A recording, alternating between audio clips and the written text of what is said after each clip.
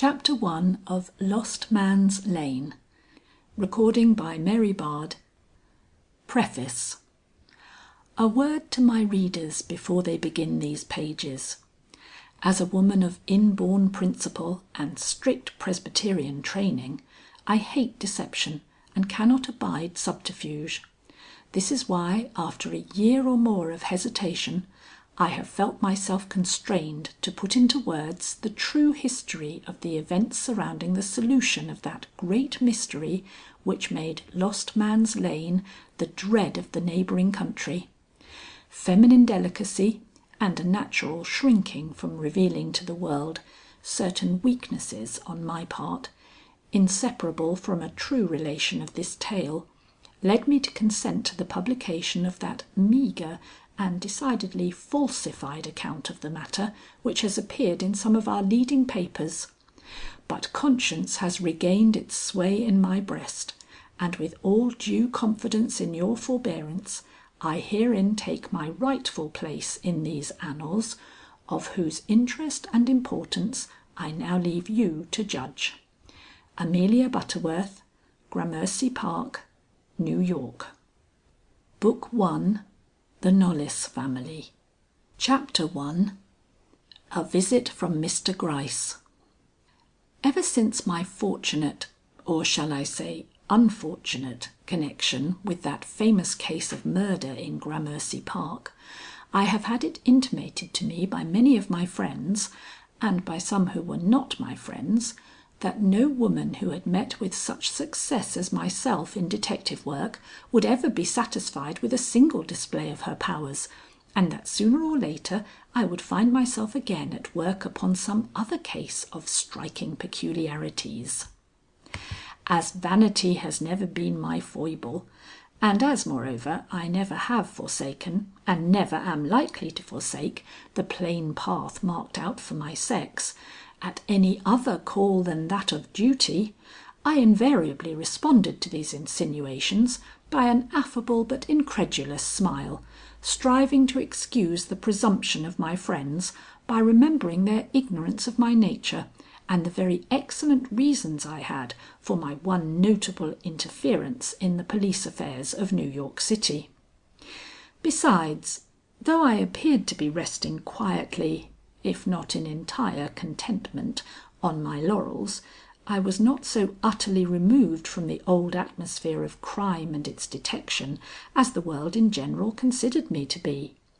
Mr Gryce still visited me, not on business of course, but as a friend for whom I had some regard, and naturally our conversation was not always confined to the weather or even to city politics, provocative as the latter subject is of wholesome controversy. Not that he ever betrayed any of the secrets of his office. Oh no, that would have been too much to expect.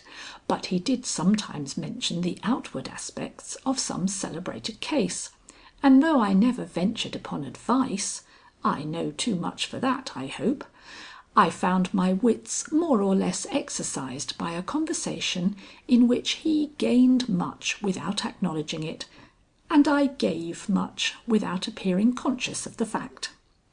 I was therefore finding life pleasant and full of interest, when suddenly, I had no right to expect it, and I do not blame myself for not expecting it, or for holding my head so high at the prognostications of my friends, an opportunity came for a direct exercise of my detective powers in a line seemingly so laid out for me by Providence that I felt I would be slighting the powers above if I refused to enter upon it, though now I see that the line was laid out for me by Mr Gryce, and that I was obeying anything but the call of duty in following it. But this is not explicit. One night Mr Gryce came to my house, looking older and more feeble than usual. He was engaged in a perplexing case, he said, and missed his early vigour and persistency. Would I like to hear about it? It was not in the line of his usual work, yet it had points, and, well, it would do him good to talk about it to a non-professional who was capable of sympathizing with its baffling and worrisome features. and yet would never have to be told to hold her peace. I ought to have been on my guard. I ought to have known the old fox well enough to feel certain that when he went so manifestly out of his way to take me into his confidence, he did it for a purpose. But Jove nods now and then, or so I have been assured on unimpeachable authority, and if Jove has ever been caught napping, surely Amelia Butterworth may be pardoned a like inconsistency. "It is not a city crime," Mr. Gryce went on to explain, and here he was base enough to sigh. "At my time of life this is an important consideration. It is no longer a simple matter for me to pack up a valise and go off to some distant village, way up in the mountains perhaps, where comforts are few and secrecy an impossibility. Comforts have become indispensable to my 80 years and 10, and secrecy, well, if ever there was an affair where one needs to go softly, it is this one, as you will see if you allow me to give you the facts of the case as known at headquarters to day." I bowed, trying not to show my surprise or my extreme satisfaction. Mr. Gryce assumed his most benignant aspect, always a dangerous one with him, and began his story. End of chapter 1.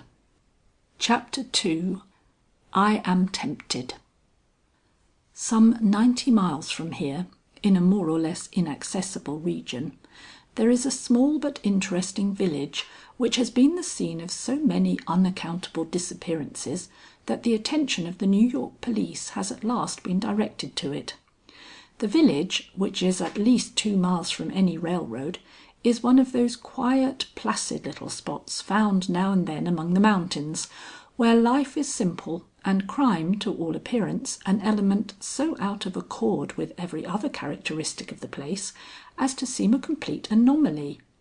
Yet crime, or some other hideous mystery almost equally revolting, has during the last 5 years been accountable for the disappearance in or about this village of 4 persons of various ages and occupations.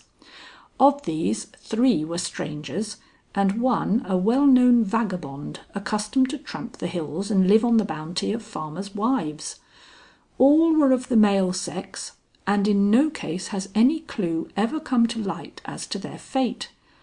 That is the matter as it stands before the police to-day." "A serious affair," I remarked. "Seems to me I have read of such things in novels. Is there a tumbled-down old inn in the vicinity where beds are made up over trapdoors?" His smile was a mild protest against my flippancy. "I have visited the town myself. There is no inn there, but a comfortable hotel of the most matter-of-fact sort, kept by the frankest and most open-minded of landlords. Besides, these disappearances as a rule did not take place at night, but in broad daylight. Imagine this street at noon. It is a short one, and you know every house on it, and you think you know every lurking place. You see a man enter it at one end, and you expect him to issue from it at the other. But suppose he never does. More than that, suppose he is never heard of again, and that this thing should happen in this one street 4 times during 5 years." "I should move," I dryly responded. "Would you? Many good people have moved from the place I speak of, but that has not helped matters. The disappearances go on just the same, and the mystery continues." "You interest me," I said. "Come to think of it, if this street were the scene of such an unexplained series of horrors as you have described, I do not think I should move." "I thought not," he curtly rejoined. "But since you are interested in this matter, let me be more explicit in my statements. The first person whose disappearance was noted—" "Wait," I interrupted. "Have you a map of the place?" He smiled, nodded quite affectionately to a little statuette on the mantelpiece, which had had the honor of sharing his confidences in days gone by, but did not produce the map. "That detail will keep," said he. Let me go on with my story. As I was saying, madam, the first person whose disappearance was noted in this place was a pedlar of small wares, accustomed to tramp the mountains. On this occasion he had been in town longer than usual, and was known to have sold fully half of his goods. Consequently he must have had quite a sum of money upon him. One day his pack was found lying under a cluster of bushes in a wood, but of him nothing was ever heard again. It made an excitement for a few days while the woods were being searched for his body, but nothing having been discovered, he was forgotten, and everything went on as before, till suddenly public attention was again aroused by the pouring in of letters containing inquiries in regard to a young man who had been sent there from Duluth to collect facts in a law case, and who after a certain date had failed to communicate with his firm or show up at any of the places where he was known. Instantly the village was in arms. Many remembered the young man, and some 2 or 3 of the villagers could recall the fact of having seen him go up the street with his handbag in his hand, as if on his way to the mountain station. The landlord of the hotel could fix the very day at which he left his house, but inquiries at the station failed to establish the fact that he took train from there. Nor were the most minute inquiries into his fate ever attended by the least result. He was not known to have carried much money, but he carried a very handsome watch and wore a ring of more than ordinary value, neither of which has ever shown up at any pawnbrokers known to the police. This was 3 years ago. The next occurrence of a like character did not take place till a year after. This time it was a poor old man from Hertford, who vanished almost as it were before the eyes of these astounded villagers. He had come to town to get subscriptions for a valuable book issued by a well-known publisher. He had been more or less successful and was looking very cheerful and contented, when one morning, after making a sale at a certain farmhouse, he sat down to dine with the family, it being close on to noon. He had eaten several mouthfuls and was chatting quite freely, when suddenly they saw him pause, clap his hand to his pocket, and rise up very much disturbed. "I have left my pocket-book behind me at Deacon Spear's," he cried. "I cannot eat with it out of my possession. Excuse me if I go for it." And without any further apologies, he ran out of the house and down the road in the direction of Deacon Spear's. He never reached Deacon Spear's, nor was he ever seen in that village again, or in his home in Hertford. This was the most astonishing mystery of all. Within a half-mile's radius, in a populous country town, this man disappeared as if the road had swallowed him and closed again. It was marvellous, it was incredible, and remained so even after the best efforts of the country police to solve the mystery had exhausted themselves. After this the town began to acquire a bad name, and 1 or 2 families moved away. Yet no one was found who was willing to admit that these various persons had been the victims of foul play, till a month later another case came to light, of a young man who had left the village for the hillside station, and had never arrived at that or any other destination so far as could be learned. As he was a distant relative of a wealthy cattle owner in Iowa, who came on post haste to inquire into his nephew's fate, the excitement ran high, and through his efforts and that of one of the town's leading citizens, the services of our office were called into play. But the result has been nil. We have found neither the bodies of these men, nor any clue to their fate." "Yet you have been there," I suggested. He nodded. "Wonderful! And you came upon no suspicious house, no suspicious person?" The finger with which he was rubbing his eyeglasses went round and round the rims with a slower and slower and still more thoughtful motion. "Every town has its suspicious-looking houses," he slowly remarked. "And as for persons, the most honest often wear a lowering look in which an unbridled imagination can see guilt. I never trust to appearances of that kind." What else can you trust in, when a case is as impenetrable as this one?" I asked. His finger, going slower and slower, suddenly stopped. "In my knowledge of persons," he replied, "in my knowledge of their fears, their hopes, and their individual concerns. If I were 20 years younger," here he stole a glance at me in the mirror, which made me bridle. Did he think I was only 20 years younger than himself? "I would," he went on, "make myself so acquainted with every man, woman, and child there that—" Here he drew himself up with a jerk. "But the day for that is past," said he. "I am too old and too crippled to succeed in such an undertaking. Having been there once, I am a marked man. My very walk betrays me. He whose good fortune it will be to get at the bottom of these people's hearts must awaken no suspicions as to his connection with the police. Indeed, I do not think that any man can succeed in doing this now." I started. This was a frank showing of his hand at least. No man! It was then a woman's aid he was after. I laughed as I thought of it. I had not thought him either so presumptuous or so appreciative of talents of a character so directly in line with his own. "Don't you agree with me, madam?" I did agree with him, but I had a character of great dignity to maintain, so I simply surveyed him with an air of well-tempered severity. "I do not know of any woman who would undertake such a task," I calmly observed. "No?" He smiled with that air of forbearance which is so exasperating to me. "Well, perhaps there isn't any such woman to be found. It would take one of very uncommon characteristics, I own." "Pish!" I cried. "Not so very." "Indeed, I think you have not fully taken in the case," he urged in quiet superiority. "The people there are of the higher order of country folk. Many of them are of extreme refinement. One family," here his tone changed a trifle, "is poor enough and cultivated enough to interest even such a woman as yourself." "Indeed!" I ejaculated, with just a touch of my father's hauteur to hide the stir of curiosity his words naturally evoked.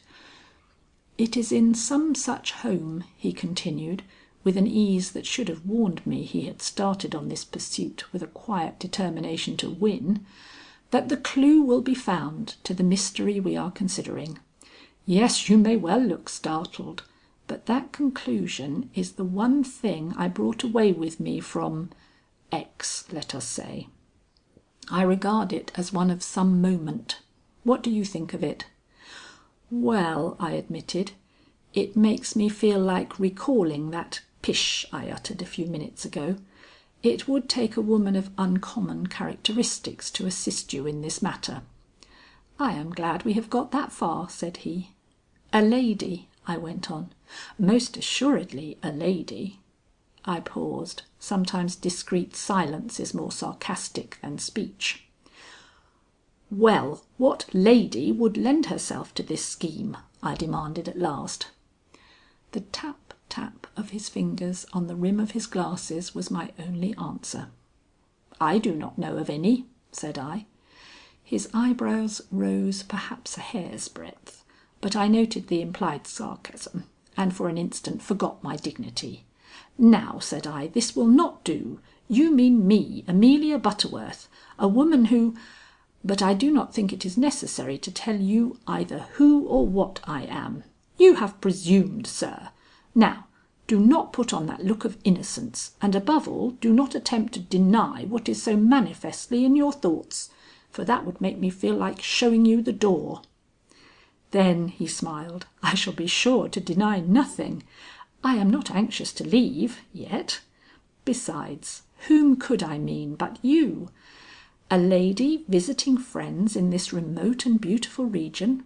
What opportunities might she not have to probe this important mystery if, like yourself, she had tact, discretion, excellent understanding, and an experience which, if not broad or deep, is certainly such as to give her a certain confidence in herself and an undoubted influence with the man fortunate enough to receive her advice."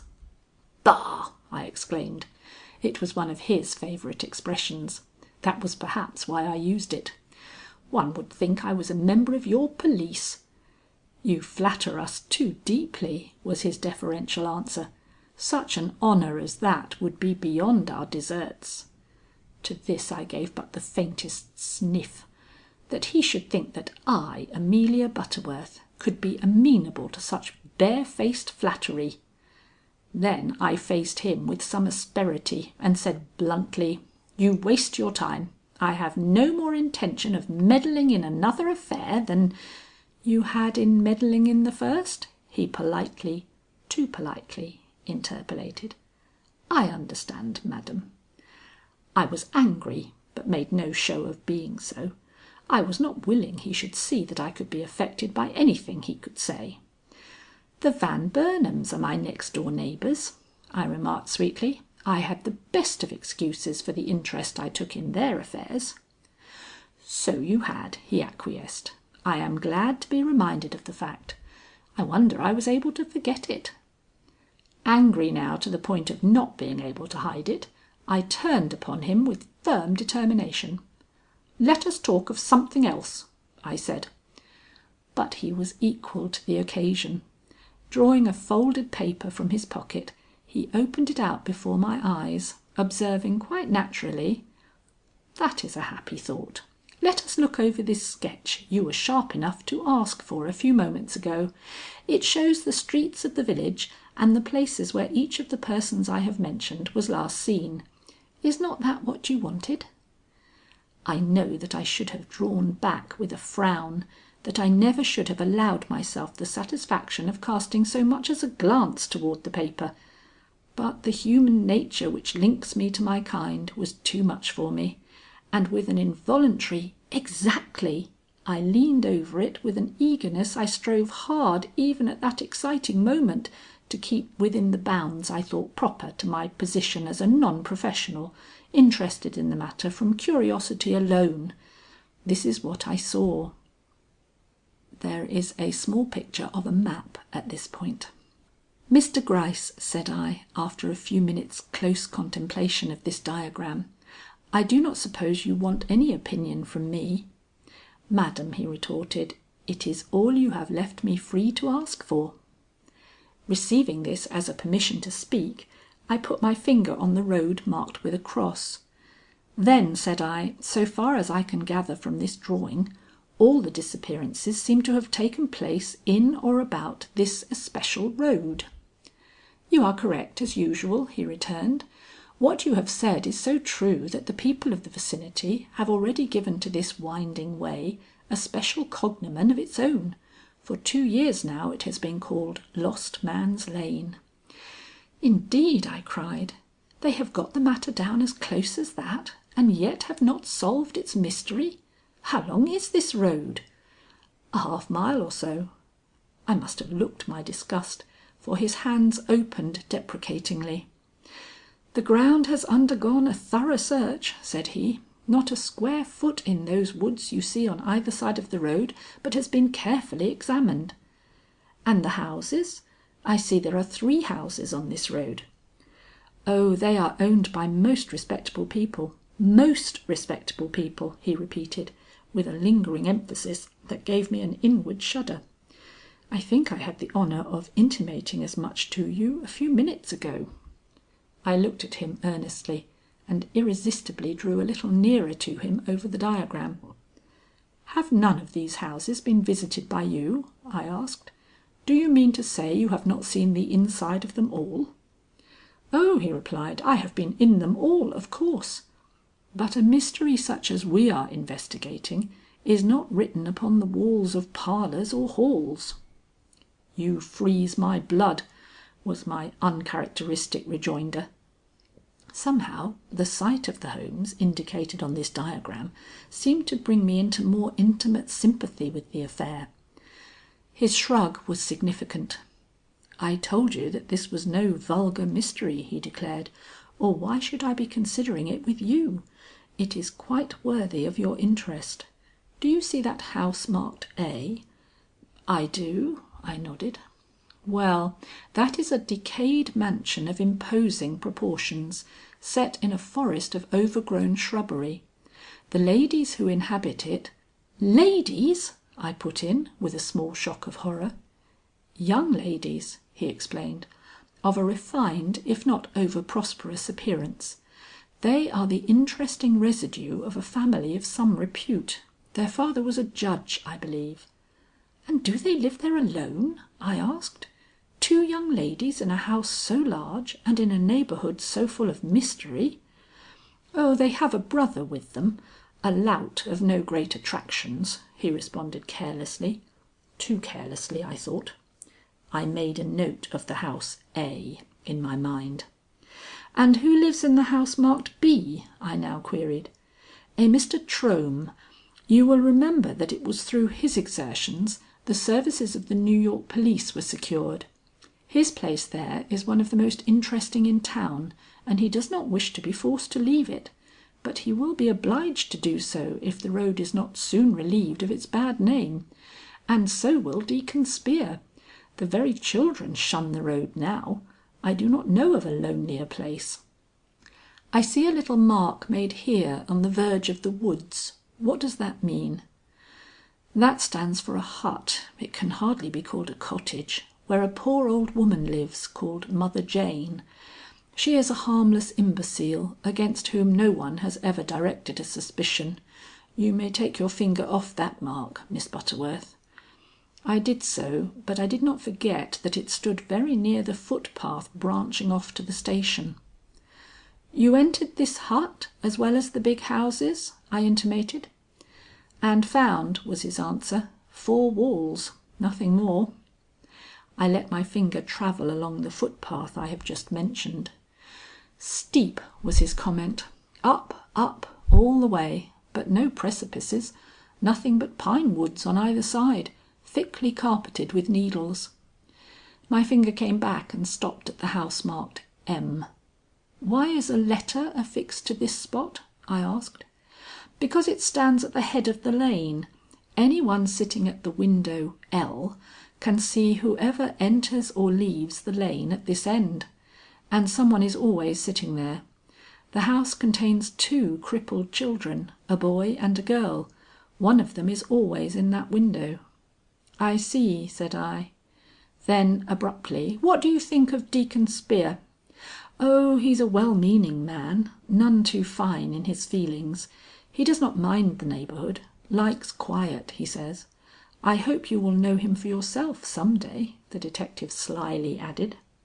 At this return to the forbidden subject, I held myself very much aloof. "Your diagram is interesting," I remarked, "but it has not in the least changed my determination. It is you who will return to X, and that very soon." "Very soon?" he repeated. "Whoever goes there on this errand must go at once. To night, if possible. If not, to morrow at the latest." "To night? To morrow?" I expostulated. "And you thought—" "No matter what I thought," he sighed. "It seems I had no reason for my hopes." And folding up the map, he slowly rose. "The young man we have left there is doing more harm than good. That is why I say that some one of real ability must replace him immediately. The detective from New York must seem to have left the place." I made him my most ladylike bow of dismissal. "I shall watch the papers," I said. "I have no doubt that I shall soon be gratified by seeing in them some token of your success." He cast a rueful look at his hands, took a painful step toward the door, and dolefully shook his head. I kept my silence undisturbed. He took another painful step, then turned.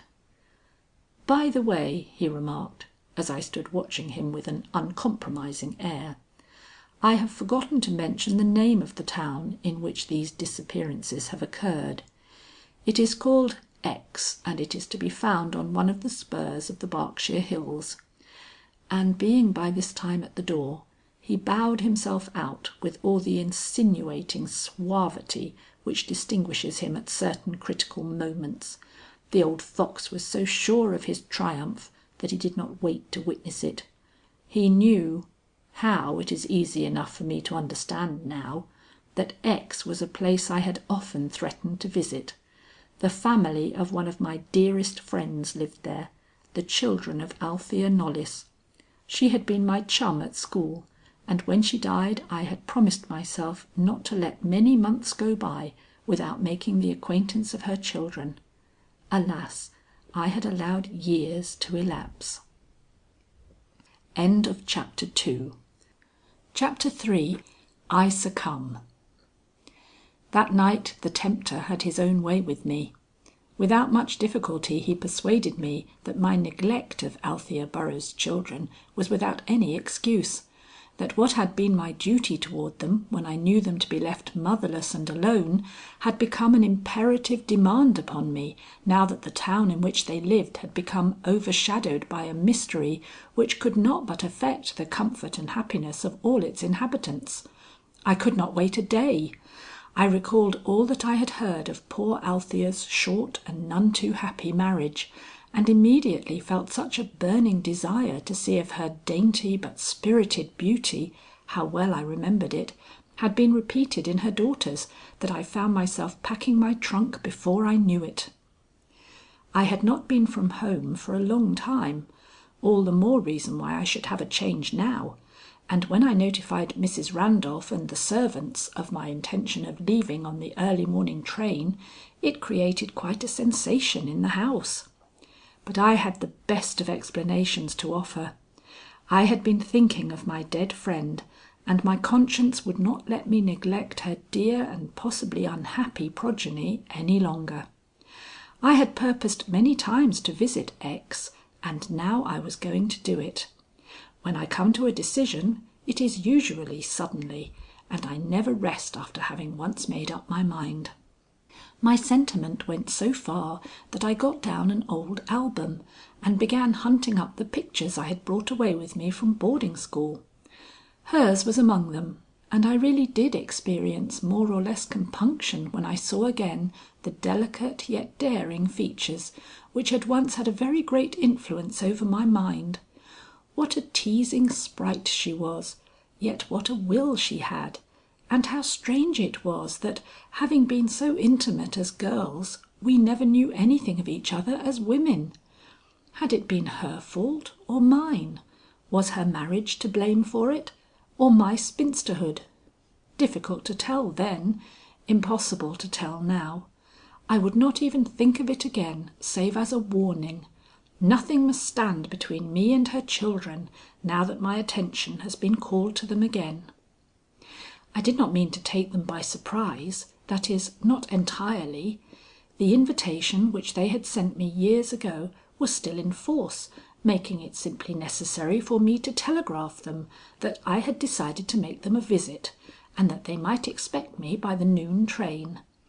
If in times gone by they had been properly instructed by their mother in regard to the character of her old friend, this need not put them out. I am not a woman of unbounded expectations. I do not look for the comforts abroad I am accustomed to find at home, and if, as I have reason to believe, their means are not of the greatest, they would only provoke me by any show of effort to make me feel at home in the humble cottage suited to their fortunes. So the telegram was sent, and my preparations completed for an early departure. But resolved as I was to make this visit, my determination came near receiving a check. Just as I was leaving the house, at the very moment in fact when the hackman was carrying out my trunk, I perceived a man approaching me with every evidence of haste. He had a letter in his hand, which he held out to me as soon as he came within reach. "For Miss Butterworth," he announced, "private and immediate." "Ah," thought I, "a communication from Mr. Gryce," and hesitated for a moment whether to open it on the spot or to wait and read it at my leisure on the cars.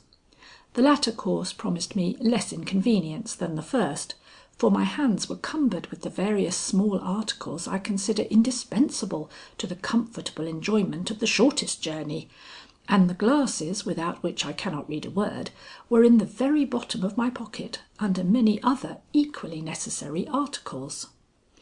But something in the man's expectant look warned me that he would never leave me till I had read the note. So with a sigh I called Lena to my aid, and after several vain attempts to reach my glasses, succeeded at last in pulling them out, and by their help reading the following hurried lines. Dear Madam, I send you this by a swifter messenger than myself. Do not let anything that I may have said last night influence you to leave your comfortable home. The adventure offers too many dangers for a woman. Read the enclosed. G. The enclosed was a telegram from X, sent during the night, and evidently just received at headquarters. Its contents were certainly not reassuring. Another person missing. Last seen in Lost Man's Lane. A harmless lad known as Silly Rufus. What's to be done? Wire orders. Trome. Mr Gryce bade me say that he would be up here some time before noon, said the man, seeing me look with some blankness at these words. Nothing more was needed to restore my self-possession. Folding up the letter, I put it in my bag. Say to Mr Gryce from me that my intended visit cannot be postponed, I replied. I have telegraphed to my friends to expect me, and only a great emergency would lead me to disappoint them. I will be glad to receive Mr Gryce on my return. And without further parley, I took my bundles back from Lena and proceeded at once to the carriage. Why should I show any failure of courage at an event that was but a repetition of the very ones which made my visit necessary? Was I a likely person to fall victim to a mystery to which my eyes had been opened? Had I not been sufficiently warned of the dangers of Lost Man's Lane to keep myself at a respectable distance from the place of peril? I was going to visit the children of my once devoted friend. If there were perils of no ordinary nature to be encountered in so doing, was I not all the more called upon to lend them the support of my presence? Yes, Mr Gryce, and nothing now should hold me back. I even felt an increased desire to reach the scene of these mysteries, and chafed some at the length of the journey, which was of a more tedious character than I expected. A poor beginning for events requiring patience as well as great moral courage. But I little knew what was before me, and only considered that every moment spent on this hot and dusty train kept me thus much longer from the embraces of Althea's children. I recovered my equanimity, however, as we approached X.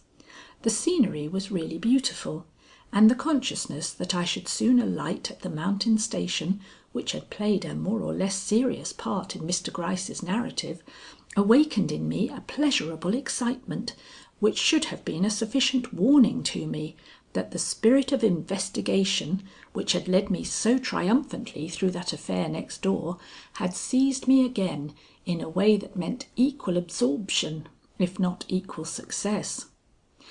The number of small packages I carried gave me enough to think of at the moment of alighting, but as soon as I was safely again on terra firma, I threw a hasty glance around to see if any of Althea's children were on hand to meet me. I felt that I ought to know them at first glance. Their mother had been so characteristically pretty, she could not have failed to transmit some of her most charming traits to her offspring. But while there were 2 or 3 country maidens to be seen standing in and around the little pavilion known here as the mountain station, I saw no one who by any stretch of imagination could be regarded as of Althea Burroughs' blood or breeding. Somewhat disappointed, for I had expected different results from my telegram, I stepped up to the station master and asked him whether I would have any difficulty in procuring a carriage to take me to Miss Knollys' house. He stared, it seemed to me, unnecessarily long before replying. "Well," said he, "Simmons is usually here, but I don't see him around to-day. P'raps some of these farmer lads will drive you in." But they all drew back with a scared look, and I was beginning to tuck up my skirts preparatory to walking, when a little old man of exceedingly meek appearance drove up in a very old-fashioned coach, and with a hesitating air, springing entirely from bashfulness, managed to ask if I was Miss Butterworth. I hastened to assure him that I was that lady, whereupon he stammered out some words about Miss Knollys, and how sorry she was that she could not come for me herself. Then he pointed to his coach and made me understand that I was to step into it and go with him. This I had not counted upon doing, for I desired to both see and hear as much as possible before reaching my destination. There was but one way out of it. To his astonishment, I insisted that my belongings be put inside the coach while I rode on the box. It was an inauspicious beginning to a very doubtful adventure. I understood this when I saw the heads of the various onlookers draw together, and many curious looks directed at both us and the conveyance that was to carry us. But I was in no mood to be daunted now, and mounting to the box with what grace I could, prepared myself for a ride into town. But it seems I was not to be allowed to leave the spot without another warning. While the old man was engaged in fetching my trunk, the station master approached me with great civility, and asked if it was my intention to spend a few days with the Misses Knollys. I told him that it was, and thinking it best to establish my position at once in the eyes of the whole town, added with a politeness equal to his own, that I was an old friend of the family, and had been coming to visit them for years, but had never found it convenient till now, and that I hoped they were all well and would be glad to see me. His reply showed considerable embarrassment. "Perhaps you have not heard that this village is under a cloud just now." "I have heard that one or two men have disappeared from here somewhat mysteriously," I returned. "Is that what you mean?"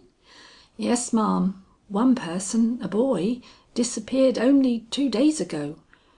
"That's bad," I said. "But what has it to do with me?"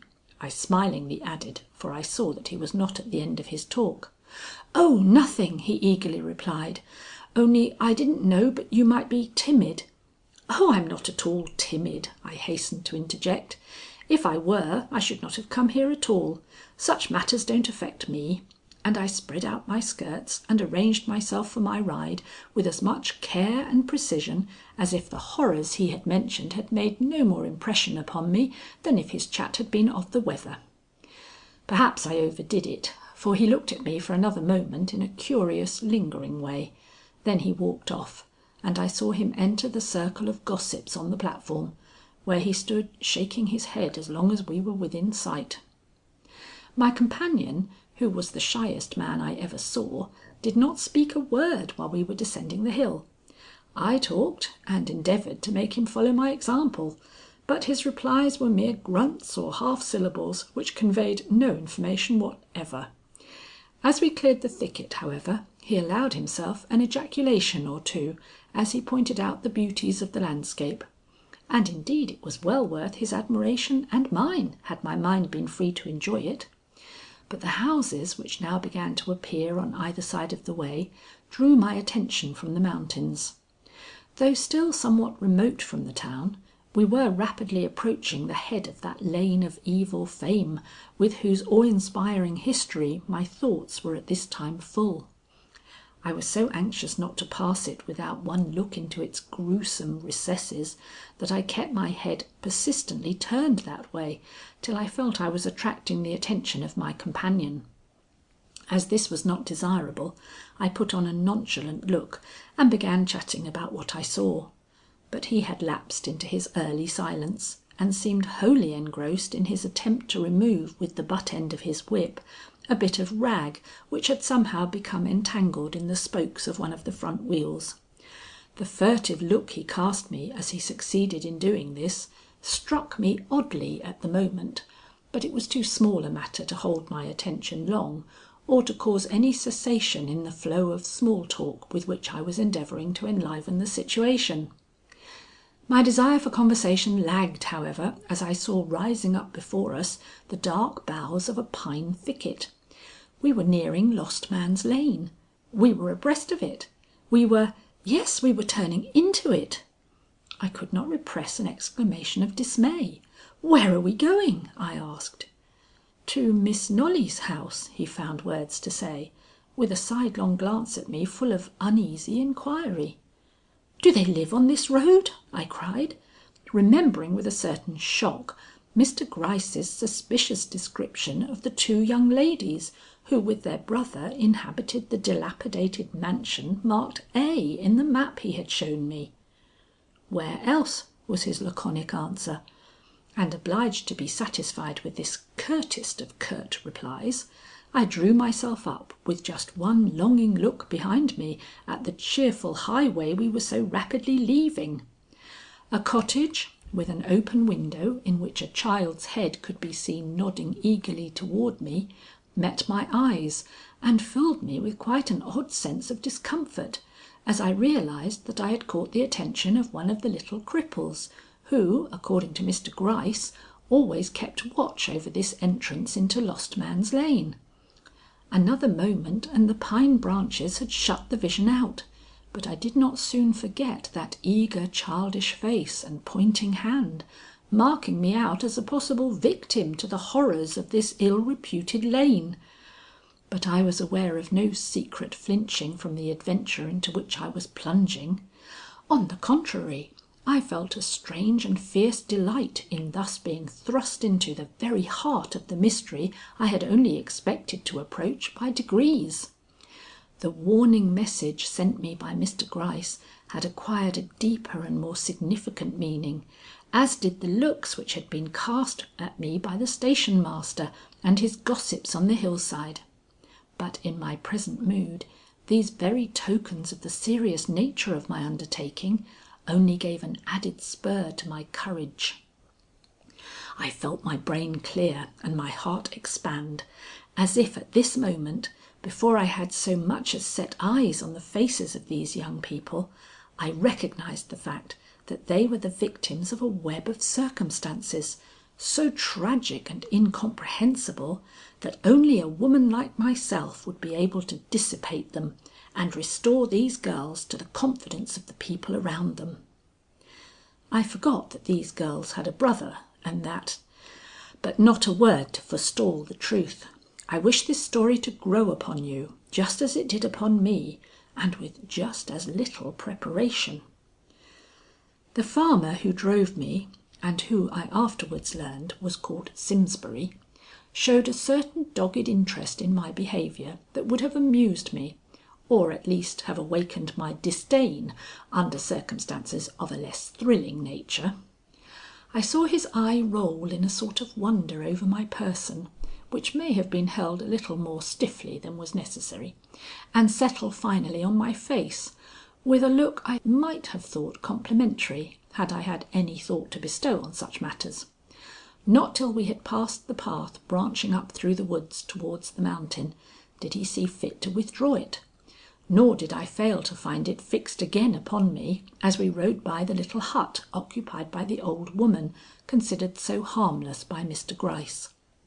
Perhaps he had a reason for this, as I was very much interested in this hut and its occupant, about whom I felt free to cherish my own secret doubts, so interested that I cast it a very sharp glance, and was glad when I caught a glimpse through the doorway of the old crone mumbling over a piece of bread she was engaged in eating as we passed her.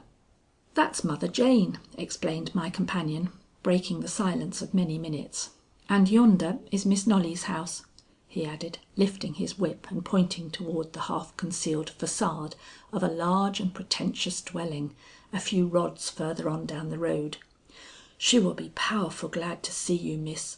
Company is scarce in these parts."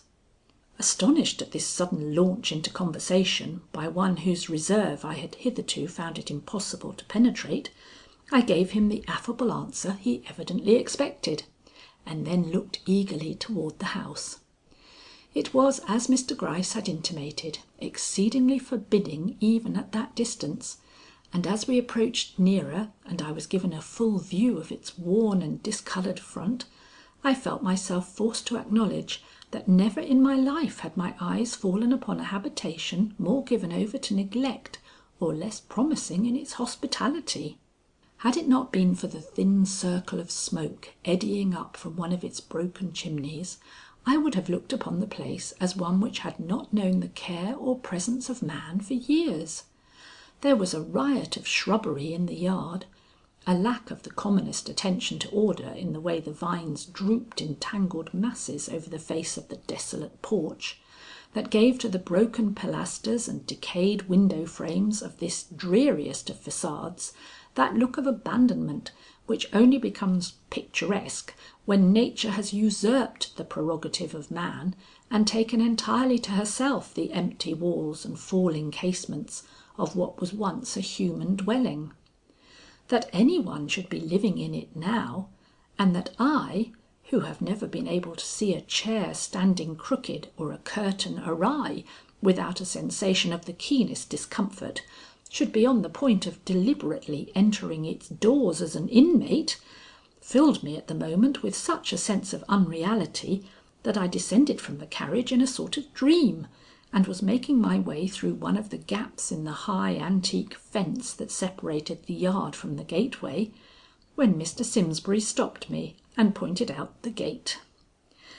I did not think it worth while to apologize for my mistake, for the broken palings certainly offered as good an entrance as the gate, which had slipped from its hinges and hung but a few inches open. But I took the course he indicated, holding up my skirts and treading gingerly for fear of the snails and toads that encumbered such portions of the path as the weeds had left visible. As I proceeded on my way, something in the silence of the spot struck me. Was I becoming oversensitive to impressions, or was there something really uncanny in the absolute lack of sound or movement in a dwelling of such dimensions? But I should not have said movement, for at that instant I saw a flash in one of the upper windows as of a curtain being stealthily drawn, and as stealthily let fall again, and though it gave me the promise of some sort of greeting, there was a furtiveness in the action, so in keeping with the suspicions of Mr. Gryce, that I felt my nerves braced at once to mount the half-dozen uninviting-looking steps that led to the front door. But no sooner had I done this, with what I am fain to consider my best air, than I suddenly collapsed with what I am bound to regard as a comprehensible and quite excusable fear. For while I do not quail before men, and have a reasonable fortitude in the presence of most dangers, corporeal and moral, I am not quite myself in face of a rampant and barking dog. It is my one weakness, and while I usually can, and under most circumstances do, succeed in hiding my inner trepidation under the emergency just mentioned, I always feel that it would be a happy relief for me if the day should ever come when these so-called domestic animals would be banished from the affections and homes of men. Then I think I would begin to live in good earnest, and perhaps enjoy trips into the country, which now, for all my apparent bravery, I regard more in the light of a penance than a pleasure. Imagine then how hard I found it to retain my self-possession, or even any appearance of dignity, when at the moment I was stretching forth my hand toward the knocker of this inhospitable mansion, I heard rising from some unknown quarter a howl so keen, piercing, and prolonged that it frightened the very birds over my head and sent them flying from the vines in clouds. It was the unhappiest kind of welcome for me. I did not know whether it came from within or without, and when after a moment of indecision I saw the door open, I am not sure whether the smile I called up to grace the occasion had any of the real Amelia Butterworth in it. So much was my mind divided between a desire to produce a favourable impression and a very decided and not to be hidden fear of the dog who had greeted my arrival with such an ominous howl. "Call off the dog!" I cried almost before I saw what sort of person I was addressing. Mr. Gryce, when I saw him later, declared this to be the most significant introduction I could have made of myself upon entering the Knollys mansion. End of Chapter 3. Chapter 4. A ghostly interior. The hall into which I had stepped was so dark that for a few minutes I could see nothing but the indistinct outline of a young woman with a very white face. She had uttered some sort of murmur at my words, but for some reason was strangely silent, and, if I could trust my eyes, seemed rather to be looking back over her shoulder than into the face of her advancing guest. This was odd, but before I could quite satisfy myself as to the cause of her abstraction, she suddenly bethought herself, and throwing open the door of an adjoining room, let in a stream of light by which we were enabled to see each other and exchange the greetings suitable to the occasion. "Miss Butterworth, my mother's old friend," she murmured, with an almost pitiful effort to be cordial. "We are so glad to have you visit us. Won't you sit down?" What did it mean? She had pointed to a chair in the sitting room, but her face was turned away again, as if drawn irresistibly towards some secret object of dread. Was there any one or anything at the top of the dim staircase I could faintly see in the distance? It would not do for me to ask, nor was it wise for me to show that I thought this reception a strange one. Stepping into the room she pointed out, I waited for her to follow me, which she did with manifest reluctance. But when she was once out of the atmosphere of the hall, or out of reach of the sight or sound of whatever it was that frightened her, her face took on a smile that ingratiated her with me at once, and gave to her very delicate aspect, which up to that moment had not suggested the remotest likeness to her mother, a piquant charm and subtle fascination that were not unworthy of the daughter of Althea Burroughs. "You must not mind the poverty of your welcome," she said, with a half proud, half apologetic look around her, which I must say the bareness and shabby character of the room we were in fully justified. "We have not been very well off since father died and mother left us. Had you given us a chance, we should have written you that our home would not offer many inducements to you after your own, but you have come unexpectedly and—" "There," I put in, for I saw that her embarrassment would soon get the better of her. "Do not speak of it. I did not come to enjoy your home, but to see you. Are you the eldest, my dear? And where are your sister and brother?" "I am not the eldest," she said. "I am Lucetta. My sister," here her head stole irresistibly back to its old position of listening, "will come soon. My brother is not in the house." "Well," said I, astonished that she did not ask me to take off my things, "you are a pretty girl, but you do not look very strong. Are you quite well, my dear?" She started, looked at me eagerly, almost anxiously for a moment, then straightened herself and began to lose some of her abstraction. "I am not a strong person," she smiled, "but neither am I so very weak either. I was always small. So was my mother, you know." I was glad to have her talk of her mother. I therefore answered her in a way to prolong the conversation. "Yes, your mother was small," I admitted, "but never thin or pallid. She was like a fairy among us schoolgirls. Does it seem odd to hear so old a woman as I speak of herself as a schoolgirl?" "Oh no," she said, but there was no heart in her voice. "I had almost forgotten those days till I happened to hear the name of Althea mentioned the other day," I proceeded, seeing I must keep up the conversation if we were not to sit in total silence. "Then my early friendship with your mother recurred to me, and I started up, as I always do when I come to any decision, my dear, and sent that telegram, which I hope I have not followed by an unwelcome presence." "Oh no," she repeated, but this time with some feeling. "We need friends, and if you will overlook our shortcomings. But you have not taken off your hat. What will Loreen say to me?" And with a sudden nervous action as marked as her late listlessness, she jumped up and began busying herself over me, untying my bonnet and laying aside my bundles, which up to this moment I had held in my hands. I am so absent-minded," she murmured. I did not think. I hope you will excuse me. Loreen would have given you a much better welcome." "Then Loreen should have been here," I said with a smile. I could not restrain this slight rebuke, yet I liked the girl. Notwithstanding everything I had heard and her own odd and unaccountable behaviour, there was a sweetness in her face when she chose to smile that proved an irresistible attraction. And then, for all her absent-mindedness and abstracted ways, she was such a lady. Her plain dress, her restrained manner could not hide this fact. It was apparent in every line of her thin but graceful form and in every inflection of her musical but constrained voice. Had I seen her in my own parlour, instead of between these bare and mouldering walls, I should have said the same thing. She is such a lady. But this only passed through my mind at the time.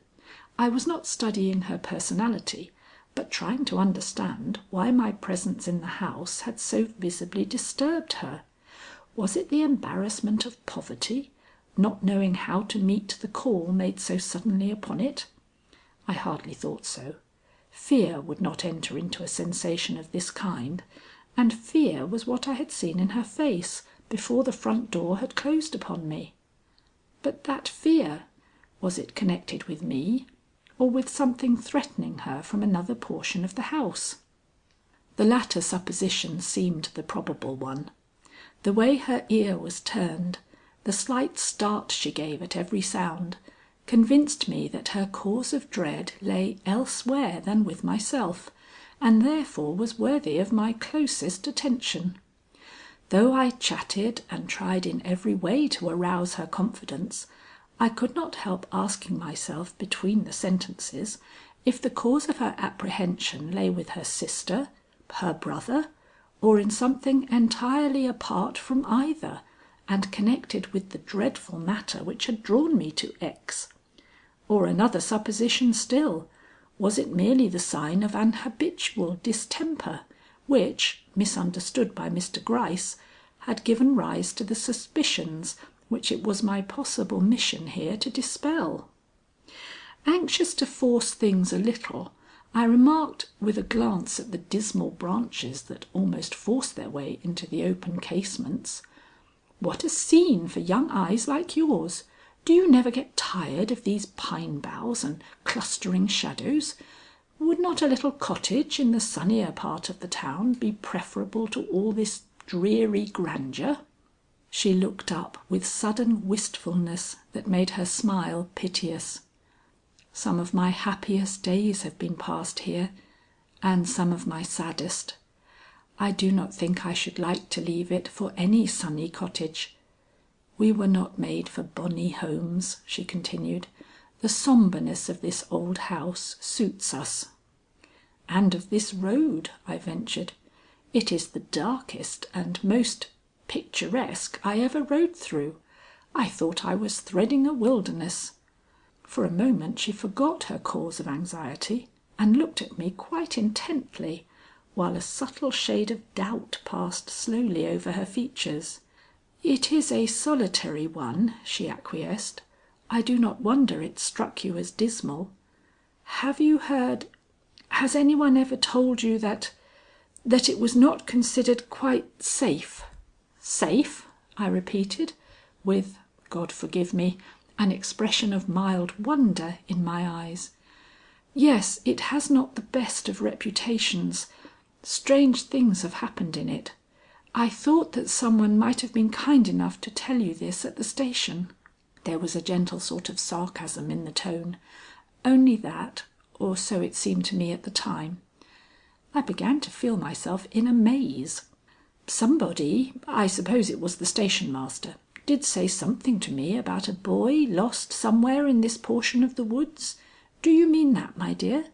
She nodded, glancing again over her shoulder and partly rising as if moved by some instinct of flight. "They are dark enough for more than one person to have been lost in their recesses," I observed, with another look toward the heavily curtained windows. "They certainly are," she assented. reseating herself and eyeing me nervously while she spoke. "We are used to the terrors they inspire in strangers. But if you—" She leaped to her feet in manifest eagerness, and her whole face changed in a way she little realized herself. "If you have any fear of sleeping amid such gloomy surroundings, we can procure you a room in the village where you will be more comfortable, and where we can visit you almost as well as we can here. Shall I do it? Shall I call—" My face must have assumed a very grim look, for her words tripped at that point, and a flush, the first I had seen on her cheek, suffused her face, giving her an appearance of great distress. "Oh, I wish Loreen would come.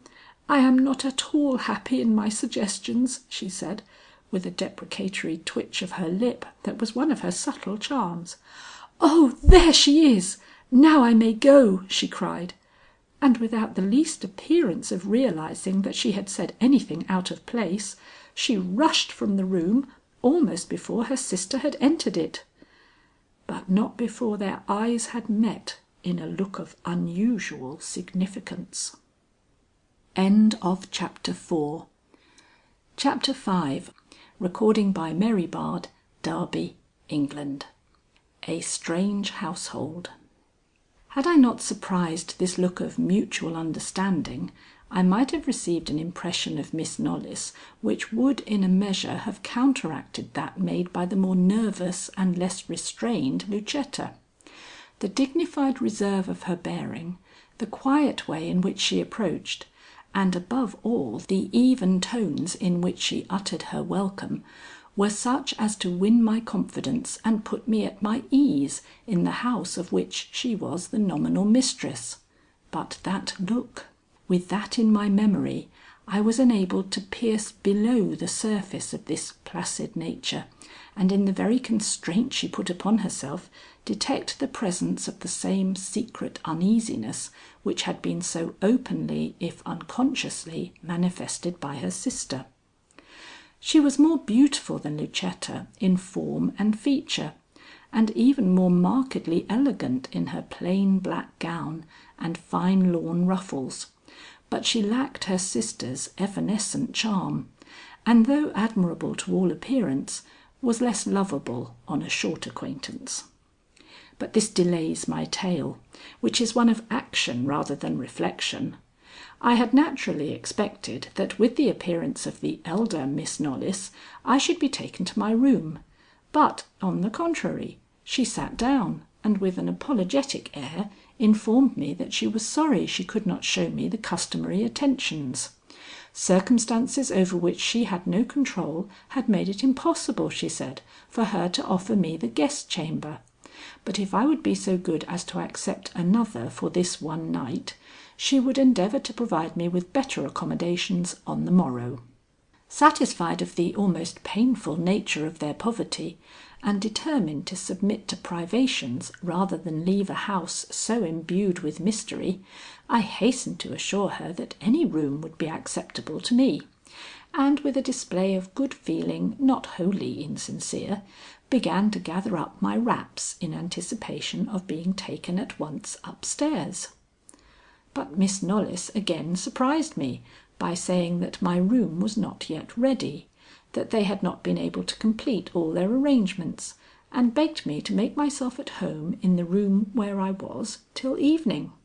As this was asking a good deal of a woman of my years, fresh from a railroad journey, and with natural habits of great neatness and order, I felt somewhat disconcerted, but hiding my feelings in consideration of reasons before given, replaced my bundles on the table and endeavoured to make the best of a somewhat trying situation. Launching at once into conversation, I began, as with Lucetta, to talk about her mother. I had never known, save in the vaguest way, why Mrs. Knollys had taken the journey which had ended in her death and burial in a foreign land. Rumour had it that she had gone abroad for her health, which had begun to fail after the birth of Lucetta. But as rumour had not added why she had gone unaccompanied by her husband or children, there remained much which these girls might willingly tell me, which would be of the greatest interest to me. But Miss Knollys, intentionally or unintentionally, assumed an air so cold at my well-meant questions that I desisted from pressing them, and began to talk about myself in a way which I hoped would establish really friendly relations between us, and make it possible for her to tell me later, if not at the present moment, what it was that weighed so heavily upon the household that no one could enter this home without feeling the shadow of the secret terror enveloping it. But Miss Knollys, while more attentive to my remarks than her sister had been, showed by certain unmistakable signs that her heart and interest were anywhere but in that room, and while I could not regard this as throwing any discredit upon my powers of pleasing, which have rarely failed when I have exerted them to their utmost, I still could not but experience the dampening effect of her manner. I went on chatting, but in a desultory way, noting all that was odd in her unaccountable reception of me, but giving, as I firmly believe, no evidence of my concern and rapidly increasing curiosity. The peculiarities observable in this my first interview with these interesting, but by no means easily to be understood sisters, continued all day. When one sister came in, the other stepped out, and when dinner was announced and I was ushered down the bare and dismal hall into an equally bare and unattractive dining room, it was to find the chairs set for four and Lucetta only seated at the table. "Where is Loreen?" I asked wonderingly, as I took the seat she pointed out to me with one of her faint and quickly vanishing smiles. "She cannot come at present," my young hostess stammered, with an unmistakable glance of distress at the large, hearty-looking woman who had summoned me to the dining room. "Ah!" I ejaculated, thinking that possibly Loreen had found it necessary to assist in the preparation of the meal. "And your brother?" It was the first time he had been mentioned since my first inquiries. I had shrunk from the venture out of a motive of pure compassion, and they had not seen fit to introduce his name into any of our conversations. Consequently I awaited her response with some anxiety, having a secret premonition that in some way he was at the bottom of my strange reception. Her hasty answer, given, however, without any increase of embarrassment, somewhat dispelled this supposition. "Oh, he will be in presently," said she. "William is never very punctual." But when he did come in, I could not help seeing that her manner instantly changed and became almost painfully anxious. Though it was my first meeting with the real head of the house, she waited for an interchange of looks with him before giving me the necessary introduction, and when, this duty performed, he took his seat at the table, her thoughts and attention remained so fixed upon him that she well nigh forgot the ordinary civilities of a hostess. Had it not been for the woman I have spoken of, who in her good-natured attention to my wants amply made up for the abstraction of her mistress, I should have fared ill at this meal, good and ample as it was, considering the resources of those who provided it. She seemed to dread to have him speak, almost to have him move. She watched him with her lips half open, ready, as it appeared, to stop any inadvertent expression he might utter in his efforts to be agreeable.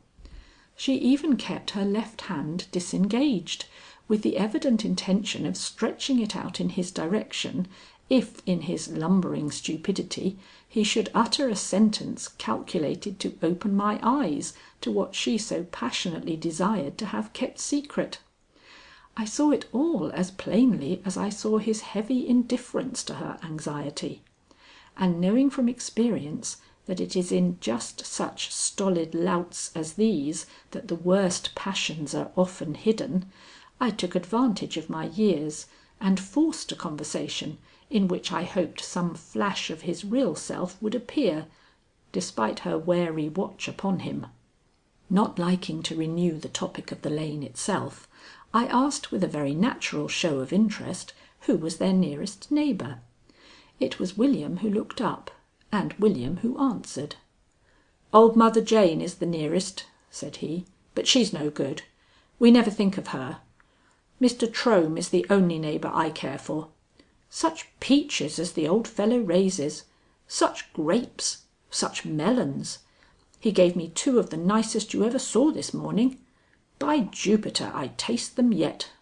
Lucetta's face, which should have crimsoned with mortification, turned most unaccountably pale, yet not so pale as it had previously done when, a few minutes before, he began to say, "Loreen wants some of this soup saved for," and stopped awkwardly, conscious perhaps that Loreen's wants should not be mentioned before me. "I thought you promised me that you would never again ask Mr Trome for any of his fruit," remonstrated Lucetta. "Oh, I didn't ask. I just stood at the fence and looked over. Mr Trome and I are good friends. Why shouldn't I eat his fruit?" The look she gave him might have moved a stone, but he seemed perfectly impervious to it. Seeing him so stolid, her head drooped and she did not answer a word. Yet somehow I felt that even while she was so manifestly a prey to the deepest mortification, her attention was not wholly given over to this one emotion. There was something else she feared. Hoping to relieve her and lighten the situation, I forced myself to smile on the young man as I said: "Why don't you raise melons yourself? I think if I possessed your land, I should be anxious to raise everything I could on it." "Oh, you're a woman," he retorted almost roughly. "It's good business for women, and for men too, perhaps, who love to see fruit hang, but I only care to eat it." "Don't," Lucetta put in, but not with the vigour I had expected. "I like to hunt, train dogs, and enjoy other people's fruit," he laughed, with a nod at the blushing Lucetta. "I don't see any use in a man's putting himself out for things he can get for the asking. Life's too short for such folly. I mean to have a good time while I'm on this blessed sphere." "William!" The cry was irresistible, yet it was not the cry I had been looking for. Painful as was this exhibition of his stupidity and utter want of feeling, it was not the one thing she stood in dread of. Or why was her protest so much weaker than her appearance had given token of? "Oh!" he shouted in great amusement, while she shrunk back with a horrified look. "Lucetta don't like to hear me say that. She thinks a man ought to work, plough, harrow, dig, make a slave of himself to keep up a place that's no good anyway. But I tell her that work is something she'll never get out of me. I was born a gentleman, and a gentleman I will live if the place tumbles down over our heads. Perhaps it would be the best way to get rid of it. Then I could go live with Mr Trome and have melons from early morn till late at night." And again his coarse laugh rang out. This, or was it his words, seemed to rouse her as nothing had done before. Thrusting out her hand, she laid it on his mouth, with a look of almost frenzied appeal at the woman who was standing at his back. "Mr William, how can you?" that woman protested, and when he would have turned upon her angrily, she leaned over and whispered in his ear a few words that seemed to cow him, for he gave a short grunt through his sister's trembling fingers, and with a shrug of his heavy shoulders subsided into silence. To all this I was a simple spectator, but I did not soon forget a single feature of the scene. The remainder of the dinner passed quietly, William and myself eating with more or less heartiness, Lucetta tasting nothing at all. In mercy to her I declined coffee, and as soon as William gave token of being satisfied, we hurriedly rose. It was the most uncomfortable meal I ever ate in my life. End of chapter 5. Chapter 6. A sombre evening. The evening, like the afternoon, was spent in the sitting room with one of the sisters. One event alone is worth recording. I had become excessively tired of a conversation that always languished, no matter on what topic it started, and observing an old piano in one corner (I once played very well), I sat down before it and impulsively struck a few chords from the yellow keys. Instantly Lucetta (it was Lucetta who was with me then) bounded to my side with a look of horror. "Don't do that!" she cried, laying her hand on mine to stop me. Then, seeing my look of dignified astonishment, she added with an appealing smile, "I beg pardon, but every sound goes through me to night." "Are you not well?" I asked. "I am never very well," she returned, and we went back to the sofa and renewed our forced and pitiful attempts at conversation. Promptly at 9 o'clock Miss Knollys came in. She was very pale and cast, as usual, a sad and uneasy look at her sister before she spoke to me. Immediately Lucetta rose and, becoming very pale herself, was hurrying toward the door when her sister stopped her. "You have forgotten," she said, "to say good night to our guest."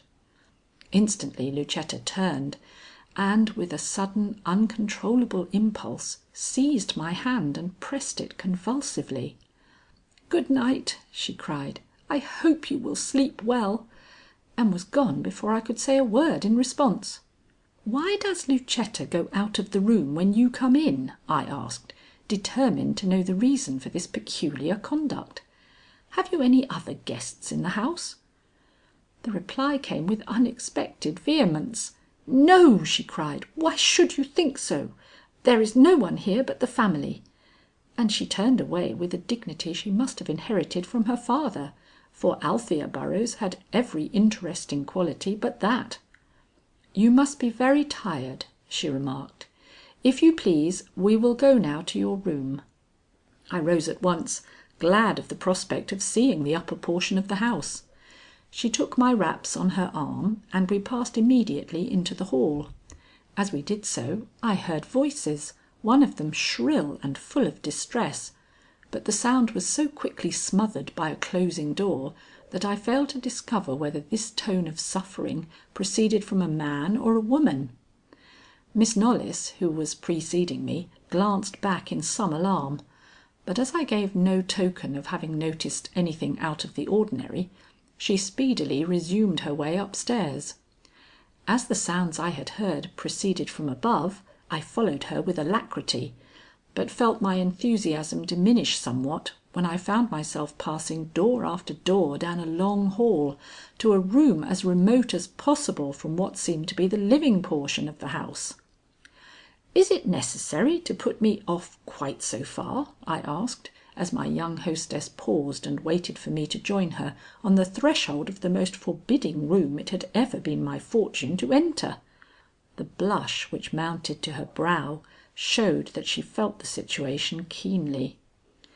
"I am sure," she said, "that it is a matter of great regret to me to be obliged to offer you so mean a lodging, but all our other rooms are out of order and I cannot accommodate you with anything better to night." "But isn't there some spot nearer you?" I urged. "A couch in the same room with you would be more acceptable to me than this distant room." I hope you are not timid," she began, but I hastened to disabuse her mind on this score. "I am not afraid of any earthly thing but dogs," I protested warmly, "but I do not like solitude. I came here for companionship, my dear. I really would like to sleep with one of you." This to see how she would meet such urgency. She met it, as I might have known she would, by a rebuff. "I am very sorry," she again repeated, "but it is quite impossible. If I could give you the comforts you are accustomed to, I should be glad, but we are unfortunate, we girls, and—" She said no more, but began to busy herself about the room, which held but one object that had the least look of comfort in it. That was my trunk, which had been neatly placed in one corner. "I suppose you are not used to candles," she remarked, lighting what struck me as a very short end from the one she held in her hand. "My dear," said I can accommodate myself to much that I am not used to. I have very few old maid's ways or notions. You shall see that I am far from being a difficult guest."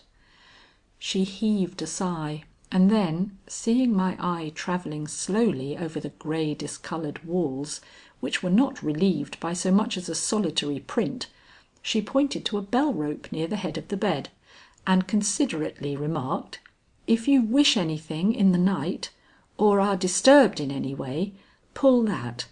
It communicates with my room, and I will be only too glad to come to you."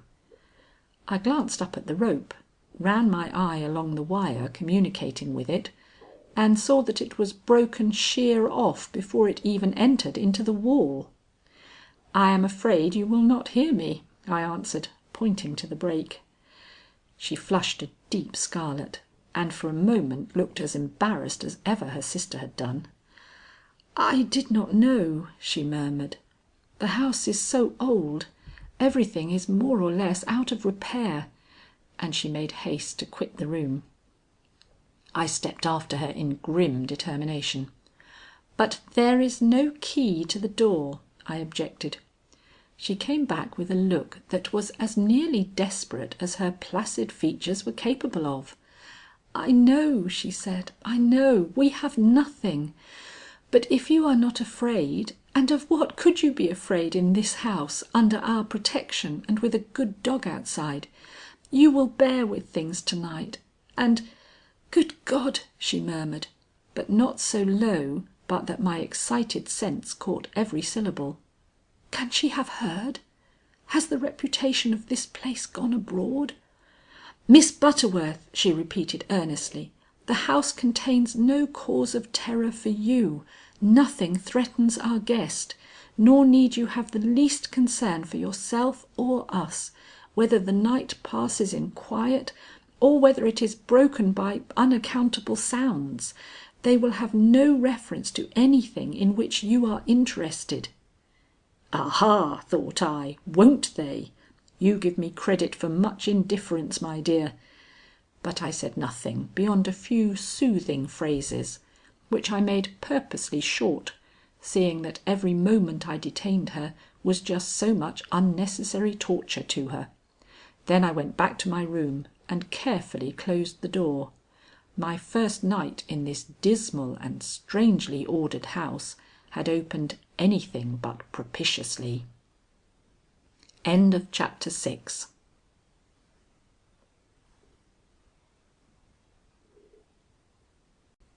Chapter 7. The First Night. I spoke with a due regard to truth when I assured Miss Knollys that I entertained no fears at the prospect of sleeping apart from the rest of the family. I am a woman of courage, or so I have always believed, and at home occupy my second floor alone without the least apprehension. But there is a difference in these two abiding places, as I think you are ready by this time to acknowledge, and though I felt little of what is called fear, I certainly did not experience my usual satisfaction in the minute preparations with which I am accustomed to make myself comfortable for the night. There was a gloom both within and without the four bare walls between which I now found myself shut, which I would have been something less than human not to feel, and though I had no dread of being overcome by it, I was glad to add something to the cheer of the spot by opening my trunk and taking out a few of those little matters of personal equipment without which the brightest room looks barren, and a den like this too desolate for habitation. Then I took a good look about me to see how I could obtain for myself some sense of security. The bed was light and could be pulled in front of the door. This was something. There was but one window, and that was closely draped with some thick, dark stuff, very funereal in its appearance. Going to it, I pulled aside the thick folds and looked out. A mass of heavy foliage at once met my eye, obstructing the view of the sky, and adding much to the lonesomeness of the situation. I let the curtain fall again, and sat down in a chair to think.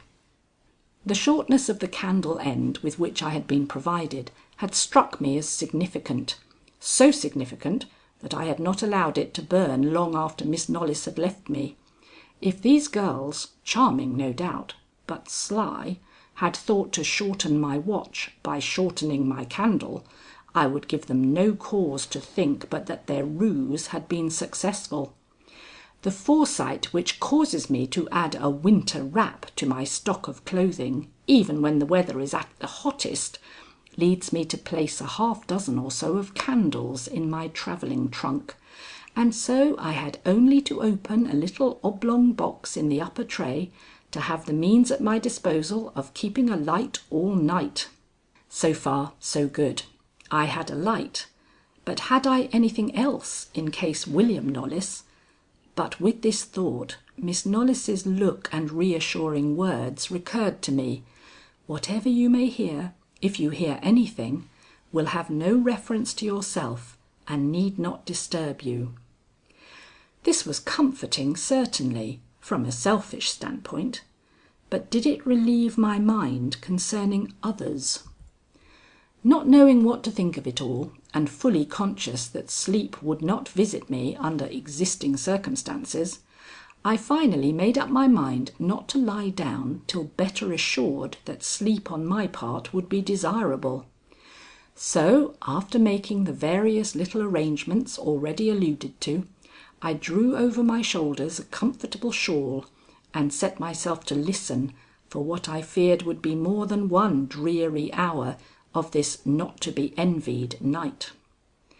And here just let me stop to mention that, carefully considered as all my precautions were, I had forgotten one thing upon leaving home which at this minute made me very nearly miserable. I had not included among my effects the alcohol lamp and all the other private and particular conveniences which I possess for making tea in my own apartment. Had I but had them with me, and had I been able to make and sip a cup of my own delicious tea through the ordeal of listening for whatever sounds might come to disturb the midnight stillness of this house, what relief it would have been to my spirits, and in what a different light I might have regarded Mr Gryce and the mission with which I had been entrusted. But I not only lacked this element of comfort, but the satisfaction of thinking that it was any one's fault but my own. Lena had laid her hand on that teapot, but I had shaken my head, fearing that the sight of it might offend the eyes of my young hostesses. But I had not calculated upon being put in a remote corner like this of a house large enough to accommodate a dozen families. And if ever I travel again... But this is a matter personal to Amelia Butterworth, and of no interest to you. I will not inflict my little foibles upon you again. 11 o'clock came and went. I had heard no sound. 12, and I began to think that all was not quite so still as before, that I certainly could hear now and then faint noises, as of a door creaking on its hinges, or the smothered sound of stealthily moving feet. Yet all was so far from being distinct that for some time I hesitated to acknowledge to myself that anything could be going on in the house, which was not to be looked for in a home professing to be simply the abode of a decent young man and two very quiet appearing young ladies. And even after the noises and whispering had increased to such an extent that I could even distinguish the sullen tones of the brother from the softer and more carefully modulated accents of Lucetta and her sister, I found myself ready to explain the matter by any conjecture short of that which involved these delicate young ladies in any scheme of secret wickedness.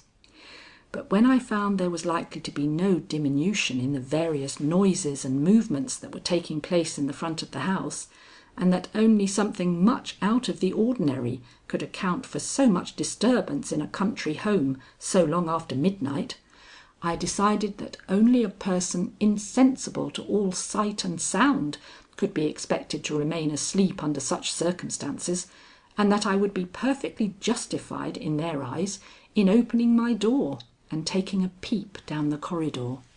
So without further ado, I drew my bed aside and glanced out.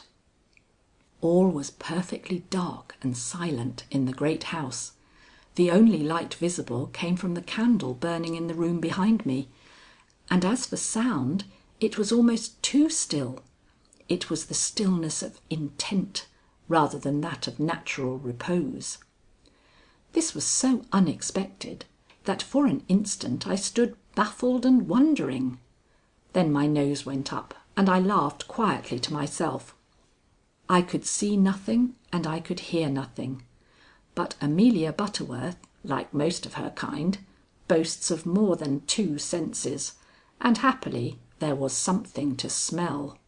A quickly blown out candle leaves a witness behind it to sensitive nostrils like mine, and this witness assured me that the darkness was deceptive. Someone had just passed the head of my corridor with a light, and because the light was extinguished, it did not follow that the person who held it was far away. Indeed, I thought that now I heard a palpitating breath. "Hum!" I cried aloud, but as if in unconscious communion with myself. "It is not often I have so vivid a dream. I was sure that I heard steps in the hall. I fear I'm growing nervous." Nothing moved. No one answered me. "Miss Knollys," I called firmly. No reply. "Lucetta, dear!" I thought this appeal would go unanswered also, but when I raised my voice for the third time, a sudden rushing sound took place down the corridor, and Lucetta's excited figure, fully dressed, appeared in the faint circle of light caused by my now rapidly waning candle. "Miss Butterworth, what is the matter?" she asked, making as if she would draw me into my room, a proceeding which I took good care she should not succeed in. Giving a glance at her dress, which was the same she had worn at the supper table, I laughingly retorted, "Isn't that a question I might better ask you? It is 2 o'clock by my watch, and you, for all your apparent delicacy, are still up. What does it mean, my dear? Have I put you out so completely by my coming that none of you can sleep?" Her eyes, which had fallen before mine, quickly looked up.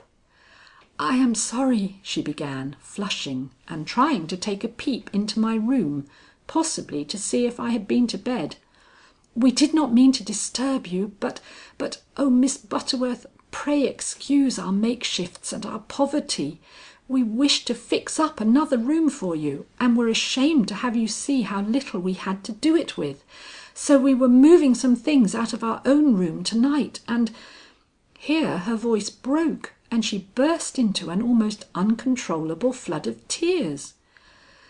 "Don't," she entreated, "don't," as, quite thoroughly ashamed, I began to utter some excuses. "I shall be all right in a moment. I am used to humiliations. Only," and her whole body seemed to join in the plea, it trembled so, "do not, I pray, speak quite so loud. My brother is more sensitive than even Loreen and myself about these things, and if he should hear—" Here a suppressed oath from way down the hall assured me that he did hear, but I gave no sign of my recognition of this fact, and Lucetta added quickly, "He would not forgive us for our carelessness in waking you. He is rough sometimes, but so good at heart, so good." This, with the other small matter I have just mentioned, caused a revulsion in my feelings. He good? I did not believe it. Yet her eyes showed no wavering when I interrogated them with mine, and feeling that I had perhaps been doing them all an injustice, and that what I had seen was, as she evidently meant to intimate, due to their efforts to make a sudden guest comfortable amid their poverty, I put the best face I could on the matter, and gave the poor, pitiful, pleading face a kiss. I was startled to feel how cold her forehead was, and more concerned, loaded her down with such assurances of appreciation as came to my lips, and sent her back to her own room with an injunction not to trouble herself any more about fixing up any other room for me. "Only," I added, as her whole face showed relief, "we will go to the locksmith to morrow and get a key, and after to night you will be kind enough to see that I have a cup of tea brought to my room just before I retire. I am no good without my cup of tea, my dear. What keeps other people awake makes me sleep." "Oh, you shall have your tea," she cried, with an eagerness that was almost unnatural, and then, slipping from my grasp, she uttered another hasty apology for having roused me from my sleep, and ran hastily back. I stretched out my arm for the candle guttering in my room, and held it up to light her. She seemed to shrink at sight of its rays, and the last vision I had of her speeding figure showed me that same look of dread on her pallid features which had aroused my interest in our first interview. "She may have explained why the three of them are up at this time of night," I muttered, "but she has not explained why her every conversation is seasoned by an expression of fear." And thus brooding, I went back to my room, and pushing the bed again against the door, lay down upon it, and out of sheer chagrin fell fast asleep. End of chapter 7.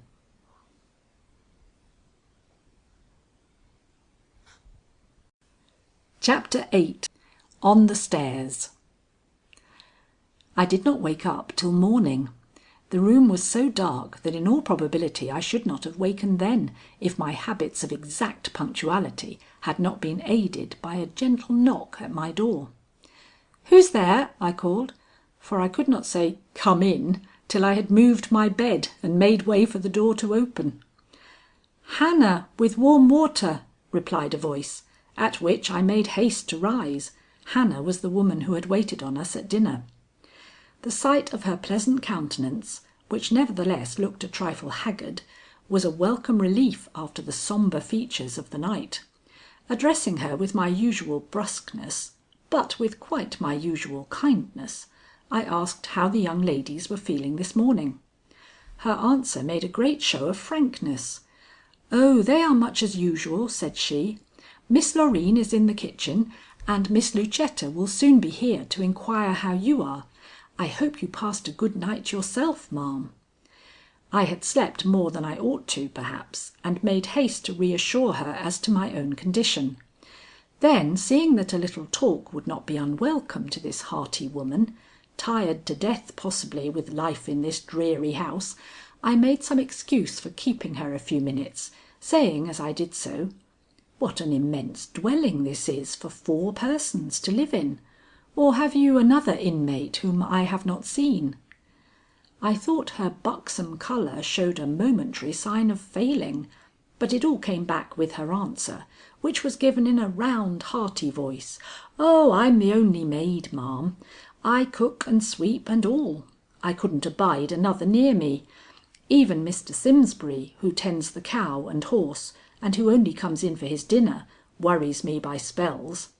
I like to have my own way in the kitchen, except when the young ladies choose to come in. Is there anything you want, ma'am?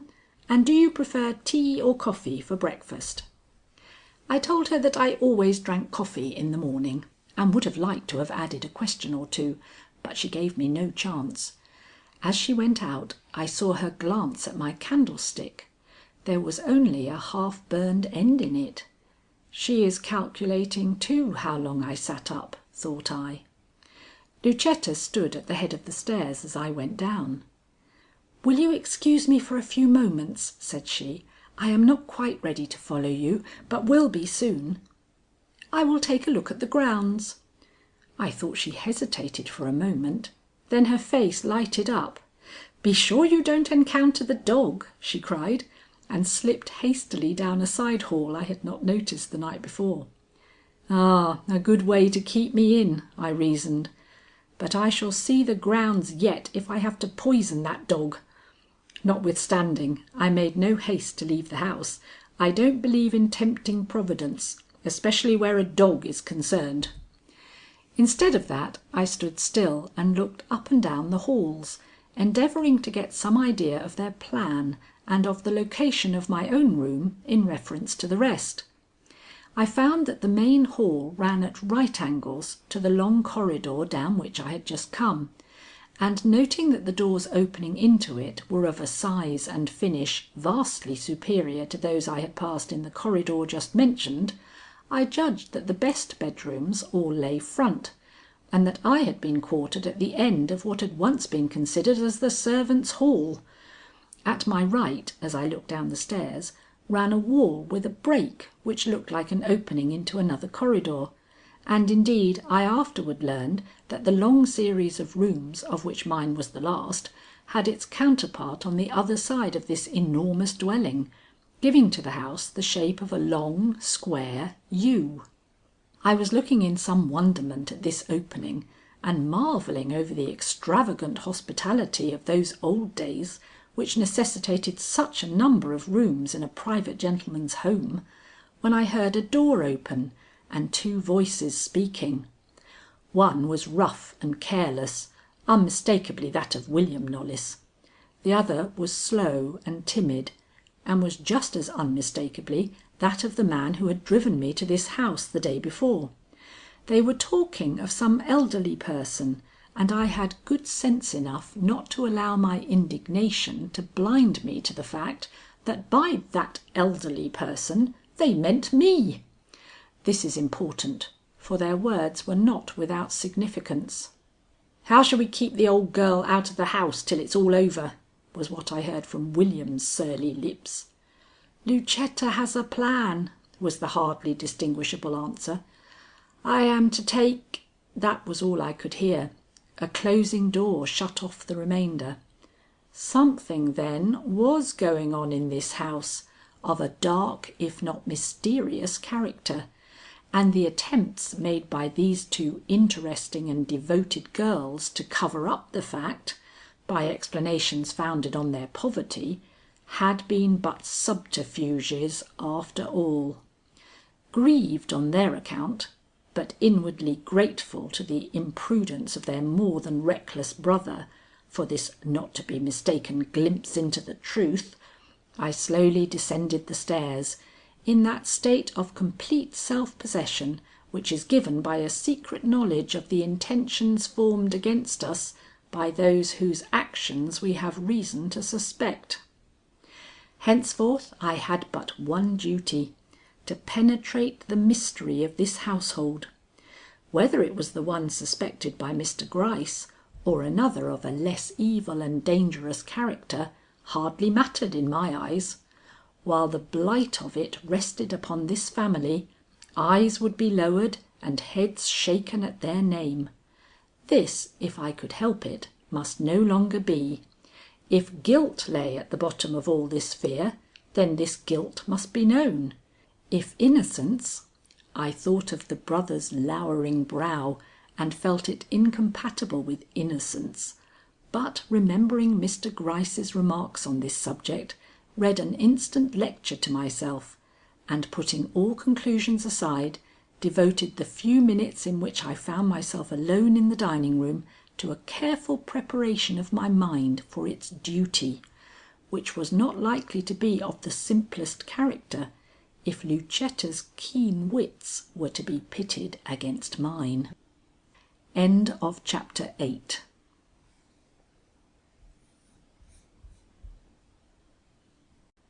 Chapter 9. A new acquaintance. When my mind is set free from doubt and fully settled upon any course, I am capable of much good nature and seeming simplicity.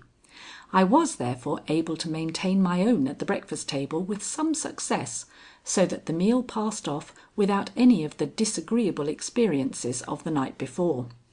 Perhaps the fact that Loreen presided at the coffee urn instead of Lucetta had something to do with this. Her calm, even looks seemed to put some restraint upon the boisterous outbursts to which William was only too liable, while her less excitable nature suffered less if by any chance he did break out and startle the decorous silence by one of his rude guffaws. I am a slow eater, but I felt forced to hurry through the meal or be left eating alone at the end. This did not put me in the best of humour, for I hated to risk an indigestion just when my faculties needed to be unusually alert. I compromised by leaving the board hungry, but I did it with such a smile that I do not think Miss Knollys knew I had not risen from any table so ill satisfied in years.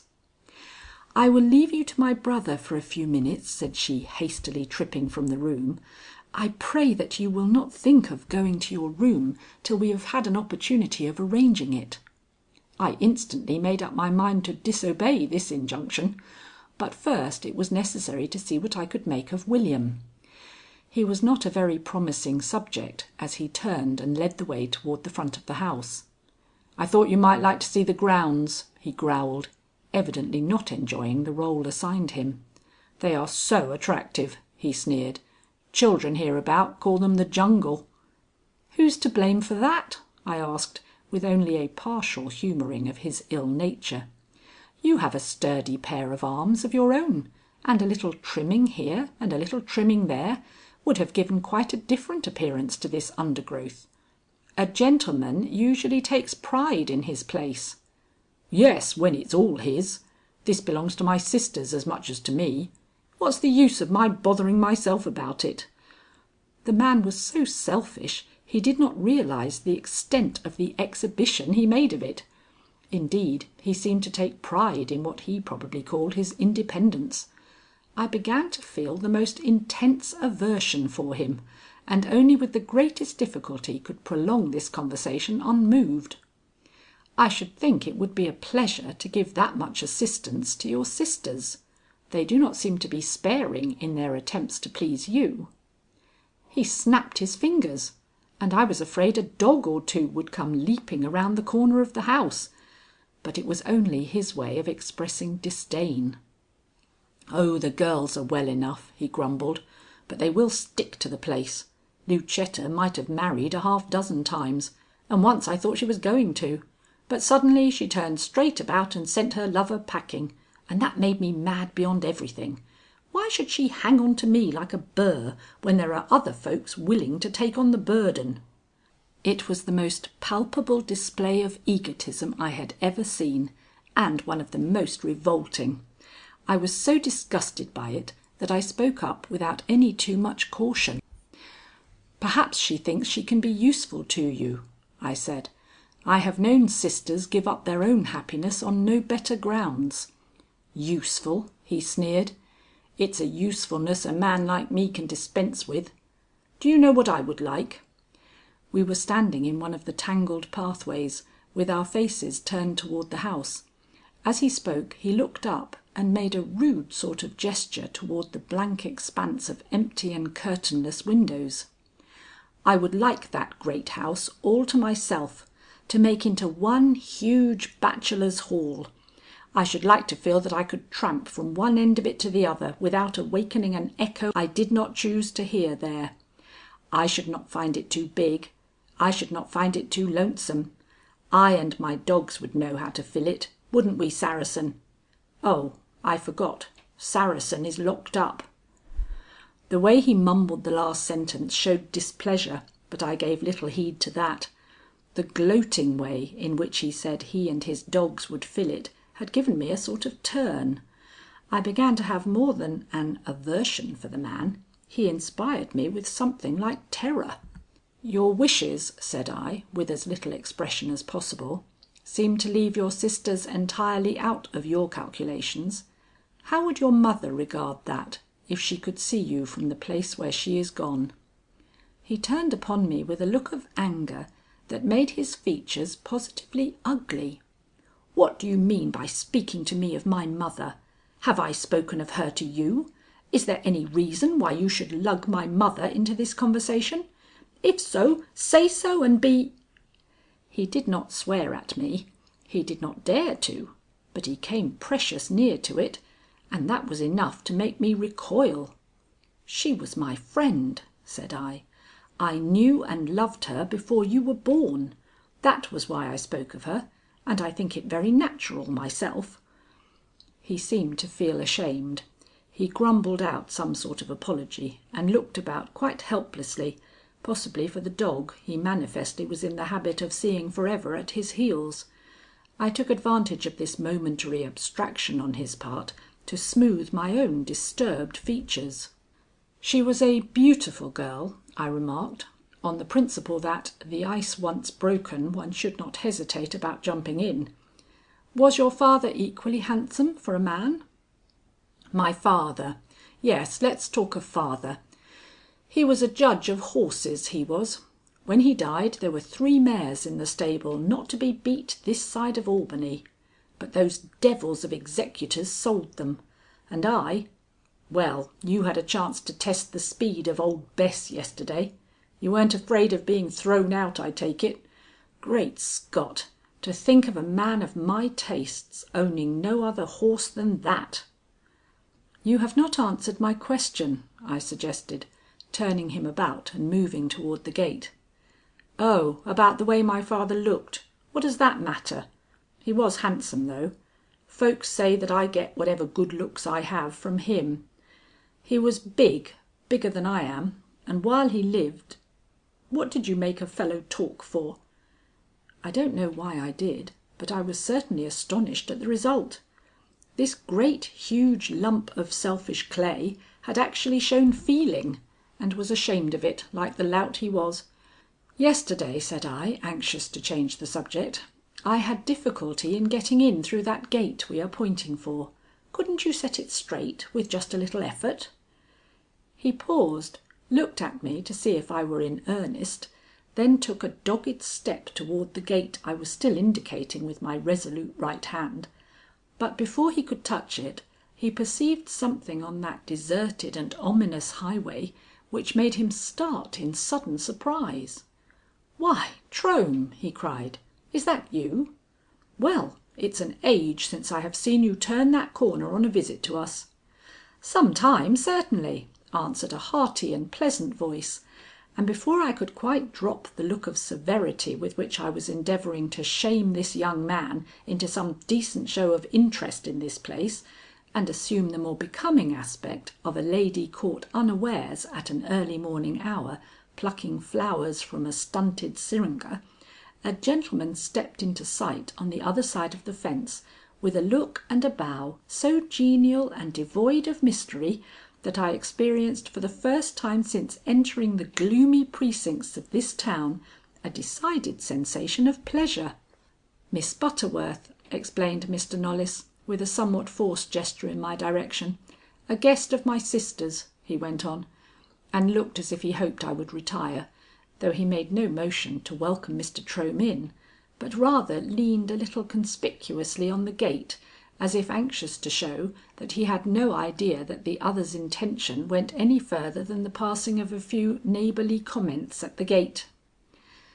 I like to please the young, even when they are no more agreeable than my surly host, and if the gentleman who had just shown himself had been equally immature, I would certainly have left them to have their talk out undisturbed. But he was not. He was older. He was even of sufficient years for his judgment to have become thoroughly matured and his every faculty developed. I therefore could not see why my society should be considered an intrusion by him, so I waited. His next sentence was addressed to me. "I am happy," said he, "to have the pleasure of a personal introduction to Miss Butterworth. I did not expect it. The surprise is all the more agreeable. I only anticipated being allowed to leave this package and letter with the maid. They are addressed to you, madam, and were left at my house by mistake." I could not hide my astonishment. "I live in the next house below," said he. "The boy who brought these from the post office was a stupid lad, and I could not induce him to come any further up the road. I hope you will excuse the present messenger and believe there has been no delay." I bowed with what must have seemed an abstracted politeness. The letter was from New York and, as I strongly suspected, from Mr. Gryce. Somehow this fact created in me an unmistakable embarrassment. I put both letter and package into my pocket and endeavoured to meet the gentleman's eye with my accustomed ease in the presence of strangers. But, strange to say, I had no sooner done so than I saw that he was no more at his ease than myself. He smiled, glanced at William, made an offhand remark or so about the weather, but he could not deceive eyes sharpened by such experience as mine. Something disturbed him, something connected with me. It made my cheek a little hot to acknowledge this even to myself, but it was so very evident that I began to cast about for the means of ridding ourselves of William, when that blundering youth suddenly spoke. "I suppose he was afraid to come up the lane. Do you know, I think you're brave to attempt it, Trome. We haven't a very good name here." And with a sudden, perfectly unnatural burst, he broke out into one of his huge guffaws that so shook the old gate on which he was leaning that I thought it would tumble down with him before our eyes. I saw Mr. Trome start and cast him a look in which I seemed to detect both surprise and horror, before he turned to me and with an air of polite deprecation anxiously said: "I am afraid Miss Butterworth will not understand your allusions, Mr. Knollys. I hear this is her first visit in town." As his manner showed even more feeling than the occasion seemed to warrant, I made haste to answer that I was well acquainted with the tradition of the lane, that its name alone showed what had happened here. His bearing betrayed an instant relief. "I am glad to find you so well informed," said he. "I was afraid," here he cast another very strange glance at William, "that your young friends might have shrunk, from some sense of delicacy, from telling you what might frighten most guests from a lonely road like this. I compliment you upon their thoughtfulness." William bowed, as if the words of the other contained no other suggestion than that which was openly apparent. Was he so dull, or was he... I had not time to finish my conjectures even in my own mind, for at this moment a quick cry rose behind us, and Lucetta's light figure appeared running toward us with every indication of excitement. "Ah," murmured Mr. Trome, with an appearance of great respect. "Your sister, Mr. Knollys. I had better be moving on. Good morning, Miss Butterworth. I am sorry that circumstances make it impossible for me to offer you those civilities which you might reasonably expect from so near a neighbour. Miss Lucetta and I are at swords' points over a matter upon which I still insist she is to blame. See how shocked she is to see me even standing at her gate." Shocked! I would have said terrified. Nothing but fear, her old fear aggravated to a point that made all attempt at concealment impossible, could account for her white, drawn features and trembling form. She looked as if her whole thought was, "Have I come in time?" What has procured us the honour of this visit?" she asked, moving up beside William, as if she would add her slight frame to his bulky one to keep this intruder out. "Nothing that need alarm you," said the other, with a suggestive note in his kind and mellow voice. "I was rather unexpectedly entrusted this morning with a letter for your agreeable guest here, and I have merely come to deliver it." Her look of astonishment passing from him to me, I thrust my hand into my pocket and drew out the letter which I had just received. "From home," said I, without properly considering that this was in some measure an untruth. "Oh," she murmured, as if but half convinced. "William could have gone for it," she added, still eyeing Mr. Trome with a pitiful anxiety. "I was only too happy," said the other, with a low and reassuring bow. Then, as if he saw that her distress would only be relieved by his departure, he raised his hat and stepped back into the open highway. "I will not intrude again, Miss Knollys," were his parting words. "If you want anything of Obadiah Trome, you know where to find him. His doors will always be open to you." Lucetta, with a start, laid her hand on her brother's arm as if to restrain the words she saw slowly labouring to his lips, and leaning breathlessly forward, watched the fine figure of this perfect country gentleman till it had withdrawn quite out of sight. Then she turned, and with a quick abandonment of all self-control, cried out with a pitiful gesture toward her brother, "I thought all was over. I feared he meant to come into the house," and fell stark and seemingly lifeless at our feet. End of chapter 9.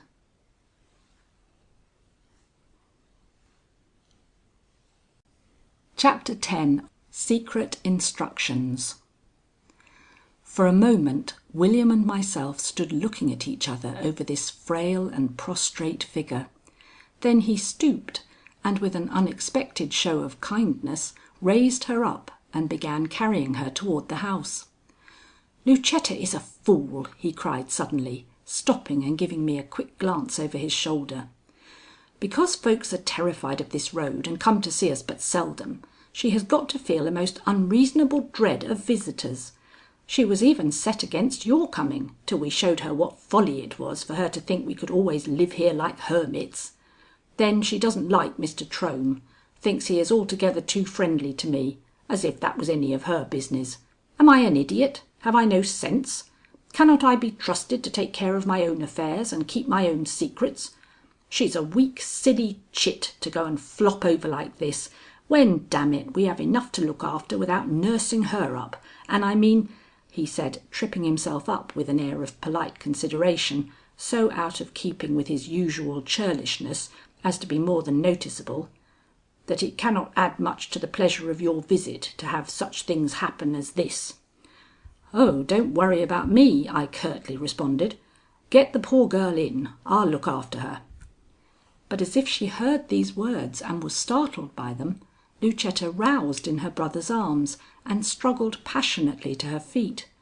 "Oh, what has happened to me?" she cried. "Have I said anything? William, have I said anything?" she asked wildly, clinging to her brother in terror. He gave her a look and pushed her off. "What are you talking about?" he cried. "One would think you had something to conceal." She steadied herself up in an instant. "I am the weakest of the family," said she, walking straight up to me and taking me affectionately by the arm. "All my life I have been delicate, and these turns are nothing new to me. Sometimes I think I will die in one of them. But I am quite restored now," she hastily added, as I could not help showing my concern. "See, I can walk quite alone." And she ran rather than walked up the few short steps of the porch, at which we had now arrived. "Don't tell Loreen," she begged, as I followed her into the house. "She worries so about me, and it will do no good." William had stalked off toward the stables. We were therefore alone. I turned and laid a finger on her arm. "My dear," said I never make foolish promises, but I can be trusted never to heedlessly slight anyone's wishes. If I see no good reason why I should tell your sister of this fainting fit, I shall certainly hold my peace." She seemed moved by my manner, if not by my words. "Oh," she cried, seizing my hand and pressing it, "if I dared to tell you of my troubles! But it is impossible, quite impossible." And before I could urge a plea for her confidence, she was gone, leaving me in the company of Hannah, who at this moment was busying herself with something at the other end of the hall. I had no wish to interfere with Hannah just then. I had my letter to read and did not wish to be disturbed. So I slipped into the sitting room and carefully closed the door. Then I opened my letter. It was, as I supposed, from Mr Gryce, and ran thus: "Dear Miss Butterworth, I am astonished at your determination. But since your desire to visit your friends is such as to lead you to brave the dangers of Lost Man's Lane, allow me to suggest certain precautions. First, do not trust anybody. Second, do not proceed anywhere alone or on foot. Third, if danger comes to you and you find yourself in a condition of real peril, blow once shrilly on the whistle I enclose with this. If, however, the danger is slight, or you wish merely to call the attention of those who will be set to watch over you, let the blast be short, sharp, and repeated, twice to summon assistance, 3 times to call attention. I advise you to fasten this whistle about your neck in a way to make it easily obtainable. I have advised you to trust nobody. I should have accepted Mr Trohm, but I do not think you will be given an opportunity to speak to him. Remember that all depends upon your not awakening suspicion.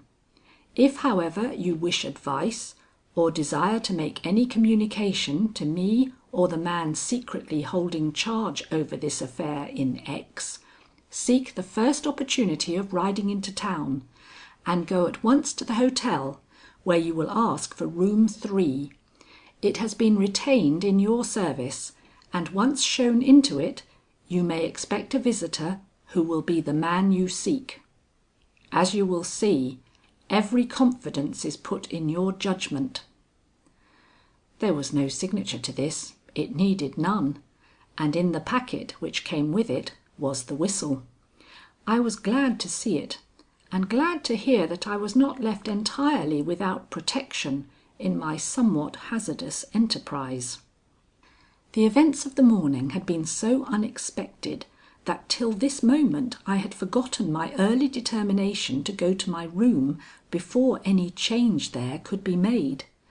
Recalling it now, I started for the staircase, and did not stop though I heard Hannah calling me back. The consequence was that I ran full tilt against Miss Knollys coming down the hall with a tray in her hand. "Ah!" I cried. "Someone sick in the house?" The attack was too sudden. I saw her recoil and for one instant hesitate before replying. Then her natural self-possession came to her aid, and she placidly remarked: "We were all up to a late hour last night, as you know. It was necessary for us to have some food." I accepted the explanation and made no further remark, but as in passing her I had detected on this tray of food supposed to have been sent up the night before, the half-eaten portion of a certain dish we had had for breakfast, I reserved to myself the privilege of doubting her exact truthfulness. To me the sight of this partially consumed breakfast was proof positive of there being in the house some person of whose presence I was supposed to be ignorant. Not a pleasant thought under the circumstances, but quite an important fact to have established. I felt that in this one discovery I had clutched the thread that would yet lead me out of the labyrinth of this mystery. Miss Knollys, who was on her way downstairs, called Hannah to take the tray, and coming back beckoned me toward a door opening into one of the front rooms. "This is to be your room," she announced, "but I do not know that I can move you to day." She was so calm, so perfectly mistress of herself, that I could not but admire her. Lucetta would have flushed and fidgeted, but Loreen stood as erect and placid as if no trouble weighed upon her heart, and the words were as unimportant in their character as they seemed. "Do not distress yourself," said I. "I told Lucetta last night that I was perfectly comfortable and had no wish to change my quarters. I am sorry you should have thought it necessary to disturb yourself on my account last night. Don't do it again, I pray. A woman like myself had rather put herself to some slight inconvenience than move." "I am much obliged to you," said she, and came at once from the door. I don't know but after all I like Lucetta's fidgety ways better than Loreen's unmovable self-possession. "Shall I order the coach for you?" she suddenly asked, as I turned toward the corridor leading to my room. "The coach?" I repeated. "I thought that perhaps you might like to ride into town. Mr Simsbury is at leisure this morning. I regret that neither Lucetta nor myself will be able to accompany you." I thought what this same Mr Simsbury had said about Lucetta's plan, and hesitated. It was evidently their wish to have me spend my morning elsewhere than with them. Should I humour them, or find excuses for remaining home? Either course had its difficulties. If I went, what might not take place in my absence? If I remained, what suspicions might I not rouse? I decided to compromise matters and start for town, even if I did not go there. "I am hesitating," said I, "because of the 2 or 3 rather threatening looking clouds toward the east. But if you are sure Mr. Simsbury can be spared, I think I will risk it. I really would like to get a key for my door, and then riding in the country is so pleasant." Miss Knollys, with a bow, passed immediately downstairs. I went in a state of some doubt toward my own room. Am I surveying these occurrences through highly magnifying glasses, thought I. It was very possible, yet not so possible but that I cast very curious glances at the various closed doors I had to pass before reaching my own. Such a little thing would make me feel like trying them. Such a little thing, that is, added to the other things which had struck me as unexplainable. I found my bed made and everything in apple pie order. I had therefore nothing to do but to prepare for going out. This I did quickly, and was downstairs sooner perhaps than I was expected. At all events, Lucetta and William parted very suddenly when they saw me, she in tears, and he with a dogged shrug, and some such word as this: "You're a fool to take on so. Since it's got to be, the sooner the better, I say. Don't you see that every minute makes less our chances of concealment?" It made me feel like changing my mind and staying home. But the habit of a lifetime is not easily broken into. I kept to my first decision. End of chapter 10.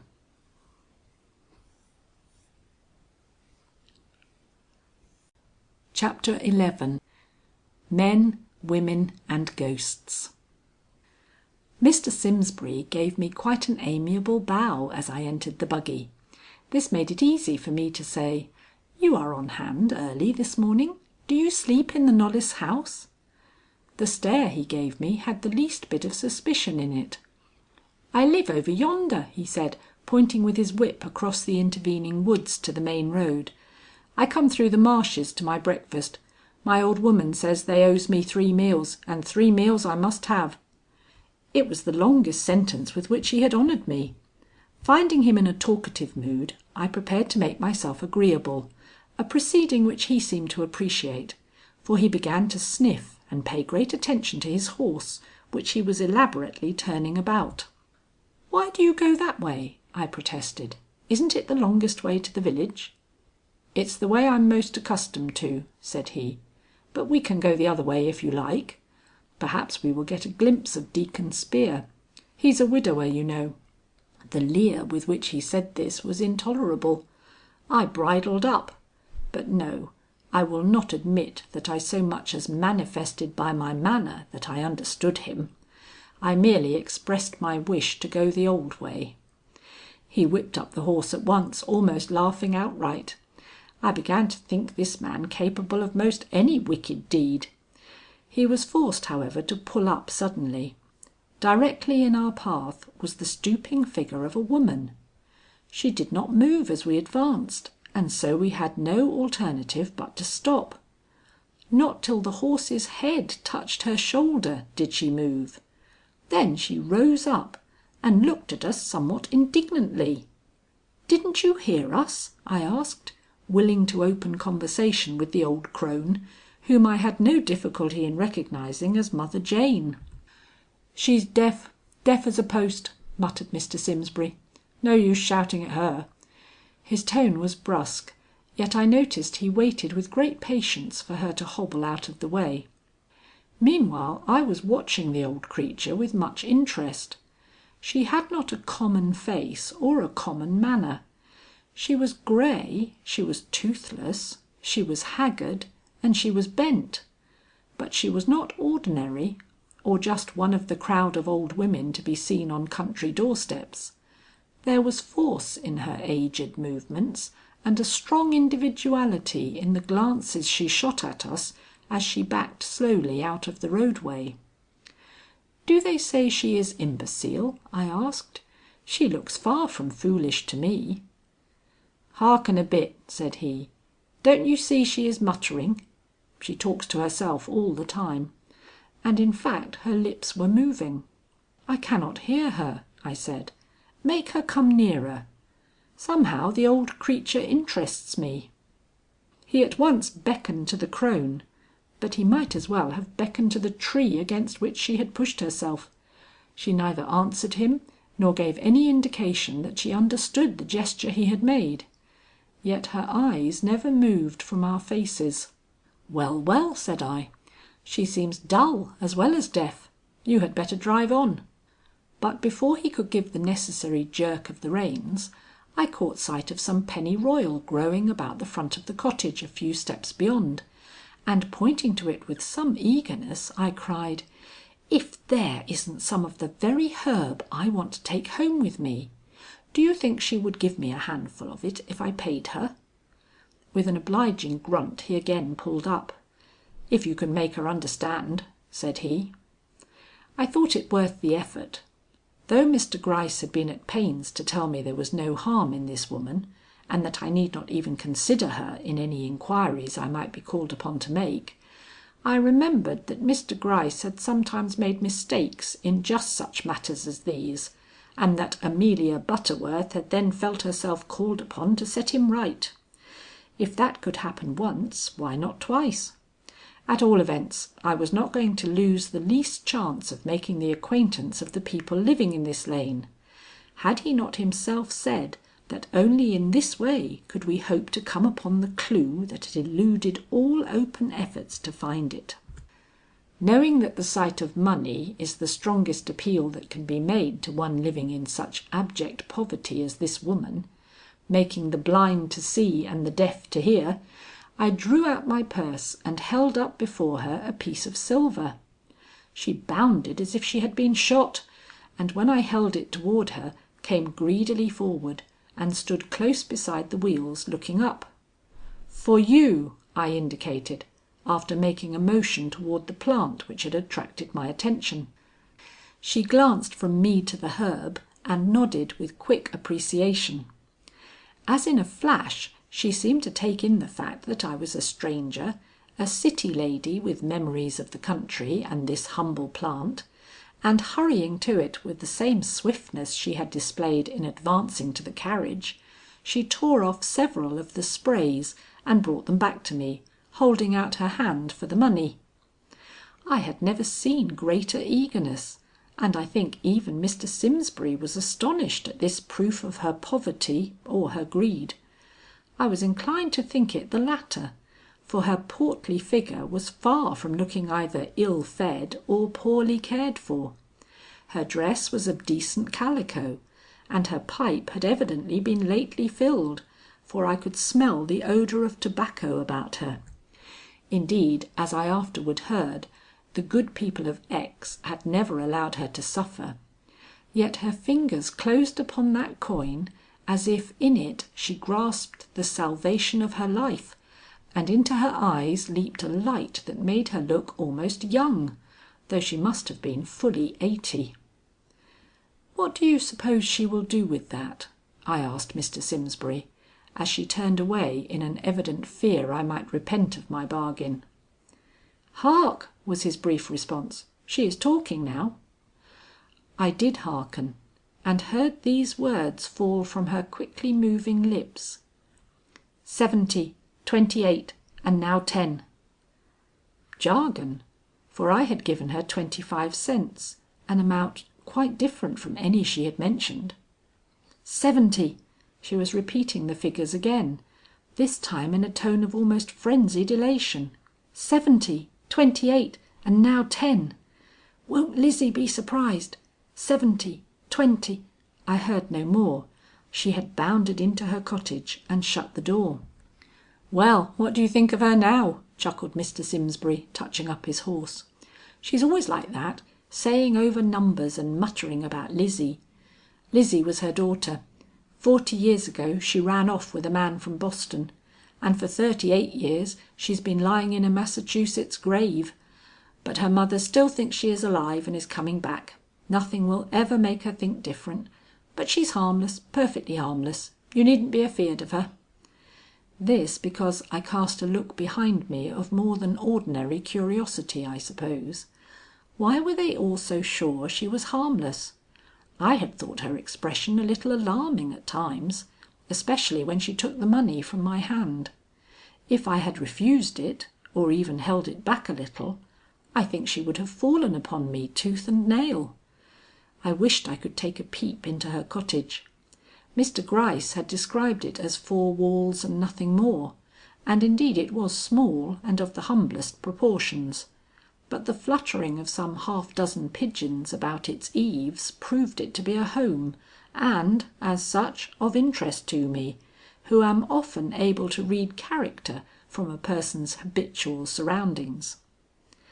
There was no yard attached to this simple building, only a small open place in front, in which a few of the commonest vegetables grew, such as turnips, carrots, and onions. Elsewhere towered the forest, the great pine forest through which this portion of the road ran. Mr. Simsbury had been so talkative up to now that I was in hope he would enter into some details about the persons and things we encountered, which might assist me in the acquaintanceship I was anxious to make. But his loquaciousness ended with this small adventure I have just described. Not till we were well quit of the pines and had entered into the main thoroughfare did he deign to respond to any of my suggestions, and then it was in a manner totally unsatisfactory and quite uncommunicative. The only time he deigned to offer a remark was when we emerged from the forest and came upon the little crippled child looking from its window. Then he cried, "Why, how's this? That's Sue you see there, and her time isn't till afternoon. Rob allers sits there of a morning. I wonder if the little chap's sick. S'pose I ask?" As this was just what I would have suggested if he had given me time, I nodded complacently, and we drove up and stopped. The piping voice of the child at once spoke up. "How d'you do, Mr. Simsbury? Ma's in the kitchen. Rob isn't feeling good to-day." I thought her tone had a touch of mysteriousness in it. I greeted the pale little thing and asked if Rob was often sick. "Never," she answered, "except, like me, he can't walk. But I'm not to talk about it, Ma says. I'd like to, but—" Ma's face appearing at this moment over her shoulder put an end to her innocent garrulity. "How d'you do, Mr. Simsbury?" came a second time from the window, but this time in very different tones. "What's the child been saying? She's so sot up at being allowed to take her brother's place in the winder that she don't know how to keep her tongue still. Rob's a little languid, that's all. You'll see him in his old place to-morrow," and she drew back as if in polite intimation that we might drive on. Mr. Simsbury responded to the suggestion, and in another moment we were trotting down the road. Had we stayed a minute longer, I think the child would have said something more or less interesting to hear. The horse, which had brought us thus far at a pretty sharp trot, now began to lag, which so attracted Mr. Simsbury's attention that he forgot to answer even by a grunt more than half of my questions. He spent most of his time looking at the nag's hind feet, and finally, just as we came in sight of the stores, he found his tongue sufficiently to announce that the horse was casting a shoe, and that he would be obliged to go to the blacksmith's with her. "Humph! And how long will that take?" I asked. He hesitated so long, rubbing his nose with his finger, that I grew suspicious and cast a glance at the horse's foot myself. The shoe was loose. I began to hear it clang. "Well, it may be a matter of a couple of hours," he finally drawled. "We have no blacksmith in town, and the ride up there is 2 miles. Sorry it happened, ma'am, but there's all sorts of shops here, you see, and I've always heard that a woman can easily spend 2 hours haggling away in shops." I glanced at the 2 ill-furnished windows he pointed out, thought of Arnold and Constable's, Tiffany's, and the other New York establishments I had been in the habit of visiting, and suppressed my disdain. Either the man was a fool, or he was acting a part in the interests of Lucetta and her family. I rather inclined to the latter supposition.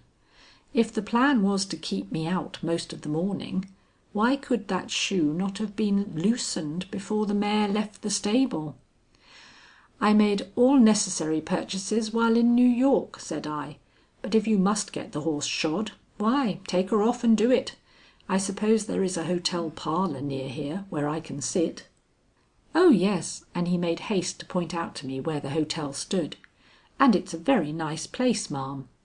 Mrs. Carter, the landlady, is the nicest sort of person. Only you won't try to go home, ma'am, on foot. You'll wait till I come back for you." "It isn't likely I'll go streaking through Lost Man's Lane alone," I exclaimed indignantly. "I'd rather sit in Mrs. Carter's parlour till night." "And I would advise you to," he said. "No use making gossip for the village folks. They have enough to talk about as it is." Not exactly seeing the force of this reasoning, but quite willing to be left to my own devices for a little while, I pointed to a locksmith's shop I saw near by, and bade him put me down there. With a sniff I declined to interpret into a token of disapproval, he drove me up to the shop, and awkwardly assisted me to alight. "Trunk key missing?" he ventured to inquire, before getting back into his seat. I did not think it necessary to reply, but walked immediately into the shop. He looked dissatisfied at this, but whatever his feelings were, he refrained from any expression of them, and presently mounted to his place and drove off. I was left confronting the decent man who represented the lock-fitting interests in X. I found some difficulty in broaching my errand. Finally I said: "Miss Knollys, who lives up the road, wishes a key fitted to one of her doors. Will you come or send a man to her house to day? She is too occupied to see about it herself." The man must have been struck by my appearance, for he stared at me quite curiously for a minute.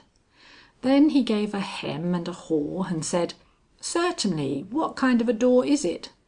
When I had answered, he gave me another curious glance and seemed uneasy to step back to where his assistant was working with a file. "You will be sure to come in time to have the lock fitted before night," I said in that peremptory manner of mine, which means simply, "I keep my promises and expect you to keep yours." His "certainly" struck me as a little weaker this time, possibly because his curiosity was excited. "Are you the lady from New York who is staying with them?" he asked, stepping back, seemingly quite unawed by my positive demeanour. "Yes," said I, thawing a trifle. "I am Miss Butterworth." He looked at me almost as if I were a curiosity. "And did you sleep there last night?" he urged. I thought it best to thaw still more. "Of course," I said. "Where do you think I would sleep? The young ladies are friends of mine." He rapped abstractedly on the counter with a small key he was holding. "Excuse me," said he, with some remembrance of my position toward him as a stranger, "but weren't you afraid?" "Afraid?" I echoed. "Afraid in Miss Knollys's house?" "Why, then, do you want a key to your door?" he asked, with a slight appearance of excitement. "We don't lock doors here in the village. At least, we didn't." "I did not say it was my door," I began, but feeling that this was a prevarication not only unworthy of me, but one that he was entirely too sharp to accept, I added stiffly: "It is for my door. I am not accustomed even at home to sleep with my room unlocked." "Oh," he murmured, totally unconvinced. "I thought you might have got a scare. Folks somehow are afraid of that old place. It's so big and ghost-like. I don't think you would find anyone in this village who would sleep there all night." "A pleasing preparation for my rest to night," I grimly laughed. "Dangers on the road and ghosts in the house. Happily, I don't believe in the latter." The gesture he made showed incredulity. He had ceased rapping with the key, or even to show any wish to join his assistant. All his thoughts for the moment seemed to be concentrated on me. "You don't know little Rob?" he inquired, "the crippled lad who lives at the head of the lane?" "No," I said. "I haven't been in town a day yet. But I mean to know Rob and his sister too. Two cripples in one family rouse my interest." He did not say why he had spoken of the child, but began tapping with his key again. "And you are sure you saw nothing?" he whispered. "Lots of things can happen in a lonely road like that." "Not if everybody is as afraid to enter it as you say your villagers are," I retorted. But he didn't yield a jot. "Some folks don't mind present dangers," said he. "Spirits—" But he received no encouragement in his return to this topic. "You don't believe in spirits?" said he. "Well, they are doubtful sort of folks. But when honest and respectable people such as live in this town, when children even, see what answers to nothing but phantoms, then I remember what a wiser man than any of us once said. But perhaps you don't read Shakespeare, madam?"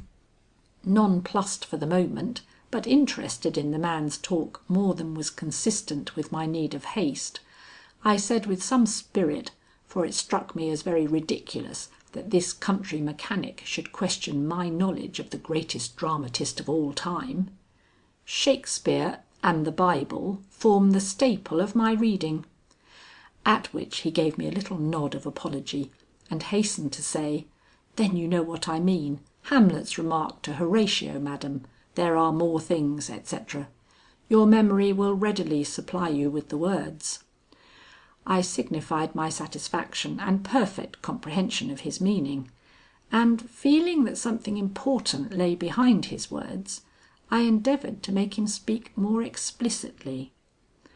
"The Misses Knollys show no terror of their home," I observed. "They cannot believe in spirits either." "Miss Knollys is a woman of a great deal of character," said he. "But look at Lucetta. There is a face for you, for a girl not yet out of her 20s, and such a round-cheeked lass as she was once. Now, what has made the change?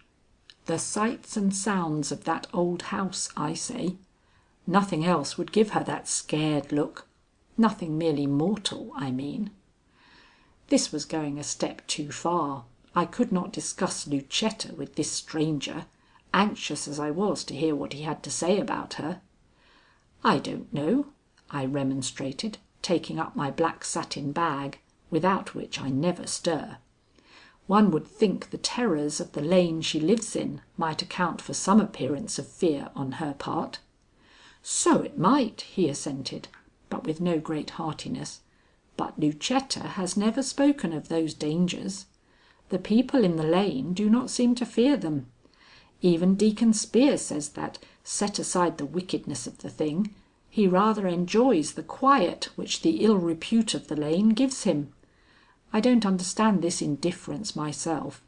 I have no relish for horrible mysteries or for ghosts either." "You won't forget the key?" I suggested shortly, preparing to walk out, in my dread lest he should again introduce the subject of Lucetta. "No," said he, "I won't forget it." His tone should have warned me that I need not expect to have a locked door that night. End of chapter 11.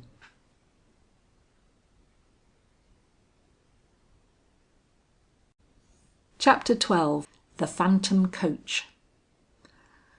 Ghosts! What could the fellow have meant? If I had pressed him he would have told me, but it did not seem quite a lady's business to pick up information in this way, especially when it involved a young lady like Lucetta. Yet did I think I would ever come to the end of this matter without involving Lucetta? No. Why then did I allow my instincts to triumph over my judgment? Let those answer who understand the workings of the human heart. I am simply stating facts. Ghosts. Somehow the word startled me, as if in some way it gave a rather unwelcome confirmation to my doubts. Apparitions seen in the Knollys mansion, or in any of the houses bordering on this lane, that was a serious charge. How serious seemed to be but half comprehended by this man. But I comprehended it to the full, and wondered if it was on account of such gossip as this that Mr. Gryce had persuaded me to enter Miss Knollys's house as a guest. I was crossing the street to the hotel as I indulged in these conjectures, and intent as my mind was upon them, I could not but note the curiosity and interest which my presence excited in the simple country folk invariably to be found lounging about a country tavern. Indeed, the whole neighbourhood seemed agog, and though I would have thought it derogatory to my dignity to notice the fact, I could not but see how many faces were peering at me from store doors and the half-closed blinds of adjoining cottages. No young girl in the pride of her beauty could have awakened more interest, and this I attributed, as was no doubt right, not to my appearance, which would not perhaps be apt to strike these simple villagers as remarkable, or to my dress, which is rather rich than fashionable, but to the fact that I was a stranger in town, and, what was more extraordinary, a guest of the Misses Knollyses. My intention in approaching the hotel was not to spend a couple of dreary hours in the parlour with Mrs. Carter, as Mr. Simsbury had suggested, but to obtain, if possible, a conveyance to carry me immediately back to the Knollys mansion. But this, which would have been a simple matter in most towns, seemed well nigh an impossibility in X. The landlord was away, and Mrs. Carter, who was very frank with me, told me it would be perfectly useless to ask one of the men to drive me through the lane. "It's an unwholesome spot," said she, "and only Mr. Carter and the police have the courage to brave it." I suggested that I was willing to pay well, but it seemed to make very little difference to her. "Money won't hire them," said she, and I had the satisfaction of knowing that Lucetta had triumphed in her plan, and that, after all, I must sit out the morning in the precincts of the hotel parlour with Mrs. Carter.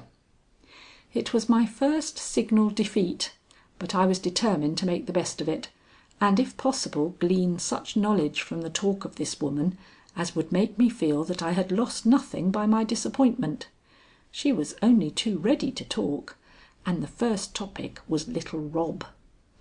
I saw the moment I mentioned his name that I was introducing a subject which had already been well talked over by every eager gossip in the village. Her attitude of importance, the air of mystery she assumed, were preparations I had long been accustomed to in women of this kind, and I was not at all surprised when she announced in a way that admitted of no dispute: "Oh, there's no wonder the child is sick. We would be sick under the circumstances. He has seen the phantom coach." The phantom coach! So that was what the locksmith meant. A phantom coach! I had heard of every kind of phantom but that. Somehow the idea was a thrilling one, or would have been to a nature less practical than mine. "I don't know what you mean," said I. "Some superstition of the place? I never heard of a ghostly appearance of that nature before." "No, I expect not. It belongs to X. I never heard of it beyond these mountains. Indeed, I have never known it to have been seen but upon one road. I need not mention what road, madam. You can guess." Yes, I could guess, and the guessing made me set my lips a little grimly. "Tell me more about this thing," I urged, half laughing. "It ought to be of some interest to me." She nodded, drew her chair a trifle nearer, and impetuously began. "You see, this is a very old town. It has more than one ancient country house similar to the one you are now living in, and it has its early traditions. One is that an old-fashioned coach, perfectly noiseless, drawn by horses through which you can see the moonlight, haunts the high road at intervals and flies through the gloomy forest road we have christened of late years Lost Man's Lane. It is a superstition possibly, but you cannot find many families in town but believe in it as a fact, for there is not an old man or woman in the place but has either seen it in the past or has had some relative who has seen it. It passes only at night, and it is thought to presage some disaster to those who see it. My husband's uncle died the next morning after it flew by him on the highway. Fortunately, years elapse between its going and coming. It is 10 years, I think they say, since it was last seen. Poor little Rob! It has frightened him almost out of his wits." "I should think so," I cried with becoming credulity. "But how came he to see it? I thought you said it only passed at night." "At midnight," she repeated. "But Rob, you see, is a nervous lad, and night before last he was so restless he could not sleep, so he begged to be put in the window to cool off. This his mother did, and he sat there for a good half hour alone, looking out at the moonlight. As his mother is an economical woman, there was no candle lit in the room, so he got his pleasure out of the shadows which the great trees made on the high road, when suddenly you ought to hear the little fellow tell it he felt the hair rise on his forehead and all his body grow stiff with a terror that made his tongue feel like lead in his mouth. A something he would have called a horse and a carriage in the daytime, but which in this light and under the influence of the mortal terror he was in, took on a distorted shape which made it unlike any team he was accustomed to, was going by, not as if being driven over the earth and stones of the road, though there was a driver in front, a driver with an odd 3-cornered hat on his head and a cloak about his shoulders, such as the little fellow remembered to have seen hanging in his grandmother's closet, but as if it floated along without sound or stir. In fact, a spectre team, which seemed to find its proper destination when it turned into Lost Man's Lane, and was lost among the shadows of that ill-reputed road. "Pshaw!" was my spirited comment as she paused to take her breath and see how I was affected by this gruesome tale. A dream of the poor little lad. He had heard stories of this apparition, and his imagination supplied the rest. "No, excuse me, madam. He had been carefully kept from hearing all such tales. You could see this by the way he told his story. He hardly believed what he had himself seen. It was not till some foolish neighbor blurted out, 'Why, that was the phantom coach,' that he had any idea he was not relating a dream." My second "Psh!" was no less marked than the first. "He did know about it notwithstanding," I insisted, "only he had forgotten the fact. Sleep often supplies us with these lost memories." "Very true, and your supposition is very plausible, Miss Butterworth, and might be regarded as correct, if he had been the only person to see this apparition. But Mrs. Jenkins saw it too, and she is a woman to be believed." This was becoming serious. "Saw it before he did or afterwards?" I asked. "Does she live on the highway or somewhere in Lost Man's Lane?" "She lives on the highway about a half mile from the station. She was sitting up with her sick husband and saw it just as it was going down the hill. She said it made no more noise than a cloud slipping by. She expects to lose old Rouse. No one could behold such a thing as that and not have some misfortune follow." I laid all this up in my mind. My hour of waiting was not likely to prove wholly unprofitable. "You see," the good woman went on, with a relish for the marvellous that stood me in good stead, "there is an old tradition of that road connected with a coach. Years ago, before any of us were born, and the house where you are now staying was a gathering place for all the gay young bloods of the county, a young man came up from New York to visit Mr. Knollys. I do not mean the father or even the grandfather of the folks you are visiting, ma'am. He was great grandfather to Lucetta, and a very fine gentleman, if you can trust the pictures that are left of him. But my story has not to do with him. He had a daughter at that time, a widow of great and sparkling attractions, and though she was older than the young man I have mentioned, everyone thought he would marry her, she was so handsome and such an heiress.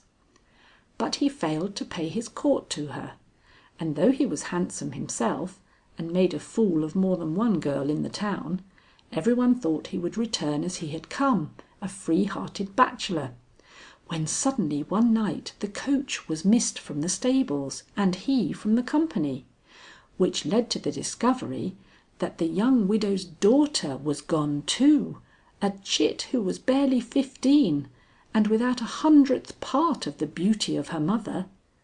Love only could account for this, for in those days young ladies did not ride with gentlemen in the evening for pleasure, and when it came to the old gentleman's ears, and what was worse came to the mother's, there was a commotion in the great house, the echoes of which, some say, have never died out. Though the pipers were playing and the fiddles were squeaking in the great room where they used to dance the night away, Mrs. Knollys, with her white brocade tucked up about her waist, stood with her hand on the great front door, waiting for the horse upon which she was determined to follow the flying lovers. The father, who was a man of 80 years, stood by her side. He was too old to ride himself, but he made no effort to hold her back, though the jewels were tumbling from her hair and the moon had vanished from the highway.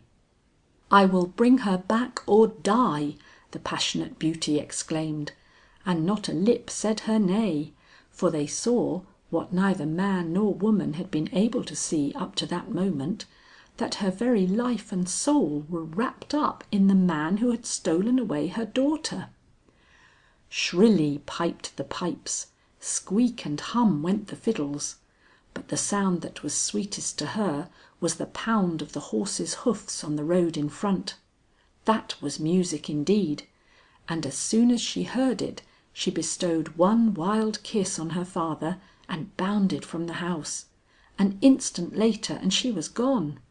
One flash of her white robe at the gate, then all was dark on the highway, and only the old father stood in the wide open door, waiting as he vowed he would wait till his daughter returned. She did not go alone. A faithful groom was behind her, and from him was learned the conclusion of that quest. For an hour and a half they rode, then they came upon a chapel in the mountains, in which were burning unwonted lights. At the sight the lady drew rein and almost fell from her horse into the arms of her lackey. "A marriage," she murmured, "a marriage," and pointed to an empty coach standing in the shadow of a wide spreading tree. It was their family coach, how well she knew it. Rousing herself, she made for the chapel door. "I will stop these unhallowed rites," she cried. "I am her mother and she is not of age." But the lackey drew her back by her rich white dress. "Look," he cried, pointing in at one of the windows, and she looked. The man she loved stood before the altar with her daughter. He was smiling in that daughter's face with a look of passionate devotion. It went like a dagger to her heart. Crushing her hands against her face, she wailed out some fearful protest. Then she dashed toward the door with "Stop! Stop!" on her lips. But the faithful lackey at her side drew her back once more. "Listen," was his word, and she listened. The minister, whose form she had failed to note in her first hurried look, was uttering his benediction. She had come too late. The young couple were married. Her servant said, or so the tradition runs, that when she realized this, she grew calm as walking death. Making her way into the chapel, she stood ready at the door to greet them as they issued forth, and when they saw her there, with her rich bedraggled robe and the gleam of jewels on a neck she had not even stopped to envelop in more than the veil from her hair, the bridegroom seemed to realize what he had done, and stopped the bride, who in her confusion would have fled back to the altar where she had just been made a wife. "Kneel," he cried, "kneel, Amarinth. Only thus can we ask pardon of our mother." But at that word, a word which seemed to push her 1,000,000 miles away from these two beings who but 2 hours before had been the delight of her life, the unhappy woman gave a cry and fled from their presence. "Go! "Go," were her parting words. "As you have chosen, you must abide. But let no tongue ever again call me mother." They found her lying on the grass outside.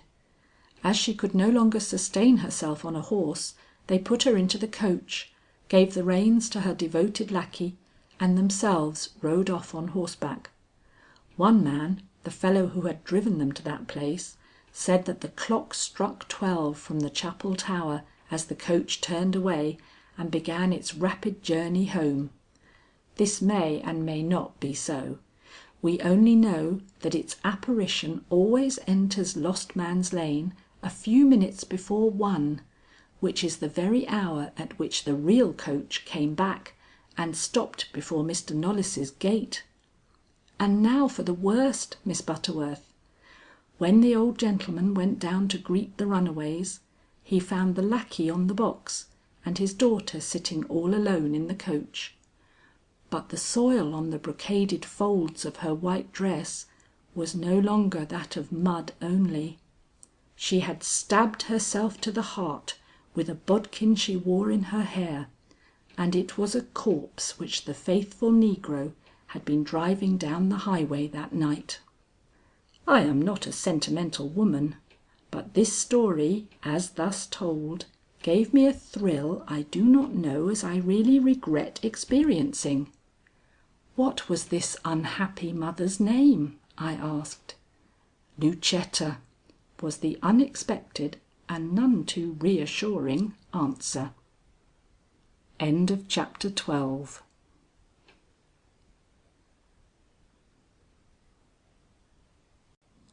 Chapter 13. Gossip. This name once mentioned called for more gossip, but of a somewhat different nature. "The Lucetta of to-day is not like her ancient namesake," observed Mrs. Carter. "She may have the heart to love, but she is not capable of showing that love by any act of daring." "I don't know about that," I replied, astonished that I felt willing to enter into a discussion with this woman on the very subject I had just shrunk from talking over with the locksmith. Girls as frail and nervous as she is sometimes astonish one at a pinch. I do not think Lucetta lacks daring." "You don't know her. Why, I have seen her jump at the sight of a spider, and heaven knows that they are common enough among the decaying walls in which she lives. A puny chit, Miss Butterworth, pretty enough but weak, the very kind to draw lovers but not to hold them. Yet everyone pities her, her smile is so heartbroken." "With ghosts to trouble her and a lover to bemoan, she has surely some excuse for that," said I. "Yes, I don't deny it. But why has she a lover to bemoan? He seemed a proper man and much beyond the ordinary. Why let him go as she did? Even her sister admits that she loved him." "I am not acquainted with the circumstances," I suggested. "Well, there isn't much of a story to it. He is a young man from over the mountains, well educated and with something of a fortune of his own. He came here to visit the Spears, I believe, and seeing Lucetta leaning one day on the gate in front of her house, he fell in love with her and began to pay her his attentions. That was before the lane got its present bad name, but not before 1 or 2 men had vanished from among us. William, that is her brother, you know, has always been anxious to have his sisters marry, so he did not stand in the way, and no more did Miss Knollys. But after 2 or 3 weeks of doubtful courtship, the young man went away, and that was the end of it. And a great pity too, say I, for once clear of that house, Lucetta would grow into another person. Sunshine and love are necessities to most women, Miss Butterworth, especially to such as are weakly and timid." I thought the qualification excellent. "You are right," I assented, "and I should like to see the result of them upon Lucetta." Then, with an attempt to still further sound this woman's mind, and with it the united mind of the whole village, I remarked, "The young do not usually throw aside such prospects without excellent reasons. Have you never thought that Lucetta was governed by principle in discarding this very excellent young man? Principle? What principle could she have had in letting a desirable husband go? She may have thought the match an undesirable one for him. For him? Well, I never thought of that. True, she may.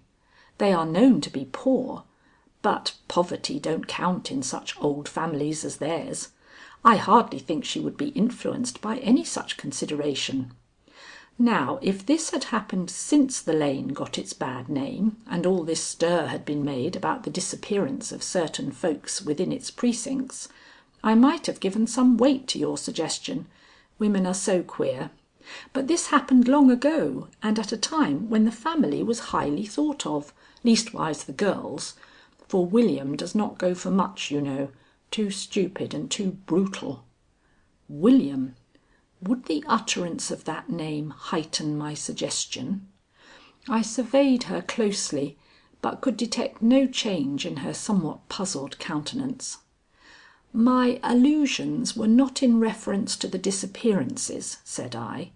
"I was thinking of something else. Lucetta is not well." "Ah, I know. They say she has some kind of heart complaint, but that was not true then. Why, her cheeks were like roses in those days, and her figure as plump and pretty as any you could see among our village beauties.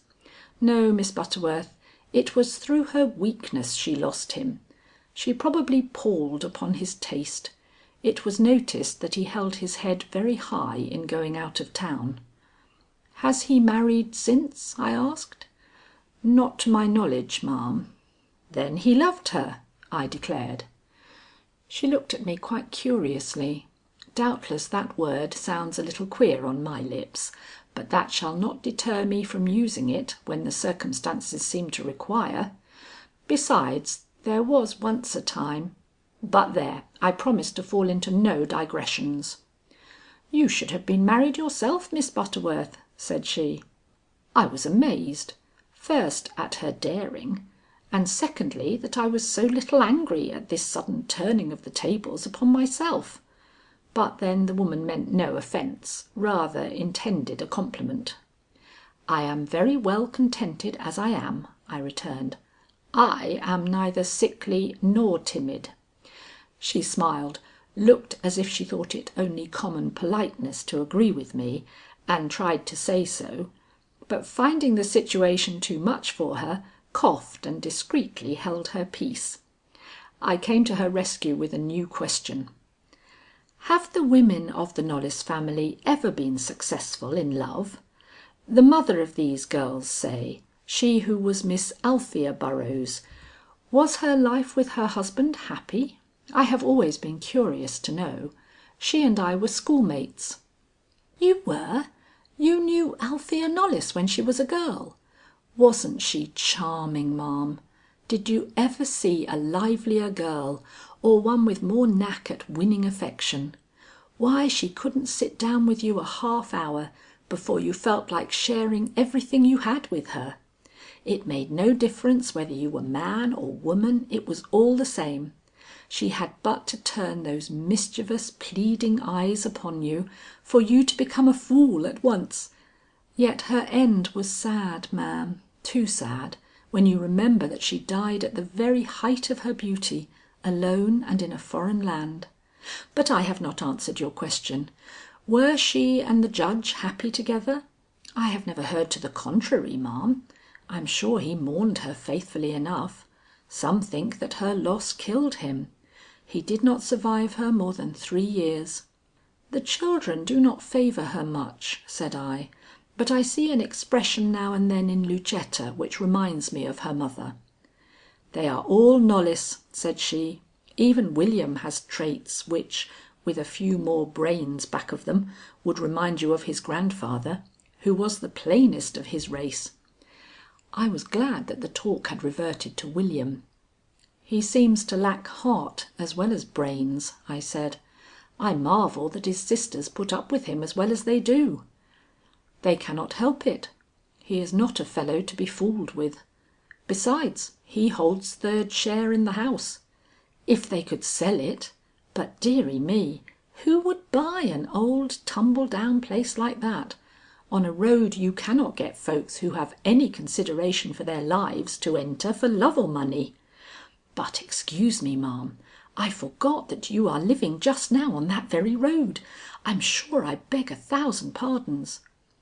"I am living there as a guest," I returned. "I have nothing to do with its reputation, except to brave it.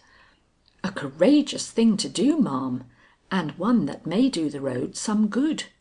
If you can spend a month with the Knollys girls and come out of their house at the end as hale and hearty as you entered it, it will be the best proof possible that there is less to be feared there than some people think.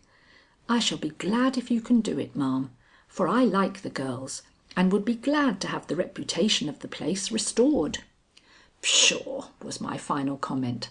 "The credulity of the town has had as much to do with its loss as they themselves.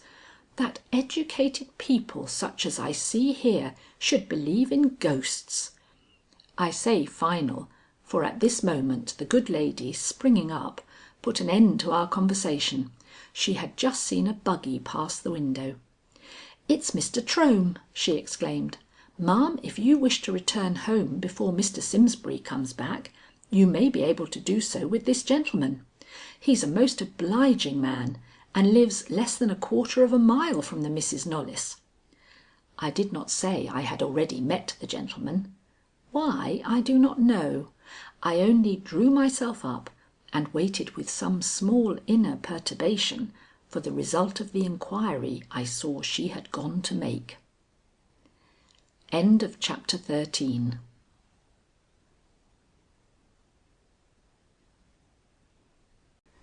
Chapter 14.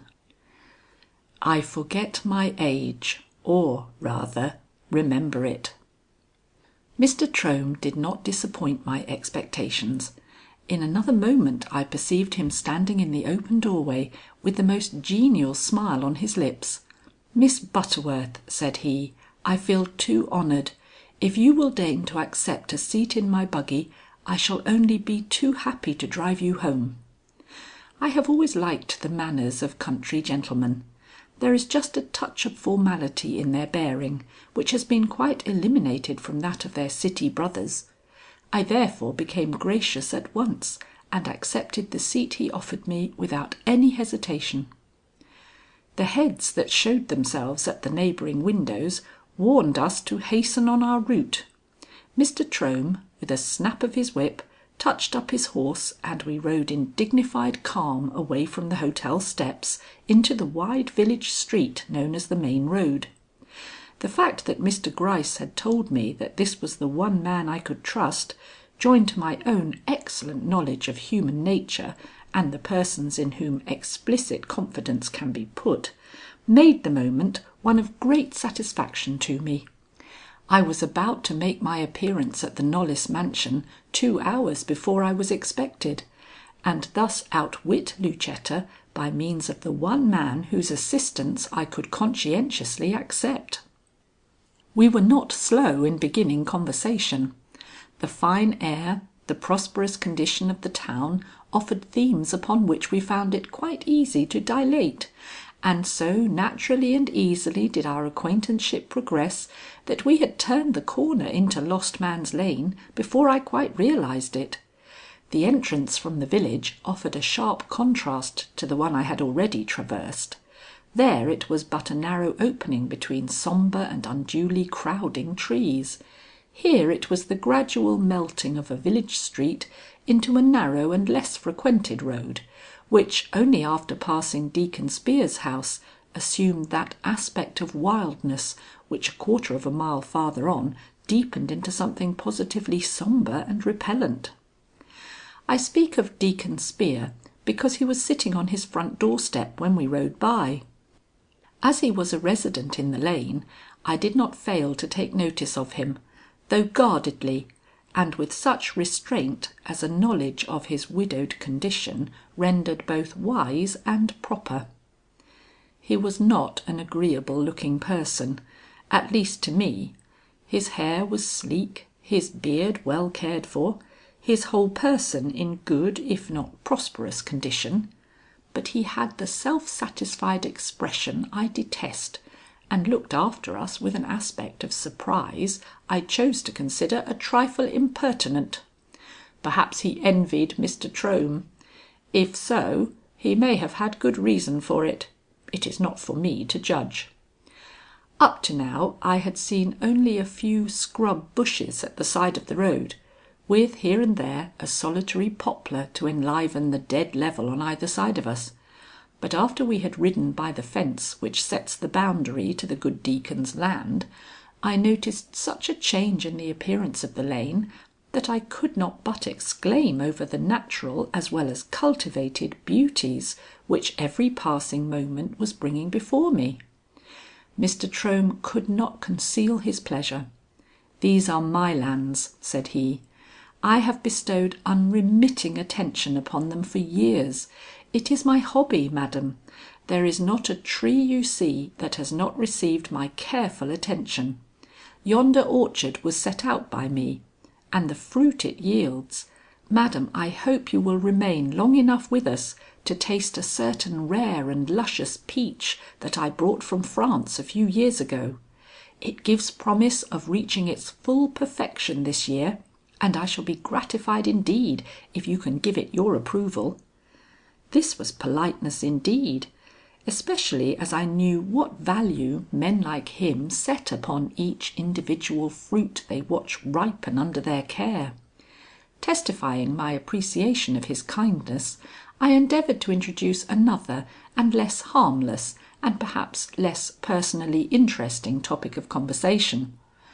The chimneys of his house were beginning to show over the trees, and I had heard nothing from this man on the subject which should have been the most interesting of all to me at this moment, and he was the only person in town I was at liberty to really confide in, and possibly the only man in town who could give me a reliable statement of the reasons why the family I was visiting was regarded in a doubtful light, not only by the credulous villagers, but by the New York police.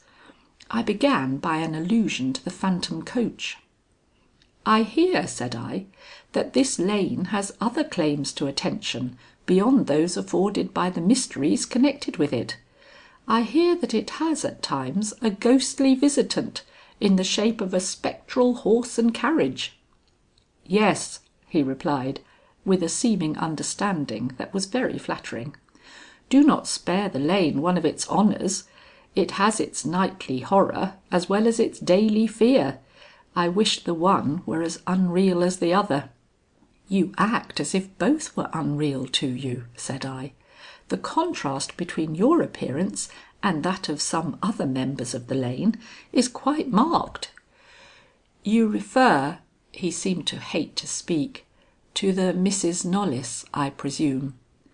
I endeavoured to treat the subject lightly. "To your young enemy Lucetta," I smilingly replied.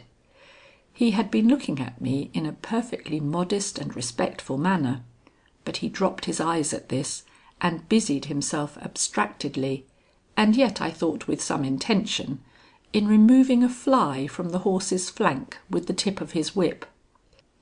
"I will not acknowledge her as an enemy," he quietly returned in strictly modulated tones.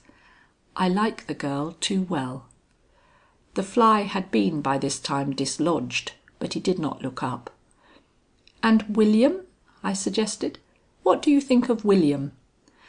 Slowly he straightened himself. Slowly he dropped the whip back into its socket. I thought he was going to answer, when suddenly his whole attitude changed and he turned upon me a beaming face full of nothing but pleasure. "The road takes a turn here. In another moment you will see my house." And even while he spoke it burst upon us, and I instantly forgot that I had just ventured on a somewhat hazardous question. It was such a pretty place, and it was so beautifully and exquisitely kept. There was a charm about its rose-encircled porch that is only to be found in very old places that have been appreciatively cared for. A high fence painted white enclosed a lawn like velvet, and the house itself, shining with a fresh coat of yellow paint, bore signs of comfort in its white-curtained windows, not usually to be found in the solitary dwelling of a bachelor. I found my eyes roving over each detail with delight, and almost blushed, or rather, had I been 20 years younger, might have been thought to blush, as I met his eyes and saw how much my pleasure gratified him. "You must excuse me if I express too much admiration for what I see before me," I said, with what I have every reason to believe was a highly successful effort to hide my confusion.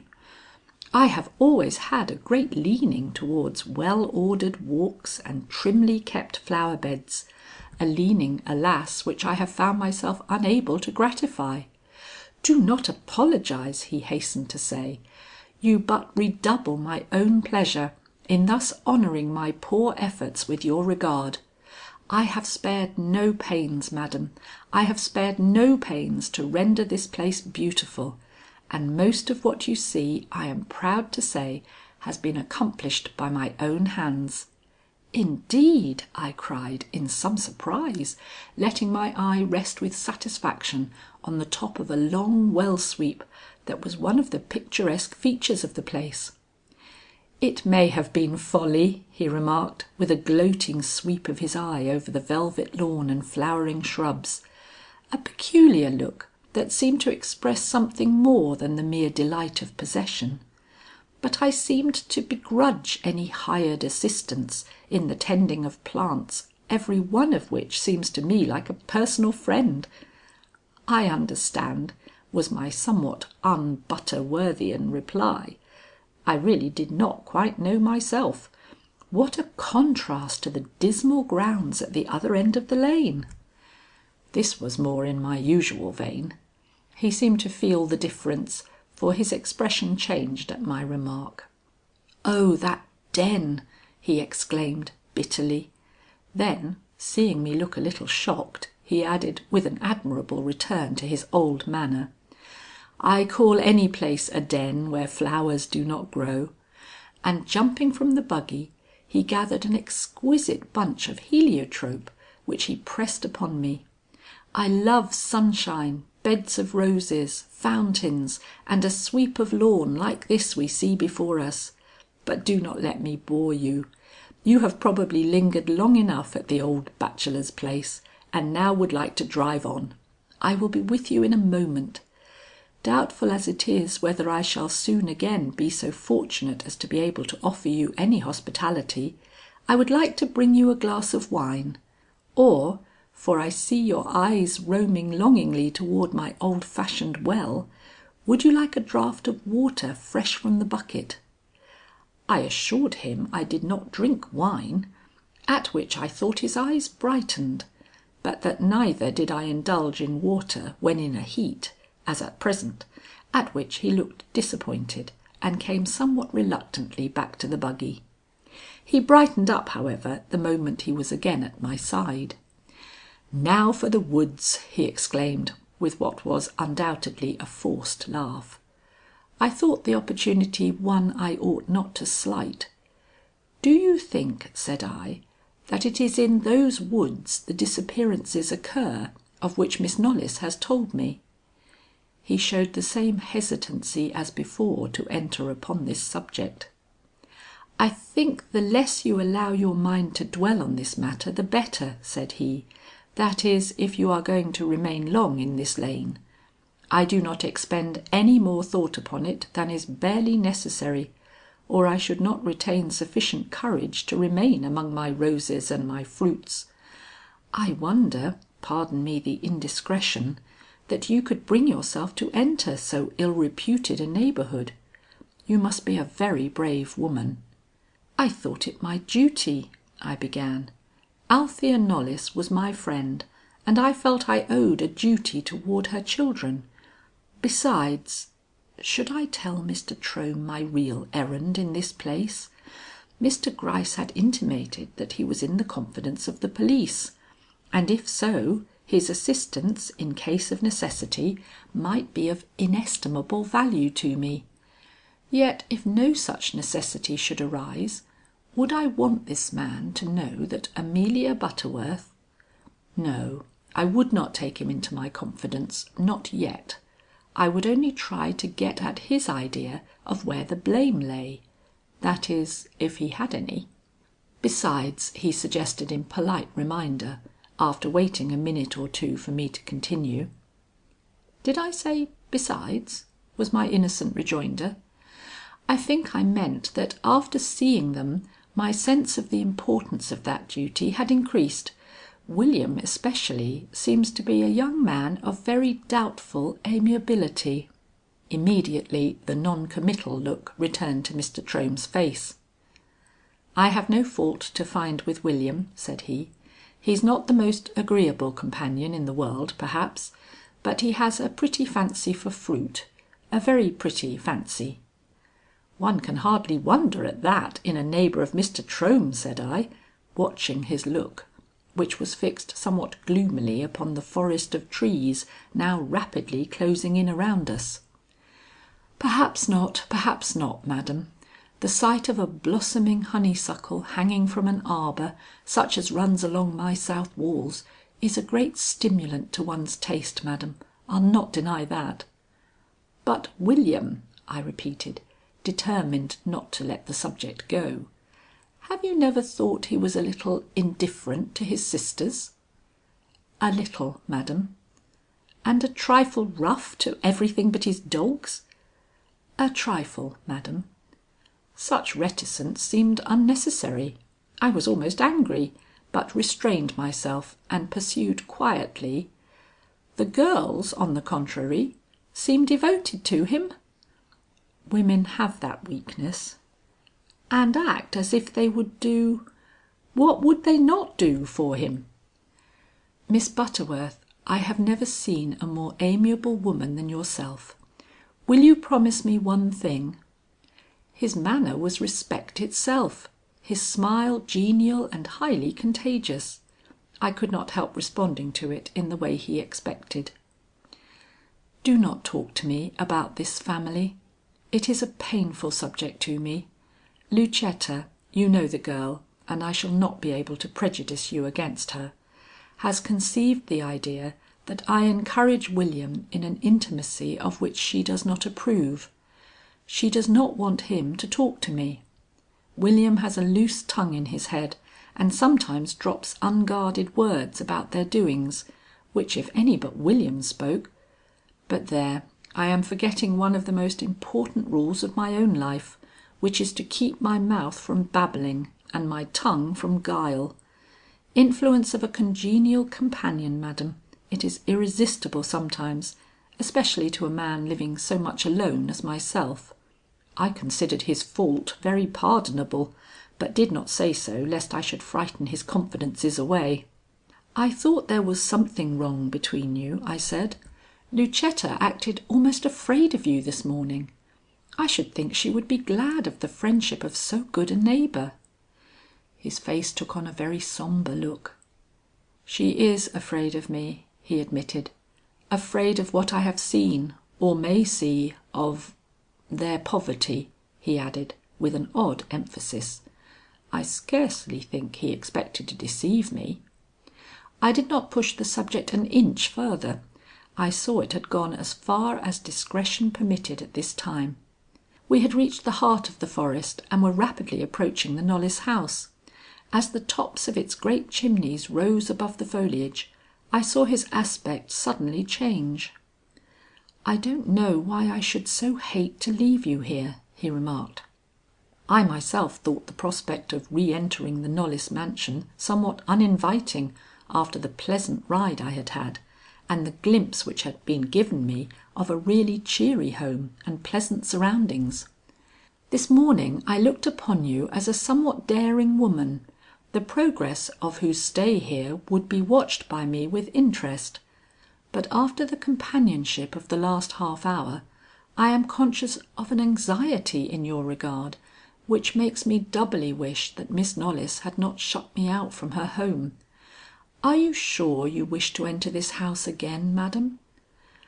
I was surprised, really surprised at the feeling he showed.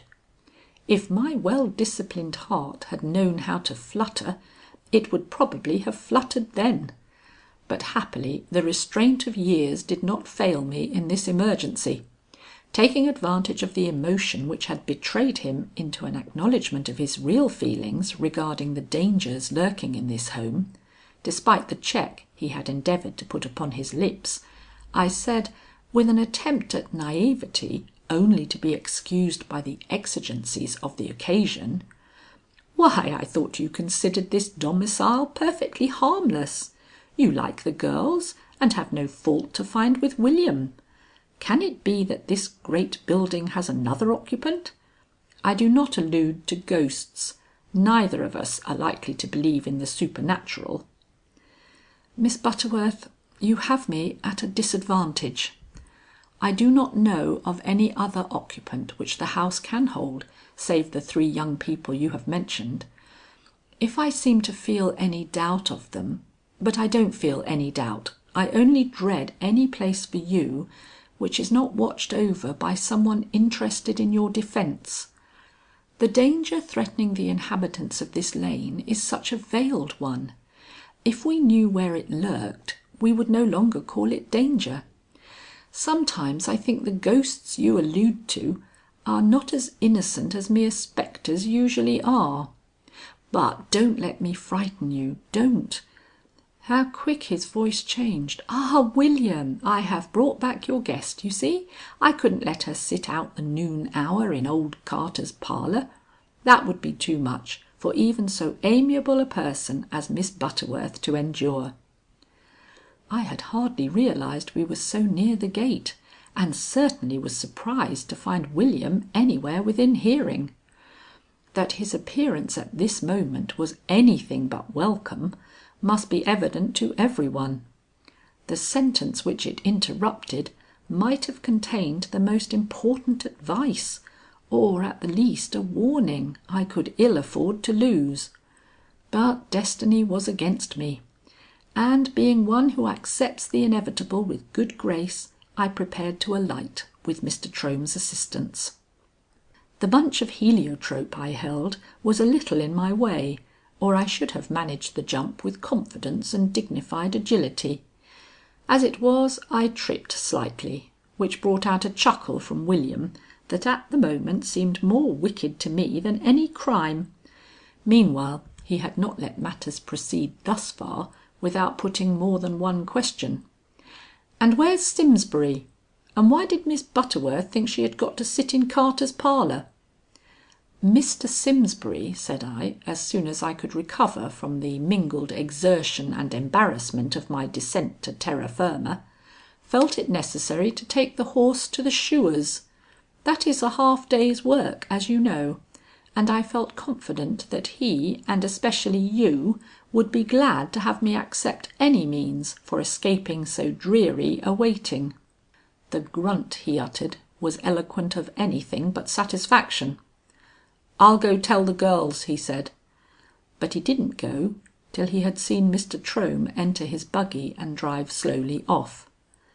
That all this did not add to my liking for William goes without saying. End of chapter 14.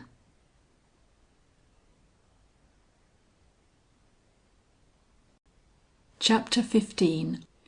Book 2. The Flower Parlour. Lucetta fulfils my expectation of her. It was not till Mr. Trohm had driven away that I noticed in the shadow of the trees on the opposite side of the road a horse tied up, whose empty saddle bespoke a visitor within. At any other gate and on any other road this would not have struck me as worthy of notice, much less of comment. But here, and after all that I had heard during the morning, the circumstance was so unexpected I could not help showing my astonishment. "A visitor?" I asked. "Someone to see Lucetta." William had no sooner said this than I saw he was in a state of high excitement. He had probably been in this condition when we drove up, but my attention being directed elsewhere, I had not noticed it. Now, however, it was perfectly plain to me, and it did not seem quite the excitement of displeasure, though hardly that of joy. "She doesn't expect you yet," he pursued, as I turned sharply toward the house. "And if you interrupt her damn it, if I thought you would interrupt her." I thought it time to teach him a lesson in manners. "Mr. Knollys," I interposed somewhat severely, "I am a lady. Why should I interrupt your sister, or give her or you a moment of pain?" "I don't know," he muttered. "You are so very quick, I was afraid you might think it necessary to join her in the parlour. She is perfectly able to take care of herself, Miss Butterworth, and if she don't do it—" The rest was lost in indistinct guttural sounds. I made no effort to answer this tirade. I took my usual course in quite my usual way to the front steps, and proceeded to mount them without so much as looking behind me to see whether or not this uncouth representative of the Knollys name had kept at my heels or not. Entering the door, which was open, I came without any effort on my part upon Lucetta and her visitor, who proved to be a young gentleman. They were standing together in the middle of the hall, and were so absorbed in what they were saying that they neither saw nor heard me. I was therefore enabled to catch the following sentences, which struck me as of some moment. The first was uttered by her, and in very pleading tones. "A week, I only ask a week. Then perhaps I can give you an answer which will satisfy you." His reply, in manner if not in matter, proclaimed him the lover of whom I had so lately heard. "I cannot, dear girl, indeed I cannot. My whole future depends upon my immediately making the move in which I have asked you to join me. If I wait a week, my opportunity will be gone, Lucetta. You know me and you know how I love you. Then come." A rude hand on my shoulder distracted my attention. William stood lowering behind me, and as I turned, whispered in my ear, "You must come round the other way. Lucetta is so touchy, the sight of you will drive every sensible idea out of her head." His blundering whisper did what my presence and by no means light footsteps had failed to do. With a start Lucetta turned, and meeting my eye drew back in visible confusion. The young man followed her hastily. "Is it good bye, Lucetta?" he pleaded, with a fine manly ignoring of our presence that roused my admiration. She did not answer. Her look was enough. William, seeing it, turned furious at once, and bounding by me, faced the young man with an oath. "You're a fool to take no from a silly chit like that," he vociferated. "If I loved a girl as you say you love Lucetta, I'd have her if I had to carry her away by force. She'd stop screaming before she was well out of the lane. I know women. While you listen to them they'll talk and talk, but once let a man take matters into his own hands and—" A snap of his fingers finished the sentence. I thought the fellow brutal, but scarcely so stupid as I had heretofore considered him. His words, however, might just as well have been uttered into empty air. The young man he so violently addressed appeared hardly to have heard him, and as for Lucetta, she was so nearly insensible from misery that she had sufficient to do to keep herself from falling at her lover's feet. "Lucetta, Lucetta, is it then good bye? You will not go with me?" "I cannot. William here knows that I cannot. I must wait till—" But here her brother seized her so violently by the wrist that she stopped from sheer pain, I fear. However that was, she turned pale as death under his clutch, and when he tried to utter some hot passionate words into her ear, shook her head but did not speak, though her lover was gazing with a last final appeal into her eyes. The delicate girl was bearing out my estimate of her. Seeing her thus unresponsive, William flung her hand from him and turned upon me. "It's your fault," he cried. "You would come in." But at this Lucetta, recovering her poise in a moment, cried out shrilly, "For shame, William! What has Miss Butterworth to do with this? You are not helping me with your roughness. God knows I find this hour hard enough, without this show of anxiety on your part to be rid of me." "There's woman's gratitude for you," was his snarling reply. "I offer to take all the responsibilities on my own shoulders and make it right with her sister and all that, and she calls it desire to get rid of her. Well, have your own way," he growled, storming down the hall. "I'm done with it for one."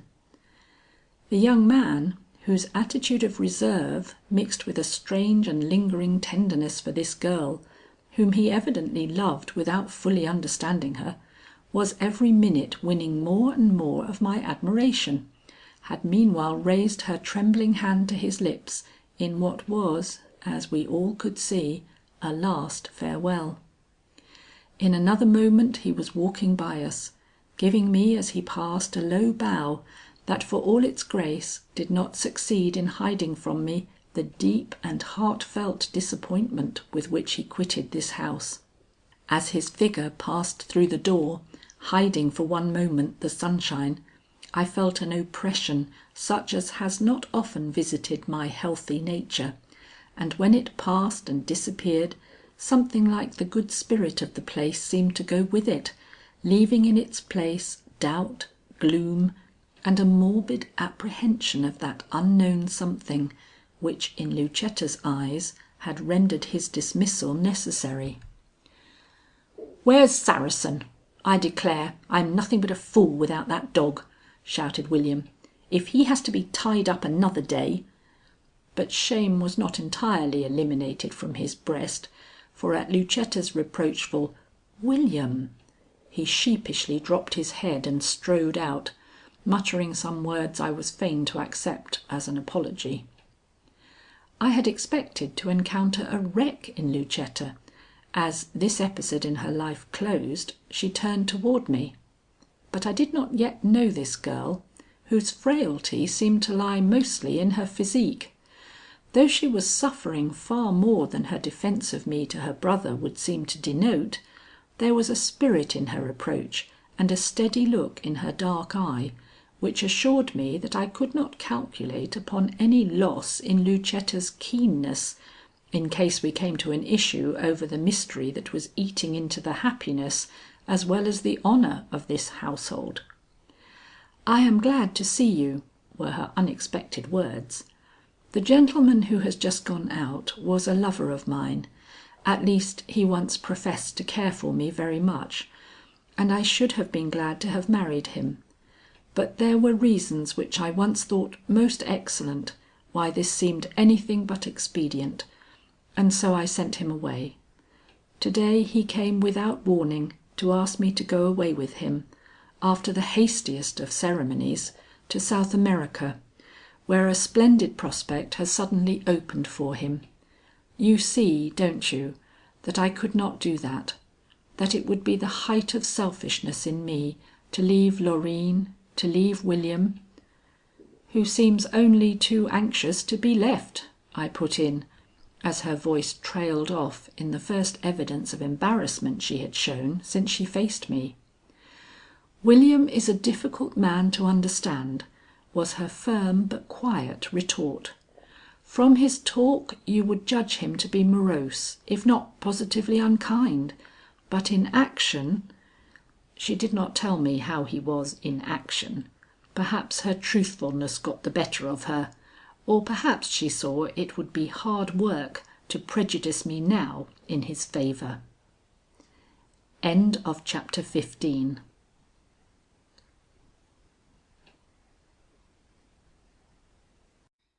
Chapter 16. Loreen. Lucetta had said to her departing lover that in a week she might be able, were he willing or in a position to wait, to give him a more satisfactory answer. Why in a week?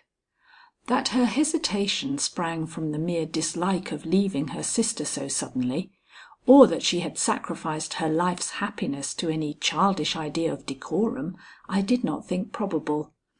The spirit she had shown, her immovable attitude under a temptation which had not only romance to recommend it, but everything else which could affect a young and sensitive woman, argued in my mind the existence of some uncompleted duty of so exacting and imperative a nature that she could not even consider the greatest interests of her own life until this one thing was out of her way.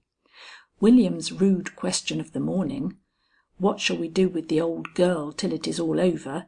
recurred to me in support of this theory, making me feel that I needed no further confirmation to be quite certain that a crisis was approaching in this house which would tax my powers to the utmost and call perhaps for the use of the whistle which I had received from Mr. Gryce, and which, following his instructions, I had tied carefully about my neck. Yet how could I associate Lucetta with crime, or dream of the police in connection with the serene Loreen, whose every look was a rebuke to all that was false, vile, or even common? Easily, my readers, easily with that great hulking William in my remembrance. To shield him, to hide perhaps his deformity of soul from the world, even such gentle and gracious women as these have been known to enter into acts which to an unprejudiced eye and an unbiased conscience would seem little short of fiendish.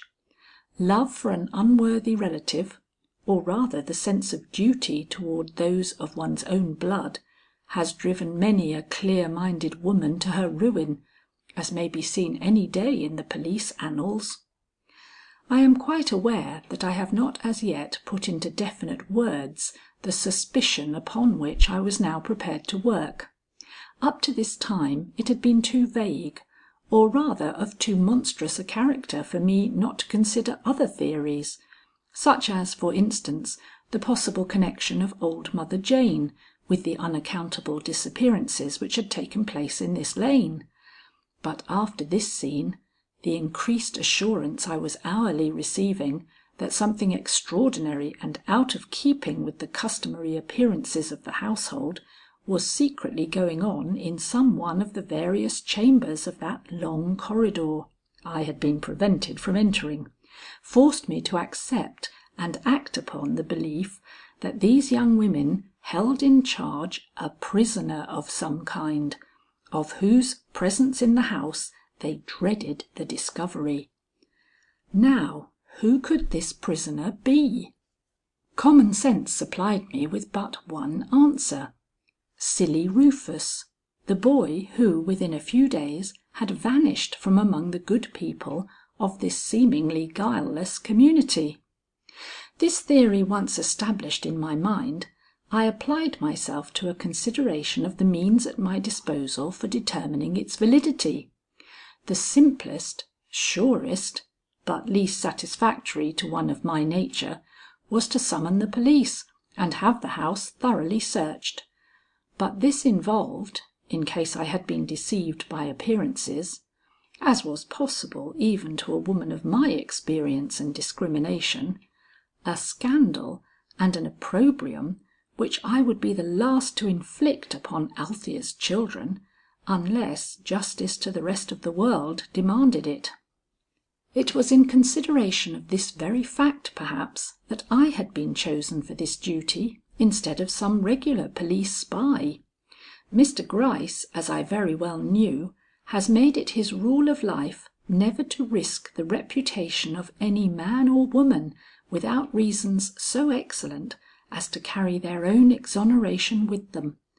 And should I, a woman with full as much heart as himself, if not quite as much brain, at least in the estimation of people in general, by any premature exposure of my suspicions, subject these young friends of mine to humiliations they are far too weak and too poor to rise above? No, rather would I trust a little longer to my own perspicacity and make sure by the use of my own eyes that the situation called for the interference I had, as you may say, at the end of the cord I wore about my neck. Lucetta had not asked me how I came to be back so much sooner than she had reason to expect me. The unlooked for arrival of her lover had probably put all idea of her former plans out of her head. I therefore gave her the shortest of explanations when we met at the dinner table. Nothing further seemed to be necessary, for the girls were even more abstracted than before, and William positively boorish, till a warning glance from Loreen recalled him to his better self, which meant silence. The afternoon was spent in very much the same way as the evening before. Neither sister remained an instant with me after the other entered my company, and though the alternations were less frequent than at that time, their peculiarities were more marked and less naturally accounted for. It was while Loreen was with me that I made the suggestion which had been hovering on my lips ever since the noon. "I consider this," I observed, in one of the pauses of our more than fitful conversation, "one of the most interesting houses it has ever been my good fortune to enter. Would you mind my roaming about a bit, just to enjoy the old-time flavor of its great empty rooms? I know they are mostly closed and possibly unfurnished, but to a connoisseur like myself in colonial architecture, this rather adds to than detracts from their interest."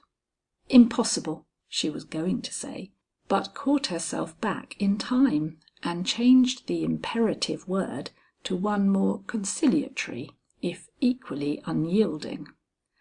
"I am sorry, Miss Butterworth, to deny you this gratification, but the condition of the rooms and the unhappy excitement into which we have been thrown by the unfortunate visit paid to Lucetta by a gentleman to whom she is only too much attached, make it quite impossible for me to consider any such undertaking to-day.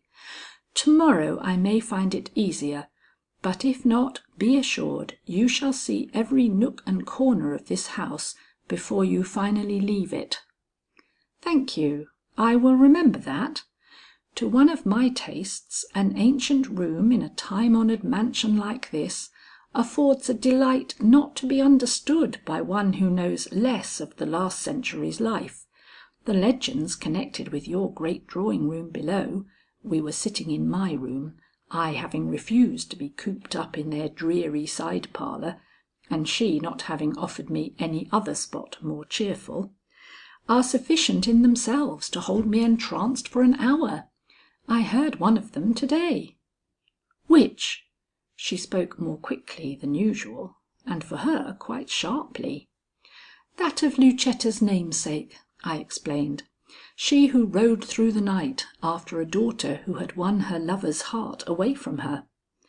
"Ah, it is a well-known tale, but I think Mrs. Carter might have left its relation to us. Did she tell you anything else?" "No other tradition of this place," I assured her. "I am glad she was so considerate. But why, if you will pardon me, did she happen to light upon that story? We have not heard those incidents spoken of for years." "Not since the phantom coach flew through this road the last time," I ventured, with a smile that should have disarmed her from suspecting any ulterior motive on my part in thus introducing a subject which could not be altogether pleasing to her. "The phantom coach? Have you heard of that?" I wish it had been Lucetta who had said this, and to whom my reply was due.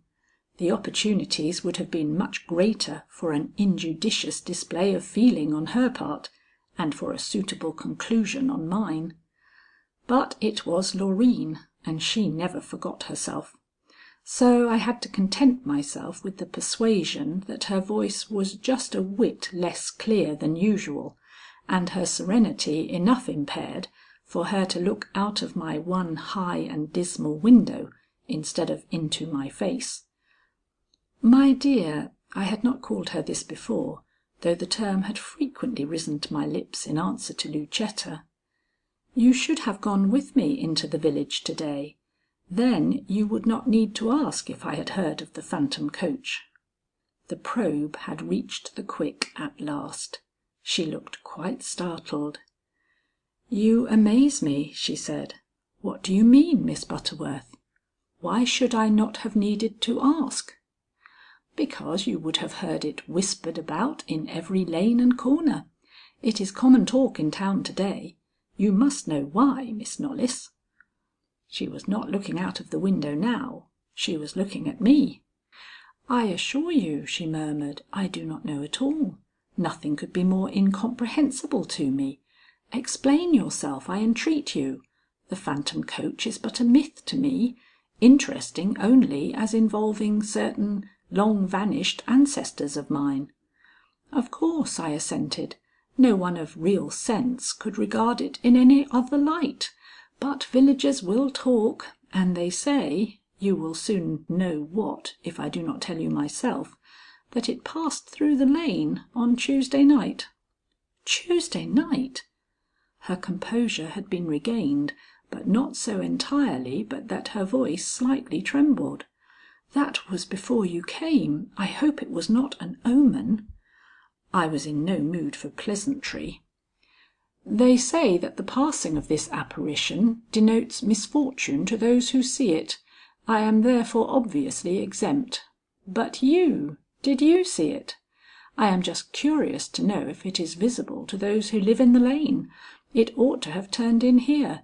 Were you fortunate enough to have been awake at that moment, and to have seen this spectral appearance?" She shuddered.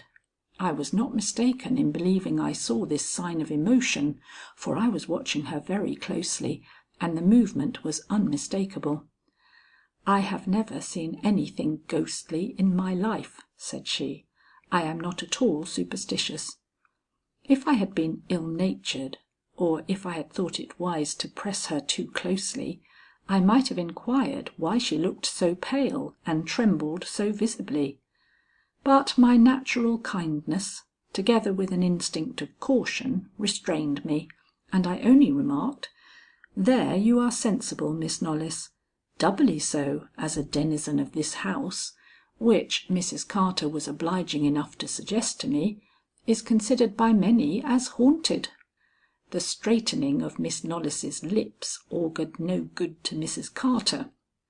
"Now I only wish it was," I laughed dryly. "I should really like to meet a ghost, say in your great drawing room, which I am forbidden to enter." "You are not forbidden," she hastily returned. "You may explore it now if you will excuse me from accompanying you. But you will meet no ghosts. The hour is not propitious." Taken aback by her sudden amenity, I hesitated for a moment. Would it be worth while for me to search a room she was willing to have me enter? No, and yet any knowledge which could be obtained in regard to this house might be of use to me or Mr. Gryce. I decided to embrace her offer, after first testing her with one other question. "Would you prefer to have me steal down these corridors at night and dare their dusky recesses at a time when spectres are supposed to walk the halls they once flitted through in happy consciousness?" "Hardly." She made the greatest effort to sustain the jest, but her concern and dread were manifest. "I think I had better give you the keys now than subject you to the draughts and chilling discomforts of this old place at midnight." I rose with a semblance of eager anticipation. "I will take you at your word," said I. "The keys, my dear. I am going to visit a haunted room for the first time in my life." I do not think she was deceived by this feigned ebullition. Perhaps it was too much out of keeping with my ordinary manner, but she gave no sign of surprise and rose in her turn with an air suggestive of relief. "Excuse me if I precede you," she begged. "I will meet you at the head of the corridor with the keys." I was in hopes she would be long enough in obtaining them to allow me to stroll along the front hall to the opening into the corridor I was so anxious to enter. But the spryness I showed seemed to have a corresponding effect upon her, for she almost flew down the passageway before me and was back at my side before I could take a step in the coveted direction. "These will take you into any room on the first floor," said she. "You will meet with dust and Lucetta's abhorrence, spiders. But for these I shall make no apologies. Girls who cannot provide comforts for the few rooms they utilize cannot be expected to keep in order the large and disused apartments of a former generation. I hate dirt and despise spiders," was my dry retort. "But I am willing to brave both for the pleasure of satisfying my love for the antique." At which she handed me the keys with a calm smile which was not without its element of sadness. "I will be here on your return," she said, leaning over the banisters to speak to me as I took my first steps down. "I shall want to hear whether you are repaid for your trouble." I thanked her and proceeded on my way, somewhat doubtful whether by so doing I was making the best possible use of my opportunities. End of chapter 16.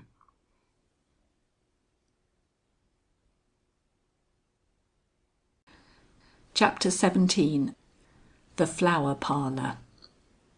The lower hall did not correspond exactly with the one above.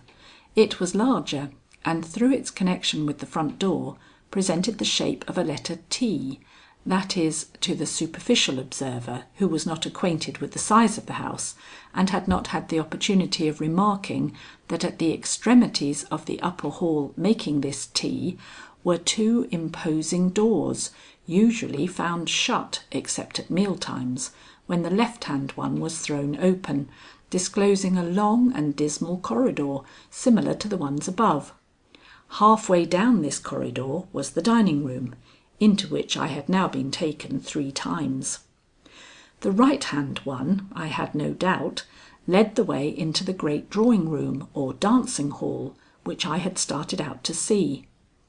Proceeding first to the front of the house, where some glimmer of light penetrated from the open sitting-room door, I looked the keys over and read what was written on the several tags attached to them.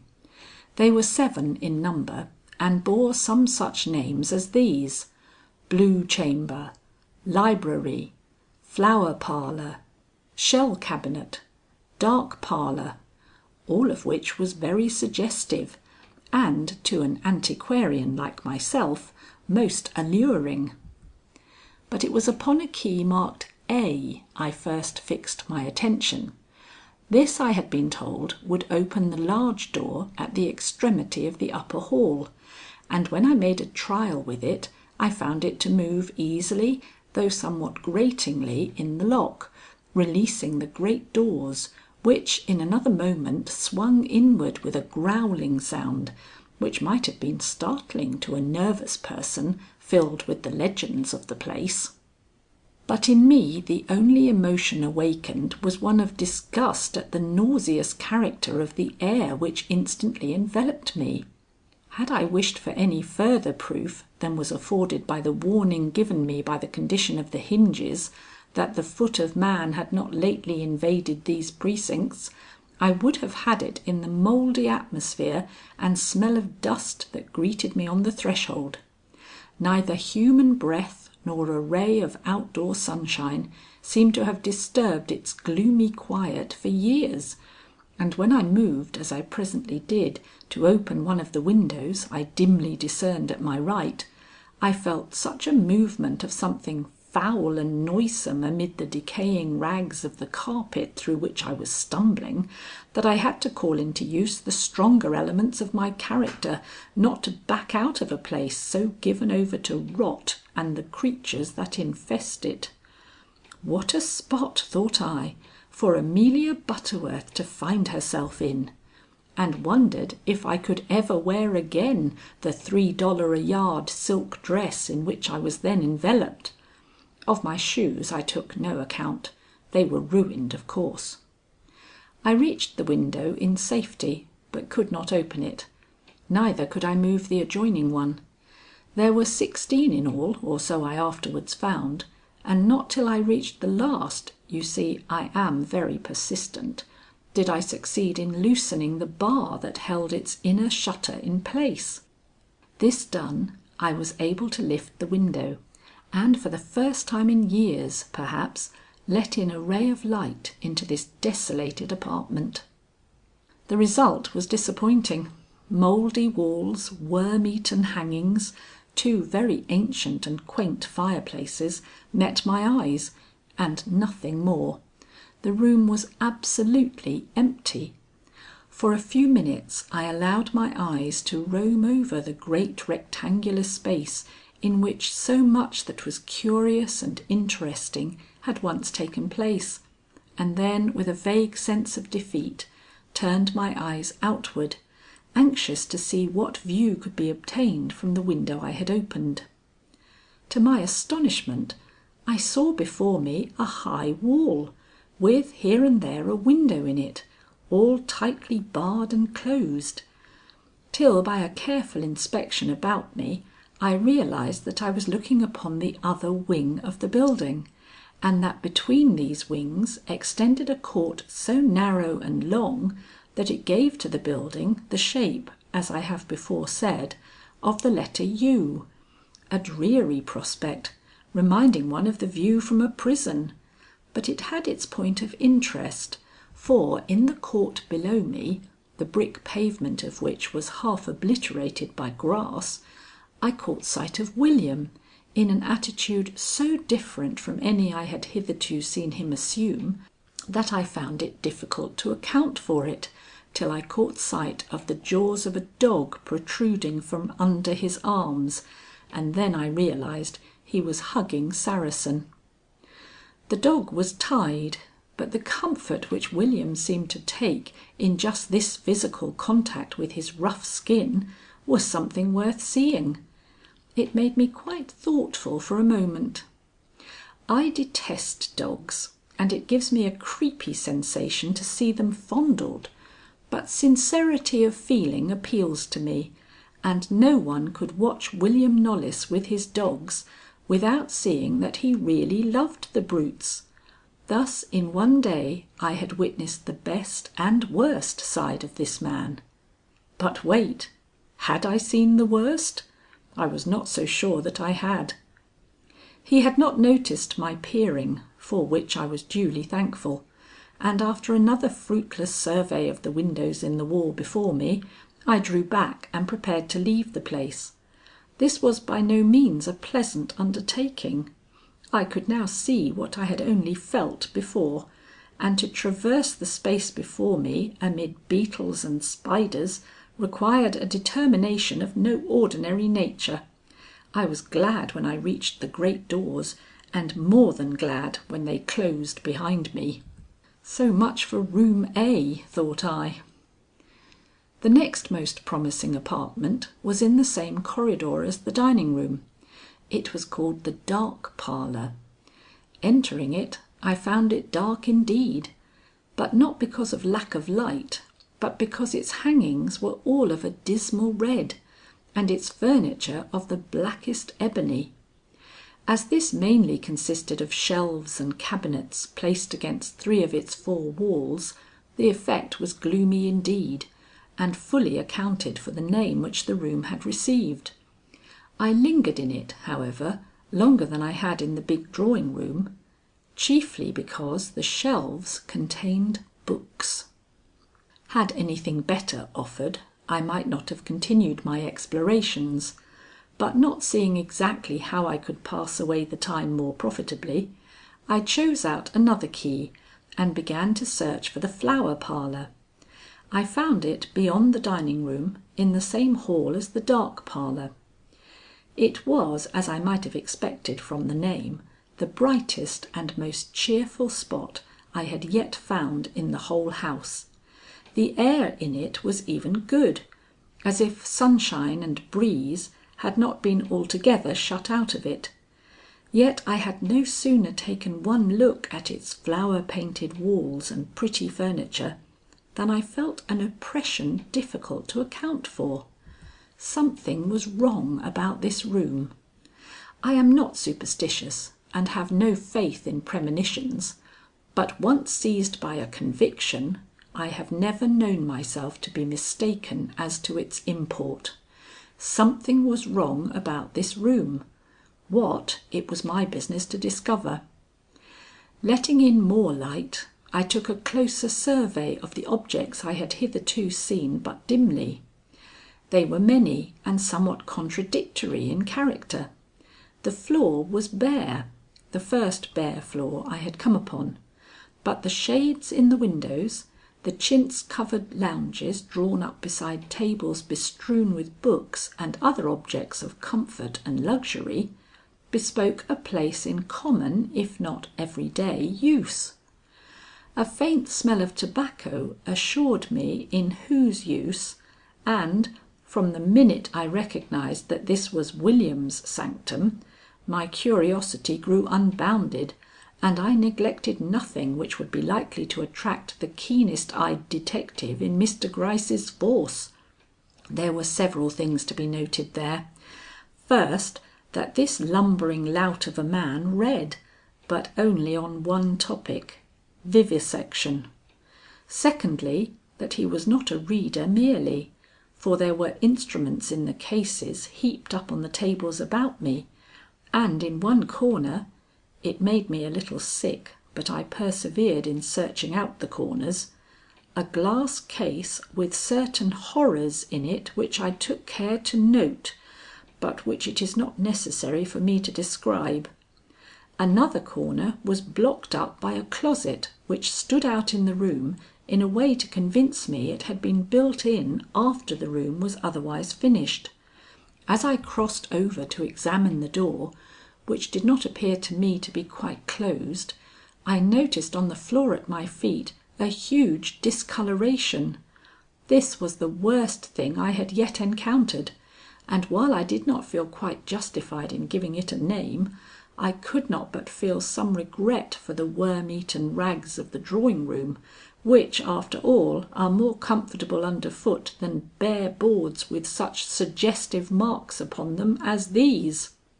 The door to the closet was, as I had expected, slightly ajar, a fact for which I was profoundly grateful, for, set it down to breeding or a natural recognition of other people's rights, I would have found it most difficult to turn the knob of a closet door, inspection of which had not been offered me. But finding it open, I gave it just a little pull and found, well, it was a surprise, much more so than the sight of a skeleton would have been, that the whole interior was taken up by a small circular staircase, such as you find in public libraries, where the books are piled up in tiers. It stretched from the floor to the ceiling, and dark as it was, I thought I detected the outlines of a trapdoor, by means of which communication was established with the room above.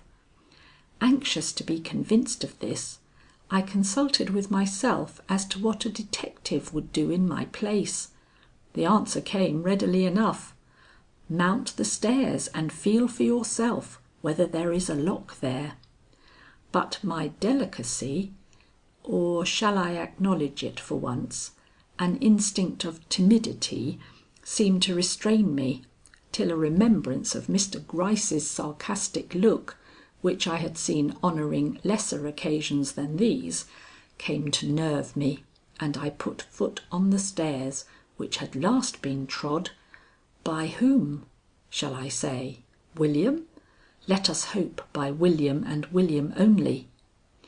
Being tall, I had to mount but a few steps before reaching the ceiling. Pausing for breath, the air being close and the stairs steep, I reached up and felt for the hinge or clasp I had every reason to expect to encounter. I found it almost immediately, and satisfied now that nothing but a board separated me from the room above, I tried that board with my finger, and was astonished to feel it yield. As this was a wholly unexpected discovery, I drew back and asked myself if it would be wise to pursue it to the point of raising this door, and had hardly settled the question in my own mind when the sound of a voice raised in a soothing murmur revealed the fact that the room above was not empty, and that I would be committing a grave indiscretion in thus tampering with a means of entrance possibly under the very eye of the person speaking. If the voice I had heard had been all that had come to my ears, I might have ventured after a moment of hesitation to brave the displeasure of Miss Knollys by an attempt which would have at once satisfied me as to the correctness of the suspicions which were congealing my blood as I stood there, but another voice, the heavy and threatening voice of William, had broken into this murmur, and I knew that if I so much as awakened in him the least suspicion of my whereabouts, I would have to dread an anger that might not know where to stop.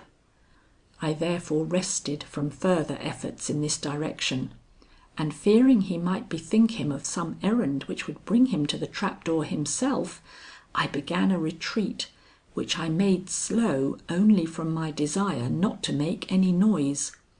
I succeeded as well as if my feet had been shod in velvet, and my dress had been made of wool instead of a rustling silk, and when once again I found myself planted in the centre of the Flower Parlour, the closet door closed, and no evidence remaining of my late attempt to probe this family secret, I drew a deep breath of relief that was but a symbol of my devout thankfulness. I did not mean to remain much longer in this spot of evil suggestions, but spying the corner of a book protruding from under a cushion on one of the lounges, I had a curiosity to see if it were similar to the others I had handled. Drawing it out, I took one look at it. I need not tell what it was, but after a hasty glance here and there through its pages, I put it back, shuddering. If any doubt remained in my breast that William was one of those monsters who feed their morbid cravings by experiments upon the weak and defenceless, it had been dispelled by what I had just seen in this book. However, I did not leave the room immediately. As it was of the greatest importance that I should be able to locate in which of the many apartments on the floor above the supposed prisoner was lodged, I cast about me for the means of doing this through the location of the room in which I then was. As this could only be done by affixing some token to the window which could be recognized from without, I thought first of thrusting the end of my handkerchief through one of the slats of the outside blinds. Secondly, of simply leaving one of these blinds ajar. And finally, of chipping off a piece with the penknife I always carry, with innumerable other small things, in the bag I invariably wear at my side. Fashion, I hold, counts for nothing against convenience. This last seemed by much the best device. A handkerchief could be discovered and pulled out. An open blind could be shut. But a sliver once separated from the wood of the casement, nothing could replace it or even cover it up without itself attracting attention. Taking out my knife, I glanced at the door leading into the hall, found it still shut and everything quiet behind it. Then I took a look into the shrubs and bushes of the yard outside, and observing nothing to disturb me, snipped off a bit from one of the outer edges of the slats, and then carefully reclosed the blinds and the window. I was crossing the threshold when I heard a rapid footstep in the hall. Miss Knollys was hastening down the hall to my side. "Oh, Miss Butterworth!" she exclaimed, with one quick look into the room I was leaving. "This is William's den, the one spot he never allows any of us to enter. I don't know how the key came to be upon the string. It never was before, and I am afraid he never will forgive me." "He need never know that I have been the victim of such a mistake," said I. "My feet leave no trail, and as I use no perfumes, he will never suspect that I have enjoyed a glimpse of these old-fashioned walls and ancient cabinets." "The slats of the blinds are a little open," she remarked, her eyes searching my face for some sign that I am sure she did not find there. "Were they so when you came in?" "I hardly think so. It was very dark. Shall I put them as I found them?" "No, he will not notice," and she hurried me out, still eyeing me breathlessly as if she half distrusted my composure. "Come, Amelia," I now whispered in self-admonition. "The time for exertion has come. Show this young woman, who is not much behind you in self-control, some of the lighter phases of your character.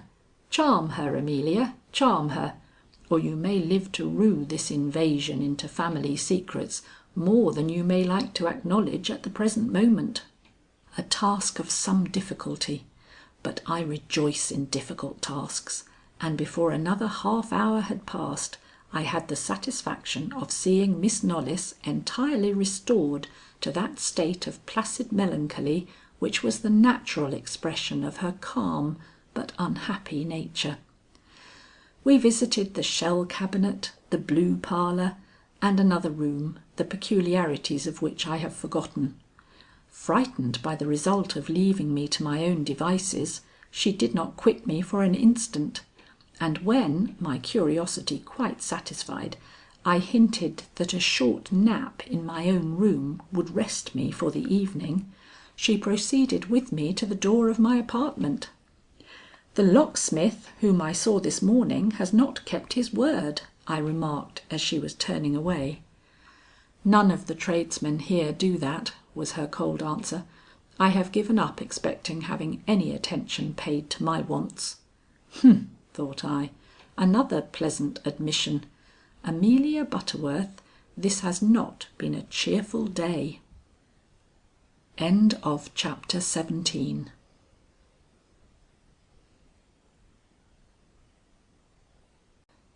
Chapter 18.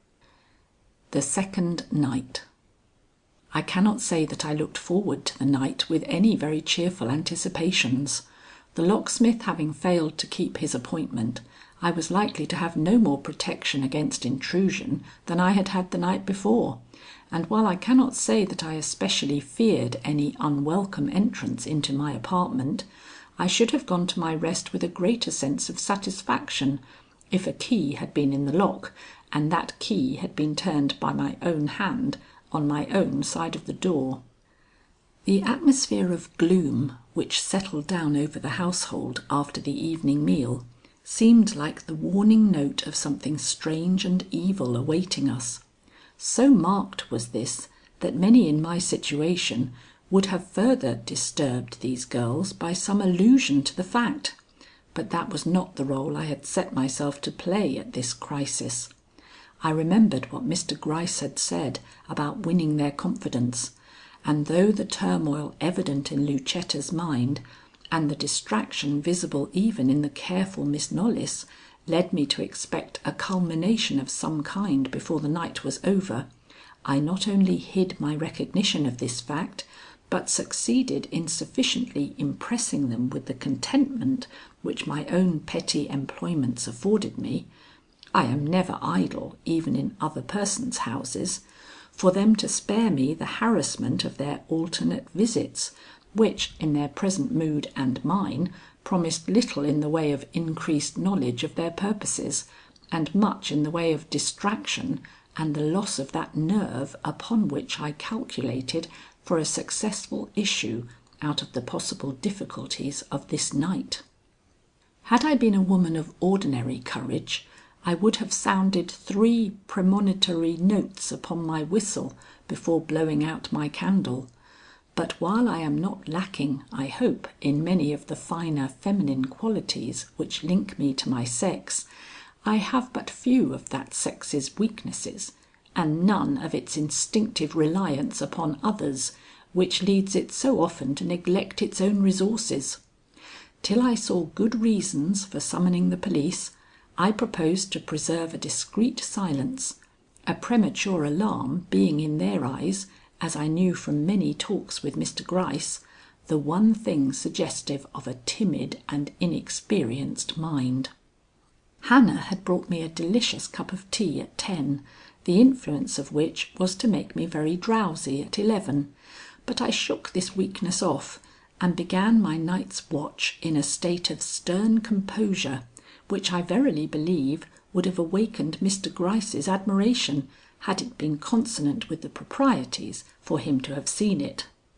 Indeed, the very seriousness of the occasion was such that I could not have trembled if I would, every nerve and faculty being strained to their utmost to make the most of every sound which might arise in the now silent and discreetly darkened house. I had purposely omitted the precaution of pushing my bed against the door of my room, as I had done the night before, being anxious to find myself in a position to cross its threshold at the least alarm. That this would come, I felt positive, for Hannah, in leaving my room, had taken pains to say, in unconscious imitation of what Miss Knollys had remarked the night before, "Don't let any queer sounds you may hear disturb you, Miss Butterworth. There's nothing to hurt you in this house, nothing at all." An admonition which I am sure her young mistresses would not have allowed her to utter if they had been made acquainted with her intention. But though in a state of high expectation and listening, as I supposed, with every faculty alert, the sounds I apprehended delayed so long that I began after an hour or two unaccountably to nod in my chair, and before I knew it I was asleep, with the whistle in my hand and my feet pressed against the panels of the door I had set myself to guard. How deep that sleep was, or how long I indulged in it, I can only judge from the state of emotion in which I found myself when I suddenly woke. I was sitting there still, but my usually calm frame was in a violent tremble, and I found it difficult to stir, much more to speak. Some one, or something, was at my door. An instant and my powerful nature would have asserted itself, but before this could happen the stealthy step drew nearer, and I heard the quiet, almost noiseless insertion of a key into the lock, and the quick turn which made me a prisoner. This, with the indignation it caused, brought me quickly to myself. So the door had a key after all, and this was the use it was reserved for. Rising quickly to my feet, I shouted out the names of Loreen, Lucetta, and William, but received no other response than the rapid withdrawal of feet down the corridor. Then I felt for the whistle, which had somehow slipped from my hand, but failed to find it in the darkness. Nor when I went to search for the matches to relight the candle I had left standing on a table near by, could I by any means succeed in igniting one, so that I presently had the pleasure of finding myself shut up in my room with no means of communicating with the world outside and with no light to render the situation tolerable. This was having the tables turned upon me with a vengeance, and in a way for which I could not account. I could understand why they had locked me in the room, and why they had not heeded my cry of indignant appeal, but I could not comprehend how my whistle came to be gone, nor why the matches, which were sufficiently plentiful in the safe, refused one and all to perform their office. On these points I felt it necessary to come to some sort of conclusion before I proceeded to invent some way out of my difficulties. So, dropping on my knees by the chair in which I had been sitting, I began a quiet search for the petty object upon which, nevertheless, hung not my safety perhaps, but all chances of success in an undertaking which was every moment growing more serious. I did not find it, but I did find where it had gone. In the floor, near the door, my hand encountered a hole which had been covered up by a rug early in the evening, but which I now distinctly remembered having pushed aside with my feet when I took my seat there. This aperture was not large, but it was so deep that my hand failed to reach to the bottom of it. and into this hole by some freak of chance had slipped the small whistle I had so indiscreetly taken into my hand. The mystery of the matches was less easy of solution, so I let it go after a moment of indecisive thought, and bent my energies once again to listen, when suddenly and without the least warning there rose from somewhere in the house a cry so wild and unearthly that I started up appalled, and for a moment could not tell whether I was labouring under some fearful dream or a still more fearful reality. A rushing of feet in the distance and an involuntary murmur of voices soon satisfied me, however, on this score, and drawing upon every energy I possessed, I listened for a renewal of the cry which was yet curdling my blood.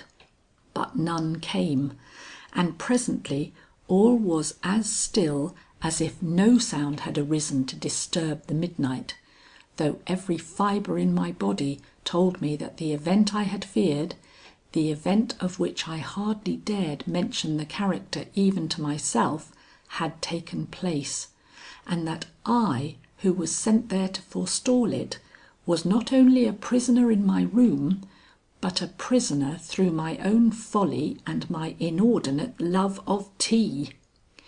The anger with which I contemplated this fact, and the remorse I felt at the consequences which had befallen the innocent victim whose scream I had just heard, made me very wide awake indeed, and after an ineffectual effort to make my voice heard from the window, I called my usual philosophy to my aid, and decided that, since the worst had happened, and I, a prisoner, had to await events like any other weak and defenceless woman, I might as well do it with calmness, and in a way to win my own approval at least. The dupe of William and his sisters, I would not be the dupe of my own fears, or even of my own regrets. The consequence was a renewed equanimity, and a gentle brooding over the one event of the day which brought no regret in its train.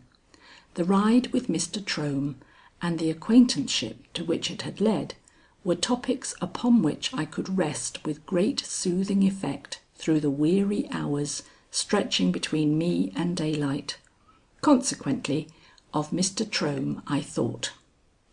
Whether the almost deathly quiet into which the house had now fallen, or the comforting nature of my meditations held inexorably to the topic I had chosen, acted as a soporific upon me, I cannot tell, but greatly as I dislike to admit it, feeling sure that you will expect to hear I kept myself awake all that night, I insensibly sank from great alertness to an easy indifference to my surroundings, and from that to vague dreams in which beds of lilies and trellises covered with roses mingled strangely with narrow winding staircases whose tops ended in the swaying branches of great trees, and so into quiet and a nothingness that were only broken into by a rap at my door and a cheerful "8 o'clock, ma'am, the young ladies are waiting."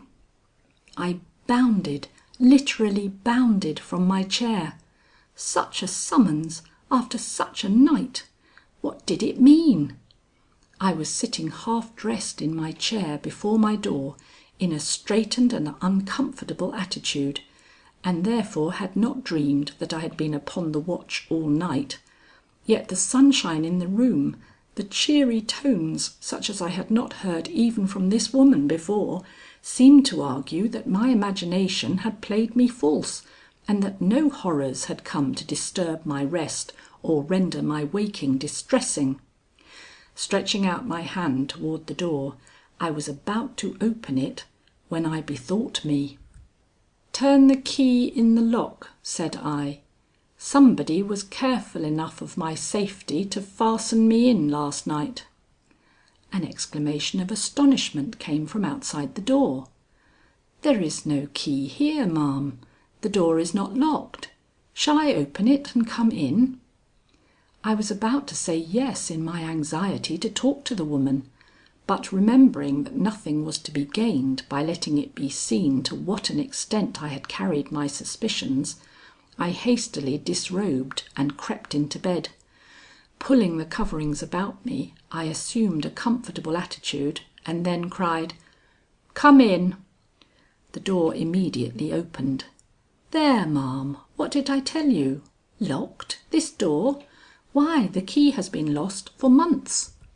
"I cannot help it," I protested, but with little if any asperity, for it did not suit me that she should see I was moved by any extraordinary feeling. "A key was put in that lock about midnight, and I was locked in. It was about the time some one screamed in your own part of the house." "Screamed?" Her brows took a fine pucker of perplexity. "Oh, that must have been Miss Lucetta." "Lucetta?" "Yes, ma'am, she had an attack, I believe. Poor Miss Lucetta. She often has attacks like that."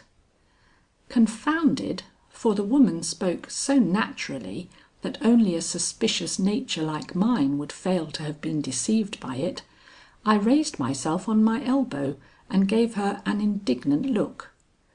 "Yet you said just now that the young ladies were expecting me to breakfast." "Yes, and why not?" Her look was absolutely guileless. "Miss Lucetta sometimes keeps us up half the night, but she does not miss breakfast on that account. When the turn is over, she is as well as ever she was. A fine young lady, Miss Lucetta. I'd lose my two hands for her any day." "She certainly is a remarkable girl," I declared, not, however, as dryly as I felt. "I can hardly believe I dreamed about the key. Let me feel of your pocket," I laughed. She, without the smallest hesitancy, pulled aside her apron. "I am sorry you put so little confidence in my word, ma'am, but, lor me, what you heard is nothing to what some of our guests have complained of, in the days, I mean, when we did have guests. I have known them to scream out themselves in the middle of the night, and vow they saw white figures creeping up and down the halls. All nonsense, ma'am, but believed in by some folks. You don't look as if you believed in ghosts." "And I don't," I said, "not a whit. It would be a poor way to try to frighten me. How is Mr William this morning?" "Oh, he's well and feeding the dogs, ma'am. What made you think of him?" "Politeness, Hannah," I found myself forced to say. "He's the only man in the house. Why shouldn't I think of him?" She fingered her apron a minute and laughed. "I didn't know you liked him. He's so rough. It isn't everybody who understands him," she said. "Must one understand a person to like him?" I queried good humouredly. I was beginning to think I might have dreamed about that key. "I don't know," she said. "I don't always understand Miss Lucetta, but I like her through and through, ma'am, as I like this little finger." And holding up this member to my inspection, she crossed the room for my water pitcher, which she proposed to fill with hot water. I followed her closely with my eyes. When she came back, I saw her attention caught by the break in the flooring, which she had not noticed on entering. "Oh!" she exclaimed, "what a shame!" her honest face colouring as she drew the rug back over the small black gap. "I am sure, ma'am," she cried, "you must think very poorly of us. But I assure you, ma'am, it's honest poverty, nothing but honest poverty as makes them so neglectful." And with an air as far removed from mystery as her frank good natured manner seemed to be from falsehood, she slid from the room with a kind "Don't hurry, ma'am. It is Miss Knollys's turn in the kitchen, and she isn't as quick as Miss Lucetta." Thought I. Supposing I had called in the police? But by the time she had returned with the water, my doubts had reawakened. She was not changed in manner, though I have no doubt she had recounted all that I had said below, but I was, for I remembered the matches and thought I saw a way of tripping her up in her self complacency. Just as she was leaving me for the second time, I called her back. "What is the matter with your matches?" I asked. "I couldn't make them light last night." With a wholly undisturbed countenance, she turned toward the bureau and took up the china trinket that held the few remaining matches I had not scraped on the piece of sandpaper I myself had fastened up alongside the door. A sheepish cry of dismay at once escaped her. "Why, these are old matches," she declared, showing me the box in which a half dozen or so burned matches stood with their burned tops all turned down. "I thought they were all right. I am afraid we are a little short of matches." I did not like to tell her what I thought about it, but it made me doubly anxious to join the young ladies at breakfast and judge for myself from their conduct and expression if I had been deceived by my own fears into taking for realities the fantasies of a nightmare, or whether I was correct in ascribing to fact that episode of the key with all the possibilities that lay behind it. I did not let my anxiety, however, stand in the way of my duty. Mr. Gryce had bid me carry the whistle he had sent me constantly about my person, and I felt that he would have the right to reproach me if I left my room without making some endeavor to recover this lost article. How to do this without aid or appliances of any kind was a problem. I knew where it was, but I could not see it, much less reach it. Besides, they were waiting for me, never a pleasant thought.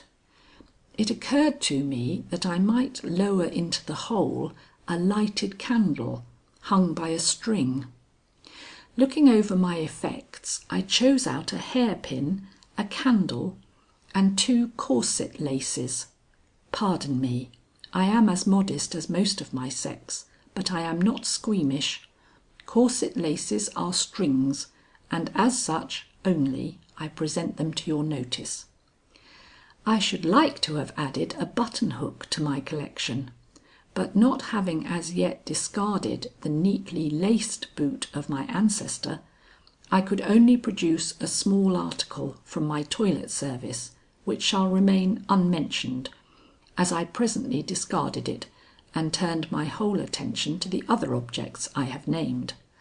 A poor array, but out of them I hoped to find the means of fishing up my lost whistle. My intention was to lower first a lighted candle into the hole by means of a string tied about its middle, then to drop a line on the whistle thus discovered and draw it up with the point of a bent hairpin, which I fondly hoped I could make do the service of a hook. To think was to try. The candle was soon down in the hole, and by its light the whistle was easily seen. The string and bent hairpin went down next. I was successful in hooking the prize, and proceeded to pull it up with great care. For an instant I realized what a ridiculous figure I was cutting, stooping over a hole in the floor on both knees, a string in each hand, leading apparently to nowhere, and I at work cautiously steadying one and as carefully pulling on the other. Having hooked the string holding the whistle over the first finger of the hand holding the candle, I may have become too self-conscious to notice the slight release of weight on the whistle hand. Whatever the reason, when the end of the string came in sight, there was no whistle on it. The charred end showed me that the candle had burned the cord, letting the whistle fall again out of reach. Down went the candle again. It touched bottom, but no whistle was to be seen. After a long and fruitless search, I concluded to abandon my whistle fishing excursion, and rising from my cramped and undignified position, I proceeded to pull up the candle. To my surprise and delight, I found the whistle firmly stuck to the lower side of it. Some drops of candle grease had fallen upon the whistle where it lay, The candle coming in contact with it, the two had adhered, and I became indebted to accident rather than to acumen for the restoration of the precious article. End of chapter 18.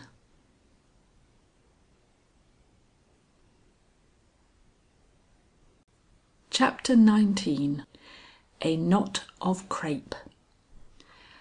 I was prepared for some change in the appearance of my young hostesses, but not for so great a one as I saw on entering the dining room that memorable morning. The blinds, which were always half closed, were now wide open, and under the cheerful influence of the light which was thus allowed to enter, the table and all its appointments had a much less dreary look than before. Behind the urn sat Miss Knollys with a smile on her lips, and in the window William stood whistling a cheerful air unrebuked. Lucetta was not present, but to my great astonishment she presently walked in with her hands laden with sprays of morning glory, which she flung down in the centre of the board.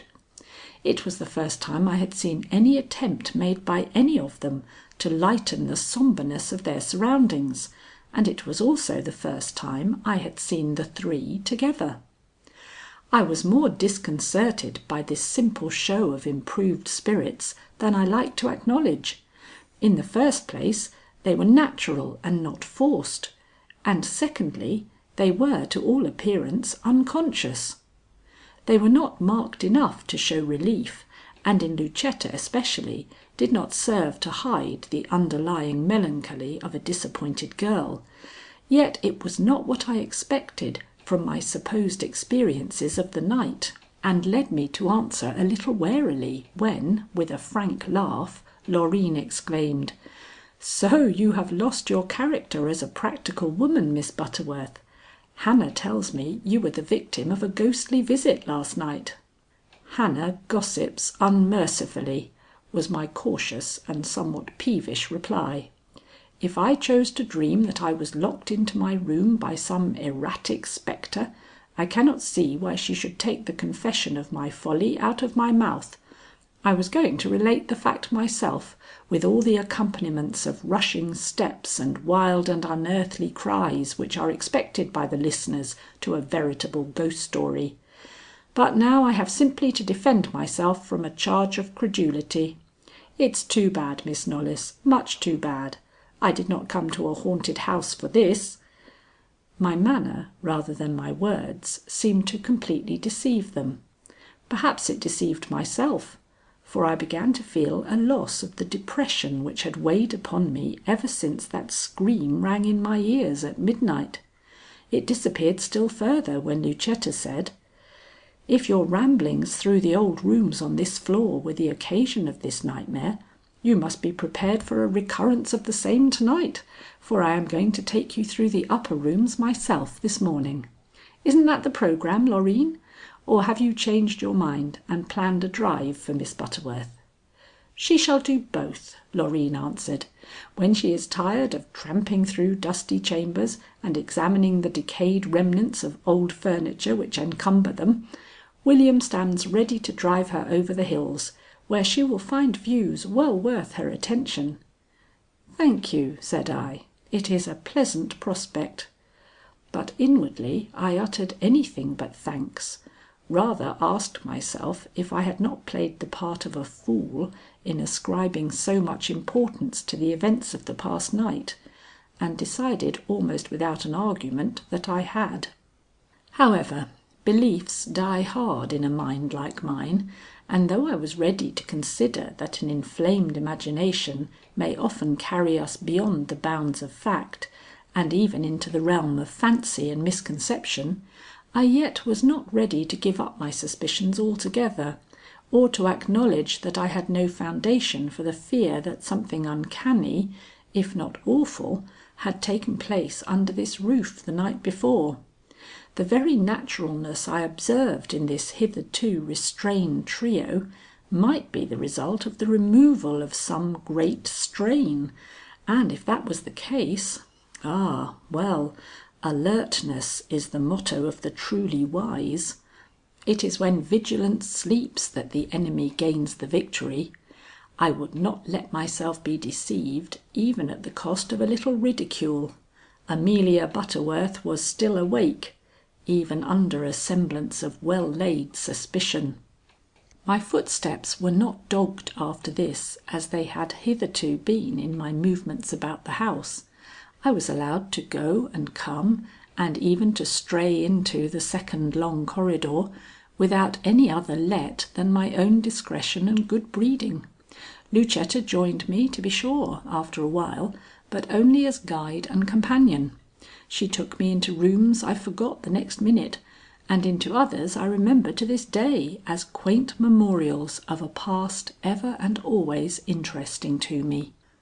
We ransacked the house, yet after all was over and I sat down to rest in my own room, two formidable questions rose in my mind for which I found no satisfactory answer. Why, with so many more or less attractive bedchambers at their command, had they chosen to put me into a hole where the very flooring was unsafe and the outlook the most dismal that could be imagined? And why, in all our peregrinations in and out of rooms, had we always passed one door without entering? She had said that it was William's, a sufficient explanation if true, and I have no doubt it was, but the change of countenance with which she passed it, and the sudden lightening of her tread, so instinctive that she was totally unconscious of it, marked that door as one it would be my duty to enter if fate should yet give me the opportunity. That it was the one in communication with the Flower Parlor I felt satisfied, but in order to make assurance doubly sure, I resolved upon a tour through the shrubbery outside, that I might compare the location of the window having the chipped blind with that of this room, which was, as well as I could calculate, the third from the rear on the left-hand side. When therefore William called up to know if I was ready for my drive, I answered back that I found myself very tired and would be glad to exchange the pleasure he offered for a visit to the stables. This, as I expected, caused considerable comment and some disturbance. They wanted me to repeat my experience of the day before and spend 2, if not more, hours of the morning out of the house. But I did not mean to gratify them. Indeed, I felt that my duty held me to the house, and was so persistent in my wishes, or rather in my declaration of them, that all opposition had to give way, even in the stubborn William. "I thought you had a dread of dogs," was the final remark with which he endeavored to turn me aside from my purpose. "I have 3 in the barn and 2 in the stable, and they make a great fuss when I come around, I assure you." "Then they will have enough to do without noticing me," said I, with a brazen assumption of courage sufficiently surprising if I had had any real intention of invading a place so guarded. But I had not. I no more meant to enter the stables than to jump off the housetop, but it was necessary that I should start for them, and make the start from the left wing of the house. How I managed the intractable William and led him as I did from bush to bush and shrub to shrub, up and down the length of that interminable façade of the left wing, would make an interesting story in itself. The curiosity I showed in plants, even such plants as had survived the neglect that had made a wilderness of this old-time garden, the indifference which, contrary to all my habits, I persisted in manifesting to every inconvenience I encountered in the way of straightforward walking to any object I set my fancy upon examining, the knowledge I exhibited, and the interest which I took it for granted he felt in all I discovered and all I imparted to him, would form the basis of a farce of no ordinary merit, had it not had its birth in interests and intents bordering on the tragic. A row of bushes of various species ran along the wall and covered in some instances the lower ledges of the first row of windows. As I made for a certain shrub which I had observed growing near what I supposed to be the casement from whose blind I had chipped a small sliver, I allowed my enthusiasm to bubble over in my evident desire to display my erudition. "This," said I, "is, without any doubt at all, a stunted but undoubted specimen of that rare tree found seldom north of the 30th degree, the Magnolia grandiflora. I have never seen it but once before, and that was in the Botanical Gardens in Washington. Note its leaves. You have noted its flowers, smaller undoubtedly than they should be, but then you must acknowledge it has been in a measure neglected. Are they not fine?" Here I pulled a branch down which interfered with my view of the window. There was no chip visible in the blinds thus discovered. Seeing this, I let the branch go. "But the oddest feature of this tree, and one with which you are perhaps not acquainted I wonder if anybody is that it will not grow within 20 feet of any plant which scatters pollen. See for yourself. This next shrub bears no flower." I was moving along the wall. "Nor this." I drew down a branch as I spoke, caught sight of the mark I was looking for, and let the bough spring back. I had found the window I wanted.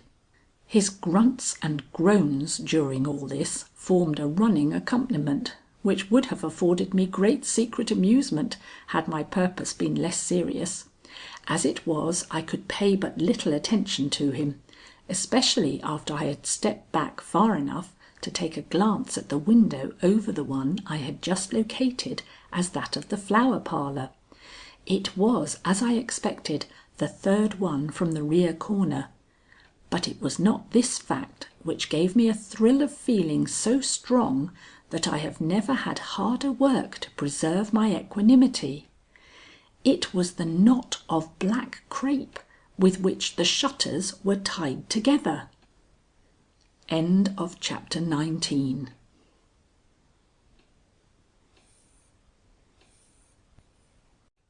Chapter 20. Questions. I kept the promise I had made to myself and did not go to the stables. Had I intended to go there, I could not have done so after the discovery I have just mentioned. It awakened too many thoughts and contradictory surmises. If this knot was a signal, for whom was this signal meant?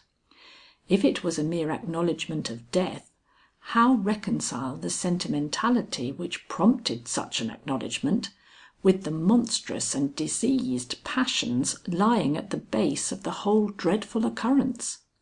Lastly, if it was the result of pure carelessness, a bit of crape having been caught up and used for a purpose for which any ordinary string would have answered, what a wonderful coincidence between it and my thoughts, a coincidence indeed amounting almost to miracle. Marvelling at the whole affair and deciding nothing, I allowed myself to stroll down alone to the gate, William having left me at my peremptory refusal to drag my skirts any longer through the briars.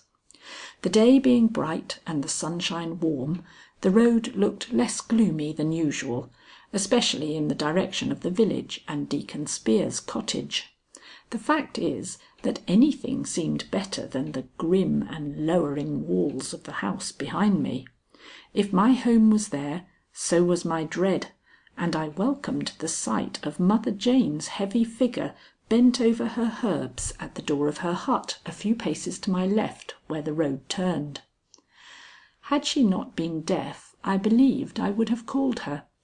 As it was, I contented myself with watching the awkward swayings of her body as she pottered to and fro among her turnips and carrots. My eyes were still on her when I suddenly heard the clatter of a horse's hoofs on the highway. Looking up, I encountered the trim figure of Mr. Trohm, bending to me from a fine sorrel. "Good morning, Miss Butterworth. It's a great relief to me to see you in such good health and spirits this morning," were the pleasant words with which he endeavored, perhaps, to explain his presence in a spot more or less under a ban. It was certainly a surprise. What right had I to look for such attentions from a man whose acquaintance I had made only the day before?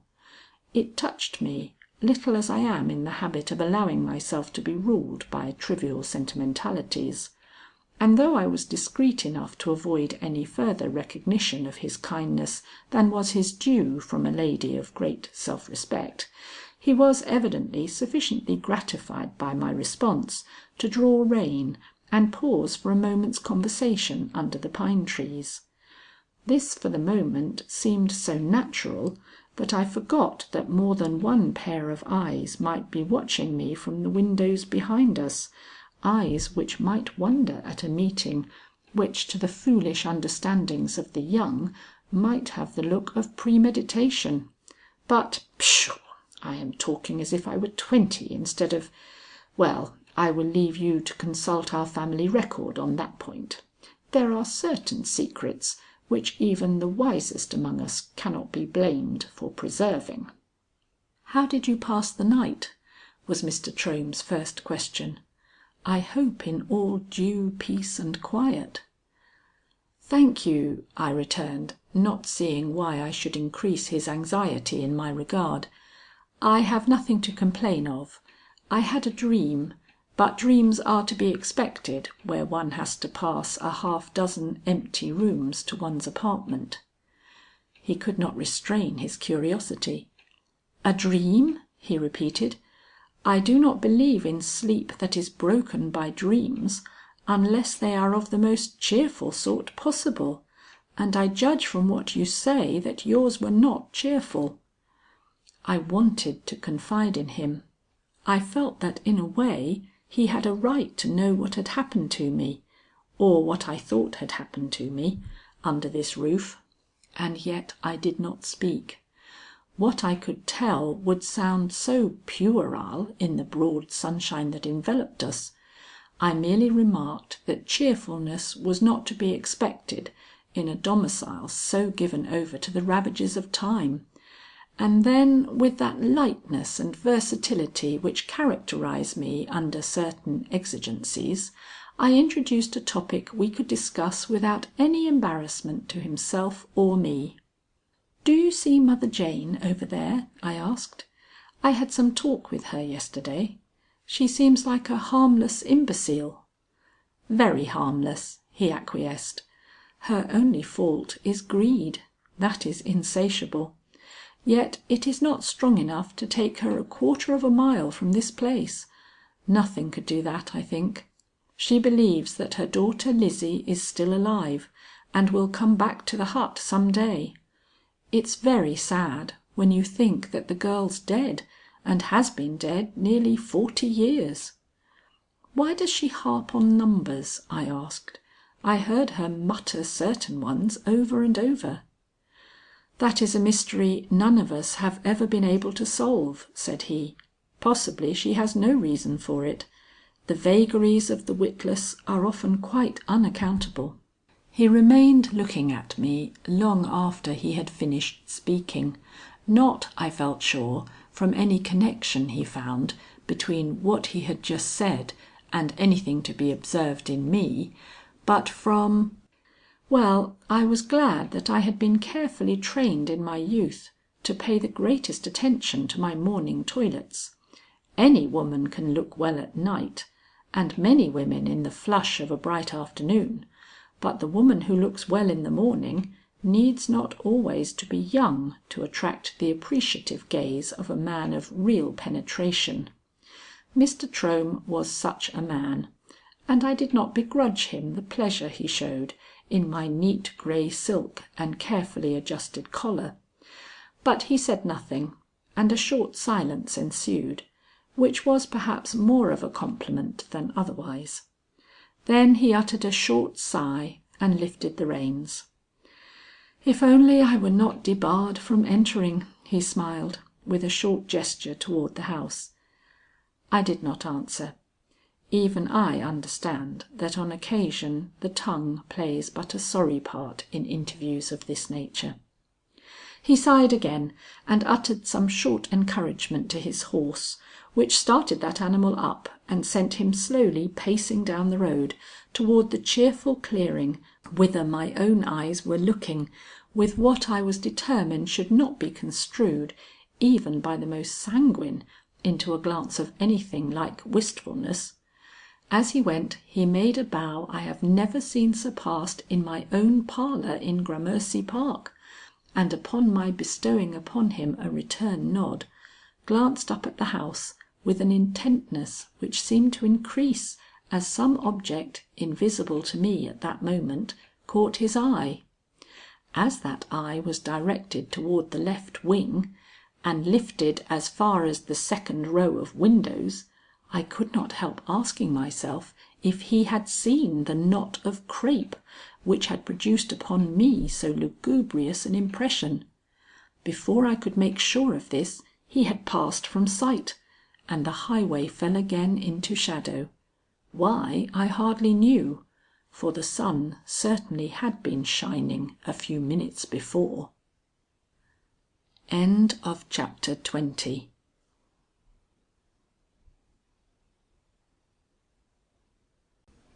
Chapter 21. Mother Jane. "Well, well, what did Trohm want here this morning?" cried a harsh voice from amid the tangled walks behind me.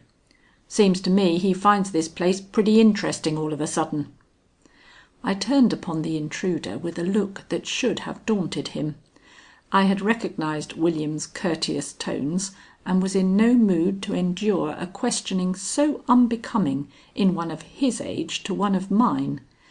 But as I met his eye, which had something in it besides anger and suspicion, something that was quizzical if not impertinent, I changed my intention and bestowed upon him a conciliatory smile, which I hope escaped the eye of the good angel who records against man all his small hypocrisies and petty deceits.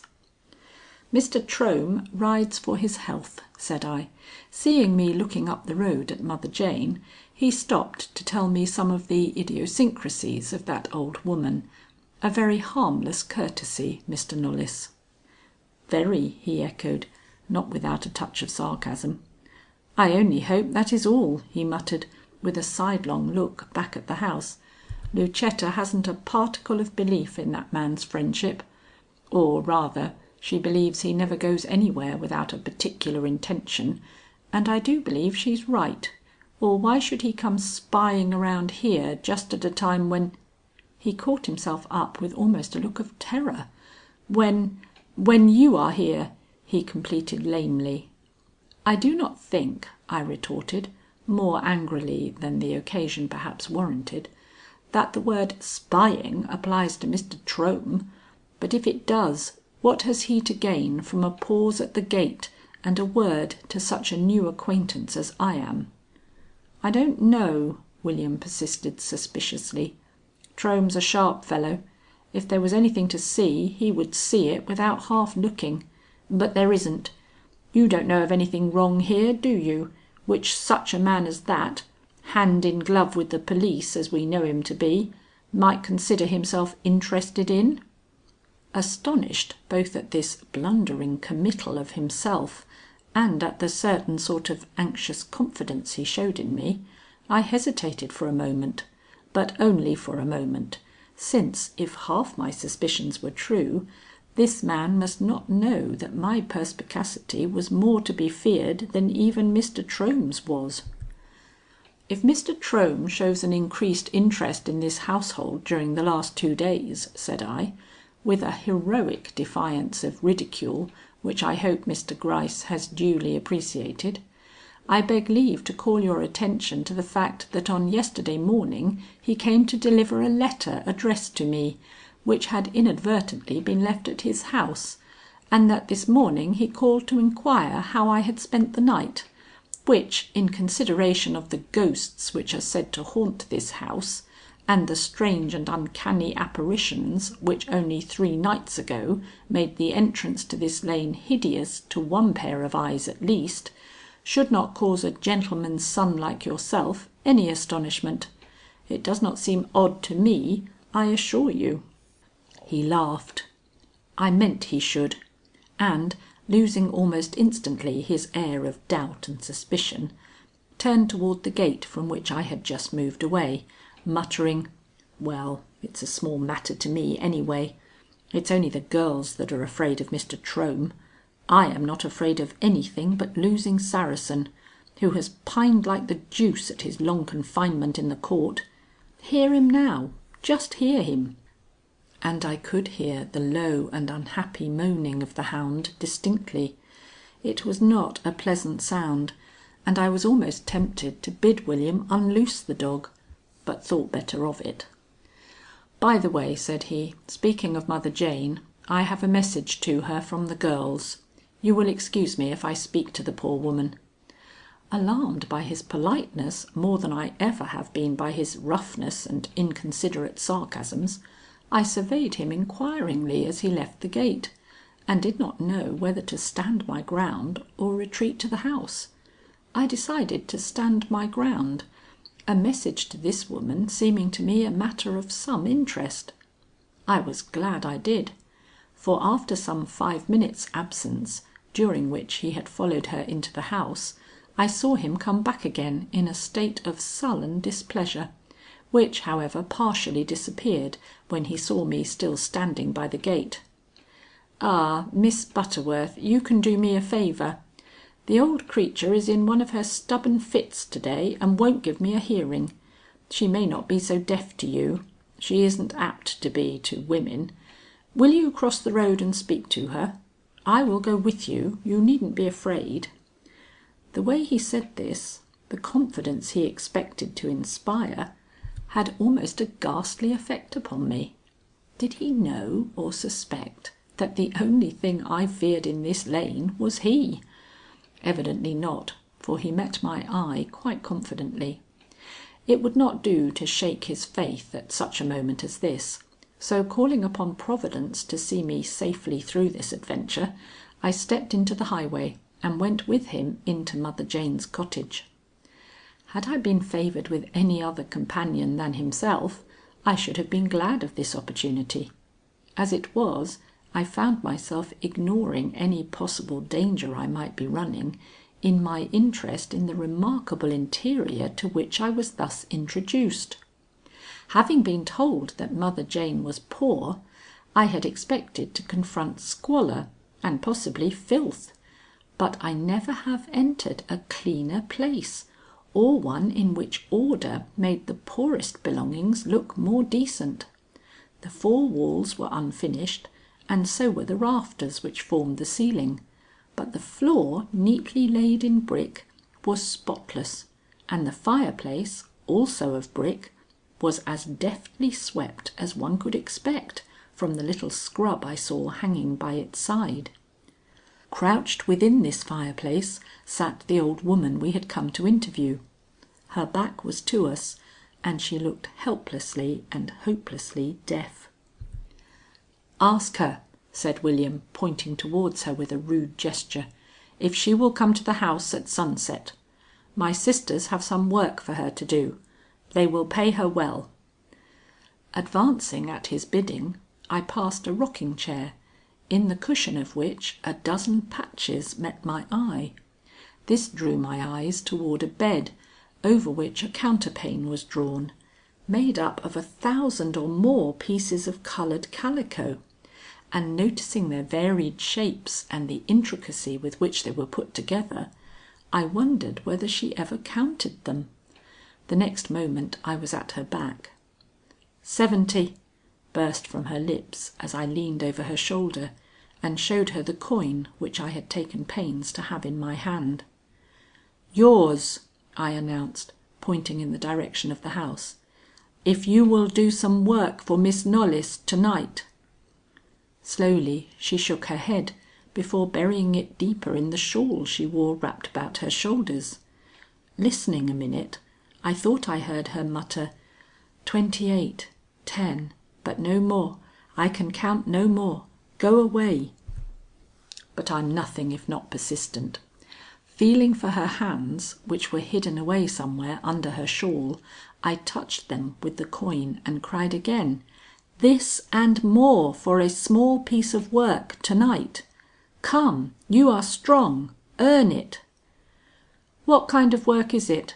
I asked innocently, or it must have appeared innocently, of Mr. Knollys, who was standing at my back.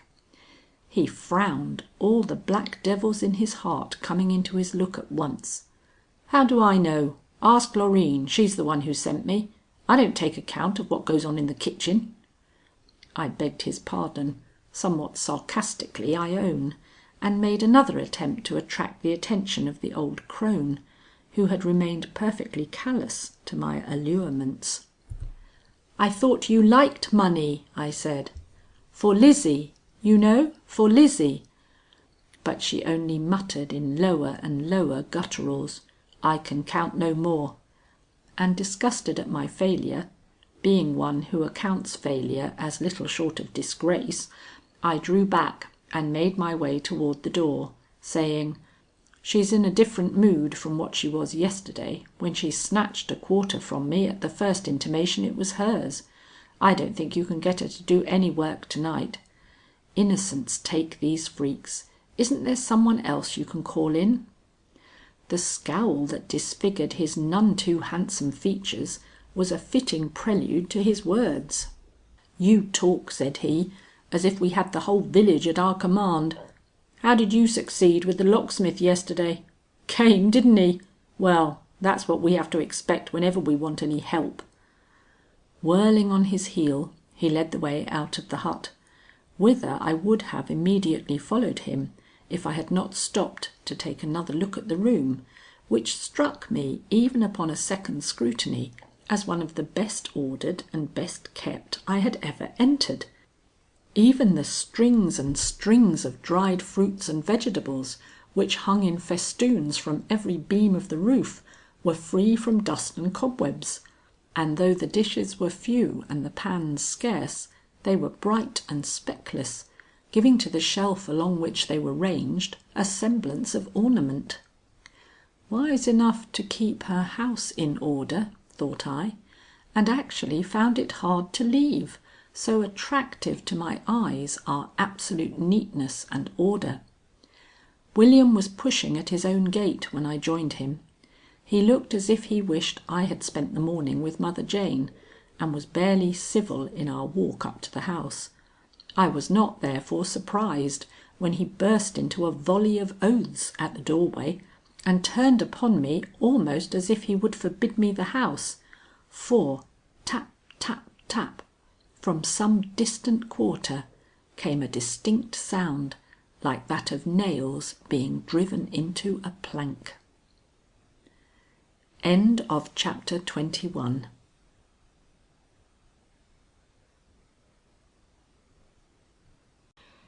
Chapter 22. The Third Night. Mother Jane must have changed her mind after we left her, for late in the evening I caught a glimpse of her burly figure in the kitchen as I went to give Hannah some instructions concerning certain little changes in the housekeeping arrangements which the girls and I had agreed were necessary to our mutual comfort. I wished to address the old crone, but warned by the ill-concealed defiance with which Hannah met my advances, that any such attempt on my part would be met by anything but her accustomed good nature, I refrained from showing my interest in her strange visitor, or from even appearing conscious of her own secret anxieties and evident preoccupation. Loreen and Lucetta exchanged a meaning look as I rejoined them in the sitting room, but my volubility in regard to the domestic affair which had just taken me to the kitchen seemed to speedily reassure them, and when a few minutes later I said good night and prepared to leave the room, it was with the conviction that I had relieved their mind at the expense of my own. Mother Jane in the kitchen at this late hour meant business. What that business was, I seemed to know only too well. I had formed a plan for the night which required some courage. Recalling Lucetta's expression of the morning, that I might expect a repetition of the former night's experiences, I prepared to profit by the warning in a way she little meant. Satisfied that if there was any truth in the suspicions I had formed, there would be an act performed in this house to night which, if seen by me, would forever settle the question agitating the whole countryside, I made up my mind that no locked door should interfere with my opportunity of doing so. How I effected this result I will presently relate. Lucetta had accompanied me to my door with a lighted candle. "I hear you had some trouble with matches last night," said she. "You will find them all right now. Hannah must be blamed for some of this carelessness." Then, as I began some reassuring reply, she turned upon me with a look that was almost fond, and throwing out her arms, cried entreatingly, "Won't you give me a little kiss, Miss Butterworth?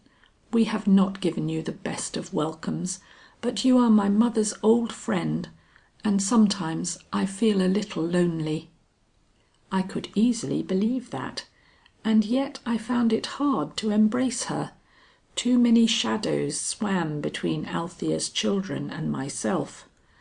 She saw my hesitancy, a hesitancy I could not but have shown even at the risk of losing her confidence, and, paling slightly, dropped her hands with a pitiful smile. "You don't like me," she said. "I do not wonder, but I was in hopes you would, for my mother's sake. I have no claims myself." "You are an interesting girl, and you have, what your mother had not, a serious side to your nature that is anything but displeasing to me. But my kisses, Lucetta, are as rare as my tears. I had rather give you good advice, and that is a fact. Perhaps it is as strong a proof of affection as any ordinary caress would be." "Perhaps," she assented, but she did not encourage me to give it to her notwithstanding. Instead of that, she drew back and bade me a gentle good night, which for some reason made me sadder than I wished to be at a crisis demanding so much nerve. Then she walked quickly away, and I was left to face the night alone. Knowing that I should be rather weakened than helped by the omission of any of the little acts of preparation with which I am accustomed to calm my spirits for the night, I went through them all with just as much precision as if I had expected to spend the ensuing hours in rest. When all was done, and only my cup of tea remained to be quaffed, I had a little struggle with myself, which ended in my not drinking it at all. Nothing, not even this comfortable solace for an unsatisfactory day, should stand in the way of my being the complete mistress of my wits this night.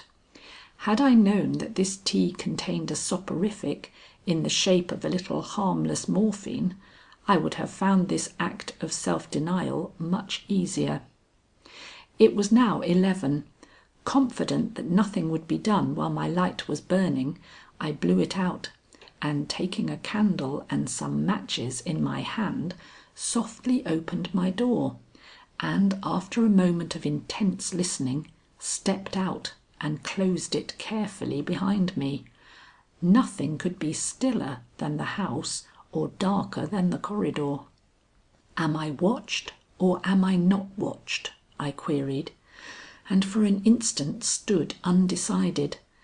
Then, seeing nothing and hearing nothing, I slipped down the hall to the door beyond mine, and opening it with all the care possible, stepped inside. I knew the room. I had taken especial note of it in my visit of the morning. I knew that it was nearly empty and that there was a key in the lock which I could turn. I therefore felt more or less safe in it, especially as its window was undarkened by the branches that hung so thickly across my own casement, shutting me in, or seeming to shut me in, from all communication with the outside world, and the unknown guardian which I had been assured constantly attended my summons. that I might strengthen my spirits by one glimpse of this same outside world before settling down for the watch I had set for myself, I stepped softly to the window and took one lingering look without. A belt of forest illumined by a gibbous moon met my eyes, nothing else. Yet this sight was welcome, and it was only after I had been struck by the possibility of my own figure being seen at the casement by some possible watcher in the shadows below, that I found the hardihood necessary to withdraw into the darker precincts of the room and begin that lonely watch which my doubts and expectations rendered necessary.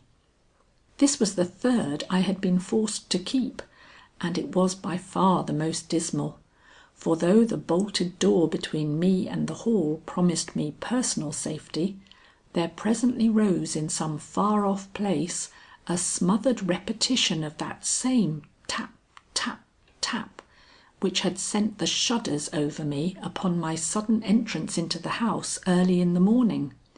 Heard now, it caused me to tremble in a way I had not supposed possible to one of my hardy nature, and while with this recognition of my feminine susceptibility to impressions there came a certain pride in the staunchness of purpose which led me to restrain all acknowledgment of fear by any recourse to my whistle, I was more than glad when even this sound ceased, and I had only to expect the swishing noise of a skirt down the hall and that stealthy locking of the door of the room I had taken the precaution of leaving. It came sooner than I expected, came just in the way it had previously done, only that the person paused a moment to listen before hastening back. The silence within must have satisfied her, for I heard a low sigh like that of relief before the steps took themselves back. That they would turn my way gave me a momentary concern, but I had too completely lulled my young hostess's suspicions, or, let me be faithful to all the possibilities of the case, they had put too much confidence in the powder with which they had seasoned my nightly cup of tea for them to doubt that I was soundly asleep in my own quarters. 3 minutes later I followed those steps as far down the corridor as I dared to go, for, since my last appearance in it, a candle had been lit in the main hall, and, faint as was its glimmer, it was still a glimmer into the circle of which I felt it would be foolhardiness for me to step. At some 20 paces then from the opening, I paused and gave myself up to listening. Alas, there was plenty now for me to hear. You have heard the sound. We all have heard the sound, but few of us in such a desolate structure and at the hour and under the influences of midnight. The measured tread of men struggling under a heavy weight, and that weight, how well I knew it, as well as if I had seen it, as I really did in my imagination. They advanced from the adjoining corridor, from the room I had as yet found no opportunity of entering, and they approached surely and slowly the main hall, near which I was standing in such a position as rendered it impossible for me to see anything if they took the direct course to the head of the stairs and so down, as there was every reason to expect they would. I did not dare to draw nearer, however, so concentrated my faculties anew upon listening, when suddenly I perceived on the great white wall in front of me, the wall of the main hall I mean, toward which the opening looked, the shapeless outline of a drooping head, and realized that the candle had been placed in such a position that the wall must receive the full shadow of the passing cortège. And thus it was I saw it, huge, distorted, and suggestive beyond any picture I ever beheld, the passing of a body to its long home, carried by 6 anxious figures, 4 of which seemed to be those of women. But that long home, where was it located? In the house or in the grounds?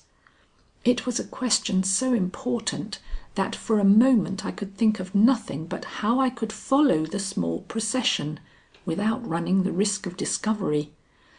It had reached the head of the stairs by this time, and I heard Miss Knollys's low, firm voice enjoining silence. Then the 6 bearers began to descend with their burden. Ere they reached the foot, a doubt struck me. Would it be better to follow them, or to take the opportunity afforded by every member of the household being engaged in this task, to take a peep into the room where the death had occurred? I had not decided when I heard them take the forward course from the foot of the stairs to what, to my straining ear, seemed to be the entrance to the dining room corridor. But as in my anxiety to determine this fact, I slipped far enough forward to make sure that their destination lay somewhere within reach of the Flower Parlour, I was so struck by the advantages to be gained by a cautious use of the trapdoor in William's room, that I hesitated no longer, but sped with what swiftness I could toward the spot from which I had so lately heard this strange procession advance. A narrow band of light lying across the upper end of the long corridor proved that the door was not only ajar, but that a second candle was burning in the room I was about to invade. But this was scarcely to be regretted, since there could be no question of the emptiness of the room. The 6 figures I had seen go by embraced everyone who by any possibility could be considered as having part in this transaction: William, Mr Simsbury, Miss Knollys, Lucetta, Hannah, and Mother Jane. No one else was left to guard this room, so I pushed the door open quite boldly and entered. What I saw there I will relate later, or rather I will but hint at now. A bed with a sheet thrown back, a stand covered with vials, a bureau with a man's shaving paraphernalia upon it, and on the wall such pictures as only sporting gentlemen delight in. The candle was guttering on a small table, upon which, to my astonishment, a Bible lay open. Not having my glasses with me, I could not see what portion of the sacred word was thus disclosed, but I took the precaution to indent the upper leaf with my thumbnail, so that I might find it again in case of future opportunity. My attention was attracted by other small matters that would be food for thought at a more propitious moment, but at that instant the sound of voices coming distinctly to my ear from below warned me that a halt had been made at the Flower Parlour, and that the duty of the moment was to locate the trapdoor and if possible determine the means of raising it. This was less difficult than I anticipated. Either this room was regarded as so safe from intrusion that a secret like this could be safely left unguarded, or the door, which was plainly to be seen in one corner, had been so lately lifted that it had hardly sunk back into its place. I found it, if the expression may be used of a horizontal object, slightly ajar and needing but the slightest pull to make it spring upright. The hole thus disclosed was filled with the little staircase up which I had partly mounted in my daring explorations of the day before. It was dark now, darker than it was then, but I felt that I must descend by it, for plainly to be heard now through the crack in the closet door, which seemed to have a knack of standing partly open, I could hear the heavy tread of the 6 bearers as they entered the parlour below, still carrying their burden, concerning the destination of which I was so anxious to be informed. That it could be in the room itself was too improbable for consideration. Yet if they took up their stand in this room, it was for a purpose. and what that purpose was I was determined to know. The noise their feet made on the bare boards of the floor, and the few words I now heard uttered in William's stolid tones and Lucetta's musical treble, assured me that my own light steps would no more be heard than my dark gown of quiet wool would be seen through the narrow slit through which I was preparing to peer.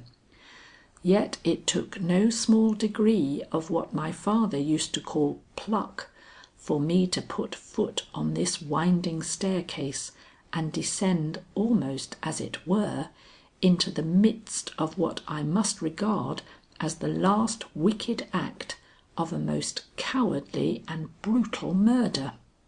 I did it, however, and after a short but grim communion with my own heart, which would persist in beating somewhat noisily, I leaned forward with all the precaution possible and let my gaze traverse the chamber in which I had previously seen such horrors as should have prepared me for this last and greatest one.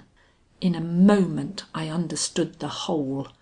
A long square hole in the floor, lately sawed, provided an opening through which the plain plank coffin, of which I now caught sight, was to be lowered into the cellar, and so into the grave which had doubtless been dug there.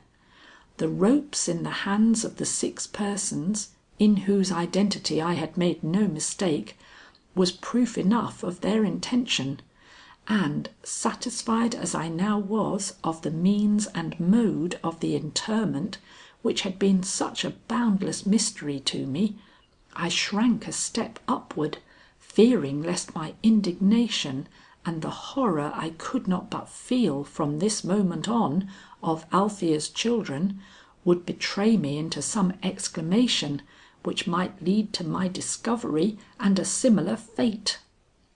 One other short glance, in which I saw them all ranged around the dark opening, and I was up out of their reach, Lucetta's face and Lucetta's one sob as the ropes began to creak being the one memory which followed me the most persistently.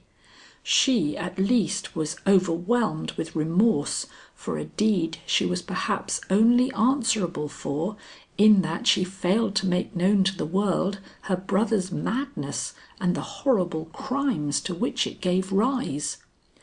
I took one other look around his room before I fled to my own, or rather to the one in which I had taken refuge while my own was under lock and key. That I spent the next 2 hours on my knees no one can wonder. When my own room was unlocked, as it was before the day broke, I hastened to enter it and lay my head with all its unhappy knowledge on my pillow. But I did not sleep, and, what was stranger still, never once thought of sounding a single note on the whistle which would have brought the police into this abode of crime. Perhaps it was a wise omission. I had seen enough that was horrible that night without beholding Althea's children arrested before my eyes. End of chapter 22.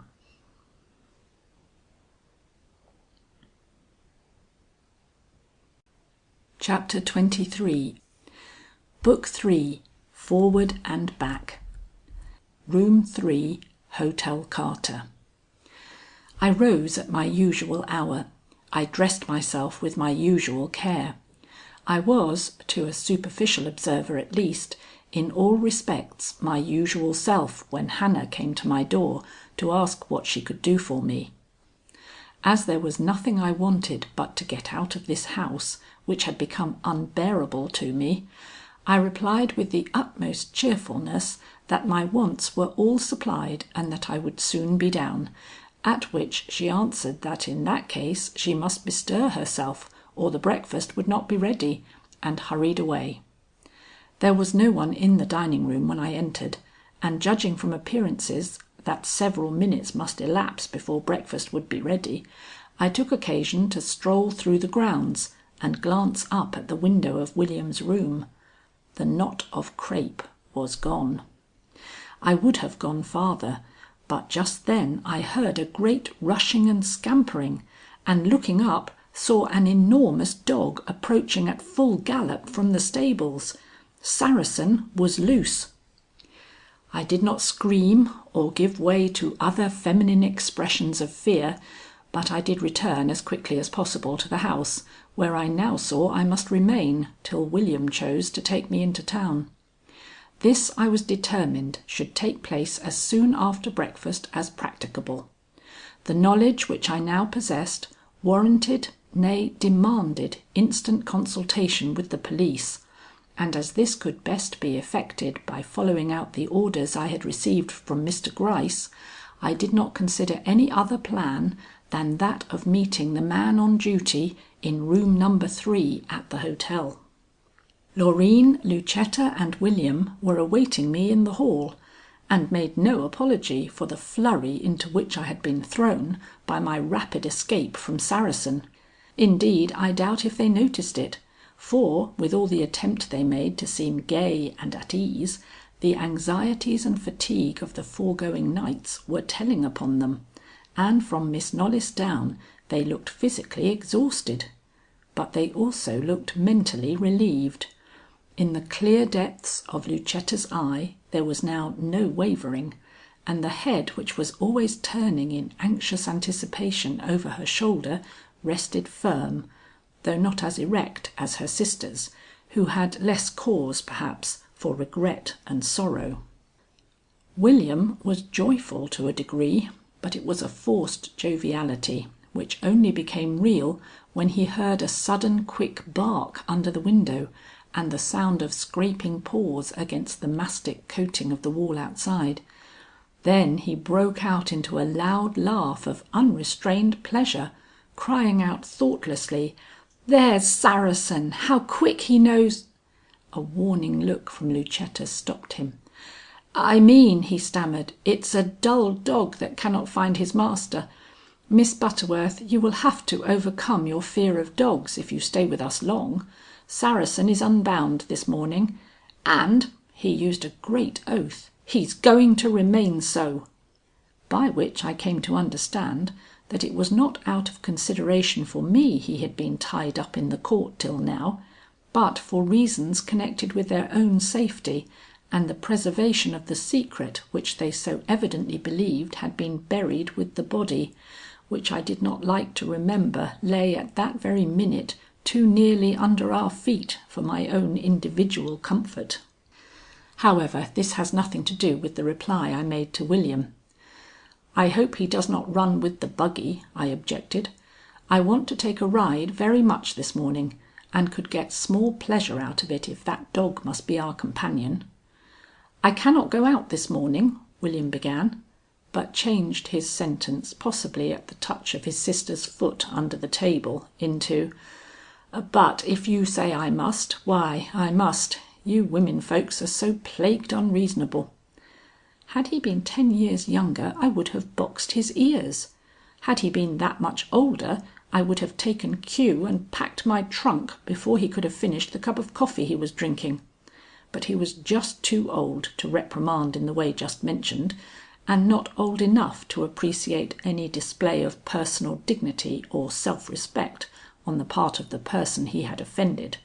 Besides, he was a knave, so I just let his impertinence pass with the remark, "I have purchases to make in the village."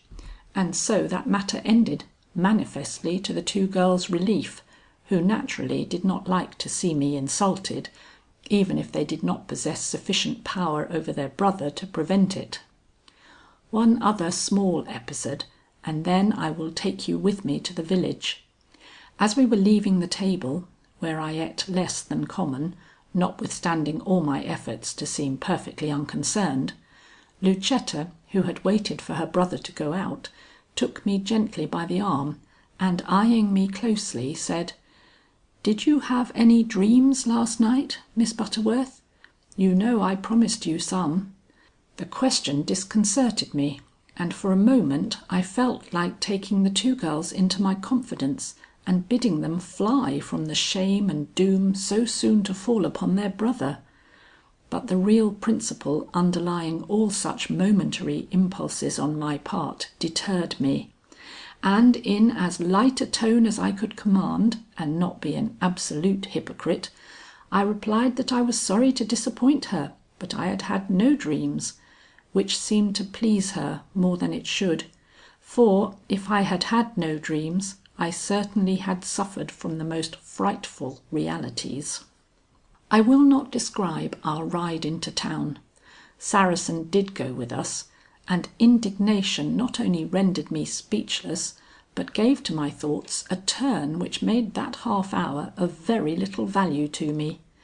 Mother Jane's burly figure crouching in her doorway might otherwise have given me opportunity for remark, and so might the dubious looks of people we met on the high road, looks to which I am so wholly unaccustomed that I had difficulty in recognizing myself as the butt of so much doubt and possibly dislike. I attributed this, however, all to the ill repute under which William so deservedly labored, and did not allow myself to more than notice it. Indeed, I could only be sorry for people who did not know in what consideration I was held at home, and who, either through ignorance or prejudice, allowed themselves privileges they would be the first to regret did they know the heart and mind of Amelia Butterworth. Once in the village, I took the direction of affairs. "Set me down at the hotel," I commanded, "and then go about such business as you may have here in town. I am not going to allow myself to be tracked all over by that dog." "I have no business," was the surly reply. "Then make some," was my sharp retort. "I want to see the locksmith, that locksmith who wouldn't come to do an honest piece of work for me in your house, and I want to buy dimities and wools and sewing silks at the dry goods store over there. Indeed, I have 1,000 things to do, and expect to spend half the morning before the counters. Why, man, I haven't done any shopping for a week."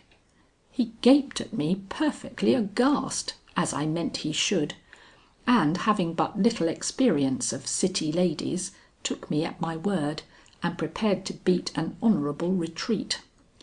As a result, I found myself 10 minutes later standing on the top step of the hotel porch, watching William driving away with Saracen perched on the seat beside him. Then I realized that the village held no companions for him, and did not know whether I felt glad or sorry.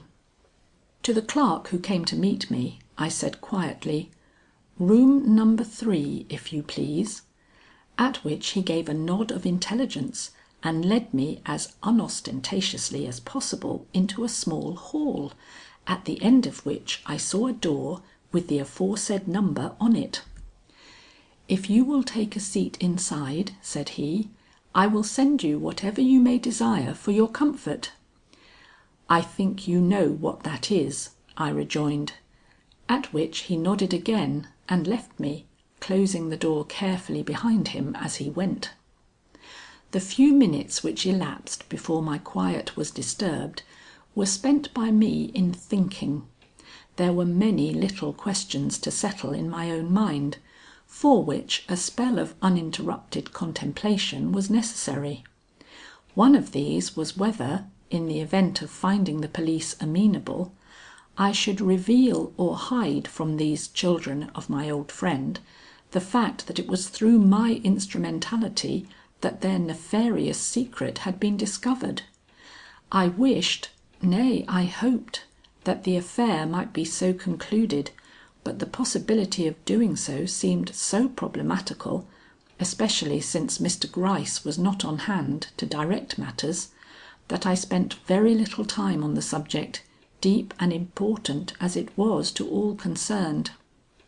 What most occupied me was the necessity of telling my story in such a way as to exonerate the girls as much as possible. They were mistaken in their devotion and most unhappy in the exercise of it, but they were not innately wicked and should not be made to appear so. perhaps the one thing for which I should yet have the best cause to congratulate myself would be the opportunity I had gained of giving to their connection with this affair its true and proper colouring. I was still dwelling on this thought when there came a knock at my door which advised me that the visitor I expected had arrived.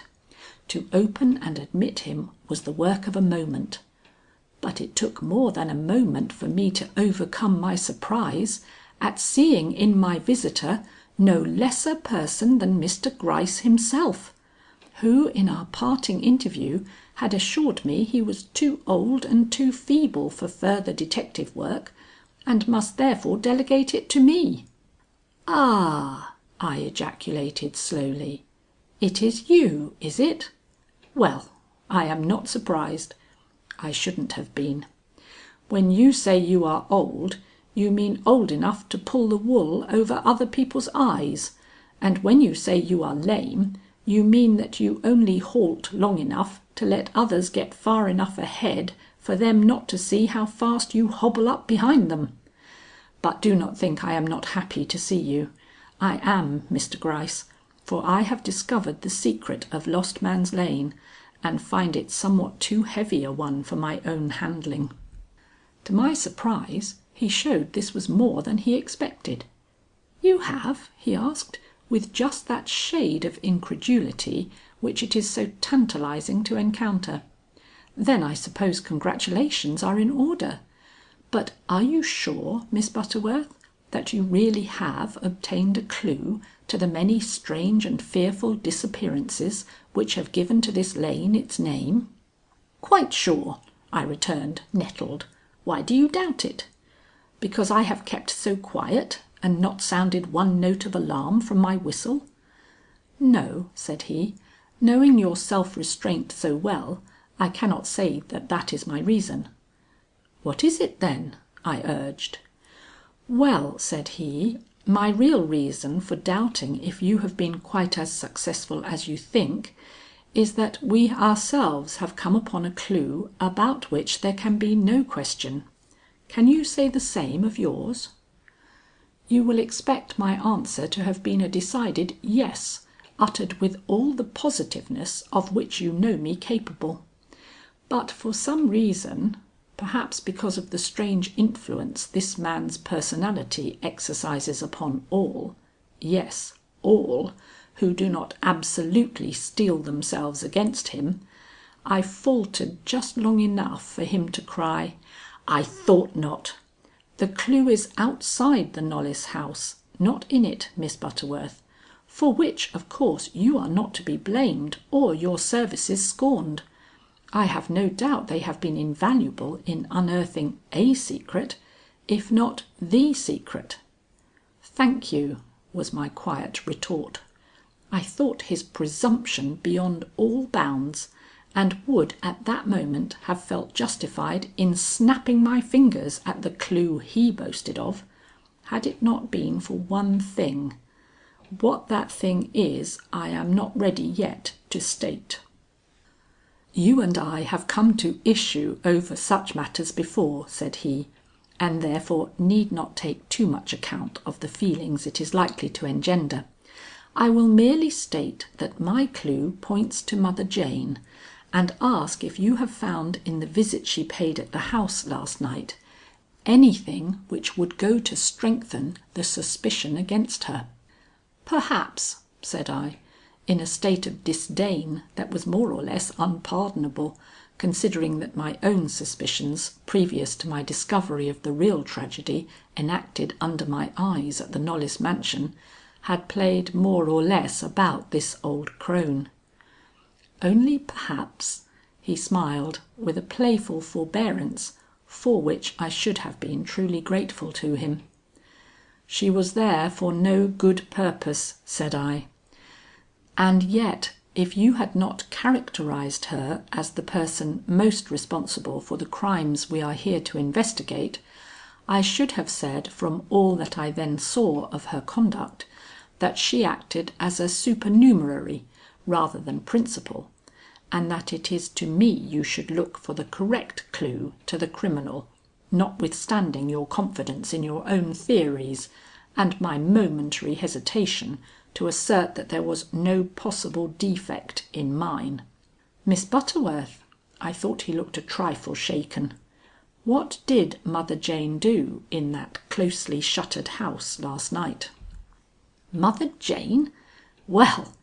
Did he think I was going to introduce my tragic story by telling what Mother Jane did? I must have looked irritated, and indeed I think I had cause. "Mother Jane ate her supper," I snapped out angrily. "Miss Knollys gave it to her. Then she helped a little with a piece of work they had on hand. It will not interest you to know what. It has nothing to do with your clue, I warrant." He did not get angry. He has an admirable temper, has Mr. Gryce, but he did stop a minute to consider. "Miss Butterworth," he said at last, "most detectives would have held their peace and let you go on with what you have to tell without a hint that it was either unwelcome or unnecessary. But I have consideration for persons' feelings and for persons' secrets, so long as they do not come in collision with the law, and my opinion is, or was when I entered this room, that such discoveries as you have made at your old friend's house" why need he emphasize friend? Did he think I forgot for a moment that Althea was my friend? "were connected rather with some family difficulty than with the dreadful affair we are considering. That is why I hasten to tell you that we had found a clue to the disappearances in Mother Jane's cottage. I wished to save the Misses Knollys." If he had thought to mollify me by this assertion, he did not succeed. He saw it and made haste to say, "Not that I doubt your consideration for them, only the justness of your conclusions." "You have doubted those before and with more reason," I replied. "Yet they were not altogether false." "That I am willing to acknowledge. So willing that if you still think after I have told my story that yours is apropos, then I will listen to it only too eagerly. My object is to find the real criminal in this matter. I say at the present moment it is Mother Jane." "God grant you are right," I said, influenced in spite of myself by the calm assurance of his manner. "If she was at the house night before last between 11 and 12, then perhaps she is all you think her. But I see no reason to believe it. Not yet, Mr. Gryce. Supposing you give me one, it would be better than all this controversy. One small reason, Mr. Gryce, as good as—" I did not say what, but the fillip it gave to his intention stood me in good stead, for he launched immediately into the matter, with no further play upon my curiosity, which was now, as you can believe, thoroughly aroused, though I could not believe that anything he had to bring up against Mother Jane could for a moment stand against the death and the burial I had witnessed in Miss Knollys's house during the 2 previous nights. End of chapter 23.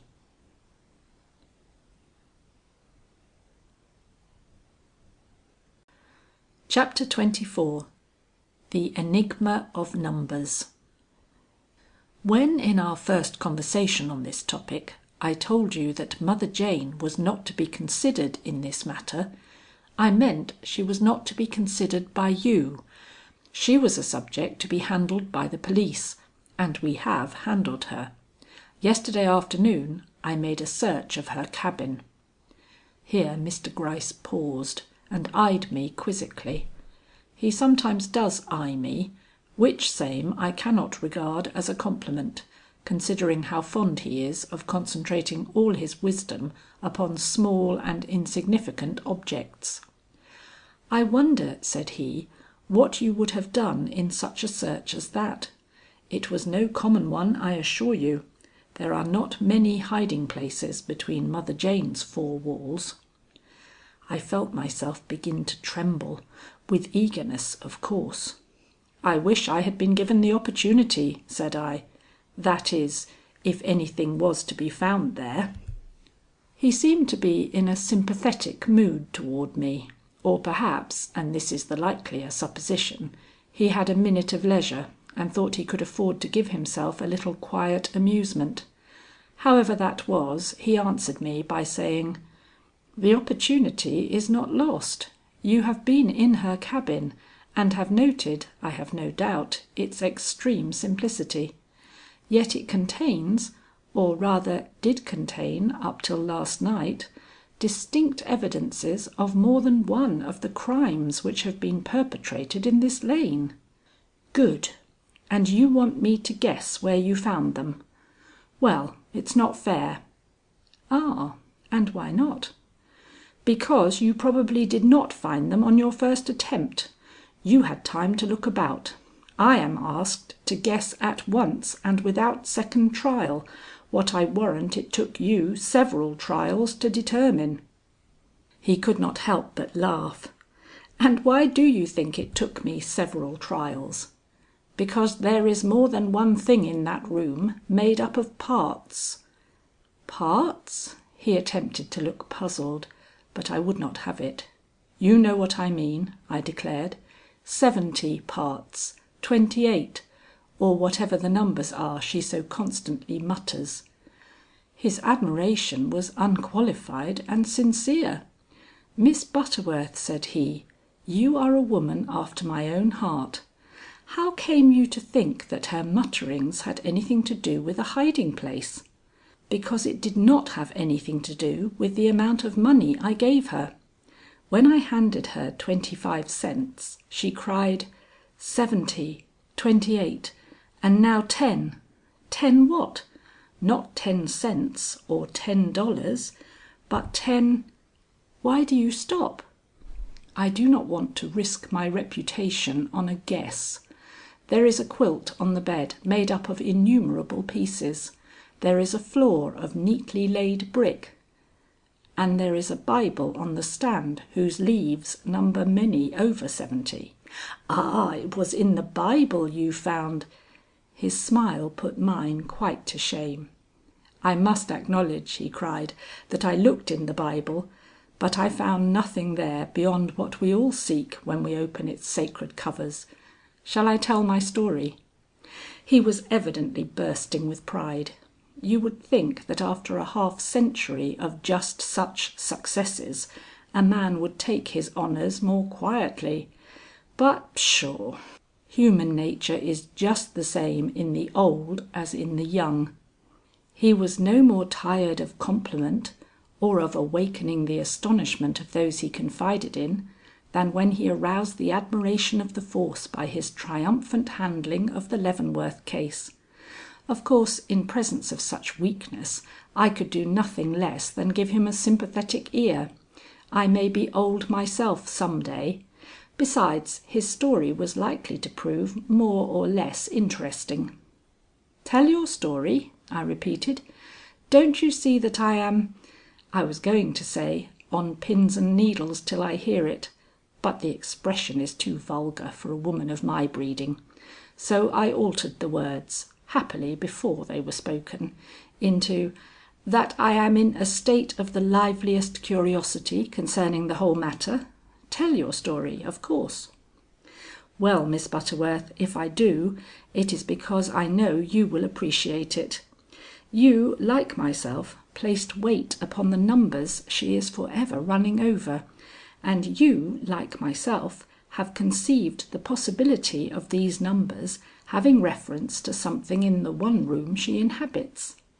At first glance the extreme bareness of the spot seemed to promise nothing to my curiosity. I looked at the floor and detected no signs of any disturbance having taken place in its symmetrically laid bricks for years. Yet I counted up to 70 one way and 28 the other, and marking the brick thus selected, began to pry it out.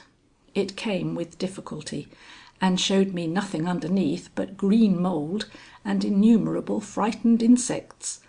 Then I counted the bricks the other way, but nothing came of it. The floor does not appear to have been disturbed for years.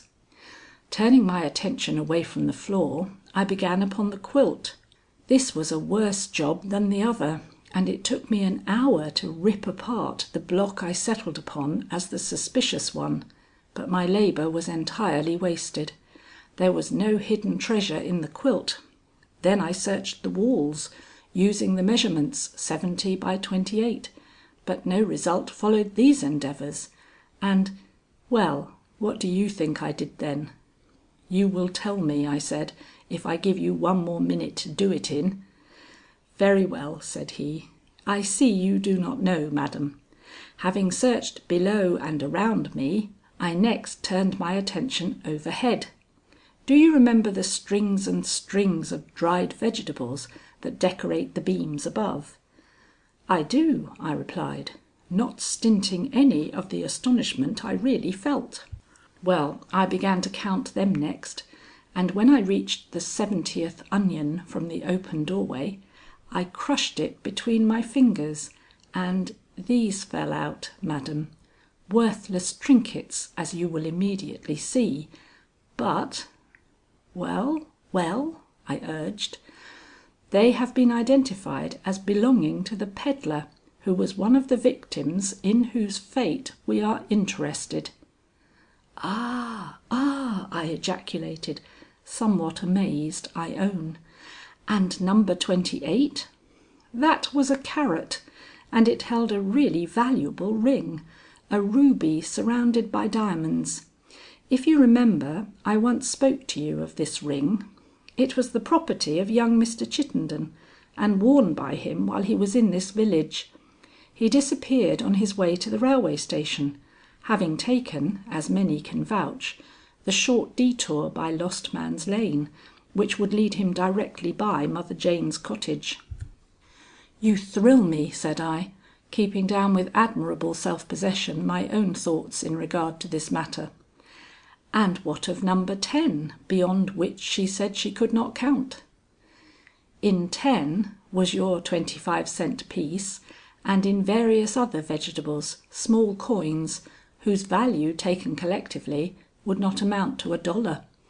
The only numbers which seemed to make any impression on her mind were those connected with these crimes. Very good evidence, Miss Butterworth, that Mother Jane holds the clue to this matter, even if she is not responsible for the death of the individuals represented by this property." "Certainly," I acquiesced. "And if you examined her after her return from the Knollys mansion last night, you would probably have found upon her some similar evidence of her complicity in the last crime of this terrible series. It would needs have been small, as silly Rufus neither indulged in the brass trinkets sold by the old pedlar, nor the real jewelry of a well-to-do man like Mr. Chittenden." "Silly Rufus? He was the last to disappear from these parts, was he not?" "Yes, madam, and as such should have left some clue to his fate in the hands of this old crone, if her motive in removing him was, as you seem to think, entirely that of gain." "I did not say it was entirely so. Silly Rufus would be the last person any one, even such a non compos mentis as Mother Jane, would destroy for hope of gain." "But what other motive could she have? And, Mr. Gryce, where could she bestow the bodies of so many unfortunate victims, even if by her great strength she could succeed in killing them?" "There you have me," said he. "We have not been able as yet to unearth any bodies. Have you?" "No," said I, with some little show of triumph showing through my disdain. "But I can show you where to unearth one." He should have been startled, profoundly startled. Why wasn't he? I asked this of myself over and over in the one instant he weighed his words before answering. "You have made some definite discoveries then," he declared. "You have come across a grave or a mound which you have taken for a grave." I shook my head. "No mound," said I. Why should I not play for an instant or more with his curiosity? He had with mine. "Ah, then, why do you talk of unearthing? No one has told you where you can lay hand on silly Rufus's body, I take it?" "No," said I. "The Knollys house is not inclined to give up its secrets." He started, glancing almost remorsefully first at the tip, then at the head of the cane he was balancing in his hand. "It's too bad," he muttered, "but you've been led astray, Miss Butterworth. Excusably, I acknowledge, quite excusably, but yet in a way to give you quite wrong conclusions. The secret of the Knollys house but wait a moment. Then you were not locked up in your room last night?" "Scarcely," I returned, wavering between the doubts he had awakened by his first sentence and the surprise which his last could not fail to give me. "I might have known they would not be likely to catch you in a trap," he remarked. "So you were up and in the halls?" "I was up," I acknowledged, "and in the halls. May I ask where you were?" He paid no heed to the last sentence. "This complicates matters," said he, "and yet perhaps it is as well. I understand you now, and in a few minutes you will understand me. You thought it was silly Rufus who was buried last night. That was rather an awful thought, Miss Butterworth. I wonder, with that in your mind, you look as well as you do this morning, madam. Truly you are a wonderful woman, a very wonderful woman." "A truce to compliments," I begged. "If you know as much as your words imply of what went on in that ill-omened house last night, you ought to show some degree of emotion yourself. For if it was not silly Rufus who was laid away under the Flower Parlour, who then was it? No one for whom tears could openly be shed, or of whose death public acknowledgment could be made, or we would not be sitting here talking away at cross purposes the morning after his burial." "Tears are not shed or public acknowledgment made for the subject of a half crazy man's love for scientific investigation. It was no human being whom you saw buried, madam, but a victim of Mr. Knollys's passion for vivisection." "You are playing with me," was my indignant answer. "Outrageously and inexcusably playing with me. Only a human being would be laid away in such secrecy and with such manifestations of feeling as I was witness to. You must think me in my dotage, or else—" "We will take the rest of the sentence for granted," he dryly interpolated. "You know that I can have no wish to insult your intelligence, Miss Butterworth, and that if I advance a theory on my own account, I must have ample reasons for it. Now, can you say the same for yours? Can you adduce irrefutable proof that the body we buried last night was that of a man? If you can, there is no more to be said, or rather there is everything to be said, for this would give to the transaction a very dreadful and tragic significance, which at present I am not disposed to ascribe to it." Taken aback by his persistence, but determined not to acknowledge defeat until forced to it, I stolidly replied: "You have made an assertion, and it is for you to adduce proof. It will be time enough for me to talk when your own theory is proved untenable." He was not angry. Fellow feeling for my disappointment made him unusually gentle. His voice was therefore very kind when he said: "Madam, if you know it to have been a man, say so. I do not wish to waste my time." "I do not know it." "Very well then. I will tell you why I think my supposition true. Mr. Knollys, as you probably have already discovered, is a man with a secret passion for vivisection." "Yes, I have discovered that." "It is known to his family and it is known to a very few others, but it is not known to the world at large, not even to his fellow villagers." "I can believe it," said I. "His sisters, who are gentle girls, regard the matter as the gentle-hearted usually do. They have tried in every way to influence him to abandon it, but unsuccessfully so far, for he is not only entirely unamenable to persuasion, but has a nature of such brutality he could not live without some such excitement to help away his life in this dreary house.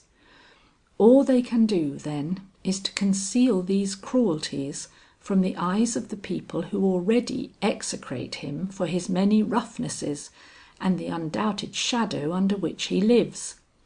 Time was when I thought this shadow had a substance worth our investigation, but a further knowledge of his real fault and a completer knowledge of his sister's virtues turned my inquiries in a new direction, where I have found, as I have told you, actual reason for arresting Mother Jane. Have you anything to say against these conclusions?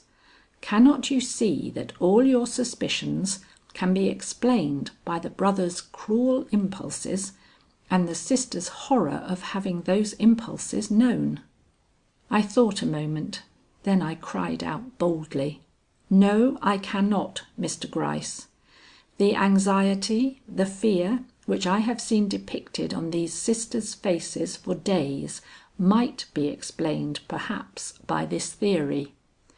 But the knot of crape on the window shutter, the open Bible in the room of death, William's room, Mr. Gryce, proclaim that it was a human being and nothing less for whom Lucetta's sobs went up."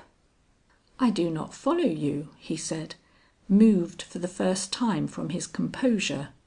"What do you mean by a knot of crape, and when was it you obtained entrance into William's room?" "Ah!" I exclaimed in dry retort, "you are beginning to see that I have something as interesting to report as yourself. Did you think me a superficial egotist without facts to back my assertions? I should not have done you that injustice. I have penetrated, I think, deeper than even yourself into William's character. I think him capable. But do satisfy my curiosity on one point first, Mr. Gryce. How came you to know as much as you do about last night's proceedings? You could not have been in the house. Did Mother Jane talk after she got back?" The tip of his cane was up, and he frowned at it. Then the handle took its place, and he gave it a good natured smile. "Miss Butterworth," said he, "I have not succeeded in making Mother Jane at any time go beyond her numerical monologue. But you have been more successful." And with a sudden marvellous change of expression, pose and manner, he threw over his head my shawl, which had fallen to the floor in my astonishment, and rocking himself to and fro before me, muttered grimly: "70, 28, 10, no more, I can count no more. Go!" "Mr. Gryce, it was you!" "Whom you interviewed in Mother Jane's cottage with Mr. Knollys," he finished, "and it was I who helped to bury what you now declare, to my real terror and astonishment, to have been a human being. Miss Butterworth, what about the knot of crape? Tell me." End of chapter 24.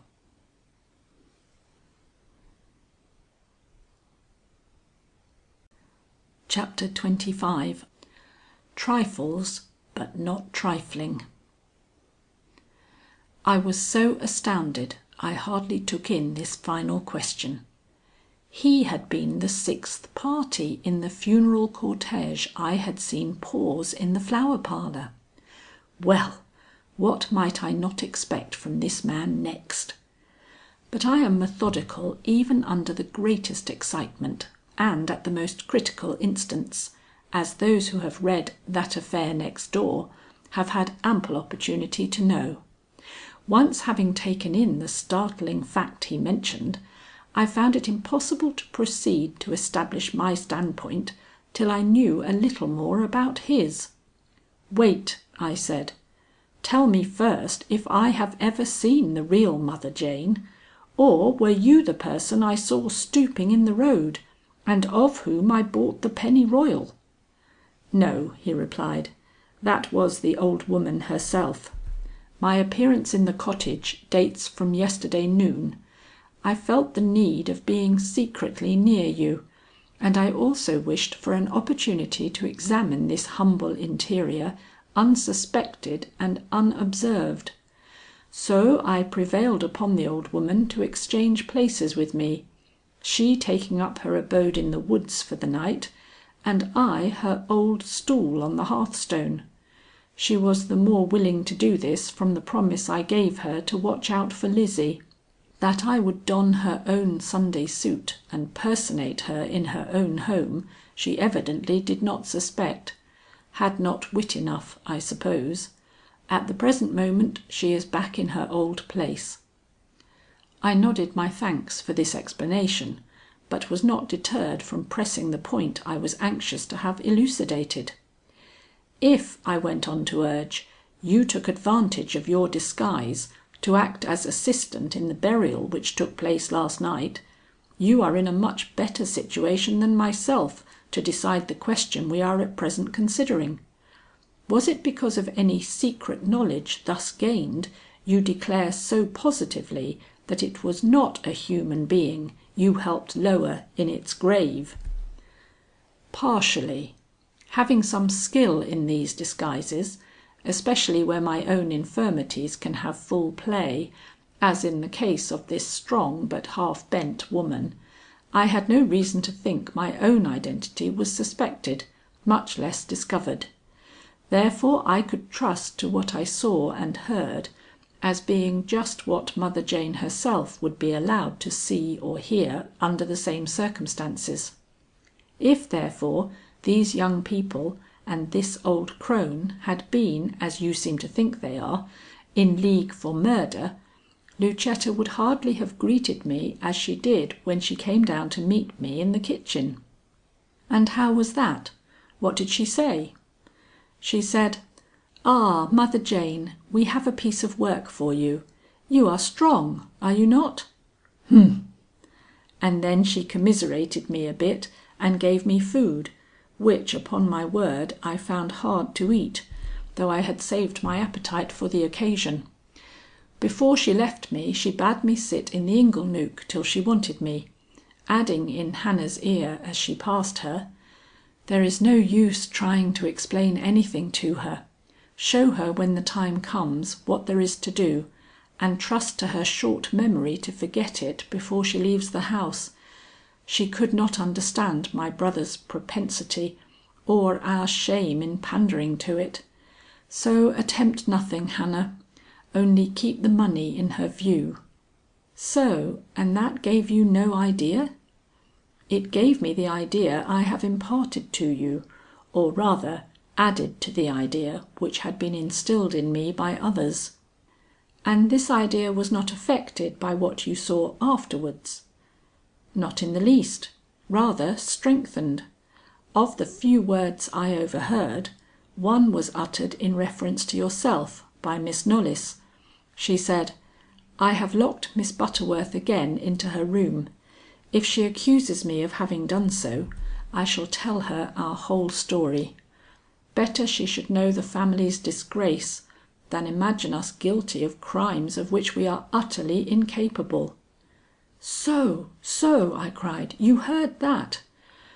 "Yes, madam, I heard that, and I do not think she knew she was dropping that word into the ear of a detective, but on this point you are of course at liberty to differ with me."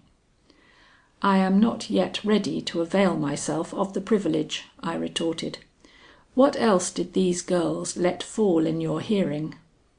"Not much.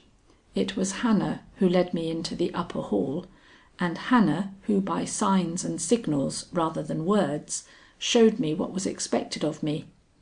However, when, after the box was lowered into the cellar, Hannah was drawing me away, Lucetta stepped up and whispered in her ear, 'Don't give her the biggest coin, give her the little one, or she may mistake our reasons for secrecy. I wouldn't like even a fool to do that, even for the moment it would remain lodged in Mother Jane's mind. "Well, well," I again cried, certainly puzzled, for these stray expressions of the sisters were in a measure contradictory not only of the suspicions I entertained, but of the facts which had seemingly come to my attention. Mr. Gryce, who was probably watching my face more closely than he did the cane, with whose movements he was apparently engrossed, stopped to give a caressing rub to the knob of that same cane before remarking: "One such peep behind the scenes is worth any amount of surmise expended on the wrong side of the curtain. I let you share my knowledge because it is your due. Now if you feel willing to explain what you mean by a knot of crape on the shutter, I am at your service, madam."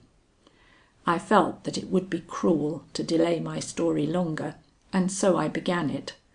It was evidently more interesting than he expected, and as I dilated upon the special features which had led me to believe that it was a thinking, suffering mortal like ourselves who had been shut up in William's room and afterwards buried in the cellar under the Flower Parlour, I saw his face lengthen and doubt take the place of the quiet assurance with which he had received my various intimations up to this time.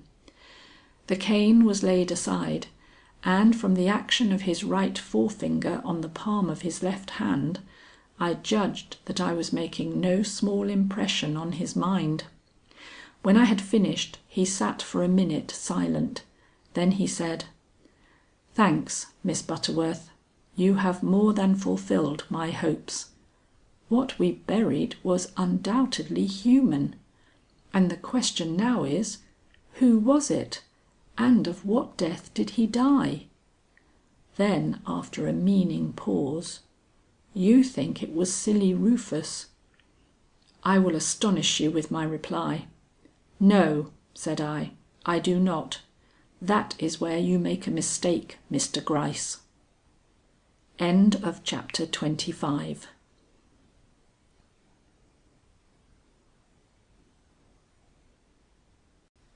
Chapter 26. A point gained. He was surprised, for all his attempts to conceal it. "No," said he. "Who then? You are becoming interesting, Miss Butterworth." This I thought I could afford to ignore. "Yesterday," I proceeded, "I would have declared it to be silly Rufus in the face of God and man, but after what I saw in William's room during the hurried survey I gave it, I am inclined to doubt if the explanation we have to give to this affair is so simple as that would make it. Mr. Gryce, in one corner of that room, from which the victim had so lately been carried, was a pair of shoes that could never have been worn by any boy tramp I have ever seen or known of. They were Loreens, or possibly Lucetta's. No, Loreen and Lucetta both have trim feet, but these were the shoes of a child of 10, very dainty at that, and of a cut and make worn by women, or rather, I should say, by girls. Now, what do you make of that?" He did not seem to know what to make of it. Tap, tap went his finger on his seasoned palm, and as I watched the slowness with which it fell, I said to myself, "I have proposed a problem this time that will tax even Mr. Gryce's powers of deduction." And I had. It was minutes before he ventured an opinion, and then it was with a shade of doubt in his tone that I acknowledge to have felt some pride in producing. "They were Lucetta's shoes. The emotions under which you labored, very pardonable emotions, madam, considering the circumstances and the hour." "Excuse me," said I. "We do not want to waste a moment. I was excited, suitably and duly excited, or I would have been a stone, but I never lose my head under excitement, nor do I part with my sense of proportion. The shoes were not Lucetta's. She never wore any approaching them in smallness since her 10th year. Has Simsbury a daughter? Has there not been a child about the house sometime to assist the cook in errands and so on? No, or I should have seen her. Besides, how would the shoes of such a person come into William's room? Easily. Secrecy was required. You were not to be disturbed, so shoes were taken off that quiet might result. Was Lucetta shoeless, or William, or even Mother Jane? You have not told me that you were requested to walk in stocking feet up the hall. No, Mr. Gryce, the shoes were the shoes of a girl. I know it because it was matched by a dress I saw hanging up in a sort of wardrobe." "Ah! You looked into the wardrobe?" "I did, and felt justified in doing so. It was after I had spied the shoes." "Very good. And you saw a dress?" "A little dress. A dress with a short skirt. It was of silk too. Another anomaly, and the colour I think was blue, but I cannot swear to that point. I was in great haste and took the briefest glance.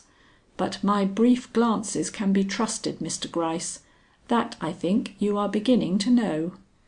"Certainly," said he, "and as proof of it, we will now act upon these two premises: that the victim in whose burial I was an innocent partaker was a human being, and that this human being was a girl child who came into the house well dressed. Now where does that lead us? Into a maze, I fear." "We are accustomed to mazes," I observed. "Yes," he answered somewhat gloomily, "but they are not exactly desirable in this case. I want to find the Knollys family innocent." "And I. But William's character, I fear, will make that impossible." "But this girl, who is she and where did she come from? No girl has been reported to us as missing from this neighbourhood." "I supposed not." "A visitor! But no visitor could enter this house without it being known far and wide. Why, I heard of your arrival here before I left the train on which I followed you. Had we allowed ourselves to be influenced by what the people about here say, we would have turned the Knollys house inside out a week ago. But I don't believe in putting too much confidence in the prejudice of country people. The idea they suggested, and which you suggest without putting it too clearly into words, is much too horrible to be acted upon without the best of reasons. Perhaps we have found those reasons. Yet I still feel like asking, where did this girl come from, and how could she have become a prisoner in the Knollys house without the knowledge of Madam, have you met Mr. Trohm?" The question was so sudden I had not time to collect myself. But perhaps it was not necessary that I should, for the simple affirmation I used seemed to satisfy Mr. Gryce, who went on to say: "It is he who first summoned us here, and it is he who has the greatest interest in locating the source of these disappearances. Yet he has seen no child come here." "Mr. Trohm is not a spy," said I, but the remark happily fell unheeded. "No one has," he pursued. "We must give another turn to our suppositions." Suddenly a silence fell upon us both. His finger ceased to lay down the law, and my gaze, which had been searching his face inquiringly, became fixed. At the same moment, and in much the same tone of voice, we both spoke, he saying "Humph!" and I "Ah!" as a prelude to the simultaneous exclamation, "The phantom coach!" We were so pleased with this discovery that we allowed a moment to pass in silent contemplation of each other's satisfaction. Then he quietly added, "Which on the evening preceding your arrival came from the mountains and passed into Lost Man's Lane, from which no one ever saw it emerge." "It was no phantom," I put in. "It was their own old coach bringing to the house a fresh victim." This sounded so startling we both sat still for a moment, lost in the horror of it. Then I spoke. "People living in remote and isolated quarters like this are naturally superstitious. The Knollys family know this, and remembering the old legend, forbore to contradict the conclusions of their neighbors. Loreen's emotion when the topic was broached to her is explained by this theory. It is not a pleasant one, but we cannot be wrong in contemplating it. Not at all. This apparition, as they call it, was seen by two persons. Therefore it was no apparition, but a real coach. It came from the mountains, that is, from the mountain station, and it glided. Ah!" "Well?" "Mr. Gryce, it was its noiselessness that gave it its spectral appearance. Now I remember a petty circumstance which I dare you to match, in corroboration of our suspicions." "You do?" I could not repress a slight toss of my head. "Yes, I do," I repeated. He smiled and made the slightest of deprecatory gestures. "You have had advantages," he began. "And disadvantages," I finished, determined that he should award me my full meed of praise.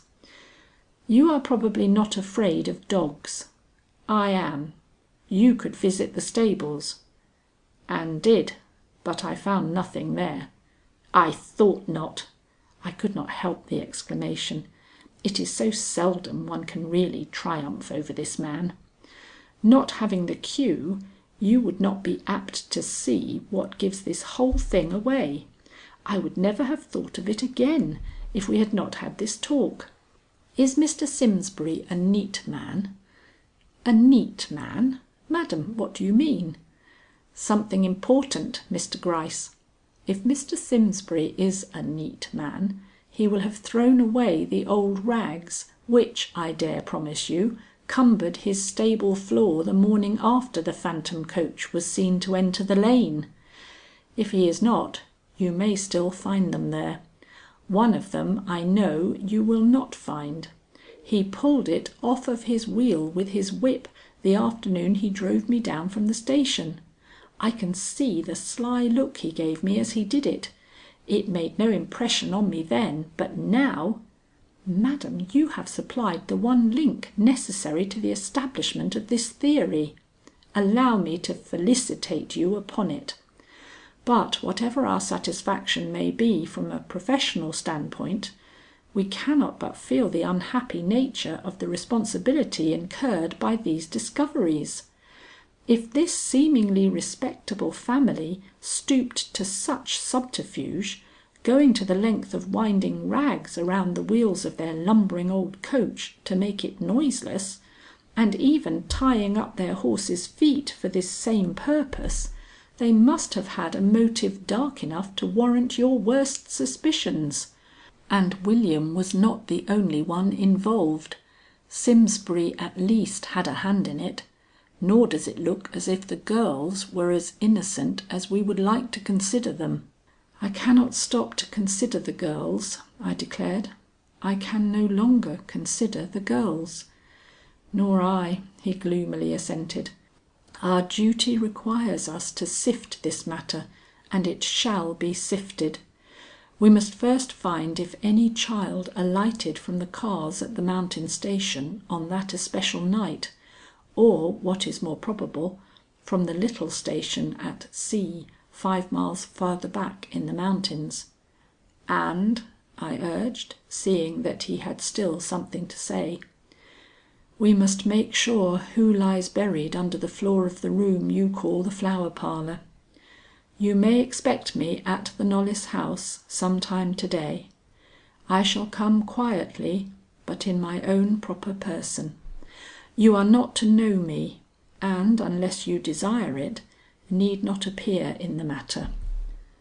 "I do not desire it." "Then good morning, Miss Butterworth. My respect for your abilities has risen even higher than before. We part in a similar frame of mind for once." And this he expected me to regard as a compliment. End of chapter 26.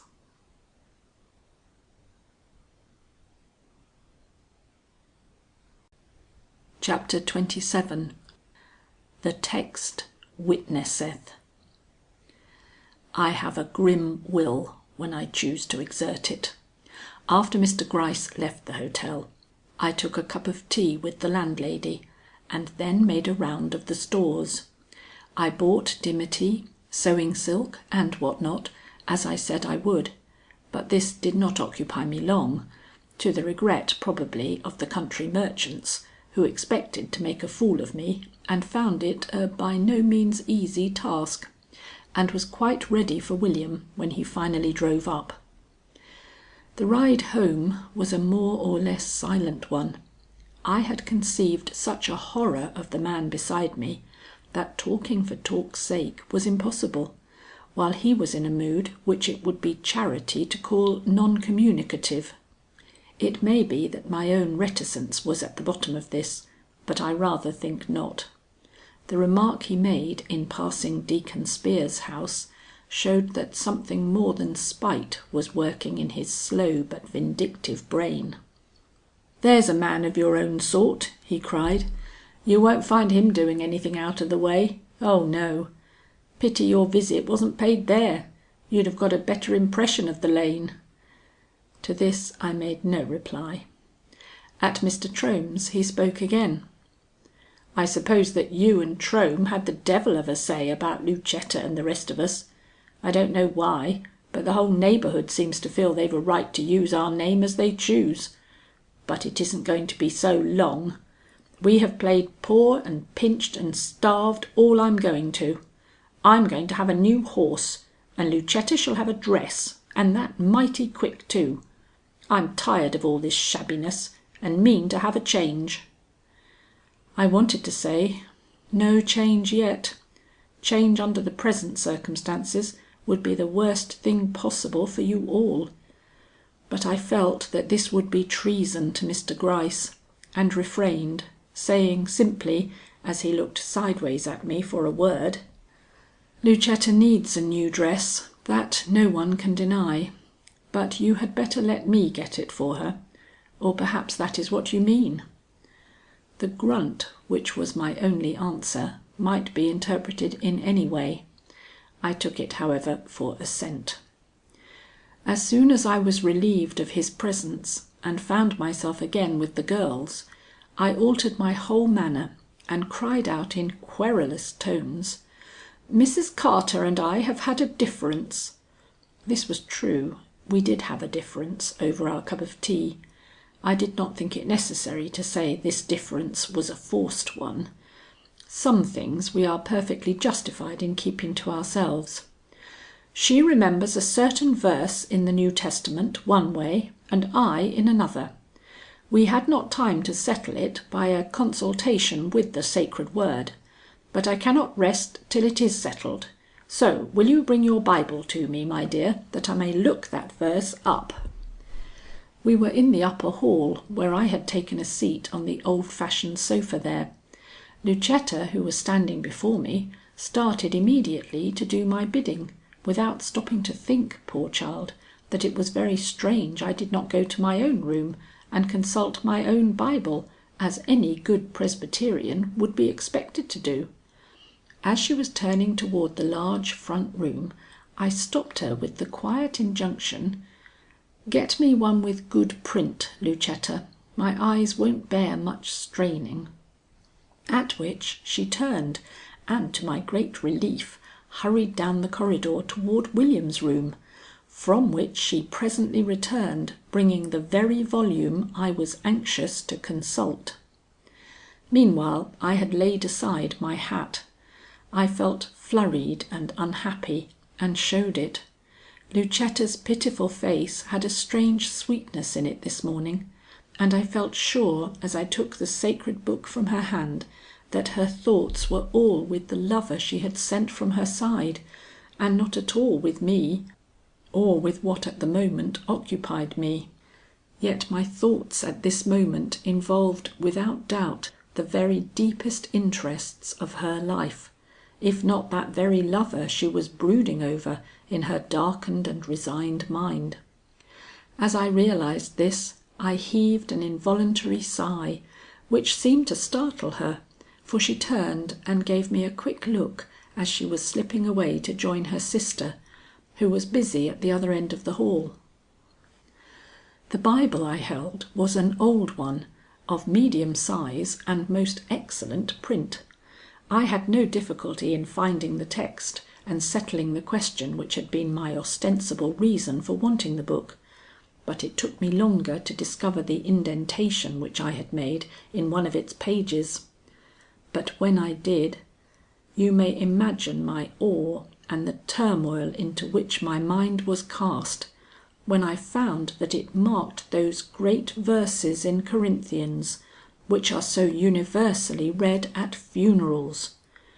"Behold, I show you a mystery. We shall not all sleep, but we shall all be changed. In a moment, in the twinkling of an eye." End of chapter 27.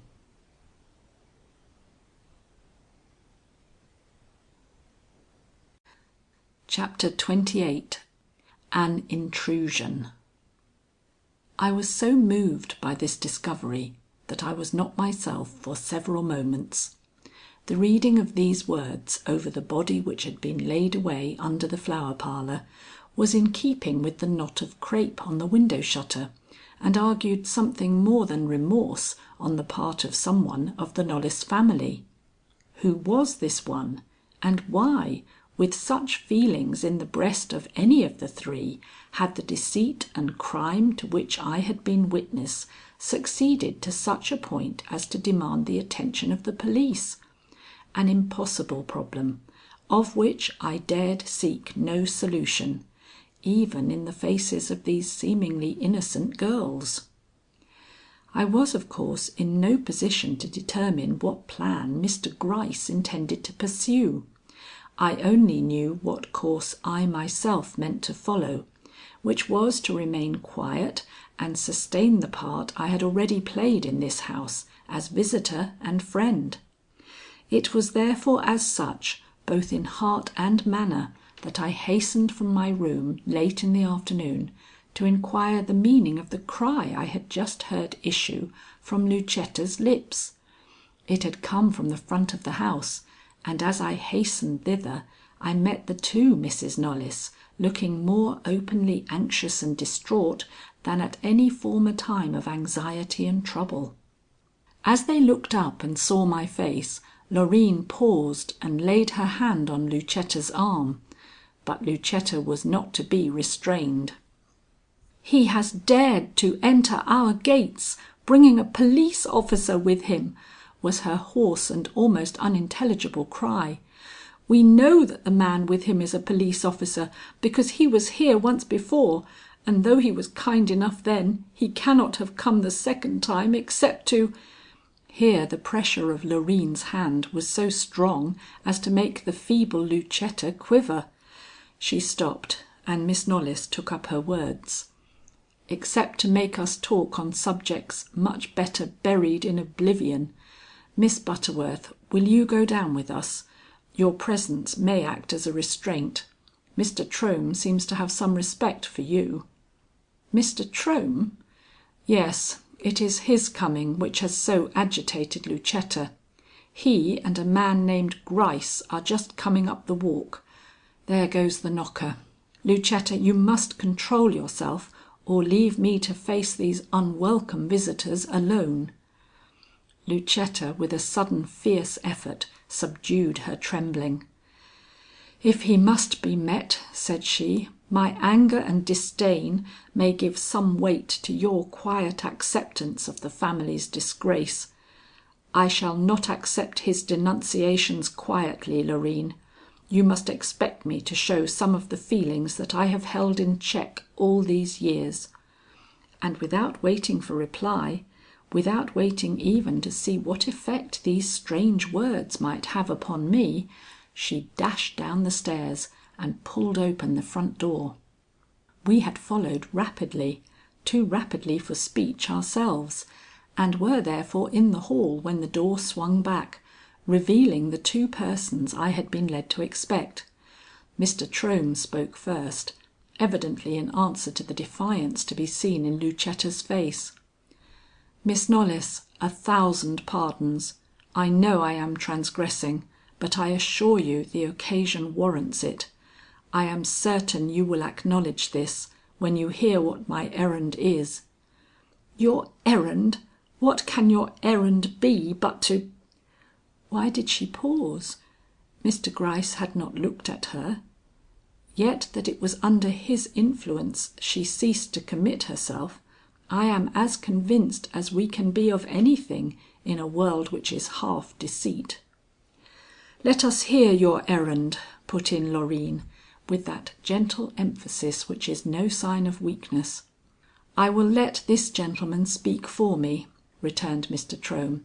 "You have seen him before, a New York detective of whose business in this town you cannot be ignorant." Lucetta turned a cold eye upon Mr. Gryce and quietly remarked, "When he visited this lane a few days ago, he professed to be seeking a clue to the many disappearances which have unfortunately taken place within its precincts." Mr. Trohm's nod was one of acquiescence, but Lucetta was still looking at the detective. "Is that your business now?" she asked, appealing directly to Mr. Gryce.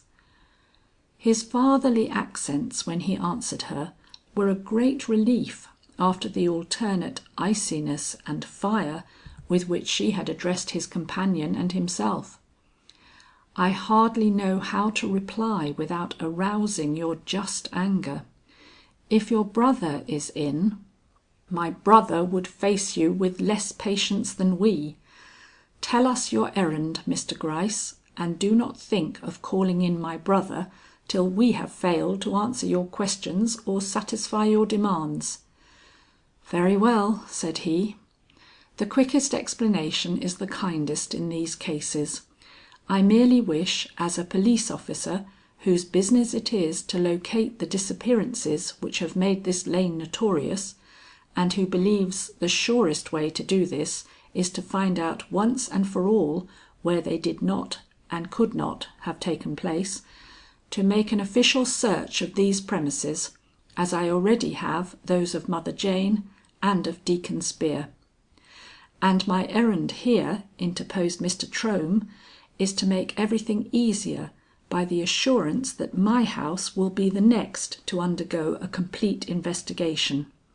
As all the houses in the lane will be visited alike, none of us need complain or feel our good name attacked." This was certainly thoughtful of him, but knowing how much they had to fear, I could not expect Loreen or Lucetta to show any great sense either of his kindness or Mr. Gryce's consideration. They were in no position to have a search made of their premises, and serene as was Loreen's nature, and powerful as was Lucetta's will, the apprehension under which they labored was evident to us all, though neither of them attempted either subterfuge or evasion. "If the police wish to search this house, it is open to them," said Loreen. "But not to Mr. Trohm," quoth Lucetta quickly. "Our poverty should be our protection from the curiosity of neighbors." "Mr. Trohm has no wish to intrude," was Mr. Gryce's conciliatory remark, but Mr. Trohm said nothing. He probably understood why Lucetta wished to curtail his stay in this house better than Mr. Gryce did. End of chapter 28.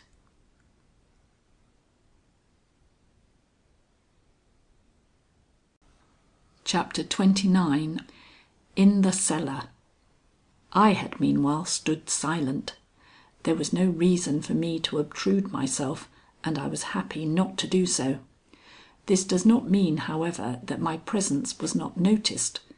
Mr. Trohm honoured me with more than one glance during these trying moments, in which I read the anxiety he felt lest my peace of mind should be too much disturbed, and when, in response to the undoubted dismissal he had received from Lucetta, he prepared to take his leave, it was upon me he bestowed his final look and most deferential bow. It was a tribute to my position and character which all seemed to feel, and I was not at all surprised when Lucetta, after carefully watching his departure, turned to me with childlike impetuosity, saying: "This must be very unpleasant for you, Miss Butterworth, yet must we ask you to stand our friend. God knows we need one." "I shall never forget I occupied that position toward your mother," was my straightforward reply, and I did not forget it, not for a moment. "I shall begin with the cellar," Mr. Gryce announced. Both girls quivered. Then Loreen lifted her proud head and said quietly: "The whole house is at your disposal. Only I pray you to be as expeditious as possible. My sister is not well, and the sooner our humiliation is over, the better it will be for her." And indeed Lucetta was in a state that aroused even Mr. Gryce's anxiety. But when she saw us all hovering over her, she roused herself with an extraordinary effort, and waving us aside, led the way to the kitchen, from which, as I gathered, the only direct access could be had to the cellar. Mr. Gryce immediately followed, and behind him came Loreen and myself, both too much agitated to speak. At the Flower Parlour Mr. Gryce paused as if he had forgotten something, but Lucetta urged him feverishly on, and before long we were all standing in the kitchen. Here a surprise awaited us. Two men were sitting there who appeared to be strangers to Hannah, from the lowering looks she cast them as she pretended to be busy over her stove. This was so out of keeping with her usual good humour as to attract the attention even of her young mistress. "What is the matter, Hannah?" asked Lucetta, "and who are these men?" "They are my men," said Mr. Gryce. "The job I have undertaken cannot be carried on alone." The quick look the two sisters interchanged did not escape me, or the quiet air of resignation which was settling slowly over Loreen. "Must they go into the cellar too?" she asked. Mr. Gryce smiled his most fatherly smile as he said: "My dear young ladies, these men are interested in but one thing. They are searching for a clue to the disappearances that have occurred in this lane. As they will not find this in your cellar, nothing else that they may see there will remain in their minds for a moment." Lucetta said no more. Even her indomitable spirit was giving way before the inevitable discovery that threatened them.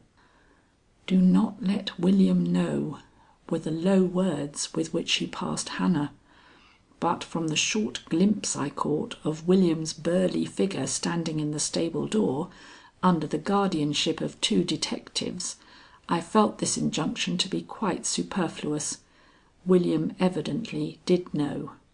I was not going to descend the cellar stairs, but the girls made me. "We want you with us," Loreen declared in no ordinary tones, while Lucetta paused and would not go on till I followed. This surprised me. I no longer seemed to have any clue to their motives, but I was glad to be one of the party. Hannah, under Loreen's orders, had furnished one of the men with a lighted lantern, and upon our descent into the dark labyrinth below, it became his duty to lead the way, which he did with due circumspection. What all this underground space into which we were thus introduced had ever been used for, it would be difficult to tell. At present it was mostly empty. After passing a small collection of stores, a wine cellar, the very door of which was unhinged and lay across the cellar bottom, we struck into a hollow void, in which there was nothing worth an instant's investigation save the earth under our feet. This the two foremost detectives examined very carefully, detaining us often longer, I thought, than Mr. Gryce desired or Lucetta had patience for.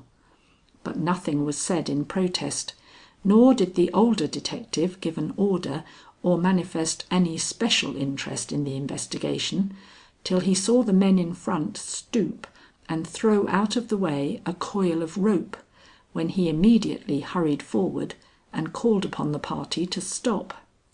The girls, who were on either side of me, crossed glances at this command, and Lucetta, who had been tottering for the last few minutes, fell upon her knees and hid her face in the hollow of her two hands. Loreen came around and stood by her, and I do not know which of them presented the most striking picture of despair, the shrinking Lucetta or Loreen with her quivering form uplifted to meet the shafts of fate without a droop of her eyelids or a murmur from her lips. The light of the one lantern which, intentionally or unintentionally, was concentrated on this pathetic group, made it stand out from the midst of the surrounding darkness in a way to draw the gaze of Mr. Gryce upon them. He looked, and his own brow became overcast. Evidently we were not far from the cause of their fears. Ordering the candle lifted, he surveyed the ceiling above, at which Loreen's lips opened slightly in secret dread and amazement. Then he commanded the men to move on slowly, while he himself looked overhead rather than underneath, which seemed to astonish his associates, who evidently had heard nothing of the hole which had been cut in the floor of the Flower Parlour. Suddenly I heard a slight gasp from Lucetta, who had not moved forward with the rest of us. Then her rushing figure flew by us and took up its stand by Mr. Gryce, who had himself paused and was pointing with an imperious forefinger to the ground under his feet. "You will dig here," said he, not heeding her, though I am sure he was as well acquainted with her proximity as we. "Dig?" repeated Loreen, in what we all saw was a final effort to stave off disgrace and misery. "My duty demands it," said he. "Some one else has been digging here within a very few days, Miss Knollys. That is as evident as is the fact that a communication has been made with this place through an opening into the room above. See!" And taking the lantern from the man at his side, he held it up toward the ceiling. There was no hole there now, but there were ample evidences of there having been one, and that within a very short time. Loreen made no further attempt to stay him. "The house is at your disposal," she reiterated, but I do not think she knew what she said. The man with the bundle in his arms was already unrolling it on the cellar bottom. A spade came to light, together with some other tools. Lifting the spade, he thrust it smartly into the ground toward which Mr. Gryce's inexorable finger still pointed. At the sight and the sound it made, a thrill passed through Lucetta, which made her another creature. Dashing forward, she flung herself down upon the spot with lifted head and outstretched arms. "Stop your desecrating hand!" she cried. "This is a grave, the grave, sirs, of our mother." End of chapter 29.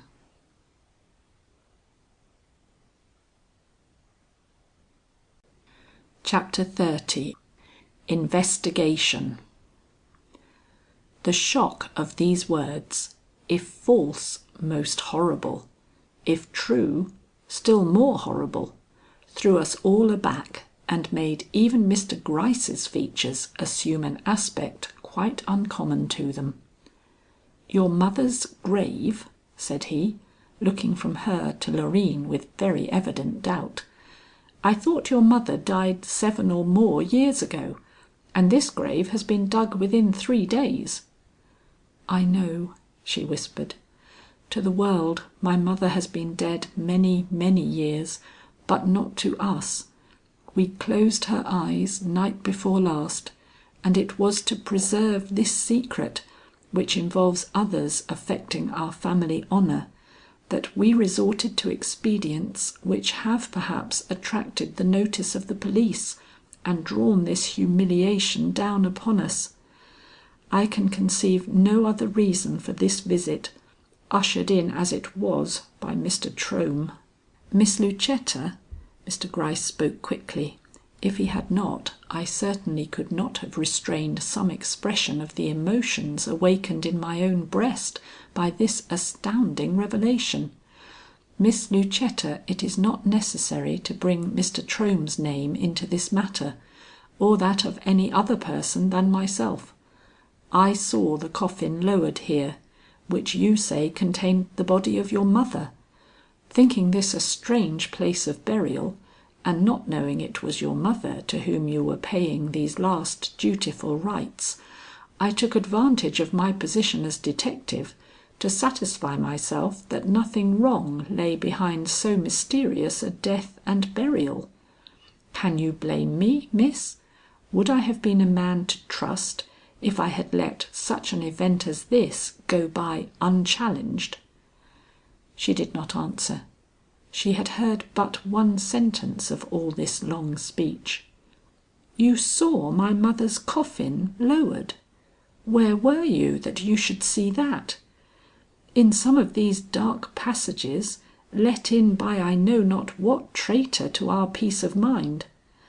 And her eyes, which seemed to have grown almost supernaturally large and bright under her emotions, turned slowly in their sockets till they rested with something like doubtful accusation upon mine. But not to remain there, for Mr. Gryce recalled them almost instantly by this short, sharp negative. "No, I was nearer than that. I lent my strength to this burial. If you had thought to look under Mother Jane's hood, you would have seen what would have forced these explanations then and there." "And you—" "I was Mother Jane for the nonce, not from choice, miss, but from necessity. I was impersonating the old woman when your brother came to the cottage. I could not give away my plans by refusing the task your brother offered me." "It is well." Lucetta had risen and was now standing by the side of Loreen. "Such a secret as ours defies concealment. Even Providence takes part against us. What you want to know we must tell, but I assure you it has nothing to do with the business you profess to be chiefly interested in, nothing at all."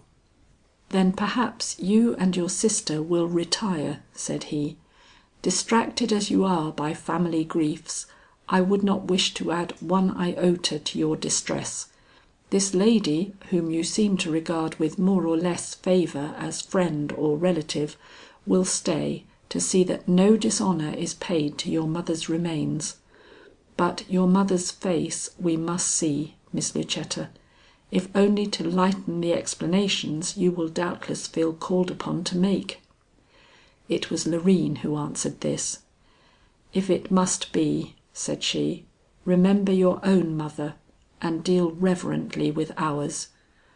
Which entreaty and the way it was uttered gave me my first distinct conviction that these girls were speaking the truth, and that the diminutive body we had come to unearth was that of Althea Knollys, whose fairy like form I had so long supposed commingled with foreign soil. The thought was almost too much for my self possession, and I advanced upon Loreen with a dozen burning questions on my lips, when the voice of Mr. Gryce stopped me.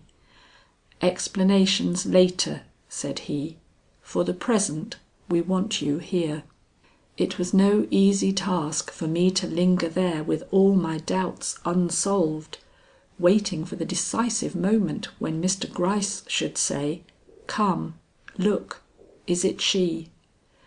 but the will that had already sustained me through so many trying experiences did not fail me now, and, grievous as was the ordeal, I passed steadily through it, being able to say, though not without some emotion I own, it is Althea Knollys, changed almost beyond conception, but still these girls' mother, which was a happier end to this adventure than that we had first feared, mysterious as the event was, not only to myself, but, as I could see, to the acute detective as well.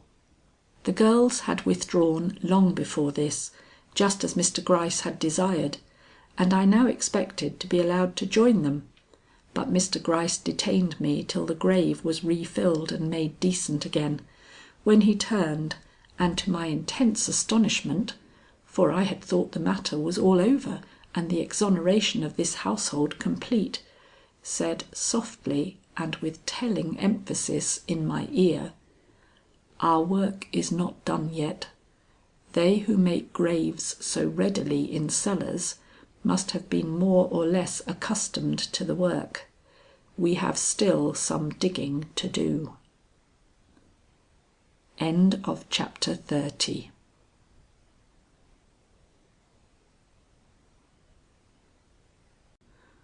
Chapter 31. Strategy. I was overwhelmed. "What?" said I. "You still doubt?" "I always doubt," he gravely replied.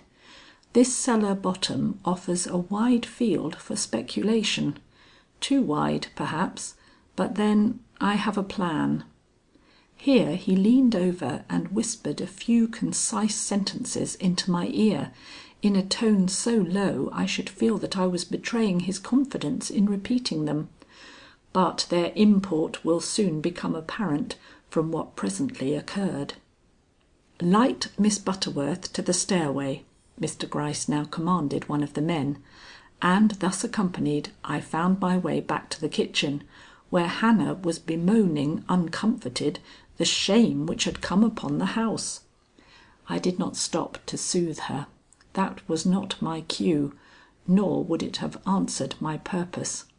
On the contrary, I broke into angry ejaculations as I passed her. "What a shame! Those wretches cannot be got away from the cellar. What do you suppose they expect to find there? I left them poking hither and thither in a way that will be very irritating to Miss Knollys when she finds it out. I wonder William stands it." What she said in reply I do not know. I was halfway down the hall before my own words were finished. My next move was to go to my room and take from my trunk a tiny hammer and some very small sharp-pointed tacks. Curious articles, you will think, for a woman to carry on her travels, but I am a woman of experience and have known only too often what it was to want these petty conveniences and not be able to get them. They were to serve me an odd turn now. Taking a half dozen tacks in one hand and concealing the hammer in my bag, I started boldly for William's room. I knew that the girls were not there, for I had heard them talking together in the sitting room as I came up. Besides, if they were, I had a ready answer for any demand they might make. Searching out his boots, I turned them over, and into the sole of each I drove one of my small tacks. Then I put them back in the same place and position in which I found them. Task number 1 was accomplished. When I issued from the room I went as quickly as I could below. I was now ready for a talk with the girls, whom I found, as I had anticipated, talking and weeping together in the sitting room. They rose as I came in, awaiting my first words in evident anxiety. They had not heard me go upstairs. I immediately allowed my anxiety and profound interest in this matter to have full play. "My poor girls, what is the meaning of this? Your mother just dead, and the matter kept from me, her friend. It is astounding, incomprehensible. I do not know what to make of it or of you." "It has a strange look," Loreen gravely admitted, "but we had reasons for this deception, Miss Butterworth. Our mother, charming and sweet as you remember her, has not always done right, or what you will better understand, she committed a criminal act against a person in this town, the penalty of which is state's prison." With difficulty the words came out. With difficulty she kept down the flush of shame which threatened to overwhelm her, and did overwhelm her more sensitive sister. But her self control was great, and she went bravely on, while I, in faint imitation of her courage, restrained my own surprise and intolerable sense of shock and bitter sorrow under a guise of simple sympathy. "It was forgery," she explained. "This has never before passed our lips. Though a cherished wife and a beloved mother, she longed for many things my father could not give her, and in an evil hour she imitated the name of a rich man here, and took the check thus signed to New York. The fraud was not detected and she received the money, but ultimately the rich man whose money she had spent discovered the use she had made of his name, and if she had not escaped would have had her arrested. But she left the country, and the only revenge he took was to swear that if she ever set foot again in X, he would call the police down upon her. Yes, if she were dying and they had to drag her from the brink of the grave. And he would have done it. And knowing this, we have lived under the shadow of this fear for 11 years. My father died under it, and my mother, she spent all the remaining years of her life under foreign skies. But when she felt the hand of death upon her, her affection for her own flesh and blood triumphed over her discretion, and she came, secretly I own, but still with that horror menacing her, to these doors, and begging our forgiveness, lay down under the roof where we were born, and died with the halo of our love about her." "Ah," said I, thinking of all that had happened since I had come into this house, and finding nothing but confirmation of what she was saying. "I begin to understand." But Lucetta shook her head. "No," said she, "you cannot understand yet. We who had worn mourning for her because my father wished to make this very return impossible, knew nothing of what was in store for us, till a letter came saying she would be at the C station on the very night we received it. To acknowledge our deception, to seek and bring her home openly to this house, could not be thought of for a moment. How then could we satisfy her dying wishes without compromising her memory and ourselves? Perhaps you have guessed, Miss Butterworth. You have had time since we revealed the unhappy secret of this household." "Yes," said I have guessed." Lucetta, with her hand laid on mine, looked wistfully into my face. "Don't blame us," she cried. "Our mother's good name is everything to us, and we knew no other way to preserve it than by making use of the one superstition of this place. Alas, our efforts were in vain. The phantom coach brought our mother safely to us, but the circumstances which led to our doors being opened to outsiders rendered it impossible for us to carry out our plans unsuspected. Her grave has been discovered and desecrated, and we—" She stopped, choked. Loreen took advantage of her silence to pursue the explanations she seemed to think necessary. "It was Simsbury who undertook to bring our dying mother from C station to our door. He has a crafty spirit under his meek ways, and dressed himself in a way to lend colour to the superstition he hoped to awaken. William, who did not dare to accompany him for fear of arousing gossip, was at the gate when the coach drove in. It was he who lifted our mother out, and it was while she still clung to him with her face pressed close to his breast that we saw her first. Ah, what a pitiable sight it was! She was so wan, so feeble, and yet so radiantly happy. She looked up at Lucetta, and her face grew wonderful in its unearthly beauty. She was not the mother we remembered, but a mother whose life had culminated in the one desire to see and clasp her children again.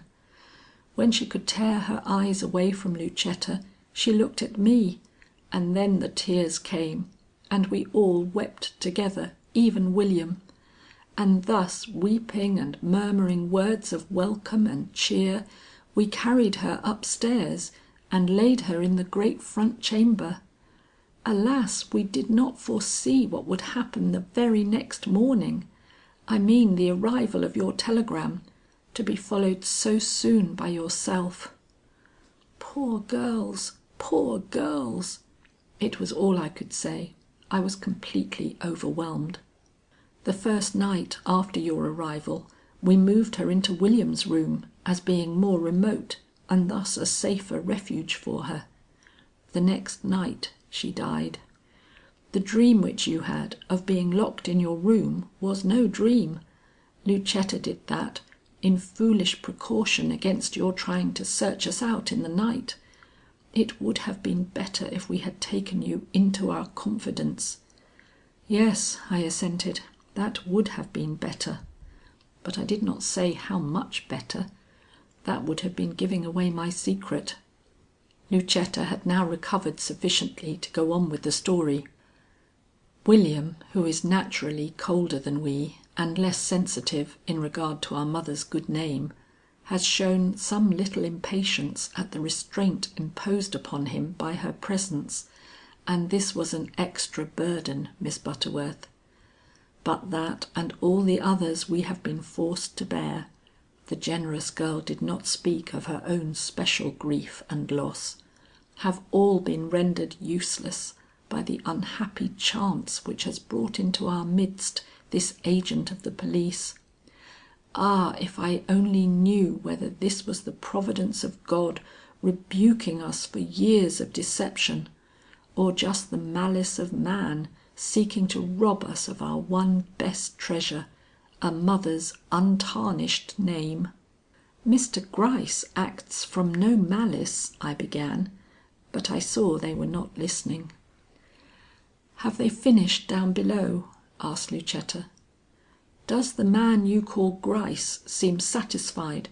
asked Loreen. I drew myself up, physically and mentally.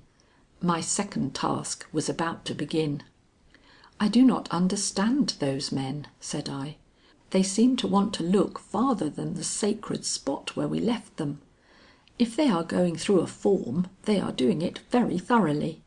"That is their duty," observed Loreen, but Lucetta took it less calmly. "It is an unhappy day for us," cried she. "Shame after shame, disgrace upon disgrace. I wish we had all died in our childhood. Loreen, I must see William. He will be doing some foolish thing, swearing or—" "My dear, let me go to William," I urgently put in.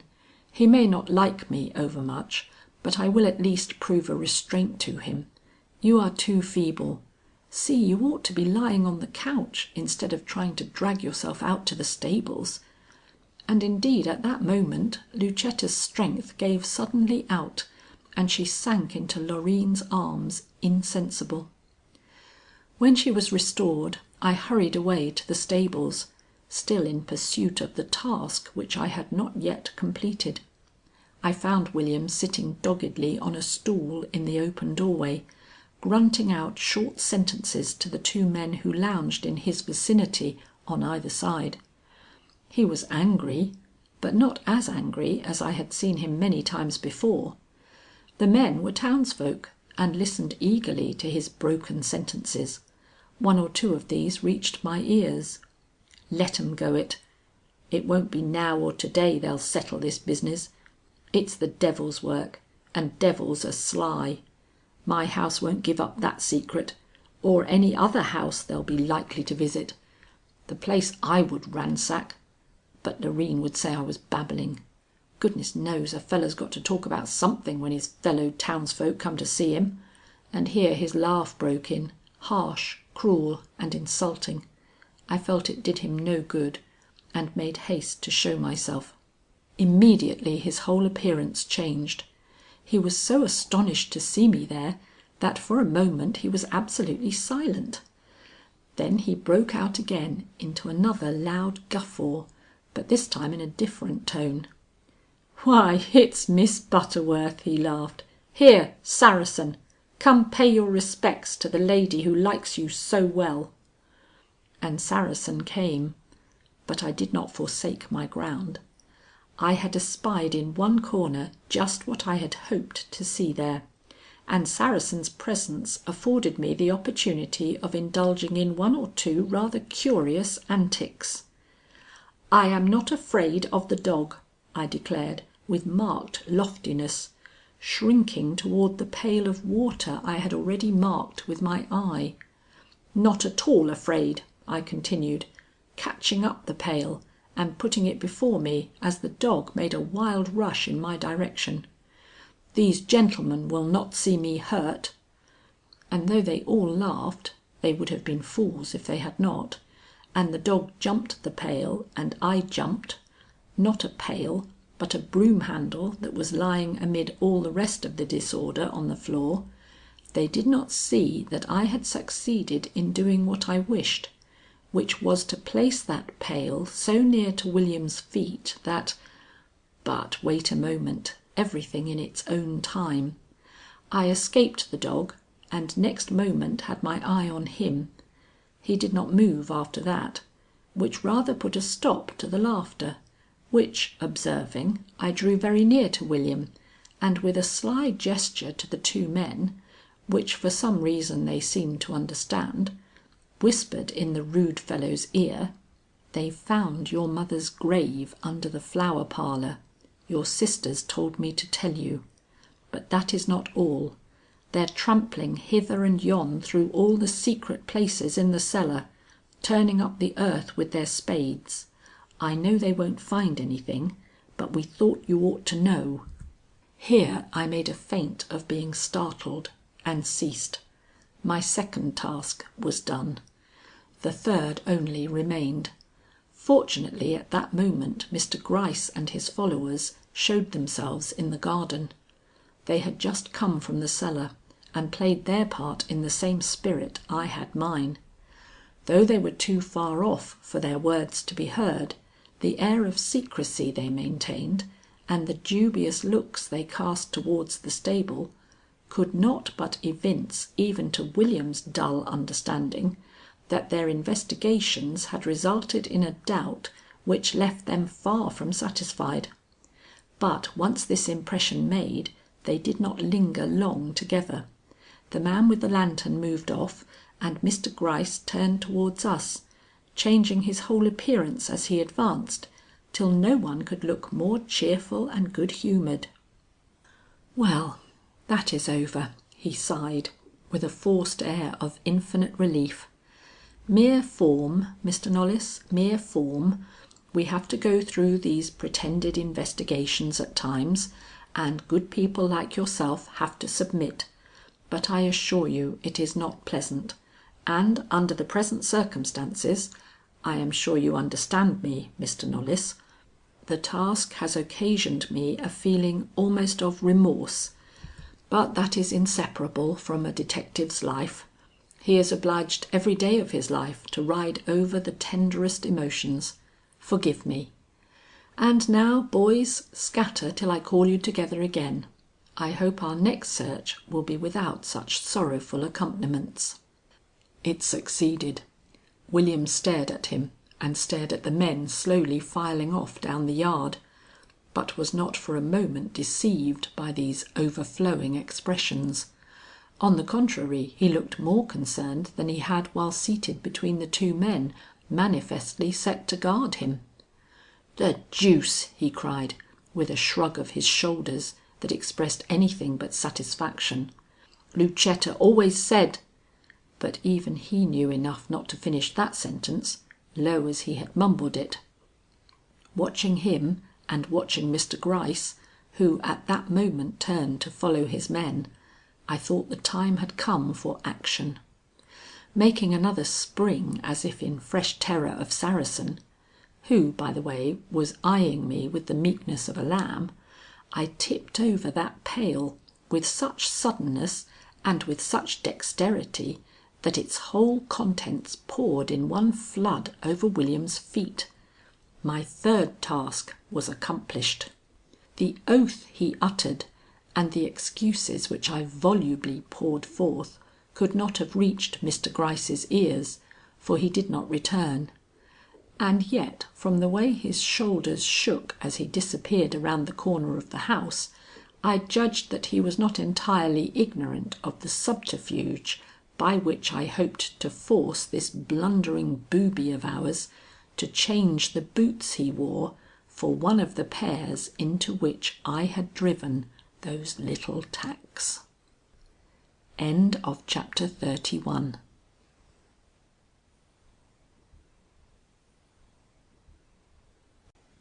Chapter 32. Relief.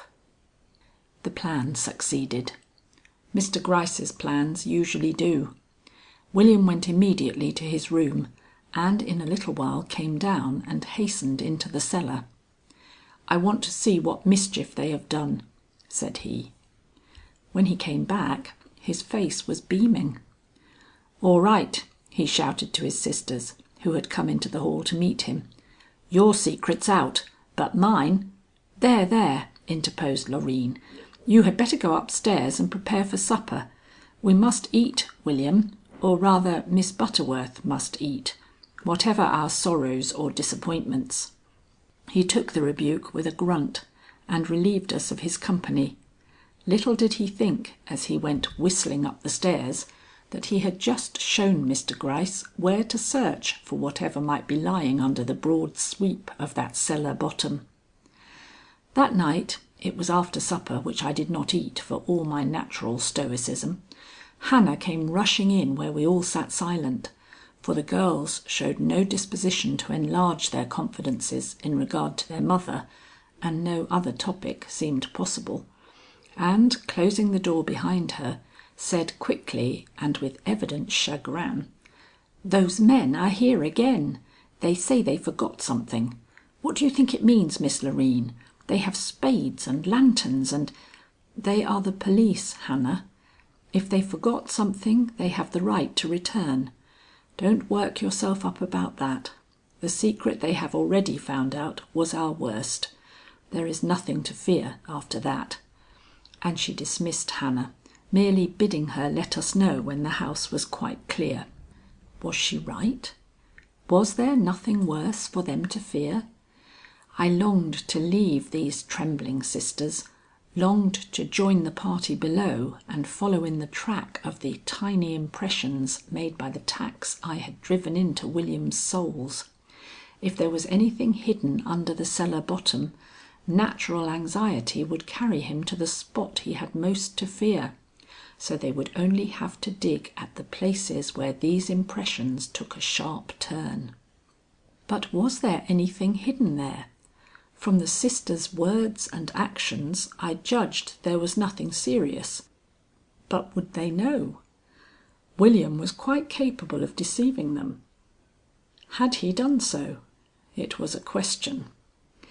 It was solved for us by Mr. Gryce's reappearance in the room an hour or so later. From the moment the light fell upon his kindly features, I knew that I might breathe again freely. It was not the face he showed in the house of a criminal, nor did his bow contain any of the false deference with which he sometimes tries to hide his secret doubt or contempt. "I have come to trouble you for the last time, ladies.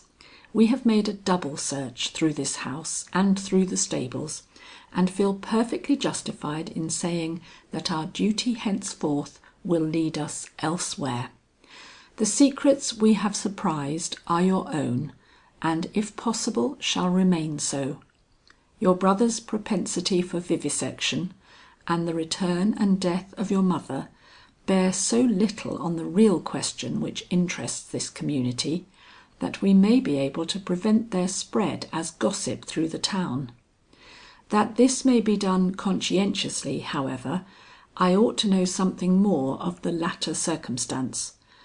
If Miss Butterworth will then be good enough to grant me a few minutes' conference with these ladies, I may be able to satisfy myself to such an extent as to let this matter rest where it is.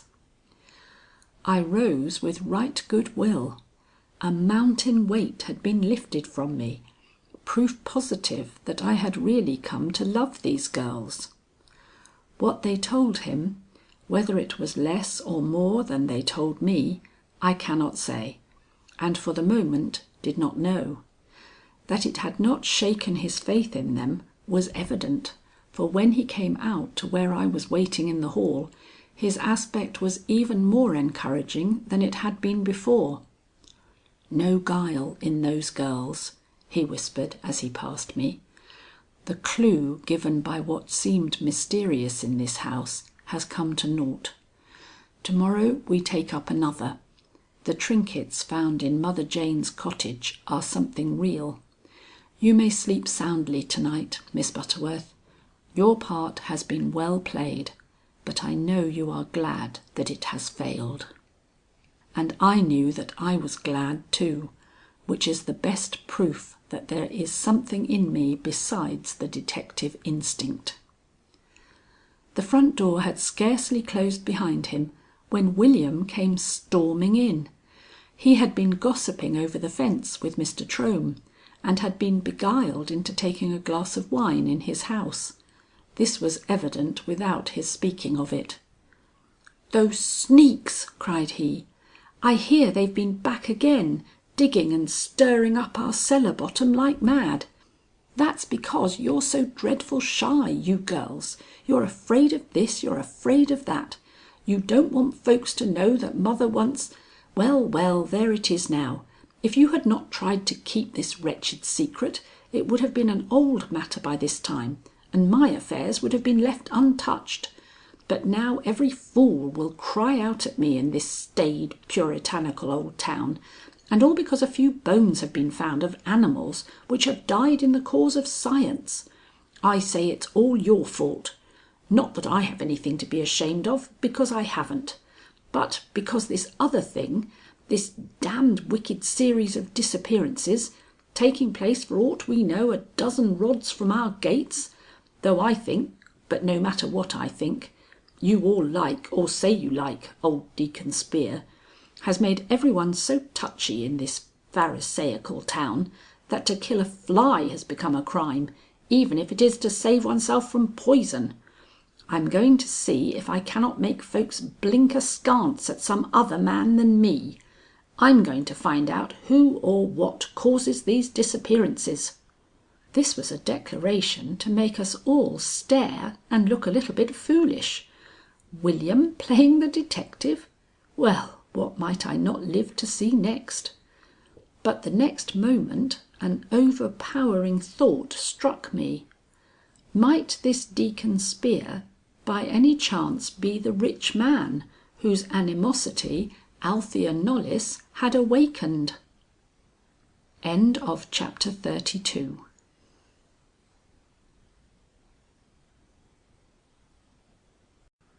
Chapter 33, Book 4, The Birds of the Air. Lucetta. The next morning I rose with the lark. I had slept well, and all my old vigour had returned. A new problem was before me, a problem of surpassing interest now that the Knollys family had been eliminated from the list of persons regarded with suspicion by the police. Mother Jane and the jewels were to be Mr. Gryce's starting point for future investigation. Should they be mine? My decision on this point halted, and thinking it might be helped by a breath of fresh air, I decided upon an early stroll as a means of settling this momentous question. There was silence in the house when I passed through it on my way to the front door, but that silence had lost its terrors and the old house its absorbing mystery. Yet it was not robbed of its interest. When I realized that Althea Knollys, the Althea of my youth, had just died within its walls, as ignorant of my proximity as I of hers, I felt that no old-time romance, nor any terror brought by flitting ghost or stalking apparition, could compare with the wonder of this return and the strange and thrilling circumstances which had attended it. And the end was not yet. Peaceful as everything now looked, I still felt that the end had not come. The fact that Saracen was loose in the yard gave me some slight concern as I opened the great front door and looked out. But the control under which I had held him the day before encouraged me in my venture, and after a few words with Hannah, who was careful not to let me slip away unnoticed, I boldly stepped forth and took my solitary way down to the gate. It was not yet 8, and the grass was still heavy with dew. At the gate I paused. I wished to go farther, but Mr. Gryce's injunction had been imperative about venturing into the lane alone. Besides, no, that was not a horse's hoof. There could be no one on the road so early as this. I was alarming myself unnecessarily. Yet, well, I held my place, a little awkwardly perhaps. Self-consciousness is always awkward, and I could not help being a trifle self-conscious at a meeting so unexpected and...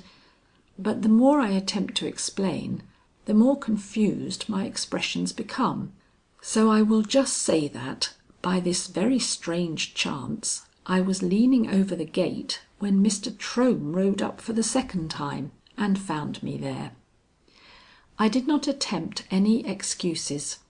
He is gentleman enough to understand that a woman of my temperament rises early and must have the morning air. That he should feel the same necessity is a coincidence, natural perhaps, but still a coincidence, so there was nothing to be said about it. But had there been, I would not have spoken, for he seemed so gratified at finding me enjoying nature at this early hour that any words from me would have been quite superfluous. He did not dismount, that would have shown intention, but he stopped and, well, we have both passed the age of romance, and what he said cannot be of interest to the general public, especially as it did not deal with the disappearances, or with the discoveries made in the Knollys house the day before, or with any of those questions which have absorbed our attention up to this time. That we were engaged more than 5 minutes in this conversation I cannot believe. I have always been extremely accurate in regard to time, yet a good half hour was lost by me that morning, for which I have never been able to account. Perhaps it was spent in the short discussion which terminated our interview, a discussion which may be of interest to you, for it was upon the action of the police.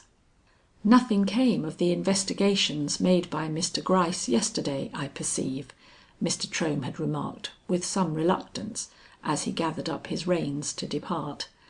Well, that is not strange.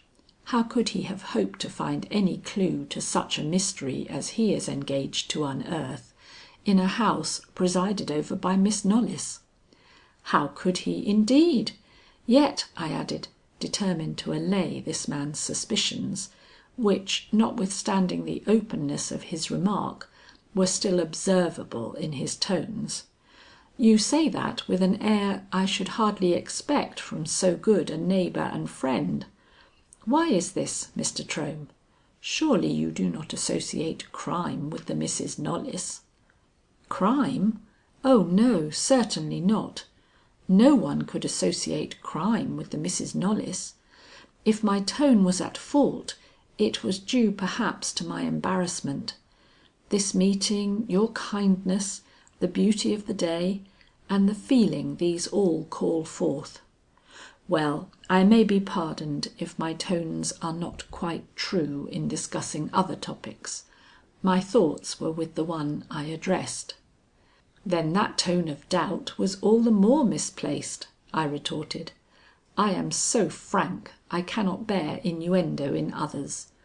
Besides, Mr. Trohm, the worst folly of this home was laid bare yesterday in a way to set at rest all darker suspicions. You knew that William indulged in vivisection. Well, that is bad, but it cannot be called criminal. Let us do him justice then, and for his sister's sake, see how we can re establish him in the good graces of the community." But Mr. Trohm, who for all our short acquaintance was not without a very decided appreciation for certain points in my character, shook his head and with a smiling air returned: "You are asking the impossible not only of the community but yourself. William can never re establish himself. He is of too rude a make. The girls may recover the esteem they seem to have lost, but William, why, if the cause of those disappearances was found to day, and found at the remotest end of this road, or even up in the mountains where no one seems to have looked for it, William would still be known throughout the county as a rough and cruel man. I have tried to stand his friend, but it's been against odds, Miss Butterworth.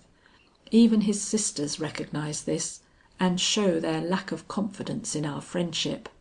But I would like to oblige you." I knew he ought to go.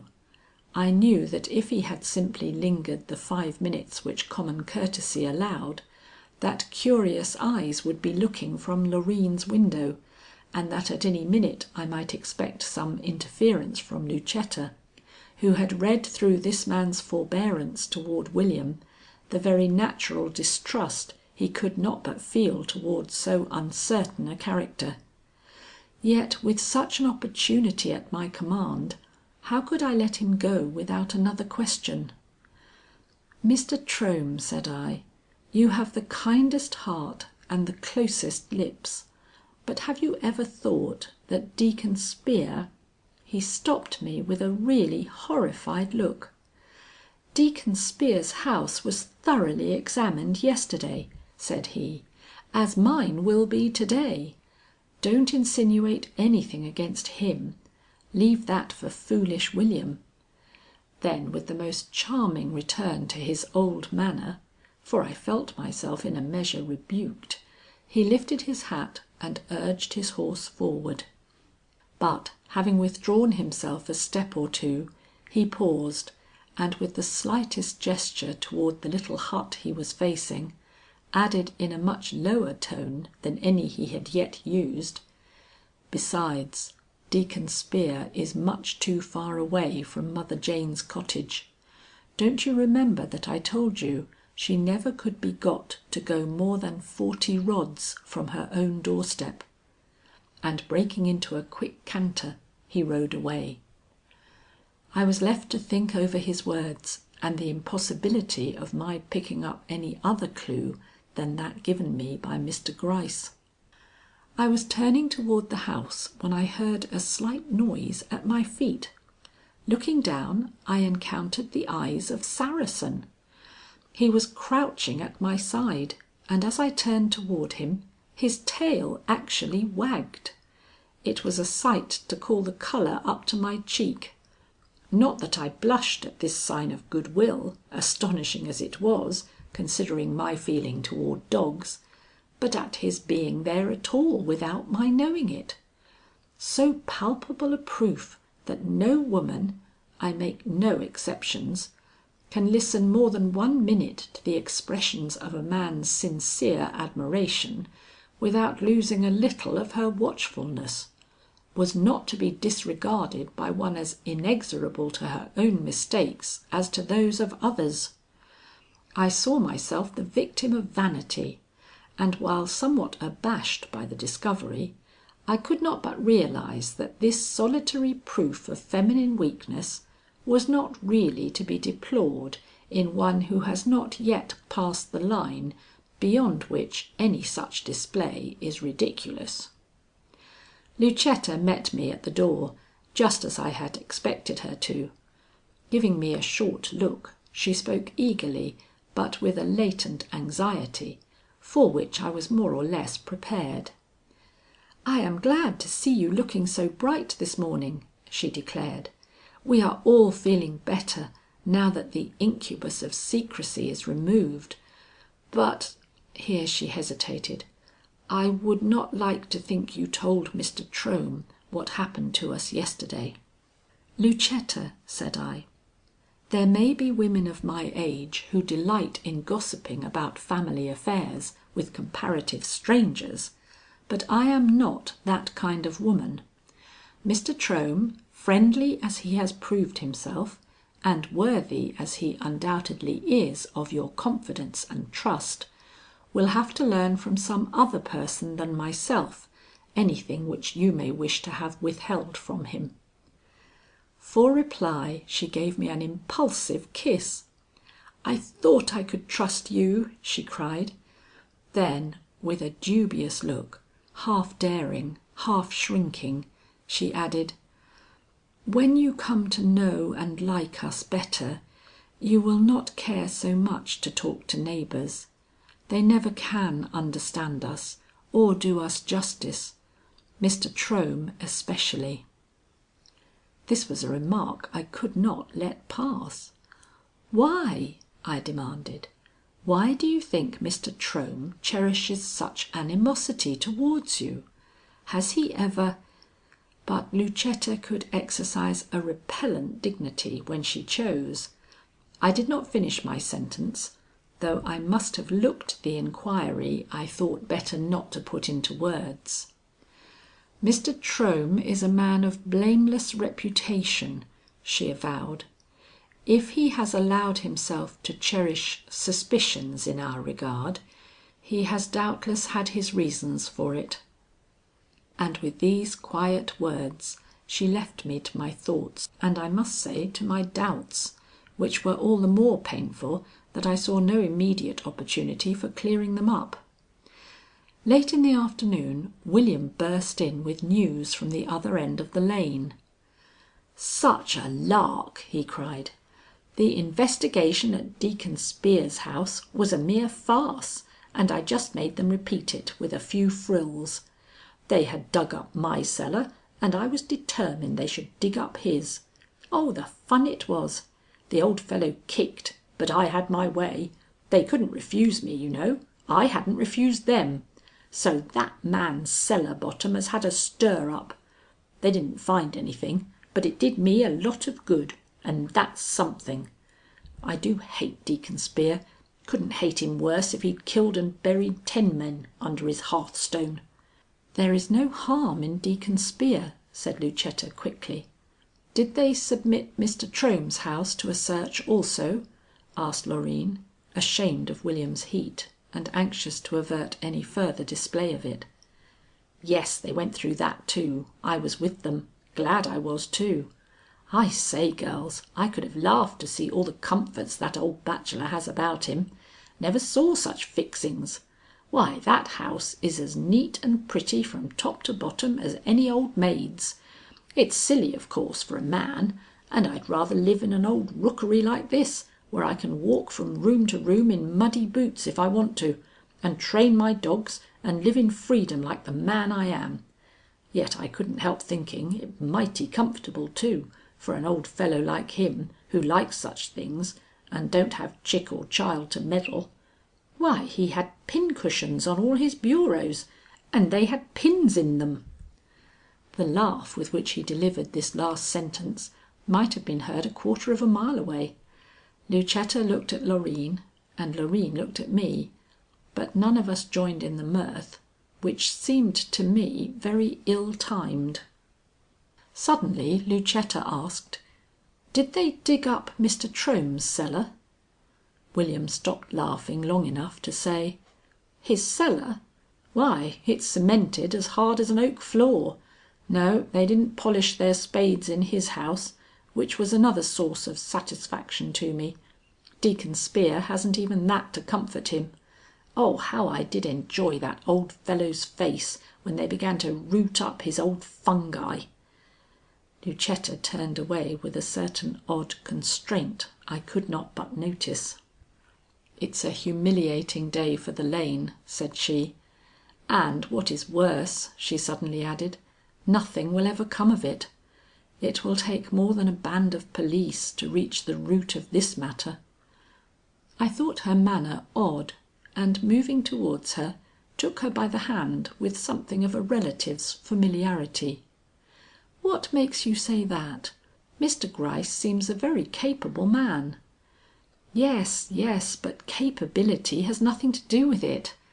Chance might, and pluck might, but wit and experience not. Otherwise the mystery would have been settled long ago. I wish I well?" Her hand was trembling violently. "Nothing. I don't know why I have allowed myself to talk on this subject. Loreen and I once made a compact never to give any opinion upon it. You see how I have kept it." She had drawn her hand away and suddenly had become quite composed. I turned my attention toward Loreen, but she was looking out of the window and showed no intention of further pursuing the conversation. William had strolled out. "Well," said I, "if ever a girl had reason for breaking such a compact, you are certainly that girl. I could never have been as silent as you have been. That is, if I had any suspicions on so serious a subject. Why, your own good name is impugned, yours and that of every other person living in this lane." "Miss Butterworth," she replied, "I have gone too far. Besides, you have misunderstood me. I have no more knowledge than anybody else as to the source of these terrible tragedies.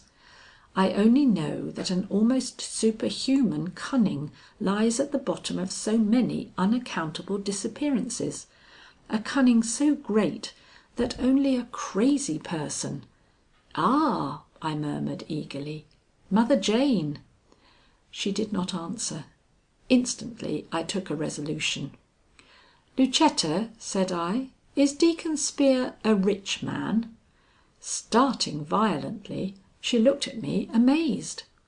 "If he is, I should like to hazard the guess that he is the man who has held you in such thraldom for years."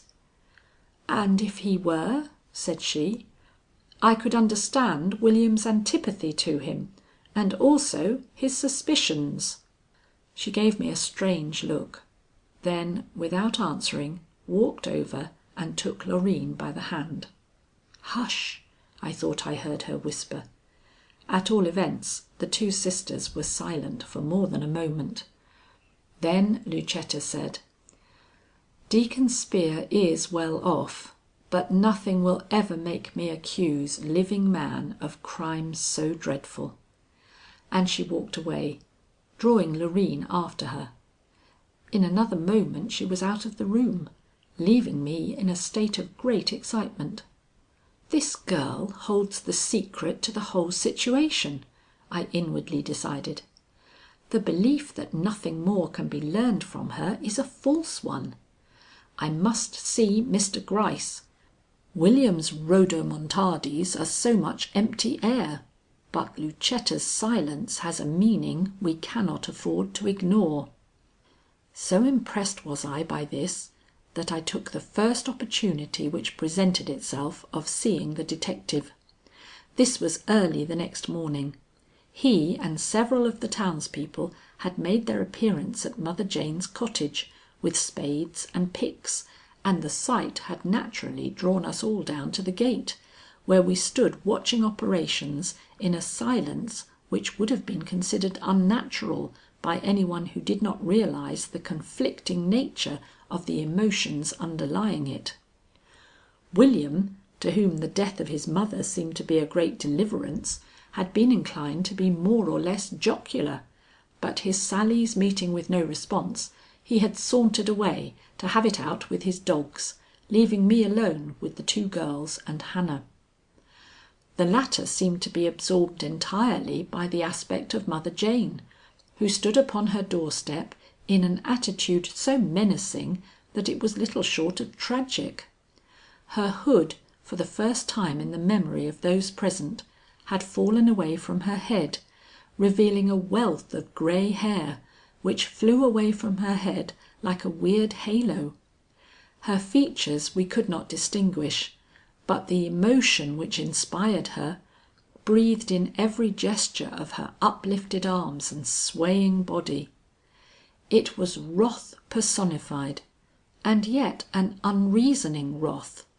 One could see she was as much dazed as outraged. Her lares and penates were being attacked, and she had come from the heart of her solitude to defend them. "I declare," Hannah protested, "it is pitiful. She has nothing in the world but that garden, and now they are going to root that up." "Do you think that the sight of a little money would appease her?" I inquired, anxious for an excuse to drop a word into the ear of Mr. Gryce. "Perhaps," said Hannah. "She dearly loves money, but it will not take away her fright." "It will if she has nothing to be frightened about," said I, and turning to the girls, I asked them, somewhat mincingly for me, if they thought I would make myself conspicuous if I crossed the road on this errand, and when Loreen answered that that would not deter her if she had the money, and Lucetta added that the sight of such misery was too painful for any mere personal consideration, I took advantage of their complaisance and hastily made my way over to the group, who were debating as to the point they would attack first. "Gentlemen," said I, "good morning. I am here on an errand of mercy. Poor old Mother Jane is half imbecile and does not understand why you invade her premises with these implements. Will you object if I endeavor to distract her mind with a little piece of gold I happen to have in my pocket? She may not deserve it, but it will make your task easier and save us some possible concern." Half of the men at once took off their hats, the other half nudged each other's elbows, and whispered and grimaced like the fools they were. The first half were gentlemen, though not all of them wore gentlemen's clothes. It was Mr. Gryce who spoke. "Certainly, madam. Give the old woman anything you please, but," and here he stepped up to me and began to whisper, "you have something to say. What is it?" I answered in the same quick way. "The mine you thought exhausted has possibilities in it yet. Question Lucetta. It may prove a more fruitful task than turning up this soil." The bow he made was more for the onlookers than for the suggestion I had given him. Yet he was not ungrateful for the latter, as I, who was beginning to understand him, could see. "Be as generous as you please," he cried aloud. "We would not disturb the old crone if it were not for one of her well known follies. Nothing will take her over 40 rods away from her home. Now what lies within those 40 rods? These men think we ought to see." The shrug I gave answered both the apparent and the concealed question. Satisfied that he would understand it so, I hurried away from him and approached Mother Jane. "See," said I, astonished at the regularity of her features, now that I had a good opportunity of observing them. "I have brought you money. Let them dig up your turnips if they will." She did not seem to perceive me. Her eyes were wild with dismay, and her lips trembling with a passion far beyond my power to comfort. "Lizzie!" she cried, "Lizzie! She will come back and find no home. Oh, my poor girl, my poor, poor girl!" It was pitiable. I could not doubt her anguish or her sincerity. The delirium of a broken heart cannot be simulated, and this heart was not controlled by reason. That was equally apparent. Immediately my heart, which goes out slowly, but none the less truly on that account, was touched by something more than the surface sympathy of the moment. She may have stolen, she may have done worse, she may even have been at the bottom of the horrible crimes which have given its name to the lane we were in. But her acts, if acts they were the result of a clouded mind, fixed for ever upon the fancied needs of another, and not the expression of personal turpitude, or even of personal longing or avarice. Therefore I could pity her, and I did. Making another appeal, I pressed the coin hard into one of her hands, till the contact effected what my words had been unable to do, and she finally looked down and saw what she was clutching. Then indeed her aspect changed, and in a few minutes of slowly growing comprehension, she became so quiet and absorbed that she forgot to look at the men, and even forgot me, who was probably nothing more than a flitting shadow to her. "A silk gown," she murmured. "It will buy Lizzie a silk gown. Oh, where did it come from? The good, good gold, the beautiful gold. Such a little piece, yet enough to make her look fine. My Lizzie, my pretty, pretty Lizzie." No numbers this time. The gift was too overpowering for her even to remember that it must be hidden away. I walked away while her delight was still voluble. Somehow it eased my mind to have done her this little act of kindness, and I think it eased the minds of the men too. At all events, every hat was off when I repassed them on my way back to the Knollys gateway. I had left both the girls there, but I found only one awaiting me. Lucetta had gone in, and so had Hannah, on what errand I was soon to know. "What do you suppose that detective wants of Lucetta now?"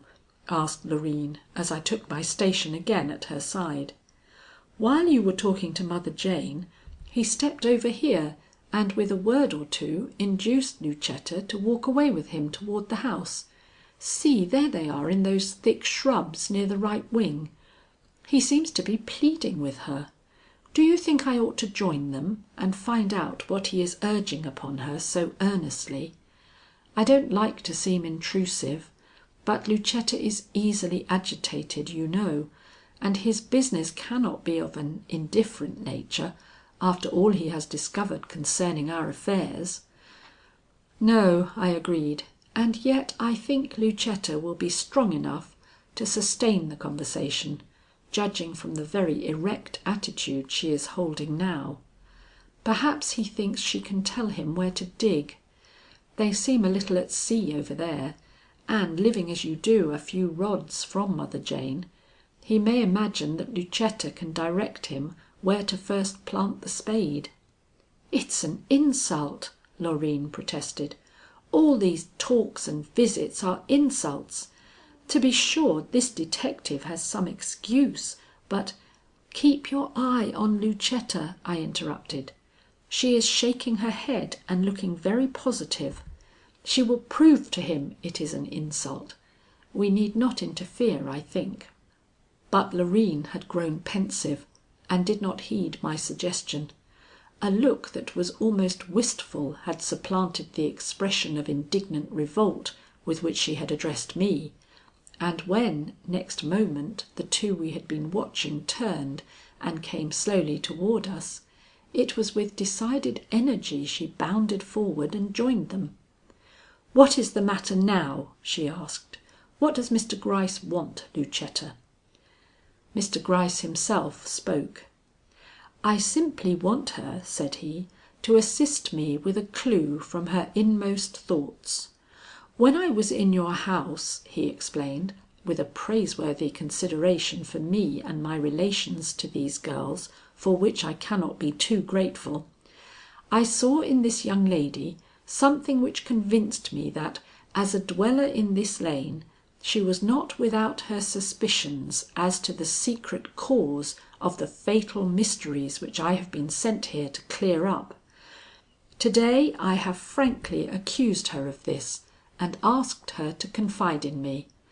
But she refuses to do so, Miss Loreen. Yet her face shows even at this moment that my old eyes were not at fault in my reading of her. She does suspect somebody, and it is not Mother Jane."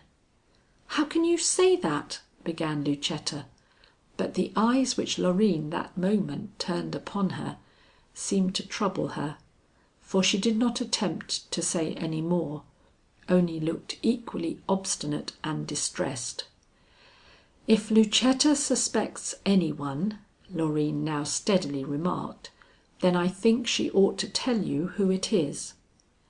"You do? Then perhaps you," commenced Mr. Gryce, "can persuade her as to her duty," he finished, as he saw her head rise in protest of what he evidently had intended to demand. "Lucetta will not yield to persuasion," was her quiet reply. "Nothing short of conviction will move the sweetest natured, but the most determined of all my mother's children. What she thinks is right, she will do. I will not attempt to influence her." Mr. Gryce, with one comprehensive survey of the two, hesitated no longer.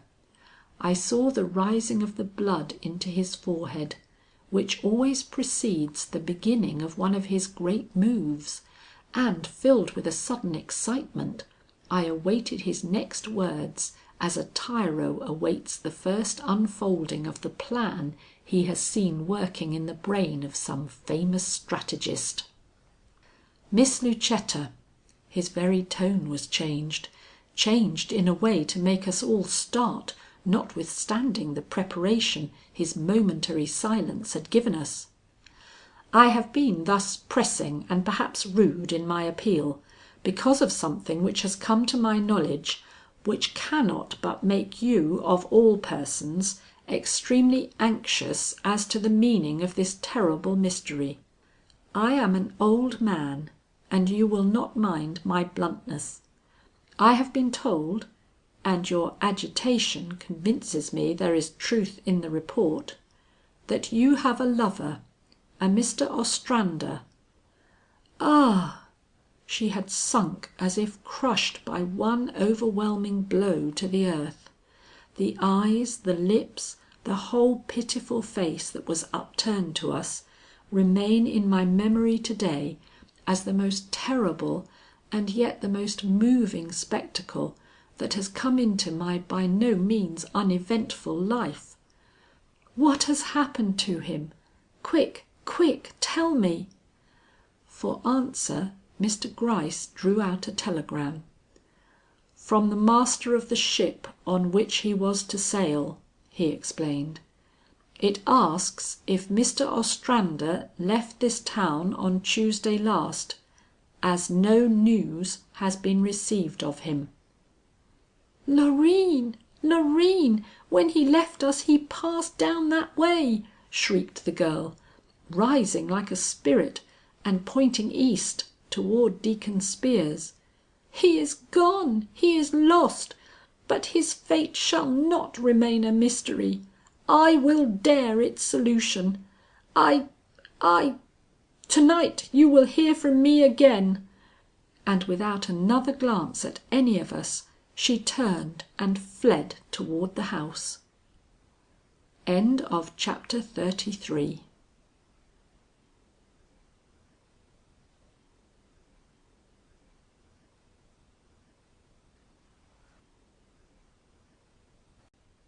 Chapter 34. Conditions. But in another moment she was back, her eyes dilated and her whole person exhaling a terrible purpose. "Do not look at me, do not notice me," she cried, but in a voice so hoarse no one but Mr. Gryce could fully understand her.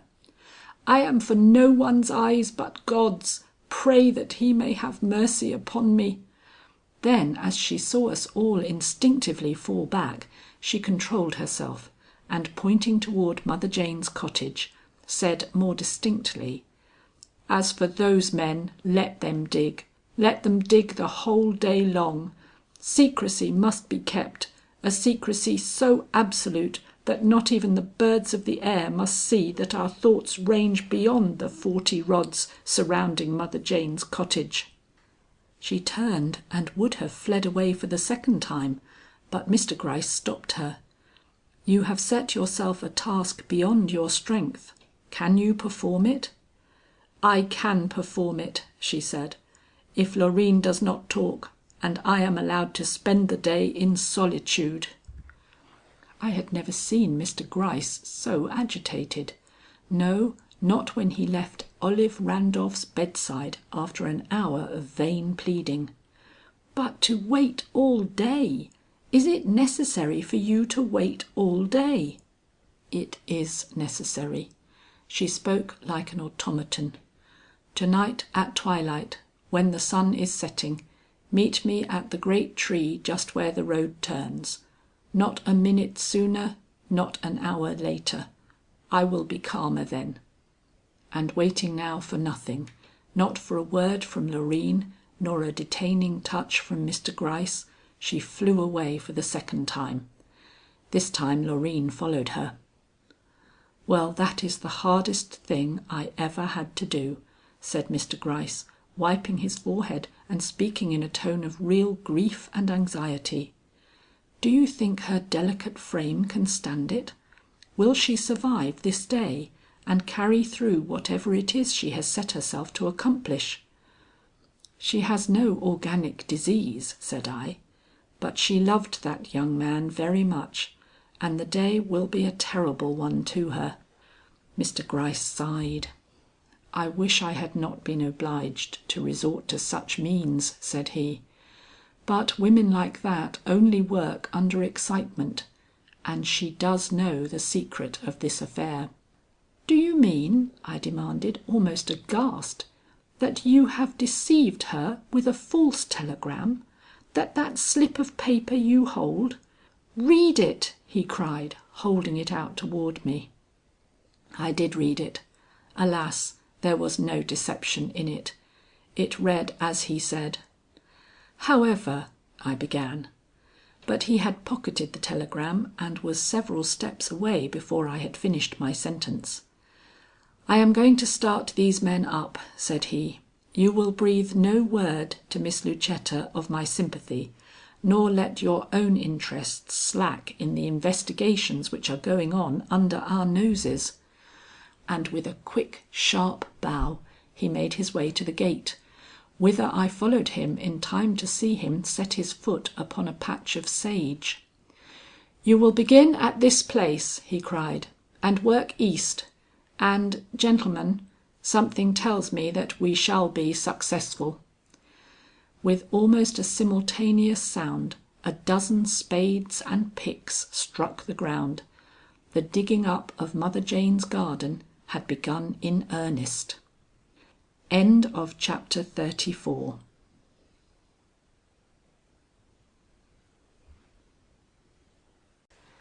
Chapter 35.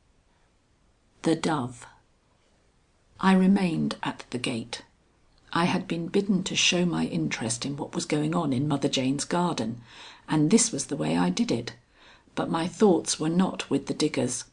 I knew as well then as later that they would find nothing worth the trouble they were taking, and having made up my mind to this, I was free to follow the lead of my own thoughts. They were not happy ones. I was neither satisfied with myself nor with the prospect of the long day of cruel suspense that awaited us. When I undertook to come to X, it was with the latent expectation of making myself useful in ferreting out its mystery. And how had I succeeded? I had been the means through which one of its secrets had been discovered, but not the secret. And while Mr. Gryce was good enough or wise enough to show no diminution in his respect for me, I knew that I had sunk a peg in his estimation from the consciousness I had of having sunk 2, if not 3 pegs in my own. This was a galling thought to me, but it was not the only one which disturbed me. Happily or unhappily, I have as much heart as pride, and Lucetta's despair and the desperate resolve to which it had led, had made an impression upon me which I could not shake off. Whether she knew the criminal or only suspected him, whether in the heat of her sudden anguish she had promised more or less than she could perform, the fact remained that we, by whom I mean first and above all Mr. Gryce, the ablest detective on the New York force, and myself, who, if no detective, am at least a factor of more or less importance in an inquiry like this, were awaiting the action of a weak and suffering girl to discover what our own experience should be able to obtain for us unassisted. That Mr. Gryce felt that he was playing a great card in thus enlisting her despair in our service did not comfort me. I am not fond of games in which real hearts take the place of painted ones, and besides, I was not ready to acknowledge that my own capacity for ferreting out this mystery was quite exhausted, or that I ought to remain idle while Lucetta bent under a task so much beyond her strength. So deeply was I impressed by this latter consideration that I found myself, even in the midst of my apparent interest in what was going on at Mother Jane's cottage, asking if I was bound to accept the defeat pronounced upon my efforts by Mr. Gryce, and if there was not yet time to retrieve myself and save Lucetta.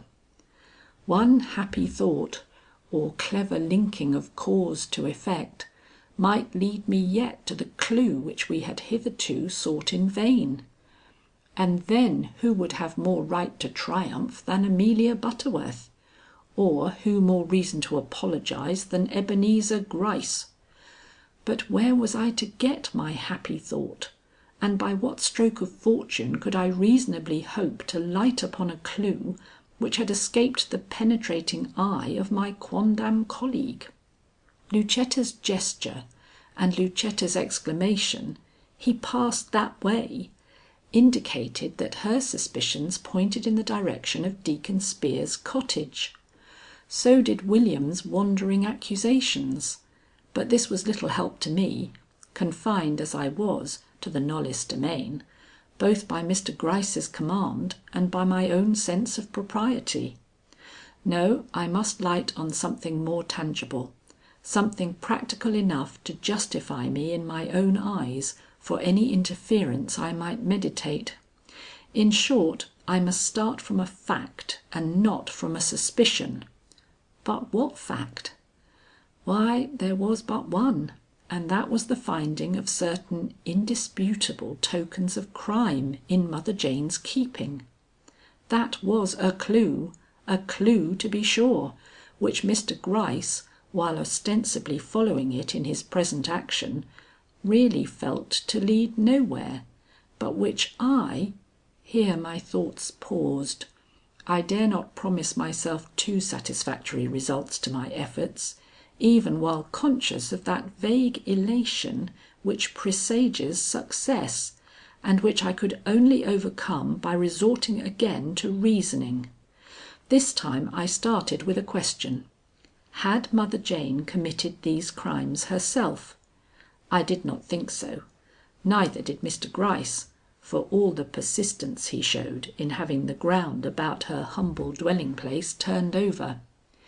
Then how had the ring of Mr. Chittenden come to be in her possession, when, as all agreed, she never was known to wander more than 40 rods away from home? If the crime by which this young gentleman had perished had taken place up the road, as Lucetta's denouncing finger plainly indicated, then this token of Mother Jane's complicity in it had been carried across the intervening space by other means than Mother Jane herself. In other words, it was brought to her by the perpetrator, or it was placed where she could lay hand on it. Neither supposition implying guilt on her part, she being in all probability as innocent of wrong as she was of sense. At all events, such should be my theory for the nonce, old theories having exploded or become of little avail in the present aspect of things. To discover, then, the source of crime, I must discover the means by which this ring reached Mother Jane. An almost hopeless task, but not to be despaired of on that account.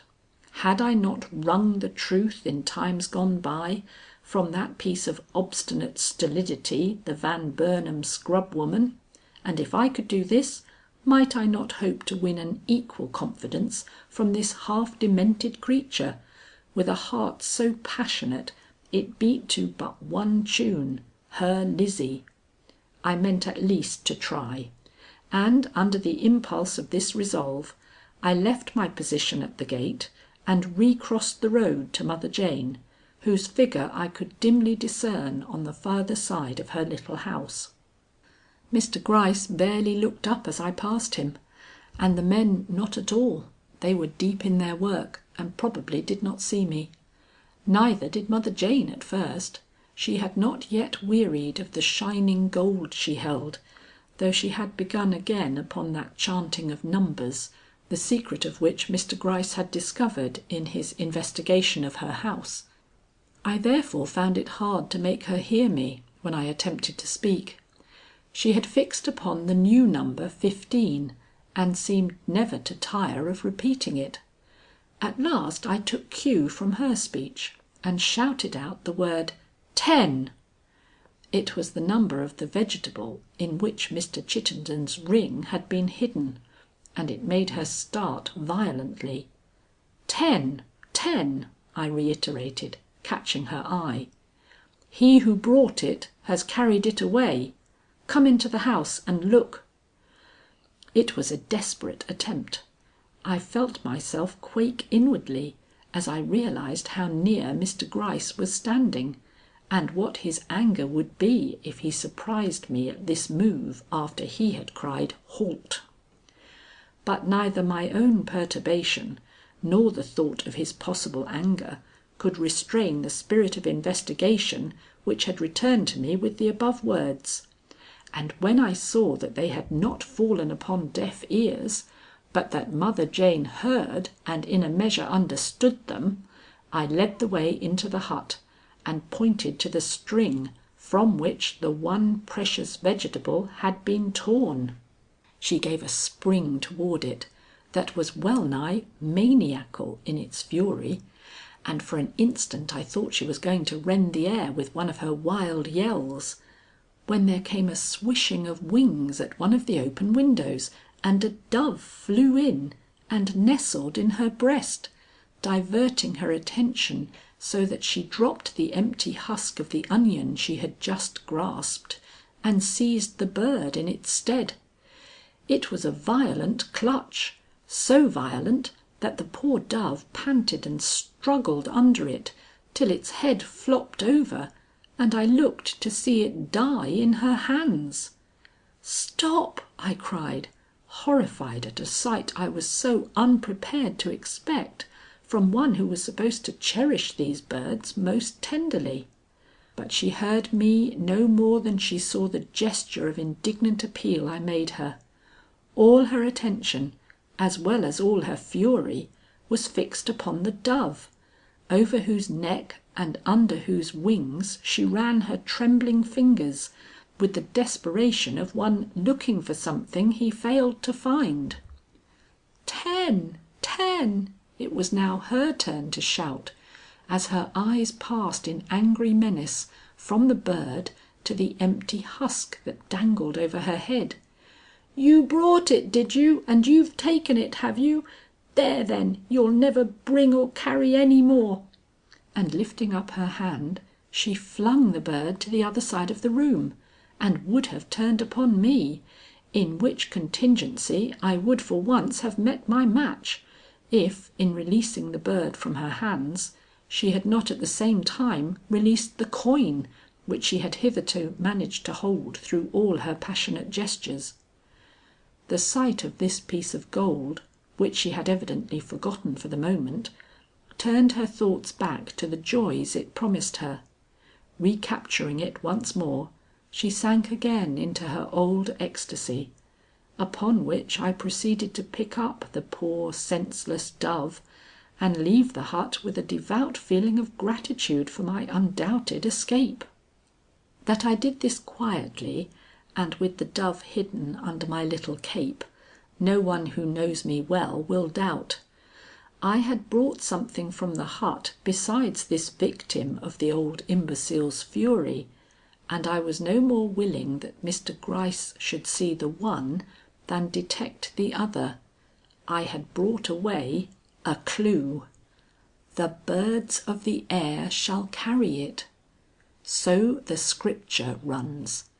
This bird, this pigeon, who now lay panting out his life in my arms, had brought her the ring which in Mr. Gryce's eyes had seemed to connect her with the disappearance of young Mr. Chittenden. End of chapter 35.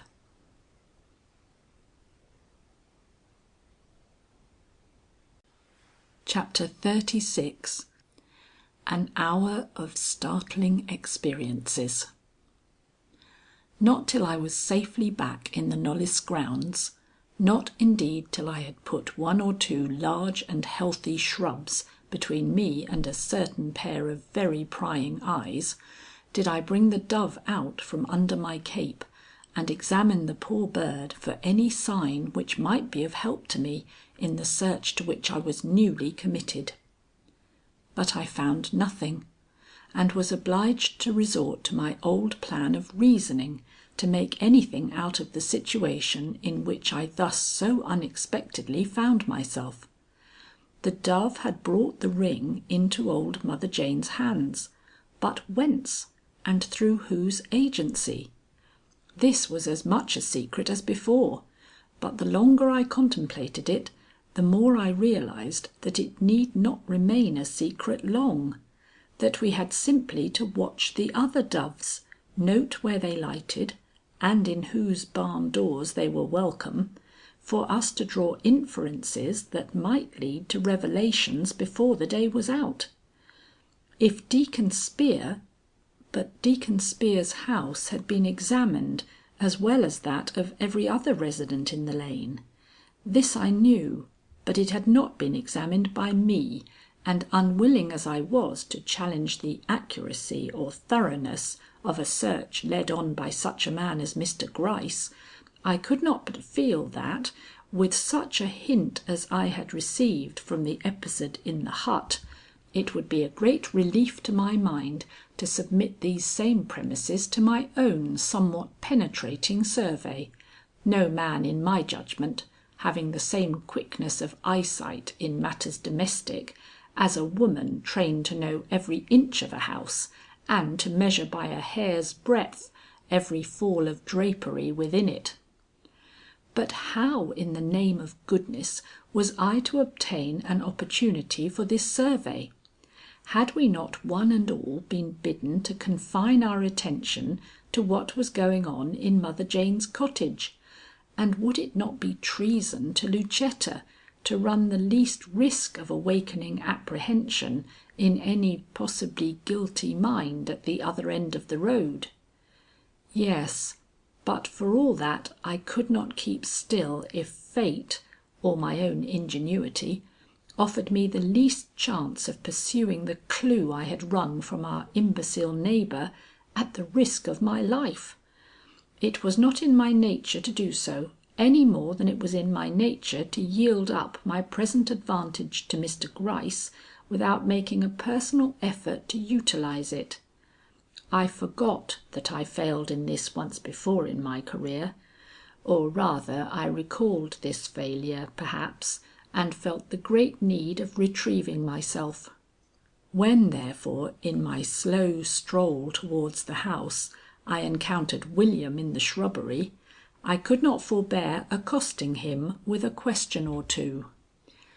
"William," I remarked, gently rubbing the side of my nose with an irresolute forefinger, and looking at him from under my lids, "that was a scurvy trick you played Deacon Spear yesterday." He stood amazed, then burst into one of his loud laughs. "You think so?" he cried. "Well, I don't. He only got what he deserved, the hard sanctimonious sneak." "Do you say that," I inquired with some spirit, "because you dislike the man, or because you really believe him to be worthy of hatred?" William's amusement at this argued little for my hopes. "We are very much interested in the Deacon," he suggested with a leer, which insolence I allowed to pass unnoticed because it best suited my plan. "You have not answered my question," I remarked with a forced air of anxiety. "Oh no," he cried, "so I haven't." And he tried to look serious too. "Well, well, to be just, I have nothing really against the man but his mean ways. Still, if I were going to risk my life on a hazard as to who is the evil spirit of this lane, I should say Spear and done with it. He has such cursed small eyes." "I don't think his eyes are too small," I returned loftily. Then with a sudden change of manner, I suggested anxiously, "And my opinion is shared by your sisters. They evidently think very well of him." "Oh," he sneered, "girls are no judges. They don't know a good man when they see him, and they don't know a bad. You mustn't go by what they say." I had it on the tip of my tongue to ask if he did not think Lucetta sufficiently understood herself to be trusted in what she contemplated doing that night. But this was neither in accordance with my plan, nor did it seem quite loyal to Lucetta, who, so far as I knew, had not communicated her intentions to this booby brother. I therefore changed this question into a repetition of my first remark. "Well, I still think the trick you played Deacon Spear yesterday a poor one, and I advise you, as a gentleman, to go and ask his pardon." This was such a preposterous proposition he could not hold his peace. "I ask his pardon!" he snorted. "Well, Saracen, did you ever hear the like of that? I ask Deacon Spear's pardon for obliging him to be treated with as great attention as I had been myself." "If you do not," I went on, unmoved, "I shall go and do it myself. I think that is what my friendship for you warrants. I am determined that while I am a visitor in your house, no one shall be able to pick a flaw in your conduct." He stared, as he might well do, tried to read my face, then my intentions, and failing to do both, which was not strange, broke into noisy mirth. "Oh ho!" he laughed. "So that is your game, is it? Well, I never! Saracen, Miss Butterworth wants to reform me, wants to make one of her sleek city chaps out of William Knollys. She'll have hard work of it, won't she? But then we're beginning to like her well enough to let her try. Miss Butterworth, I'll go with you to Deacon Spear. I haven't had so much chance for fun in a 12-month." I had not expected such success and was duly thankful, but I made no reference to it aloud. On the contrary, I took his complaisance as a matter of course, and hiding all token of triumph, suggested quietly that we should make as little ado as possible over our errand, seeing that Mr. Gryce was something of a meddler and might take it into his head to interfere, which suggestion had all the effect I anticipated, for at the double prospect of amusing himself at the Deacon's expense and of outwitting the man whose business it was to outwit us, he became not only willing but eager to undertake the adventure offered him. So, with the understanding that I was to be ready to drive into town as soon as he could hitch up the horse, we parted on the most amicable terms, he proceeding towards the stable and I towards the house, where I hoped to learn something new about Lucetta. But Loreen, from whom alone I could hope to glean any information, was shut in her room and did not come out, though I called her more than once, which, if it left my curiosity unsatisfied, at least allowed me to quit the house without awakening hers. William was waiting for me at the gate when I descended. He was in the best of humours and helped me into the buggy he had resurrected from some corner of the old stable, with a grimace of suppressed mirth which argued well for the peace of our proposed drive. The horse's head was turned away from the quarter we were bound for, but as we were ostensibly on our way to the village, this showed but common prudence on William's part, and as such met with my entire approbation. Mr. Gryce and his men were hard at work when we passed them. Knowing the detective so well, and rating at its full value his undoubted talent for reading the motives of those about him, I made no attempt at cajolery in the explanation I proffered of our sudden departure, but merely said in my old peremptory way that I found waiting at the gate so tedious that I had accepted William's invitation to drive into town, which, while it astonished the old gentleman, did not really arouse his suspicions, as a more conciliatory manner and speech might have done. This disposed of, we drove rapidly away. William's sense of humour once aroused was not easily allayed. He seemed so pleased with his errand that he could talk of nothing else, and turned the subject over and over in his clumsy way, till I began to wonder if he had seen through the object of our proposed visit, and was making me the butt of his none too brilliant wit.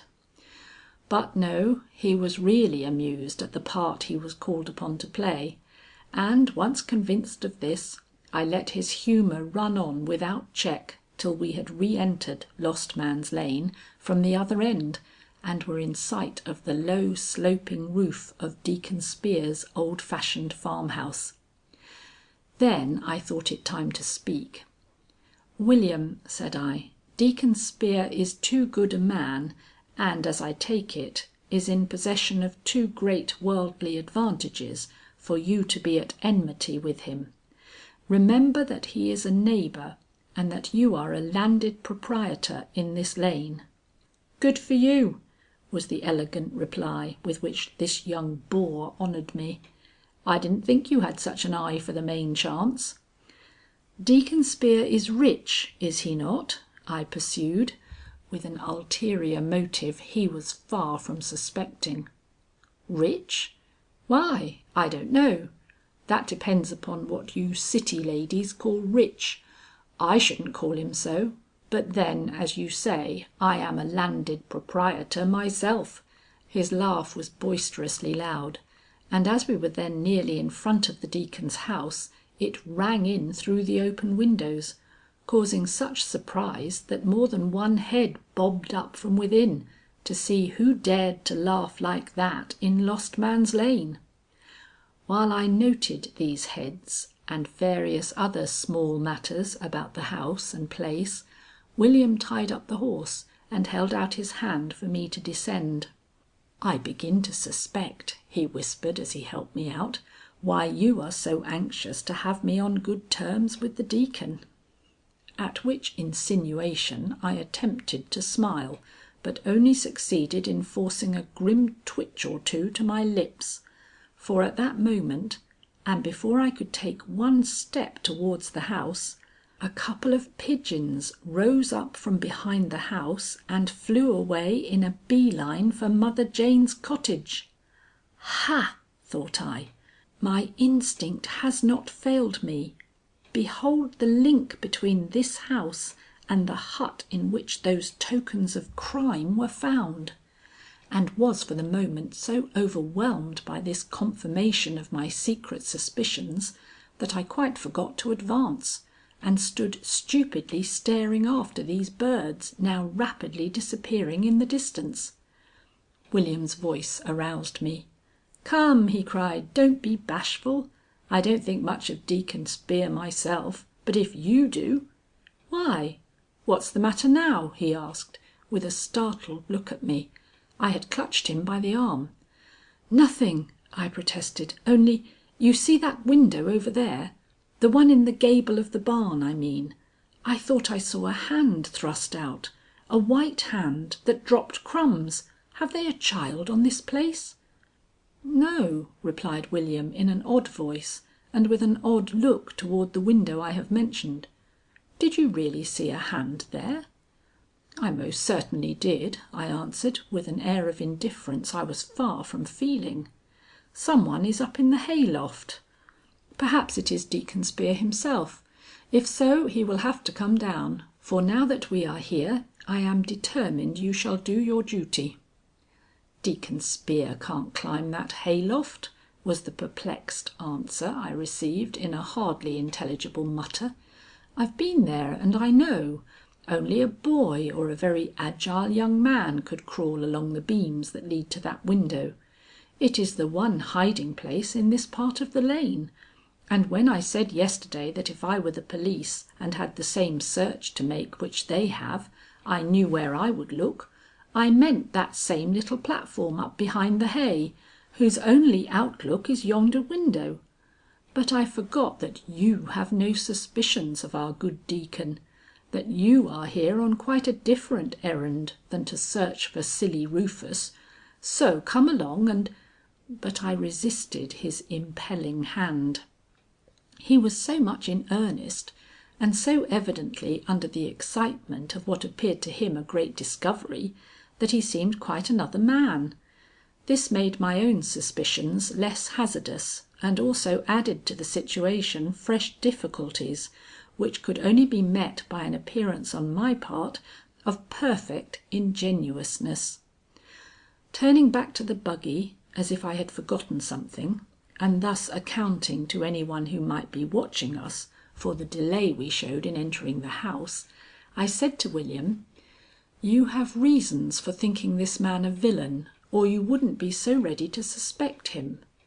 Now what if I should tell you that I agree with you, and that this is why I have dragged you here this fine morning?" "I should say you were a deuced smart woman," was his ready answer. "But what can you do here?" "What have we already done?" I asked. "Discovered that they have some one in hiding in what you call an inaccessible place in the barn. But didn't the police examine the whole place yesterday? They certainly told me they had searched the premises thoroughly." "Yes," he repeated with great disdain. "They said and they said, but they didn't climb up to the one hiding place in sight. That old fellow Gryce declared it wasn't worth their while, that only birds could reach that loophole." "Oh," I returned, somewhat taken aback. "You called his attention to it then?" To which William answered with a vigorous nod and the grumbling words: "I don't believe in the police. I think they're often in league with the very rogues they—" But here the necessity of approaching the house became too apparent for further delay. Deacon Spear had shown himself at the front door, and the sight of his astonished face, twisted into a grimace of doubtful welcome, drove every other thought away than how we were to acquit ourselves in the coming interview. Seeing that William was more or less nonplussed by the situation, I caught him by the arm and whispering, "Let us keep to our first programme," led him up the walk with much the air of a triumphant captain bringing in a recalcitrant prisoner. My introduction under these circumstances can be imagined by those who have followed William's awkward ways, but the Deacon, who was probably the most surprised, if not the most disconcerted member of the group, possessed a natural fund of conceit and self-complacency that prevented any outward manifestation of his feelings, though I could not help detecting a carefully suppressed antagonism in his eye when he allowed it to fall upon William, which warned me to exercise my full arts in the manipulation of the matter before me. I accordingly spoke first, and with all the prim courtesy such a man might naturally expect from an intruder of my sex and appearance. "Deacon Spear," said I, as soon as we were seated in his stiff, old-fashioned parlour, "you are astonished to see us here, no doubt, especially after the display of animosity shown towards you yesterday by this graceless young friend of mine. but it is on account of this unfortunate occurrence that we are here. After a little reflection, and a few hints, I may add, from one who has seen more of life than himself, William felt that he had cause to be ashamed of himself for his show of sport in yesterday's proceedings, and accordingly he has come in my company to tender his apologies and entreat your forbearance. Am I not right, William?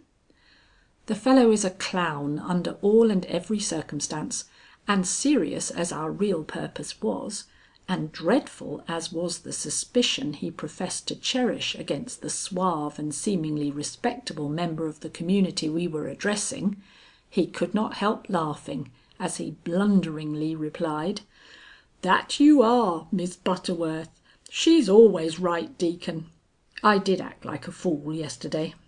And seeming to think that, with this one sentence, he had played his part out to perfection, he jumped up and strolled out of the house, almost pushing down as he did so the two daughters of the house, who had crept into the hall from the sitting room to listen.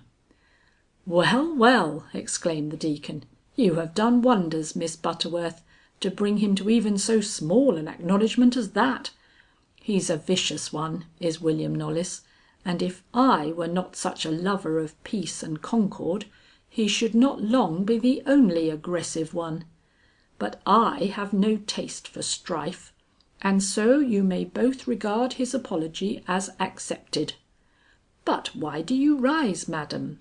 Sit down, I pray, and let me do the honours. Martha, Jemima." But I would not allow him to summon his daughters. The man inspired me with too much dislike, if not fear. Besides, I was anxious about William. What was he doing, and of what blunder might he not be guilty without my judicious guidance? "I am obliged to you," I returned, "but I cannot wait to meet your daughters now. Another time, Deacon. There is important business going on at the other end of the lane, and William's presence there may be required." "Ah," he observed, following me to the door, "they are digging up Mother Jane's garden." I nodded, restraining myself with difficulty. "Fool's work," he muttered.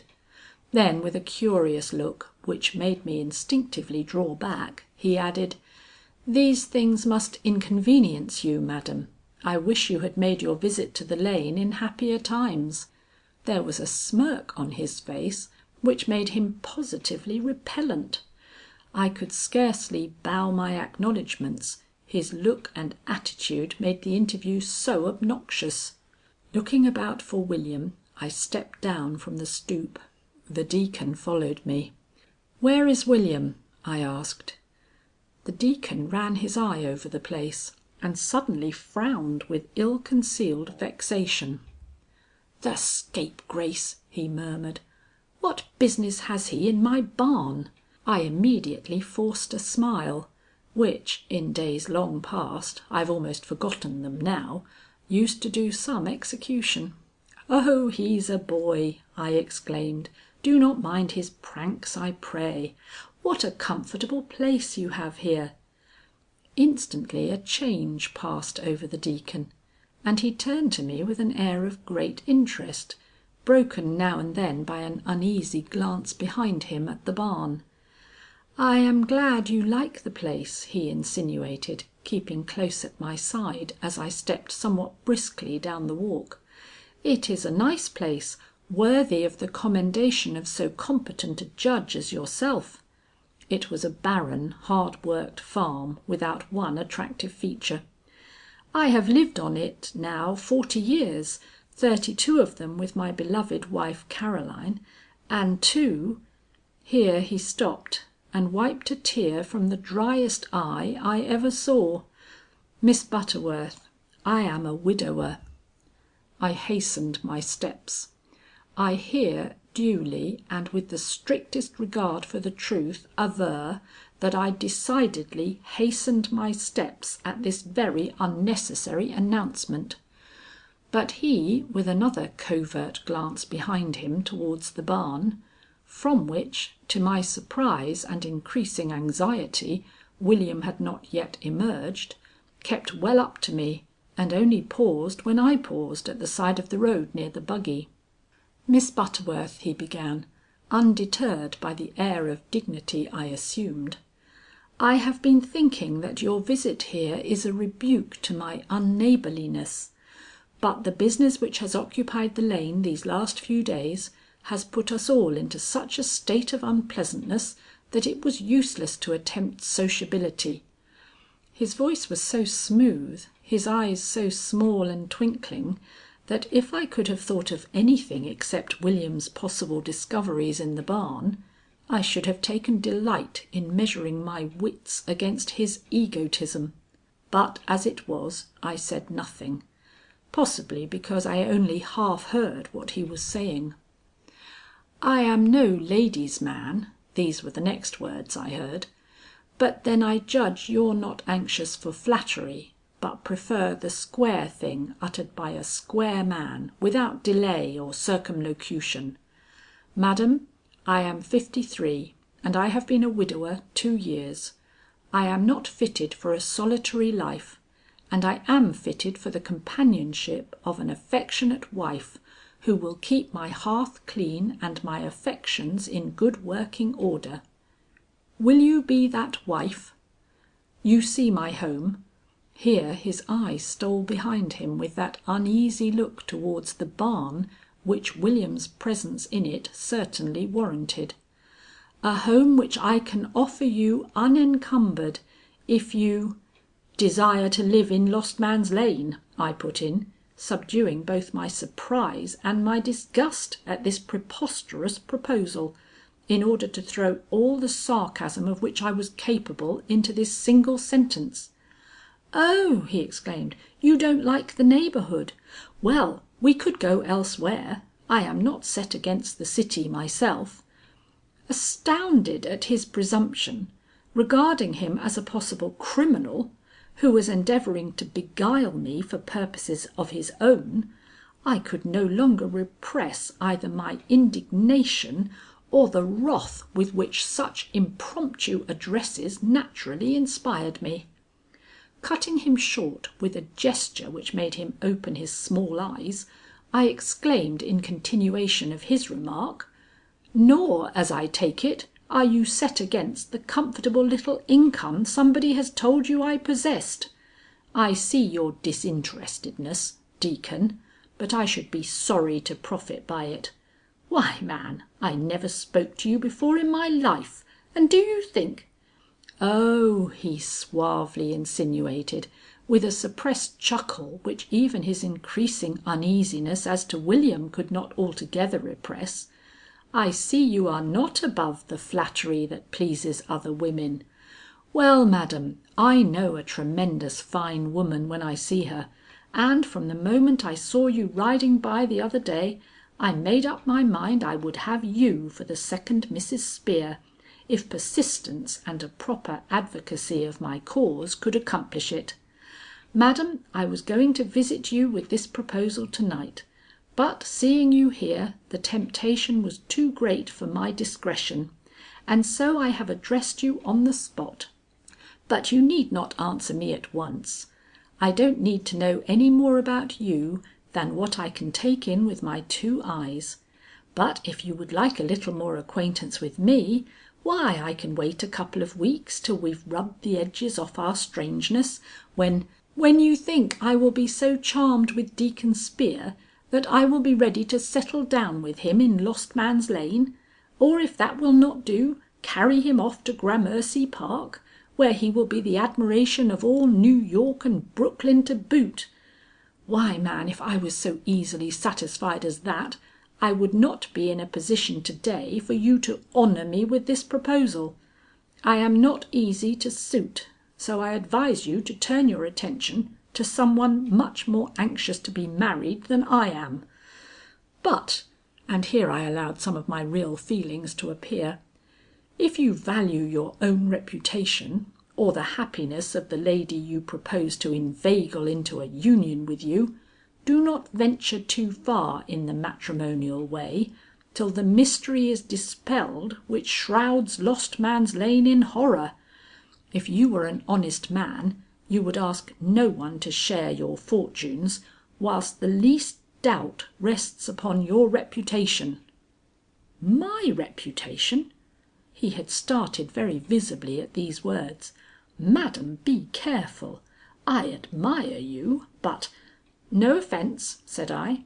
"For a stranger I have been perhaps unduly frank. I only mean that any one who lives in this lane must feel himself more or less enveloped by the shadow which rests upon it. When that is lifted, each and every one of you will feel himself a man again. From indications to be seen in the lane to day, that time may not be far distant. Mother Jane is a likely source for the mysteries that agitate us. She knows just enough to have no proper idea of the value of a human life." The Deacon's retort was instantaneous. "Madam," said he, with a snap of his fingers, "I have not that much interest in what is going on down there. If men have been killed in this lane, which I do not believe, old Mother Jane has had no hand in it. My opinion is, and you may value it or not just as you please, that what the people hereabout call crimes are so many coincidences, which some day or other will receive their due explanation. Every one who has disappeared in this vicinity has disappeared naturally. No one has been killed. That is my theory, and you will find it correct. On this point I have expended more than a little thought." I was irate. I was also dumbfounded at his audacity. Did he think I was the woman to be deceived by any such balderdash as that? But I shut my lips tightly, lest I should say something, and he, not finding this agreeable, being no conversationalist himself, drew himself up with a pompously expressed hope that he would see me again after his reputation was cleared, when his attention as well as my own was diverted by seeing William's slouching figure appear in the barn door and make slowly towards us. Instantly the Deacon forgot me in his interest in William's approach, which was so slow as to be tantalizing to us both. When he was within speaking distance, Deacon Spear started towards him. "Well," he cried, "one would think you had gone back a dozen or so years and were again robbing your neighbours' hen roosts. Been in the hay, eh?" he added, leaning forward and plucking a wisp or two from my companion's clothes. "Well, what did you find there?" In trembling fear for what the lout might answer, I put my hand on the buggy rail and struggled anxiously to my seat. William stepped forward and loosened the horse before speaking. Then, with a leer, he dived into his pocket, and remarking slowly, "I found this," brought to light a small riding whip, which we both recognized as one he often carried. "I flung it up in the hay yesterday in one of my fits of laughing, so just thought I would bring it down to day. You know it isn't the first time I've climbed about those rafters, Deacon, as you have been good enough to insinuate." The Deacon, evidently taken aback, eyed the young fellow with a leer in which I saw something more serious than mere suspicion. "Was that all?" he began, but evidently thought better than to finish, whilst William, with a nonchalance that surprised me, blunderingly avoided his eye, and bounding into the buggy beside me, started up the horse and drove slowly off. "Ta ta, Deacon," he called back. "If you want to see fun, come up to our end of the lane. There's precious little here," and thus, with a laugh, terminated an interview which, all things considered, was the most exciting as well as the most humiliating I have ever taken part in. "William," I began, but stopped. The two pigeons whose departure I had watched a little while before were coming back, and as I spoke fluttered up to the window before mentioned, where they alighted and began picking up the crumbs which I had seen scattered for them. "See!" I suddenly exclaimed, pointing them out to William. "Was I mistaken when I thought I saw a hand drop crumbs from that window?" The answer was a very grave one for him. "No," said he, "for I have seen more than a hand, through the loophole I made in the hay. I saw a man's leg stretched out as if he were lying on the floor with his head toward the window. It was but a glimpse I got, but the leg moved as I looked at it, and so I know that some one lies hid in that little nook up under the roof. Now it isn't any one belonging to the lane, for I know where every one of us is or ought to be at this blessed moment. And it isn't a detective, for I heard a sound like heavy sobbing as I crouched there. Then who is it? Silly Rufus, I say. And if that hay was all lifted, we would see sights that would make us ashamed of the apologies we uttered to the old sneak just now. "I want to get home," said I. "Drive fast. Your sisters ought to know this." "The girls?" he cried. "Yes, it will be a triumph over them. They never would believe I had an atom of judgment, but we'll show them if William Knollys is altogether a fool." We were now near to Mr. Trohm's hospitable gateway. Coming from the excitements of my late interview, it was a relief to perceive the genial owner of this beautiful place wandering among his vines and testing the condition of his fruit by a careful touch here and there. As he heard our wheels he turned, and seeing who we were, threw up his hands in ill-restrained pleasure and came buoyantly forward. There was nothing to do but to stop, so we stopped. "Why, William! Why, Miss Butterworth, what a pleasure!" Such was his amiable greeting. "I thought you were all busy at your end of the lane, but I see you have just come from town. Had an errand there, I suppose?" "Yes," William grumbled, eyeing the luscious pear Mr. Trohm held in his hand.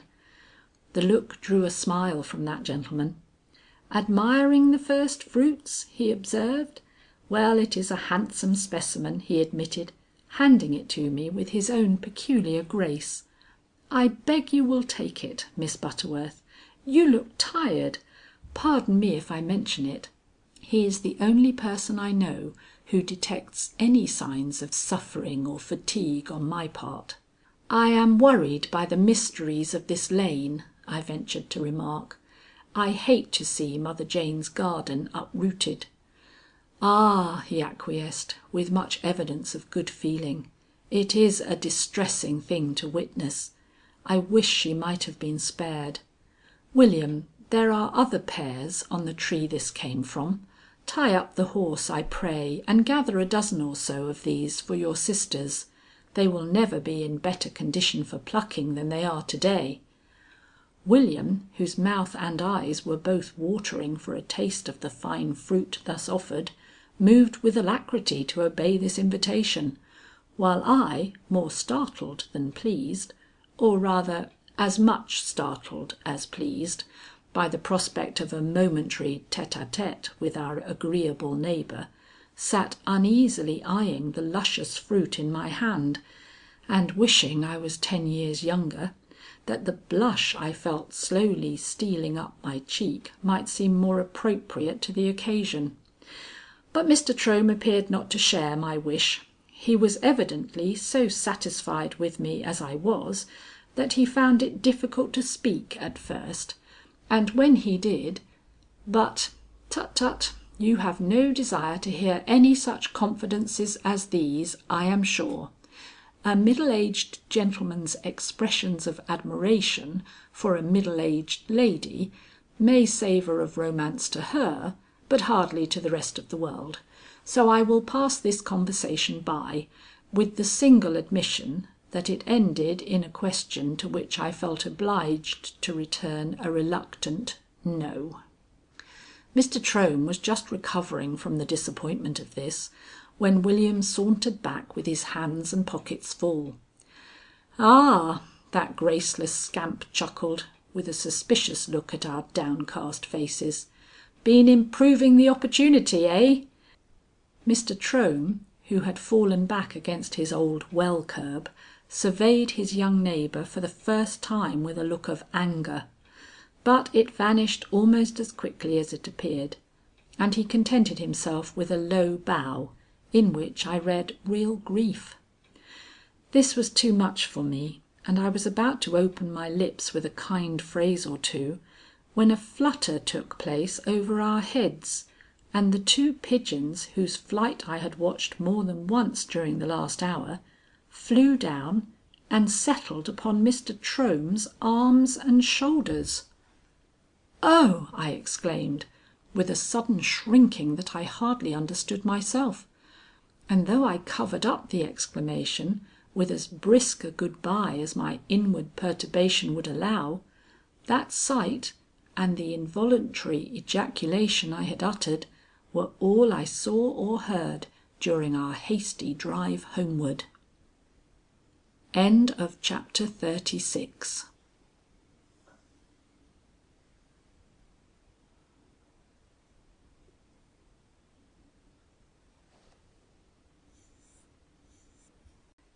Chapter 37. I astonish Mr. Gryce, and he astonishes me. But as we approached the group of curious people which now filled up the whole highway in front of Mother Jane's cottage, I broke from the nightmare into which this last discovery had thrown me, and turning to William, said with a resolute air: "You and your sisters are not of one mind regarding these disappearances. You ascribe them to Deacon Spear, but they, whom do they ascribe them to? I shouldn't think it would take a woman of your wit to answer that question." The rebuke was deserved. I had wit, but I had refused to exercise it. My blind partiality for a man of pleasing exterior and magnetic address had prevented the cool play of my usual judgment, due to the occasion and the trust which had been imposed in me by Mr. Gryce. Resolved that this should end, no matter at what cost to my feelings, I quietly said: "You allude to Mr. Trohm." "That is the name," he carelessly assented. "Girls, you know, let their prejudices run away with them. An old grudge." "Yes," I tentatively put in. "He persecuted your mother, and so they think him capable of any wickedness." The growl which William gave was not one of dissent. "But I don't care what they think," said he, looking down at the heap of fruit which lay between us. "I'm Trohm's friend, and don't believe one word they choose to insinuate against him. What if he didn't like what my mother did? We didn't like it either, and—" "William," I calmly remarked, "if your sisters knew that Silly Rufus had been found in Deacon Spear's barn, they would no longer do Mr. Trohm this injustice." "No, that would settle them. That would give me a triumph which would last long after this matter was out of the way." "Very well then," said I am going to bring about this triumph. I am going to tell Mr. Gryce at once what we have discovered in Deacon Spear's barn." And without waiting for his yes or no, I jumped from the buggy and made my way to the detective's side. His welcome was somewhat unexpected. "Ah, fresh news!" he exclaimed. "I see it in your eye. What have you chanced upon, madam, in your disinterested drive into town?" I thought I had eliminated all expression from my face, and that my words would bring a certain surprise with them. But it is useless to try to surprise Mr. Gryce. "You read me like a book," said I. "I have something to add to the situation. Mr. Gryce, I have just come from the other end of the lane, where I found a clue which may shorten the suspense of this weary day, and possibly save Lucetta from the painful task she has undertaken in our interests. Mr. Chittenden's ring—" I paused for the exclamation of encouragement he is accustomed to give on such occasions, and while I paused, prepared for my accustomed triumph.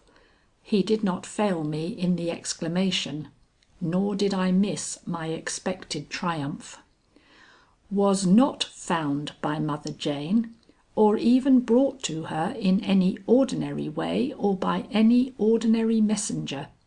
It came to her on a pigeon's neck, the pigeon you will find lying dead among the bushes in the Knollys yard." He was amazed.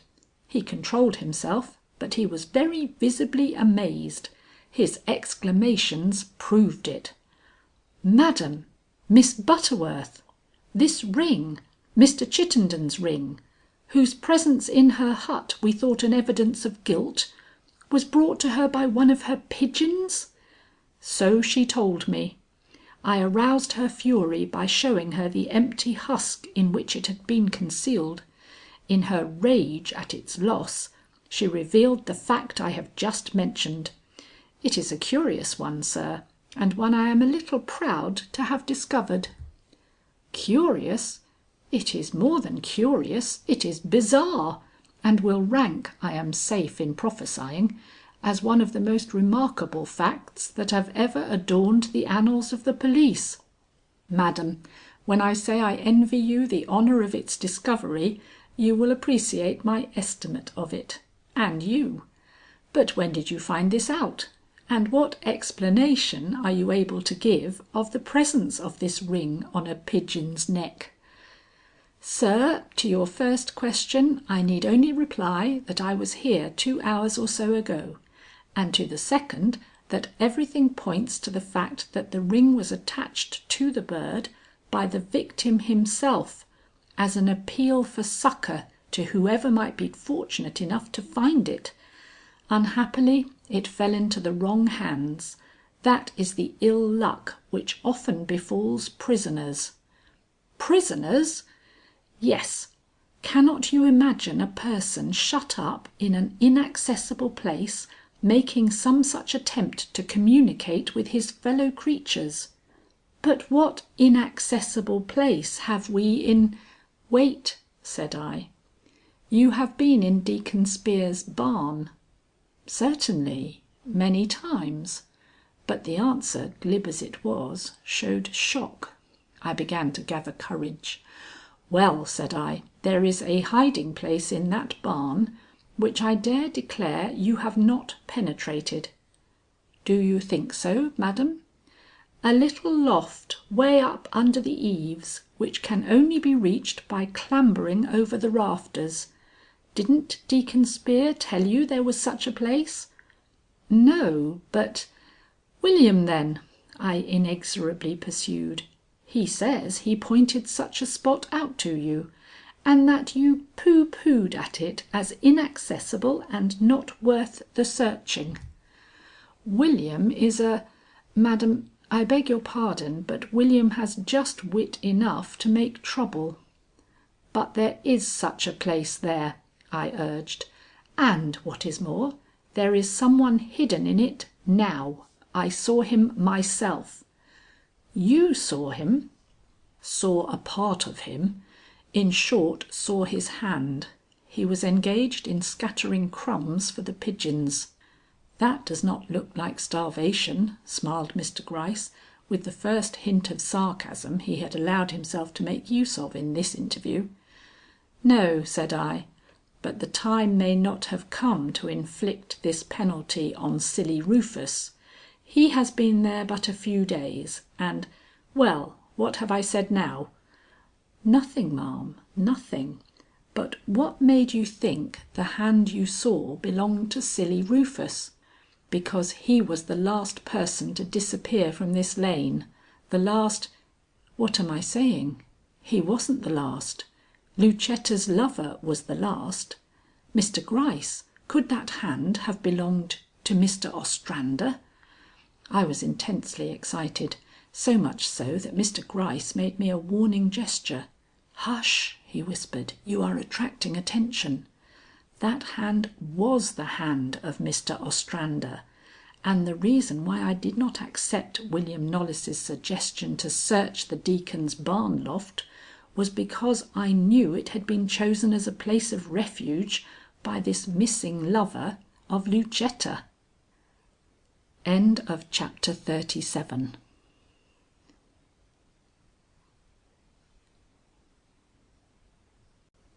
CHAPTER XXXVIII. A few words. Never have keener or more conflicting emotions been awakened in my breast than by these simple words.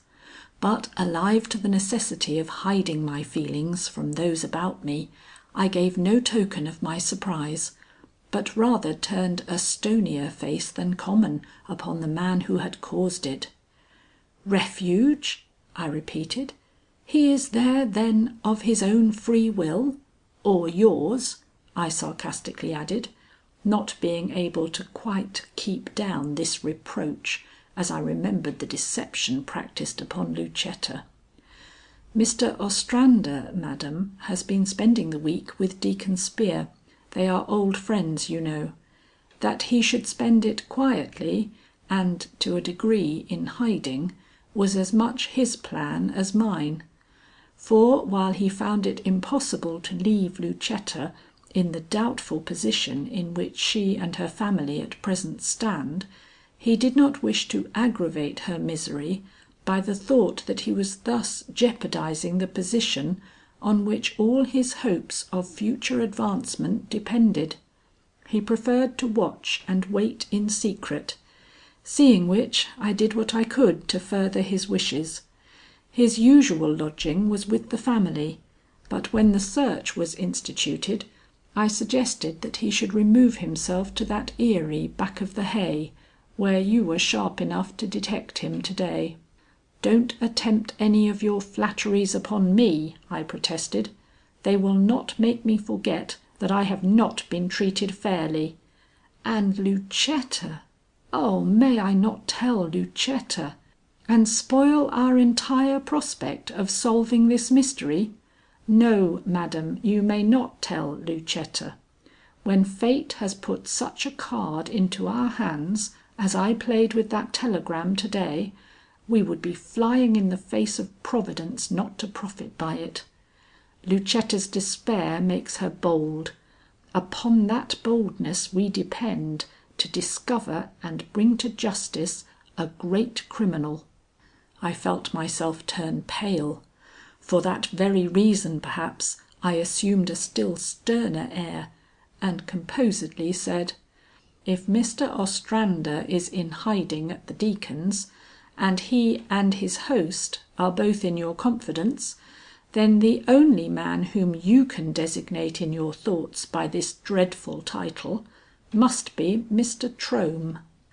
I had perhaps hoped he would recoil at this, or give some other evidence of his amazement at an assumption which to me seemed preposterous. But he did not, and I saw, with what feelings may be imagined, that this conclusion, which was half bravado with me, had been accepted by him long enough for no emotion to follow its utterance. "Oh!" I exclaimed, "how can you reconcile such a suspicion with the attitude you have always preserved towards Mr. Trohm?" "Madam," said he, "do not criticise my attitude without taking into account existing appearances. They are undoubtedly in Mr. Trohm's favour." "I am glad to hear you say so," said I. "I am glad to hear you say so. Why, it was in response to his appeal that you came to X. at all." Mr. Gryce's smile conveyed a reproach which I could not but acknowledge I amply merited. Had he spent evening after evening at my house, entertaining me with tales of the devices and the many inconsistencies of criminals, to be met now by such a puerile disclaimer as this? But beyond that smile he said nothing.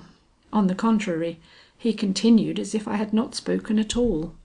"But appearances," he declared, "will not stand before the insight of a girl like Lucetta. She has marked the man as guilty, and we will give her the opportunity of proving the correctness of her instinct." "But Mr. Trohm's house has been searched and you have found nothing, nothing," I argued somewhat feebly.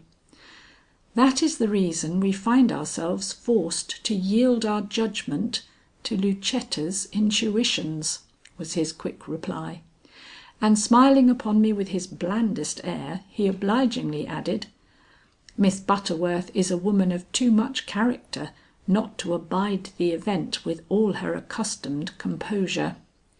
And with this final suggestion I was as yet too crushed to resent, he dismissed me to an afternoon of unparalleled suspense and many contradictory emotions. CHAPTER XXXIX.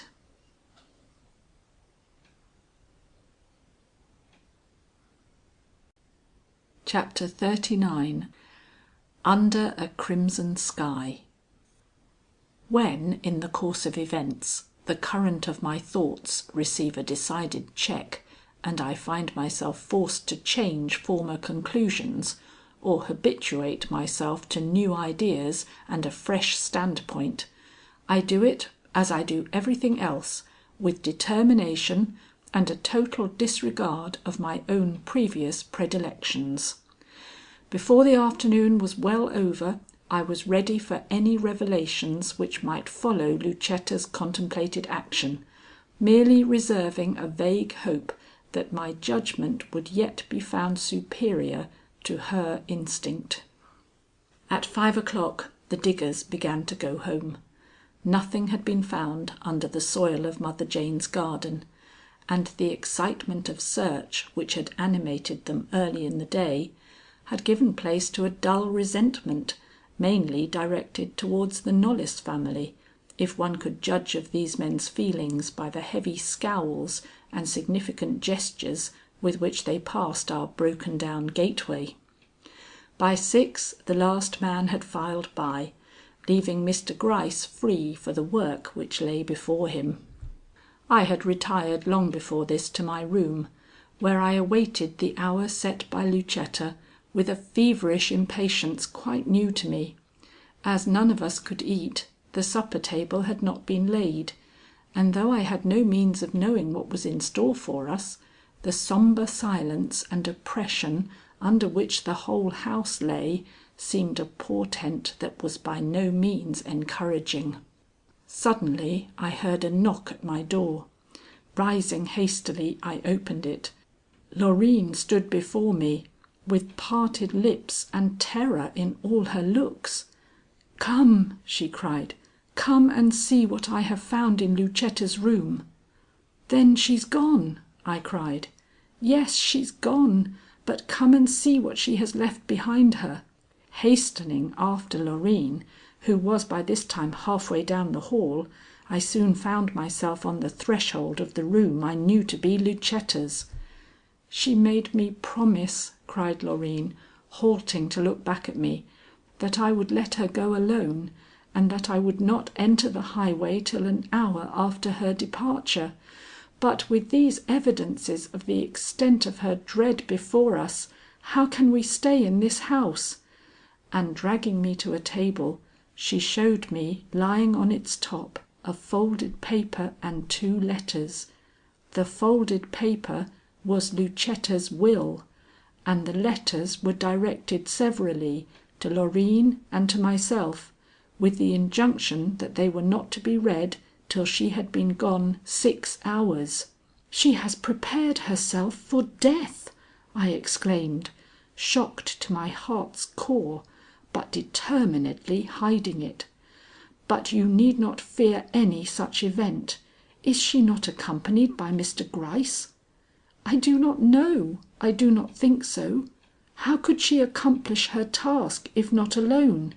Miss Butterworth, Miss Butterworth, she has gone to brave Mr. Trohm, our mother's persecutor and our lifelong enemy, thinking, hoping, believing that in so doing she will rouse his criminal instincts, if he has them, and so lead to the discovery of his crimes and the means by which he has been enabled to carry them out so long undetected.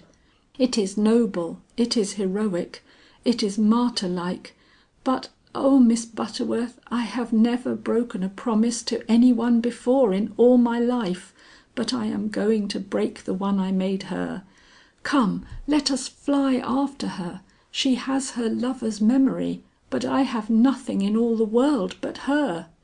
I immediately turned and hastened down the stairs in a state of humiliation which should have made ample amends for any show of arrogance I may have indulged in my more fortunate moments.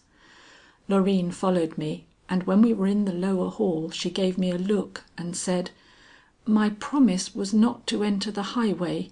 Would you be afraid to follow me by another road, a secret road, all overgrown with thistles and blackberry bushes which have not been trimmed up for years?" I thought of my thin shoes, my neat silk dress, but only to forget them the next moment. "I will go anywhere," said I. But Loreen was already too far in advance of me to answer. She was young and lithe and had reached the kitchen before I had passed the Flower Parlour. But when we had sped clear of the house, I found that my progress bade fair to be as rapid as hers, for her agitation was a hindrance to her, while excitement always brings out my powers and heightens both my wits and my judgment. Our way lay past the stables, from which I expected every minute to see 2 or 3 dogs jump. But William, who had been discreetly sent out of the way early in the afternoon, had taken Saracen with him, and possibly the rest, so our passing by disturbed nothing, not even ourselves. The next moment we were in a field of prickers, through which we both struggled till we came into a sort of swamp. Here was bad going, but we floundered on, edging continually toward a distant fence, beyond which rose the symmetrical lines of an orchard, Mr. Trohm's orchard, in which those pleasant fruits grew which, bah! should I ever be able to get the taste of them out of my mouth. At a tiny gateway covered with vines, Loreen stopped. "I do not believe this has been opened for years, but it must be opened now," and throwing her whole weight against it, she burst it through, and bidding me pass, hastened after me over the trailing branches, and made without a word for the winding path we now saw clearly defined on the edge of the orchard before us. "Oh!" exclaimed Loreen, stopping one moment to catch her breath. "I do not know what I fear, or to what our steps will bring us. I only know that I must hunt for Lucetta till I find her. If there is danger where she is, I must share it. You can rest here, or come farther on." I went farther on. Suddenly we both started. A man had sprung up from behind the hedgerow that ran parallel with the fence that surrounded Mr. Trohm's place. "Silence!" he whispered, putting his finger on his lips. "If you are looking for Miss Knollys," he added, seeing us both pause aghast, "she is on the lawn beyond, talking to Mr. Trohm. If you will step here you can see her. She is in no kind of danger, but if she were, Mr. Gryce is in the first row of trees to the back there, and a call from me—" That made me remember my whistle. It was still round my neck, but my hand, which had instinctively gone to it, fell again in extraordinary emotion as I realized the situation and compared it with that of the morning when, blinded by egotism and foolish prejudice in favor of this man, I ate of his fruit and hearkened to his outrageous addresses. "Come!" beckoned Loreen, happily too absorbed in her own emotions to notice mine. "Let us get nearer. If Mr. Trohm is the wicked man we fear, there is no telling what the means are which he uses to get rid of his victims. There was nothing to be found in his house, but who knows where the danger may lurk, and that it may not be near her now. It was evidently to dare it she came, to offer herself as a martyr that we might know—" "Hush!" I whispered, controlling my own fears, roused against my will by this display of terror in this usually calmest of natures. No danger can menace her where they stand, unless he is a common assassin and carries a pistol." "No pistol," murmured the man, who had crept again near us. "Pistols make a noise. He will not use a pistol." "Good God!" I whispered. "You do not share her sister's fears that it is in the heart of this man to kill Lucetta?" "5 strong men have disappeared hereabout," said the fellow, never moving his eye from the couple before us. "Why not one weak girl?" With a cry Loreen started forward. "Run!" she whispered. "Run!" But as the word left her lips, a slight movement took place in the belt of trees where we had been told Mr. Gryce lay in hiding, and we could see him issue for a moment into sight, with his finger like that of his man laid warningly on his lips. Loreen trembled and drew back, seeing which, the man beside us pointed to the hedge and whispered softly, "There is just room between it and the fence for a person to pass sideways. If you and this lady want to get nearer to Miss Knollys, you might take that road. But Mr. Gryce will expect you to be very quiet. The young lady expressly said, before she came into this place, that she could do nothing if for any reason Mr. Trohm should suspect they were not alone." "We will be quiet," I assured him, anxious to hide my face, which I felt twitch at every mention of Mr. Trohm's name. Loreen was already behind the hedge. The evening was one of those which are made for peace. The sun, which had set in crimson, had left a glow on the branches of the forest which had not yet faded into the grey of twilight. The lawn around which we were skirting had not lost the mellow brilliancy which made it sparkle, nor had the cluster of varied hued hollyhocks which set their gorgeousness against the neat yellow of the peaceful doorposts shown any dimness in their glory, which was on a par with that of the setting sun. But though I saw all this, it no longer appeared to me desirable.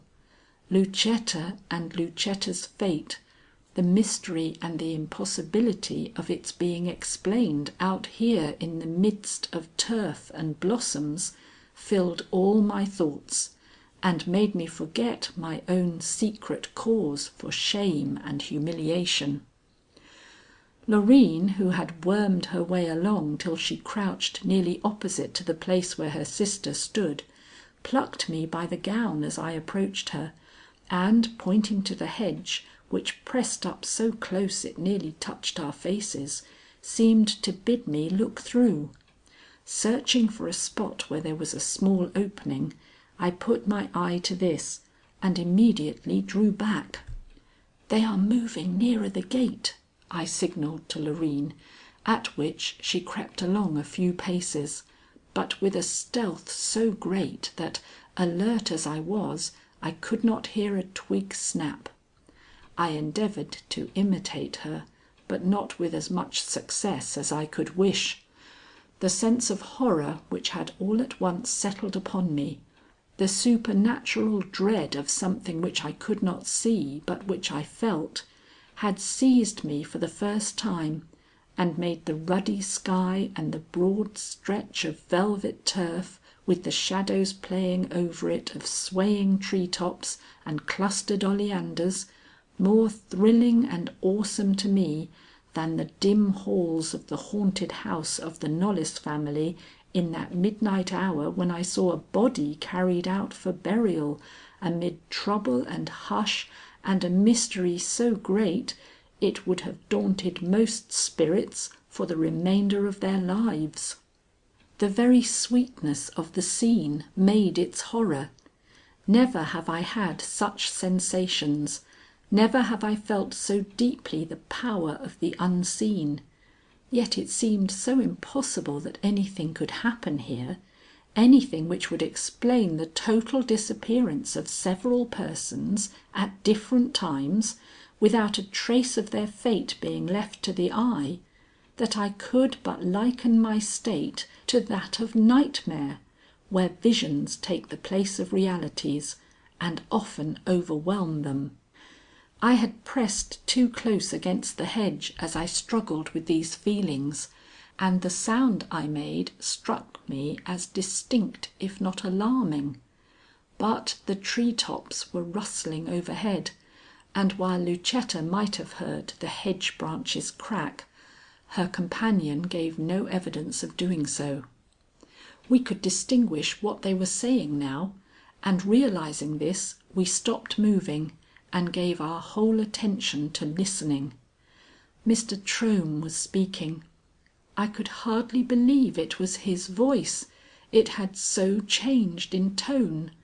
Nor could I perceive in his features, distorted as they now were by every evil passion, the once quiet and dignified countenance which had so lately imposed upon me. "Lucetta, my little Lucetta," he was saying.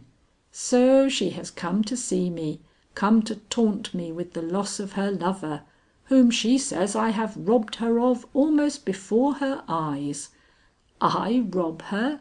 How can I rob her or any one of a man with a voice and arm of his own stronger than mine? Am I a wizard to dissipate his body in vapor? Yet can you find it in my house or on my lawn? You are a fool, Lucetta.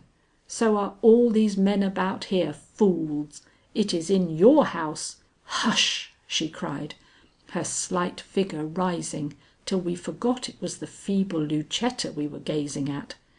"No more accusations directed against us. It is you who must expect them now. Mr. Trohm, your evil practices are discovered. To-morrow you will have the police here in earnest. They did but play with you when they were here before." "You child!" he gasped, striving, however, to restrain all evidences of shock and terror. "Why, who was it called in the police and set them working in Lost Man's Lane? Was it not I? Yes, that they might not suspect you, and perhaps that they might suspect us. But it was useless, Obadiah Trohm.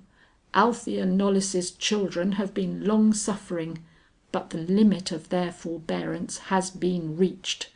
When you laid your hand upon my lover, you roused a spirit in me that nothing but your own destruction can satisfy.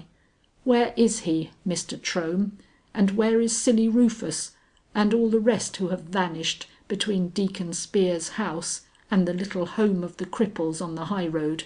They have asked me this question, but if any one in Lost Man's Lane can answer, it is you, persecutor of my mother, and traducer of ourselves, whom I here denounce in face of these skies where God reigns, and this earth where man lives, to harry and condemn." And then I saw that the instinct of this girl had accomplished what our united acumen and skill had failed to do. The old man, indeed he seemed an old man now, cringed, and the wrinkles came out in his face till he was demoniacally ugly. "You viper!" he shrieked. "How dare you accuse me of crime? You whose mother would have died in jail but for my forbearance. Have you ever seen me set my foot upon a worm? Look at my fruit and flowers, look at my home, without a spot or blemish to mar its neatness and propriety. Can a man who loves these things stomach the destruction of a man, much less of a silly yawping boy? Lucetta, you are mad." "Mad or sane, my accusation will have its results, Mr. Trohm. I believe too deeply in your guilt not to make others do so." "Ah," said he, "then you have not done so yet. You believe this and that, but you have not told any one what your suspicions are." "No," she calmly returned, though her face blanched to the colourlessness of wax. "I have not said what I think of you yet." Oh, the cunning that crept into his face! She has not said. Oh, the little Lucetta, the wise, the careful little Lucetta! "But I will," she cried, meeting his eye with the courage and constancy of a martyr. "Though I bring destruction upon myself, I will denounce you and do it before the night has settled down upon us. I have a lover to avenge, a brother to defend. Besides, the earth should be rid of such a monster as you." "Such a monster as I? Well, my pretty one," his voice grown suddenly wheedling, his face a study of mingled passions, "we will see about that. Come just a step nearer, Lucetta. I want to see if you are really the little girl I used to dandle on my knee." They were now near the gateway. They had been moving all this time. His hand was on the curb of the old well. His face, so turned that it caught the full glare of the setting sun, leaned toward the girl, exerting a fascinating influence upon her. She took the step he asked, and before we could shriek out "Beware!" we saw him bend forward with a sudden quick motion, and then start upright again, while her form, which but an instant before had stood there in all its frail and inspired beauty, tottered as if the ground were bending under it, and in another moment disappeared from our appalled sight, swallowed in some dreadful cavern that for an instant yawned in the smoothly cut lawn before us, and then vanished again from sight as if it had never been. A shriek from my whistle mingled with a simultaneous cry of agony from Loreen. We heard Mr. Gryce rush from behind us, but we ourselves found it impossible to stir, paralyzed as we were by the sight of the old man's demoniacal delight. He was leaping to and fro over the turf, holding up his fingers in the red sunset glare. "6!" he shrieked. "6, and room for 2 more. Oh, it's a merry life I lead. Flowers and fruit and love making." Oh, how I cringed at that. "And now and then a little spice like this. But where is my pretty Lucetta? Surely she was here a moment ago. How could she have vanished then so quickly? I do not see her form amid the trees. There is no trace of her presence upon the lawn, and if they search the house from top to bottom and from bottom to top, they will find nothing of her. No, not so much as a print of her footstep or the scent of the violets she so often wears tucked into her hair." These last words, uttered in a different voice from the rest, gave the clue to the whole situation. We saw, even while we all bounded forward to the rescue of the devoted maiden, that he was one of those maniacs who have perfect control over themselves and pass for very decent sort of men, except in the moment of triumph, and noting his look of sinister delight, perceived that half his pleasure and almost his sole reward for the horrible crimes he had perpetrated was in the mystery surrounding his victims and the entire immunity from suspicion which up to this time he had enjoyed. Meantime Mr. Gryce had covered the wretch with his pistol, and his man, who succeeded in reaching the place even sooner than ourselves, hampered as we were by the almost impenetrable hedge behind which we had crouched, tried to lift the grass-covered lid we could faintly discern there. But this was impossible until I, with almost superhuman self-possession, considering the imperative nature of the emergency, found the spring hidden in the well curb which worked the deadly mechanism. A yell from the writhing creature cowering under the detective's pistol guided me unconsciously in its action, and in another moment we saw the fatal lid tip and disclose what appeared to be the remains of a second well, long ago dried up and abandoned for the other. The rescue of Lucetta followed. As she had fainted in falling, she had not suffered much, and soon we had the supreme delight of seeing her eyes unclose. "Ah!" she murmured, in a voice whose echo pierced to every heart save that of the guilty wretch now lying handcuffed on the sward. "I thought I saw Albert. He was not dead, and I—" But here Mr. Gryce, with an air at once contrite and yet strangely triumphant, interposed his benevolent face between hers and her weeping sister's, and whispered something in her ear, which turned her pallid cheek to a glowing scarlet. Rising up, she threw her arms around his neck and let him lift her.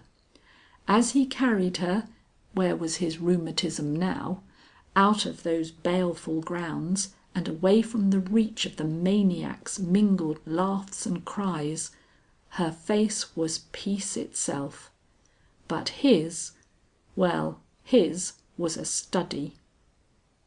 End of chapter 39.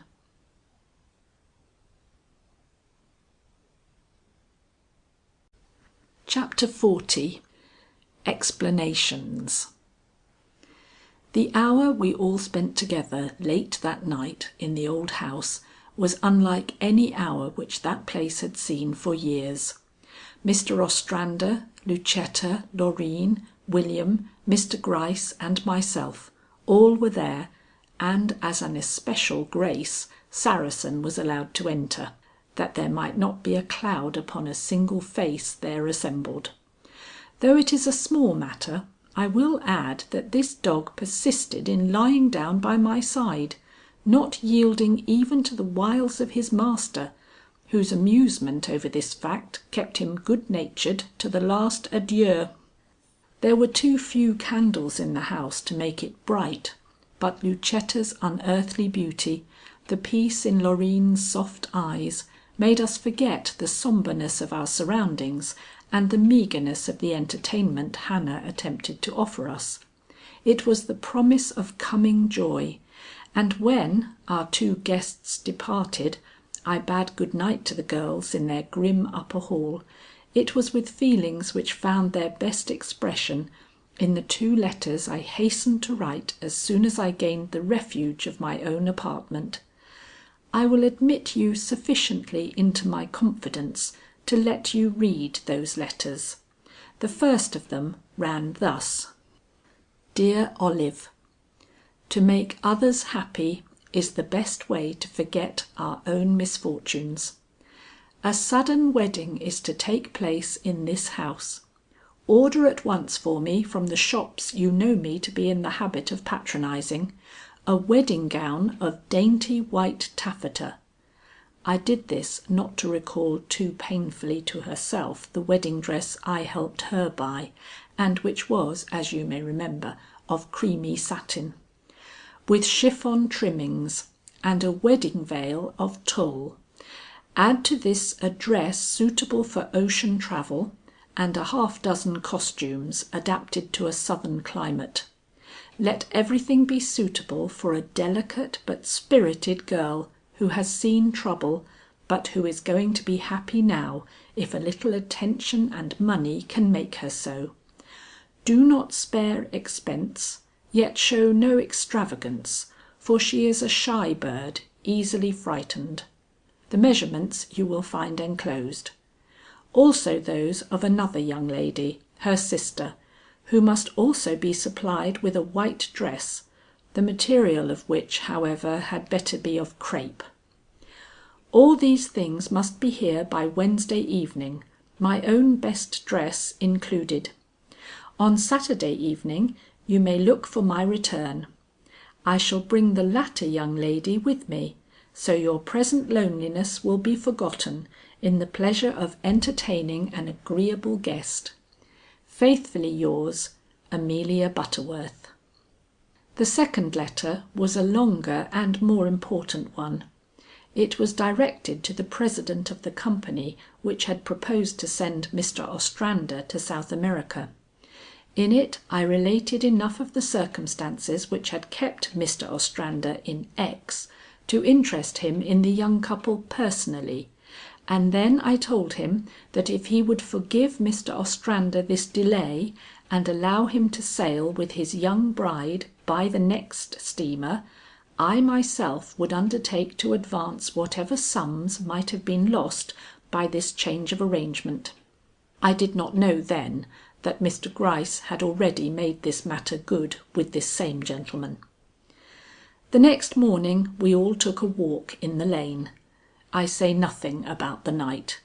If I did not choose to sleep, or if I had any cause not to feel quite as elevated in spirit as the young people about me, there is surely no reason why I should dwell upon it with you, or even apologize for a weakness which you will regard, I hope, as an exception setting off my customary strength. Now a walk in this lane was an event. To feel at liberty to stroll among its shadows without fear, to know that the danger had been so located that we all felt free to inhale the autumn air and to enjoy the beauties of the place without a thought of peril lurking in its sweetest nooks and most attractive coverts, gave to this short half hour a distinctive delight, aptly expressed by Loreen when she said, "I never knew the place was so beautiful. Why, I think I can be happy here now."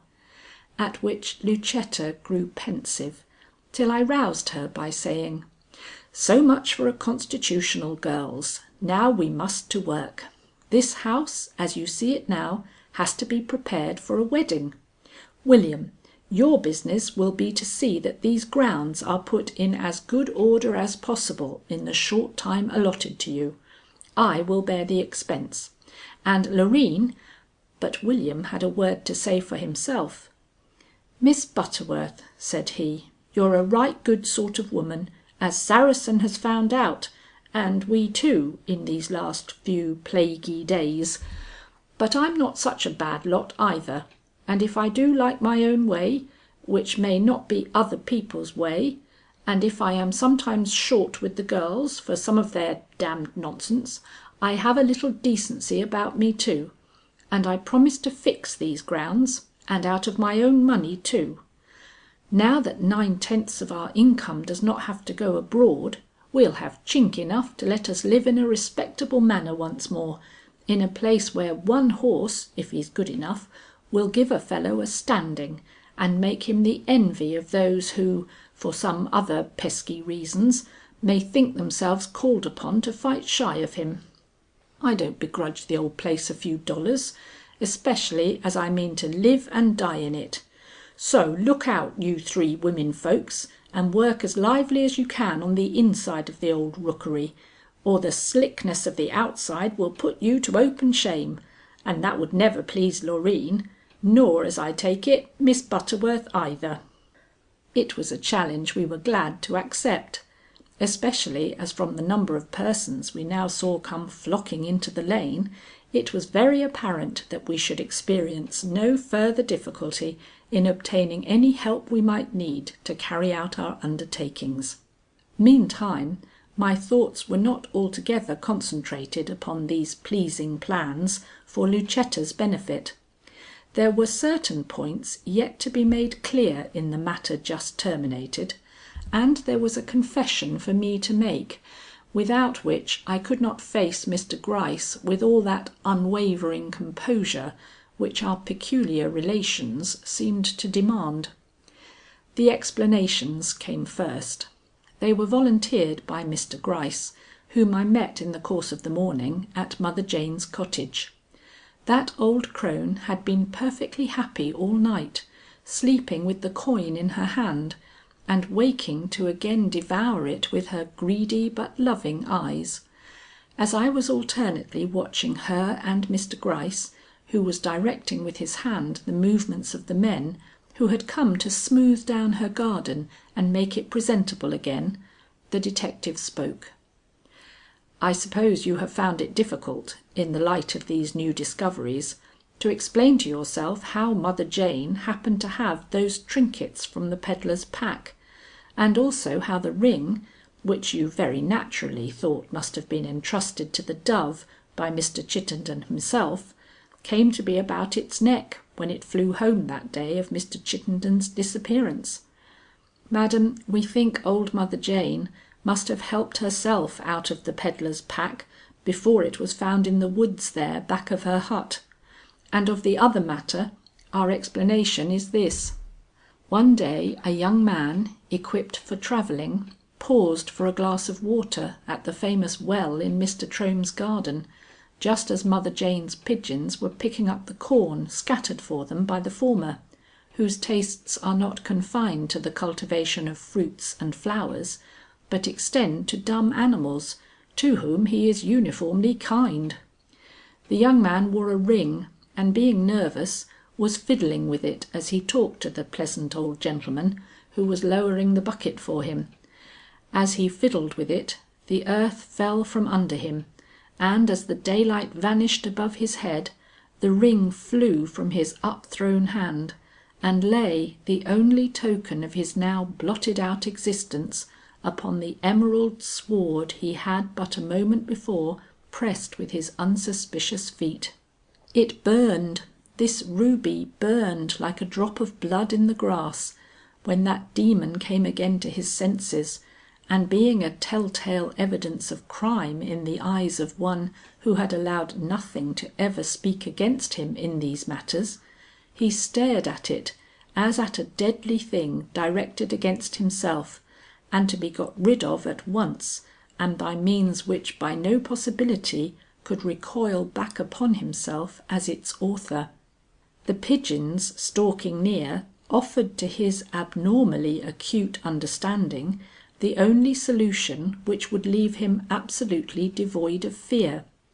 He might have swung open the lid of the well once more and flung it after its owner, but this meant an aftermath of experience from which he shrank, his delight being in the thought that the victims he saw vanish before his eyes were so many encumbrances wiped off the face of the earth by a sweep of the hand. To see or hear them again would be destructive of this notion. He preferred the subtler way, and to take advantage of old Mother Jane's characteristics, so he caught one of the pigeons (he has always been able to lure birds into his hands), and tying the ring around the neck of the bird with a blade of grass plucked up from the highway, he let it fly, and so was rid of the bauble, which to Mother Jane's eyes, of course, was a direct gift from the heavens, through which the bird had flown before lighting on her doorstep. "Wonderful!"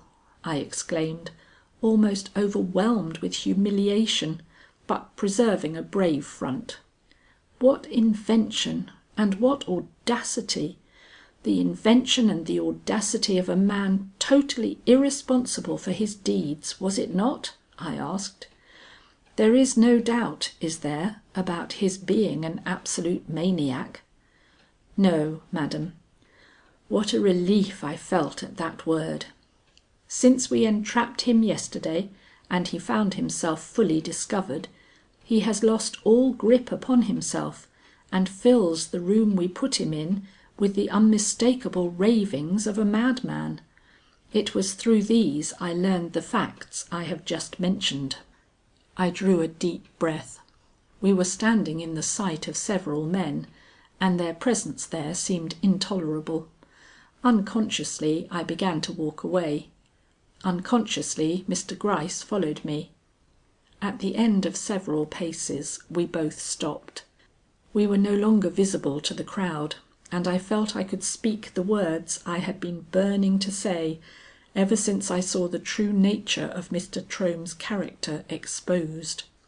"Mr. Gryce," said I, flushing scarlet, "which I here solemnly declare is something which has not happened to me before in years, and if I can help it shall never happen to me again. I am interested in what you say, because yesterday, at his own gateway, Mr. Trohm proposed to me, and you did not accept him?" "No. What do you think I am made of, Mr. Gryce? I did not accept him. But I made the refusal a gentle one, and this is not easy work, Mr. Gryce," I interrupted myself to say with suitable grimness. "The same thing took place between me and Deacon Spear, and to him I gave a response such as I thought his presumption warranted. The discrimination does not argue well for my astuteness, Mr. Gryce. You see, I crave no credit that I do not deserve. Perhaps you cannot understand that, but it is a part of my nature." "Madam," said he, and I must own I thought his conduct perfect. "Had I not been as completely deceived as yourself, I might find words of criticism for this possibly unprofessional partiality. But when an old hand like myself can listen to the insinuations of a maniac, and repose, as I must say I did repose, more or less confidence in the statements he chose to make me, and which were true enough as to the facts he mentioned, but wickedly false and preposterously wrong in suggestion, I can have no words of blame for a woman who, whatever her understanding and whatever her experience, necessarily has seen less of human nature and its incalculable surprises. As to the more delicate matter you have been good enough to confide to me, madam, I have but one remark to make. With such an example of womanhood suddenly brought to their notice, in such a wild as this, how could you expect them, sane or insane, to do otherwise than they did? I know many a worthy man who would like to follow their example." And with a bow that left me speechless, Mr. Gryce laid his hand on his heart and softly withdrew. End of chapter 40.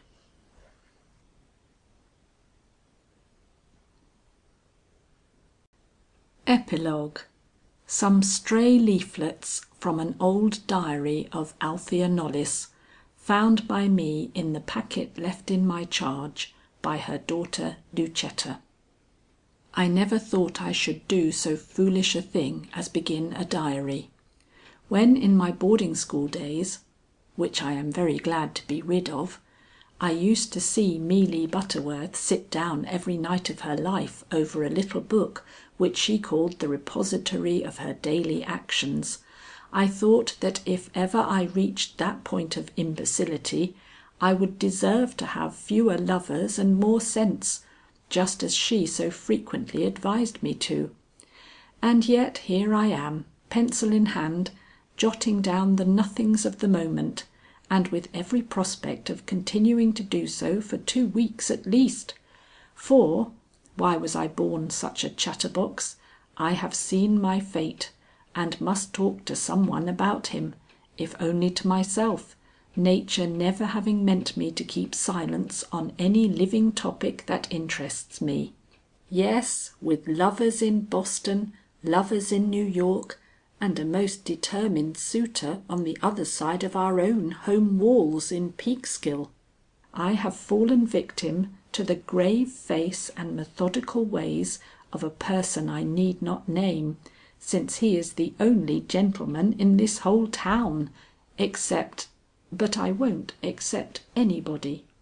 Charles Knollys has no peer here or anywhere, and this I am ready to declare after only one sight of his face and one look from his eye, though to no one but you, my secret non-committal confidant, for to acknowledge to any human being that my admiration could be caught, or my heart touched, by a person who had not sued 2 years at my feet, would be to abdicate an ascendancy I am so accustomed to, I could not see it vanish without pain.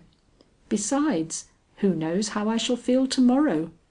Mealy Butterworth never shows any hesitation in uttering her opinion either of men or things, but then her opinion never changes, whilst mine is a very thistledown, blowing hither and thither till I cannot follow its wanderings myself. It is one of my charms, certain fools say, but that is nonsense. If my cheeks lacked colour and my eyes were without sparkle, or even if I were 2 inches taller instead of being the tiniest bit of mortal flesh to be found amongst all the young ladies of my age in our so called society, I doubt if the lightness of my mind would meet with the approbation of even the warmest woman lovers of this time. As it is, it just passes, and sometimes, as to-night for instance, when I can hardly see to inscribe these lines on this page for the vision of 2 grave, if not quietly reproving eyes which float between it and me, I almost wish I had some of Mealy's responsible characteristics, instead of being the airiest, merriest, and most volatile being that ever tried to laugh down the grandeur of this dreary old house with its century of memories. Ah, that allusion has given me something to say. This house, what is there about it except its size to make a stranger like me look back continually over her shoulder in going down the long halls, or even when nestling comfortably by the great wood fire in the immense drawing room? I am not one of your fanciful ones, but I can no more help doing this than I can help wishing Judge Knollys lived in a less roomy mansion with fewer echoing corners in its innumerable passages. I like brightness and cheer, at least in my surroundings. If I must have gloom, or a seriousness which some would call gloom, let me have it in individuals where there is some prospect of a blithe, careless-hearted little midget effecting a change, and not in great towering walls and endless floors, which no amount of sunshine or laughter could ever render homelike or even comfortable. But there! If one has the man, one must have the home, so I had better say no more against the home till I am quite sure I do not want the man, for well, I am not a fool, but I did hear something just then, a something which makes me tremble yet, though I have spent 5 good minutes trilling the gayest songs I know. I think it is very inconsiderate of the witches to bother thus a harmless mite like myself, who only asks for love, light, and money enough to buy a ribbon or a jewel when the fancy takes her, which is not as often as my enemies declare. And now a question. Why are my enemies always to be found among the girls, and among the plainest of them too? I never heard a man say anything against me, though I have sometimes surprised a look on their faces, I saw it to-day, which might signify reproof, if it were not accompanied by a smile showing anything but displeasure. But this is a digression, as Mealy would say. What I want to do, but which I seem to find it very difficult to do, is to tell how I came to be here, and what I have seen since I came. First then, to be very short about the matter, I am here because the old folks, that is, my father and Mr. Knollys, have decided Charles and I should know each other. In thought I curtsy to the decision. I think we ought to too. For while many other men are handsomer or better known, or have more money, alas, than he alone has a way of drawing up to one's side with an air that captivates the eye and sets the heart trembling.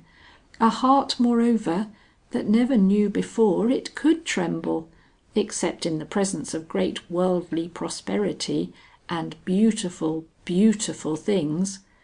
So, as this experience is new, I am dutifully obliged for the excitement it gives me, and am glad to be here, awesome as the place is, and destitute of any such pleasures as I have been accustomed to in the gay cities where I have hitherto spent most of my time. But there I am rambling again. I have come to X, as you now see, for good and sufficient reasons, and while this house is one of consequence and has been the resort of many notable people, it is a little lonesome, our only neighbour being a young man who has a fine enough appearance, but who has already shown his admiration of me so plainly, of course he was in the road when I drove up to the house, that I lost all interest in him at once, such a nonsensical liking at first sight being, as I take it, a tribute only to my audacious little travelling bonnet, and the curl or two which will fall out on my cheek when I move my head about too quickly, as I certainly could not be blamed for doing, in driving into a place where I was expected to make myself happy for 2 weeks. He, then, is out of these chronicles. When I say his name is Obadiah Trohm, you will probably be duly thankful. But he is not as stiff and biblical as his name would lead you to expect. On the contrary, he is lithe, graceful, and suave to a point which makes Charles Knollys's judicial face a positive relief to the eye, and such little understanding as has been accorded me. I cannot write another word. It is 12 o'clock, and though I have the cosiest room in the house, all chintz and decorated china, I find myself listening and peering just as I did downstairs in their great barn of a drawing room. I wonder if any very dreadful things ever happened in this house. I will ask old Mr. Knollys to-morrow, or Mr. Charles. I am sorry I was so inquisitive. For the stories Charles told me, I thought I had better not trouble the old gentleman, have only served to people the shadows of this rambling old house with figures of whose acquaintance I am likely to be more or less shy. One tale in particular gave me the shivers. It was about a mother and daughter who both loved the same man. It seems incredible, girls so seldom seeing with the eyes of their mothers. And it was the daughter who married him, while the mother, broken-hearted, fled from the wedding, and was driven up to the great door here in a coach, dead. They say that the coach still travels the road just before some calamity to the family, a phantom coach which floats along in shadow, turning the air about it to mist that chills the marrow in the bones of the unfortunate who sees it. I am going to see it myself some day, the real coach, I mean, in which this tragic event took place. It is still in the stable, Charles tells me. I wonder if I will have the courage to sit where that poor devoted mother breathed out her miserable existence. I shall endeavour to do so, if only to defy the fate which seems to be closing in upon me. Charles is an able lawyer, but his argument in favour of close bonnets versus bewitching little pokes with a rose or two in front was very weak, I thought, to-day. He seemed to think so himself after a while, for when, as the only means of convincing him of the weakness of the cause he was advocating, I ran upstairs and put on a poke similar to the aforesaid, he retracted at once and let the case go by default.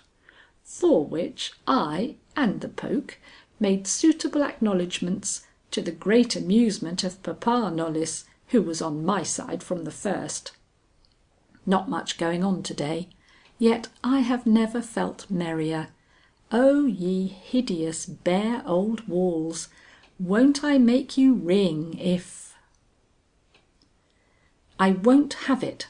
I won't have that smooth, persistent hypocrite pushing his way into my presence, when my whole heart and attention belong to a man who would love me if he only could get his own leave to do so. Obadiah Trohm has been here to-day, on one pretext or another 3 times. Once he came to bring some very choice apples, as if I cared for apples. The second time he had a question of great importance, no doubt, to put to Charles, and, as Charles was in my company, the whole interview lasted, let us say, a good half hour at least. The third time he came, it was to see me, which, as it was now evening, meant talk, talk, talk in the great drawing room, with just a song interpolated now and then, instead of a cosy chat in the window seat of the pretty Flower Parlour, with only one pair of ears to please and one pair of eyes to watch. Master Trohm was intrusive, and if no one felt it but myself, it is because Charles Knollys has set himself up an ideal of womanhood to which I am a contradiction. But that will not affect the end. A woman may be such a contradiction and yet win, if her heart is in the struggle, and she has besides a certain individuality of her own, which appeals to the eye and heart, if not to the understanding. I do not despair of seeing Charles Knollys's forehead taking a very deep frown at sight of his handsome and most attentive neighbour. Hey ho! Why don't I answer Mealy Butterworth's last letter? Am I ashamed to tell her that I have to limit my effusion to just 4 pages because I have commenced a diary? I declare, I begin to regard it a misfortune to have dimples. I never have regarded it so before, when I have seen man after man succumb to them, but now they have become my bane, for they attract 2 admirers, just at the time they should attract but 1, and it is upon the wrong man they flash the oftenest. Why, I leave it to all true lovers to explain. As a consequence, Master Trohm is beginning to assume an air of superiority, and Charles, who may not believe in dimples, but who on that very account perhaps seems to be always on the lookout for them, shrinks more or less into the background, as is not becoming in a man with so many claims to respect, if not to love. I want to feel that each one of these precious 14 days contains all that it can of delight and satisfaction, and how can I when Obadiah, oh the charming and romantic name, holds my crewels instead of Charles, and whispers words which, coming from other lips, would do more than waken my dimples. But if I must have a suitor, just when a suitor is not wanted, let me at least make him useful. Charles shall read his own heart in this man's passion. I don't know why, but I have taken a dislike to the Flower Parlour. It now vies with the great drawing room in my disregard. Yesterday, in crossing it, I felt a chill so sudden and so penetrating that I irresistibly thought of the old saying, "Someone is walking over my grave." My grave! Where lies it? And why should I feel the shudder of it now? Am I destined to an early death? The bounding life in my veins says no. But I never again shall like that room. It has made me think. I have not only sat in the old coach, but I had, let me drop the words slowly, they are so precious. I have had a kiss given me there. Charles gave me this kiss. He could not help it. I was sitting on the seat in front, in a sort of mock mirth he was endeavouring to frown upon, when suddenly I glanced up and our eyes met, and he says it was the sauciness of my dimples. Oh, those old dimples! They seem to have stood me in good stead after all. But I say it was my sincere affection which drew him, for he stooped like a man forgetful of everything in the whole wide world, but the little trembling, panting being before him, and gave me one of those caresses which seals a woman's fate for ever, and made me, the feather-brained and thoughtless coquette, a slave to this large-minded and true-hearted man for all my life hereafter. Why I should be so happy over this event is beyond my understanding. That he should be in the seventh heaven of delight is only to be expected, but that I should find myself tripping through this gloomy old house like one treading on air is a mystery, to the elucidation of which I can only give my dimples. My reason can make nothing out of it. I, who thought of nothing short of a grand establishment in Boston, money, servants, and a husband who would love me blindly whatever my faults, have given my troth, you will say my lips, but the one means the other, to a man who will never be known outside of his own county, never be rich, never be blind even, for he frowns upon me as often as he smiles, and worst of all, who lives in a house so vast and so full of tragic suggestion that it might well awaken doleful anticipations in much more serious-minded persons than myself. And yet I am happy. So happy that I have even attempted to make the acquaintance of the grim old portraits and weak pastels which line the walls of many of these bedrooms. Old Mr. Knollys caught me curtsying just now before one of these ancestral beauties, whose face seemed to hold a faint prophecy of my own, and perceiving by my blushes that this was something more than a mere childish freak on my part, he chucked me under the chin and laughingly asked how long it was likely to be before he might have the honour of adding my pretty face to the collection, which should have made me indignant, only I am not in an indignant mood just now. Why have I been so foolish? Why did I not let my over-fond neighbour know from the beginning that I detested him, instead of... But what have I done anyway? A smile, a nod, a laughing word mean nothing. When one has eyes which persist in dancing in spite of one's every effort to keep them demure, men who become fools are apt to call one a coquette, when a little good sense would teach them that the woman who smiles always has some other way of showing her regard to the man she really favours. I could not help being on merry terms with Mr. Trohm, if only to hide the effect another's presence has on me. But he thinks otherwise, and to-day I had ample reason for seeing why his good looks and easy manners have invariably awakened distrust in me rather than admiration. Master Trohm is vindictive, and I should be afraid of him, if I had not observed in him the presence of another passion, which will soon engross all his attention, and make him forget me as soon as ever I become Charles's wife. Money is his idol, and as fortune seems to favour him, he will soon be happy in the mere pleasure of accumulation. But this is not relating what happened to-day. We were walking in the shrubbery.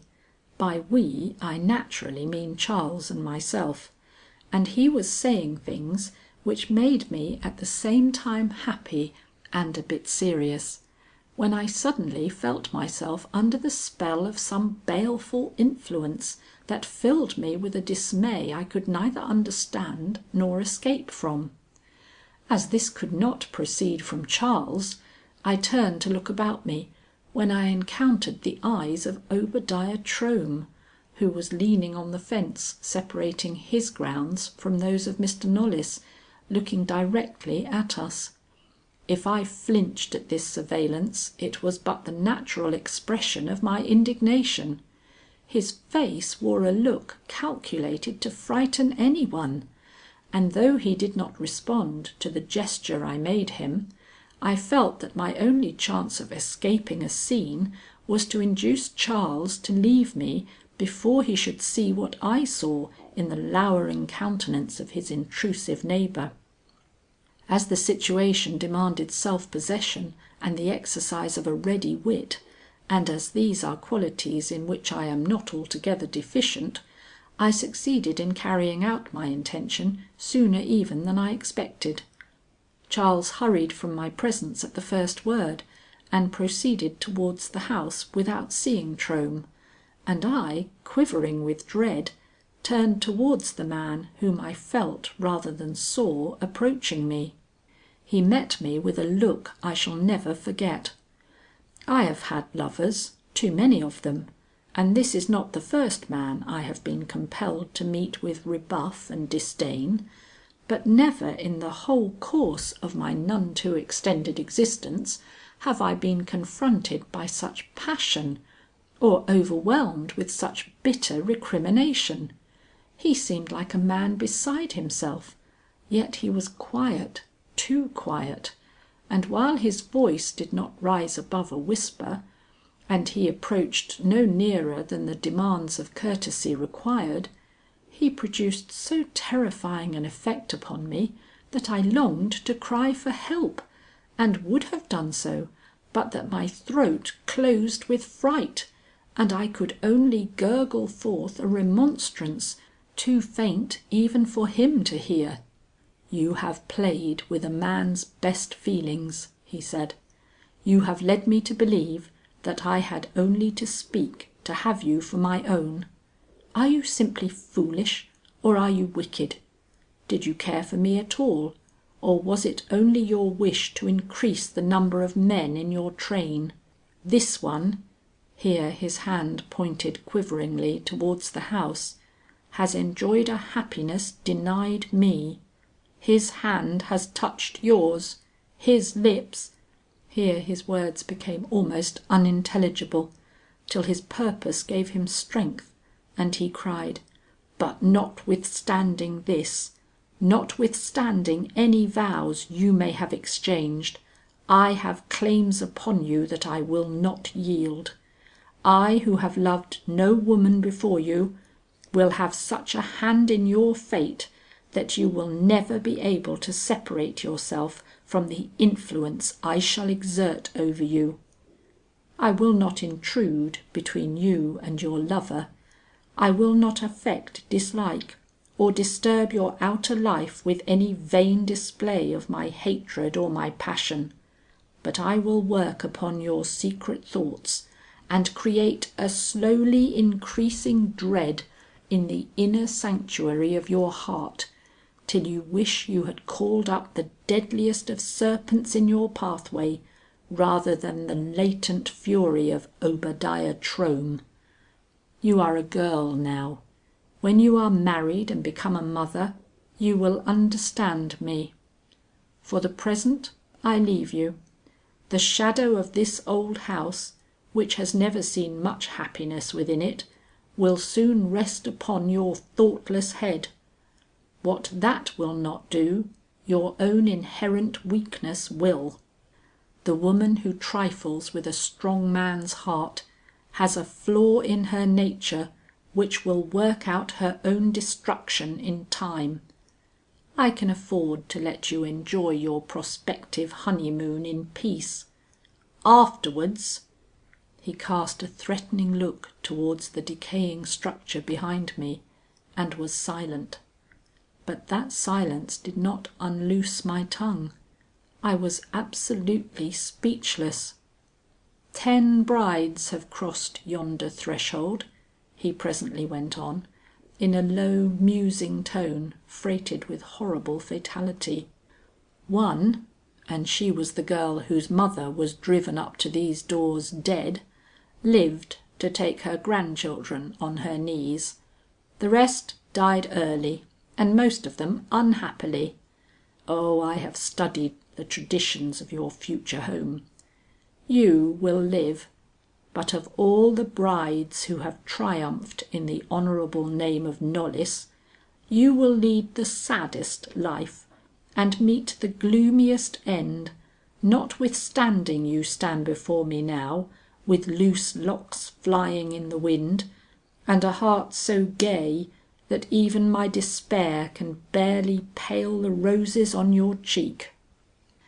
This was the raving of a madman. I recognized it as such and took a little heart. How could he see into my future? How could he prophesy evil to one over whom he will have no control, to one watched over and beloved by a man like Charles? He is a dreamer, a fanatic. His talk about the flaw in my nature is nonsense, and as for the fate lowering over my head, in the shadows falling from the toppling old house in which I am likely to take up my abode, that is only frenzy, and I would be unworthy of happiness to heed it. As I realized this, my indignation grew, and uttering a few contemptuous words, I was hurrying away when he stopped me with a final warning. "Wait," he said. "Women like you cannot keep either their joys or their miseries to themselves. But I advise you not to take Charles Knollys into your confidence. If you do, a duel will follow, and if I have not the legal acumen of your intended, I have an eye and a hand before which he must fall if our passions come to an issue. So beware. Never while you live betray what has passed between us at this interview, unless the weariness of a misplaced affection should come to you, and with it the desire to be rid of your husband." A frightful threat, which, unfortunately perhaps, has sealed my lips. Oh, why should such monsters live? I have been all through the house to day with old Mr. Knollys. Every room was opened for my inspection, and I was bidden to choose which should be refurnished for my benefit. It was a gruesome trip, from which I have returned to my own little nook of chintz as to a refuge. Great rooms, which for years have been the abode of spiders, are not much to my liking, but I chose out two which at least have fireplaces in them, and these are to be made as cheerful as circumstances will permit. I hope when I again see them, it will not be by the light of a waning November afternoon, when the few leaves still left to flutter from the trees blow soggy and wet against the panes of the solitary windows, or lie in sodden masses at the foot of the bare trunks, which cluster so thickly on the lawn as to hide all view of the high road. I was meant for laughter and joy, flashing lights and the splendours of ballrooms. Why have I chosen then to give up the great world and settle down in this grimmest of grim old houses in a none too lively village? I think it is because I love Charles Knollys, and so, no matter how my heart sinks in the dim shadows that haunt every spot I stray into, I will be merry, will think of Charles instead of myself, and so live down the unhappy prophecies uttered by the wretch who, with his venomous words, has robbed the future of whatever charm my love was likely to cast upon it. The fact that this man left the town to day for a lengthy trip abroad should raise my spirits more than it has. If we were going now, Charles and I. But why dream of a paradise whose doors remain closed to you? It is here our honeymoon is destined to be passed, within these walls, and in sight of the bare boughs rattling at this moment against the panes. I made a misstatement when I said that I had gone into all the rooms of the house this afternoon. I did not enter the Flower Parlour. I had been married a month, and had, as I thought, no further use for this foolish diary. So one evening when Charles was away, I attempted to burn it. But when I had flung myself down before the blazing logs of my bedroom fire, I was then young enough to love to crouch for hours on the rug in my lonely room, seeking for all I delighted in and longed for in the glowing embers. Some instinct, or was it a premonition, made me withhold from destruction a record which coming events might make worthy of preservation. That was 5 years ago, and to day I have reopened the secret drawer in which this simple book has so long lain undisturbed, and am once more penning lines destined perhaps to pass into oblivion together with the others. Why? I do not know. There is no change in my married life. I have no trouble, no anxiety, no reason for dread. Yet, well, some women are made for the simple round of domestic duties, and others are as out of place in the nursery and kitchen as butterflies in a granary. I want just the things Charles cannot give me. I have home, love, children, all that some women most crave, and while I idolize my husband and know of nothing sweeter than my babies, I yet have spells of such wretched weariness that it would be a relief to me to be a little less comfortable if only I might enjoy a more brilliant existence. But Charles is not rich. Sometimes I think he is poor, and however much I may desire change, I cannot have it. Hey ho! And what is worse, I haven't had a new dress in a year. I who so love dress and become it so well. Why, if it is my lot to go shabby and tie up my dancing ringlets with faded ribbons, was I made with the figure of a fairy, and given a temperament which, without any effort on my part, makes me, diminutive as I am, the centre of every group I enter? If I were plain, or shy, or even self-contained, I might be happy here. But now, there, I will go kiss little William, and lay Loreen's baby arm about my neck, and see if the wicked demons will fly away. Charles is too busy for me to intrude upon him in that horrid Flower Parlour. I was never superstitious till I entered this house, but now I believe in every sort of thing a sane woman should not. Yesterday, after a neglect of 5 years, I brought out my diary. To-day I have to record in it that there was a reason for my doing so. Obadiah Trohm has returned home. I saw him this morning leaning over his fence in the same place and in very much the same attitude as on that day when he frightened me so, a month before my wedding. But he did not frighten me to-day. He merely looked at me very sharply and with a less offensive admiration than in the early days of our first acquaintance, at which I made him my best curtsey. I was not going to remind him of the past in our new relations, and he, thankful perhaps for this, took off his hat with a smile I am trying even yet to explain to myself. Then we began to talk.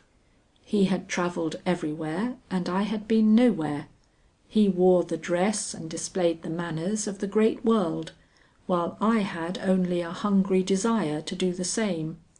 As for fashion, I needed all my beauty and the fading sparkle of my old animation to enable me to hold up my head before him. But as for liking him, I did not. I could admire his appearance, but he himself attracted me no more than when he had words of angry fury on his tongue. He is a gentleman and one who has seen the world, but in other ways he is no more to be compared with my Charles than his pert new house, built in his absence, with the grand old structure with whose fatality he once threatened me. I do not think he wants to threaten me with disaster now. Time closes such wounds as his very effectually. I wish we had some of his money. I have always heard that the wives of the Knollys, whatever their misfortune, have always loved their husbands.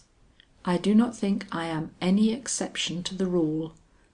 When Charles has leisure to give me an hour from his musty old books, the place here seems lively enough, and the children's voices do not sound so shrill. But these hours are so infrequent. If it were not for Mr. Trohm's journal, did I mention that he had lent me a journal of his travels, I should often eat my heart out with loneliness. I am beginning to like the man better as I follow him from city to city of the old world. If he had ever mentioned me in its pages, I would not read another line in it. But he seems to have expended both his love and spite when he bade me farewell in the garden underlying these bleak old walls. I am becoming as well acquainted with Mr. Trohm's handwriting as with my own. I read and read and read in his journal, and only stop when the dreaded midnight hour comes, with its ghostly suggestions and the unaccountable noises which make this old dwelling so uncanny. Charles often finds me curled up over this book, and when he does, he sighs. Why? I have been teaching Loreen to dance. Oh, how merry it has made me! I think I will be happier now. We have the large upper hall to take steps in, and when she makes a misstep we laugh, and that is a good sound to hear in this old place. If I could only have a little money to buy her a fresh frock and some ribbons, I would feel perfectly satisfied. But I do believe Charles is getting poorer and poorer every day. The place costs so much to keep up, he says, and when his father died there were debts to be paid, which leaves us, his innocent inheritors, very straitened. Master Trohm has no such difficulties. He has money enough. But I don't like the man for all that, polite as he is to us all. He seems to quite adore Loreen, and as to William, he pets him till I feel almost uncomfortable at times. What shall I do? I am invited to New York. And Charles says I may go too. Only I have nothing to wear. Oh, for some money, a little money.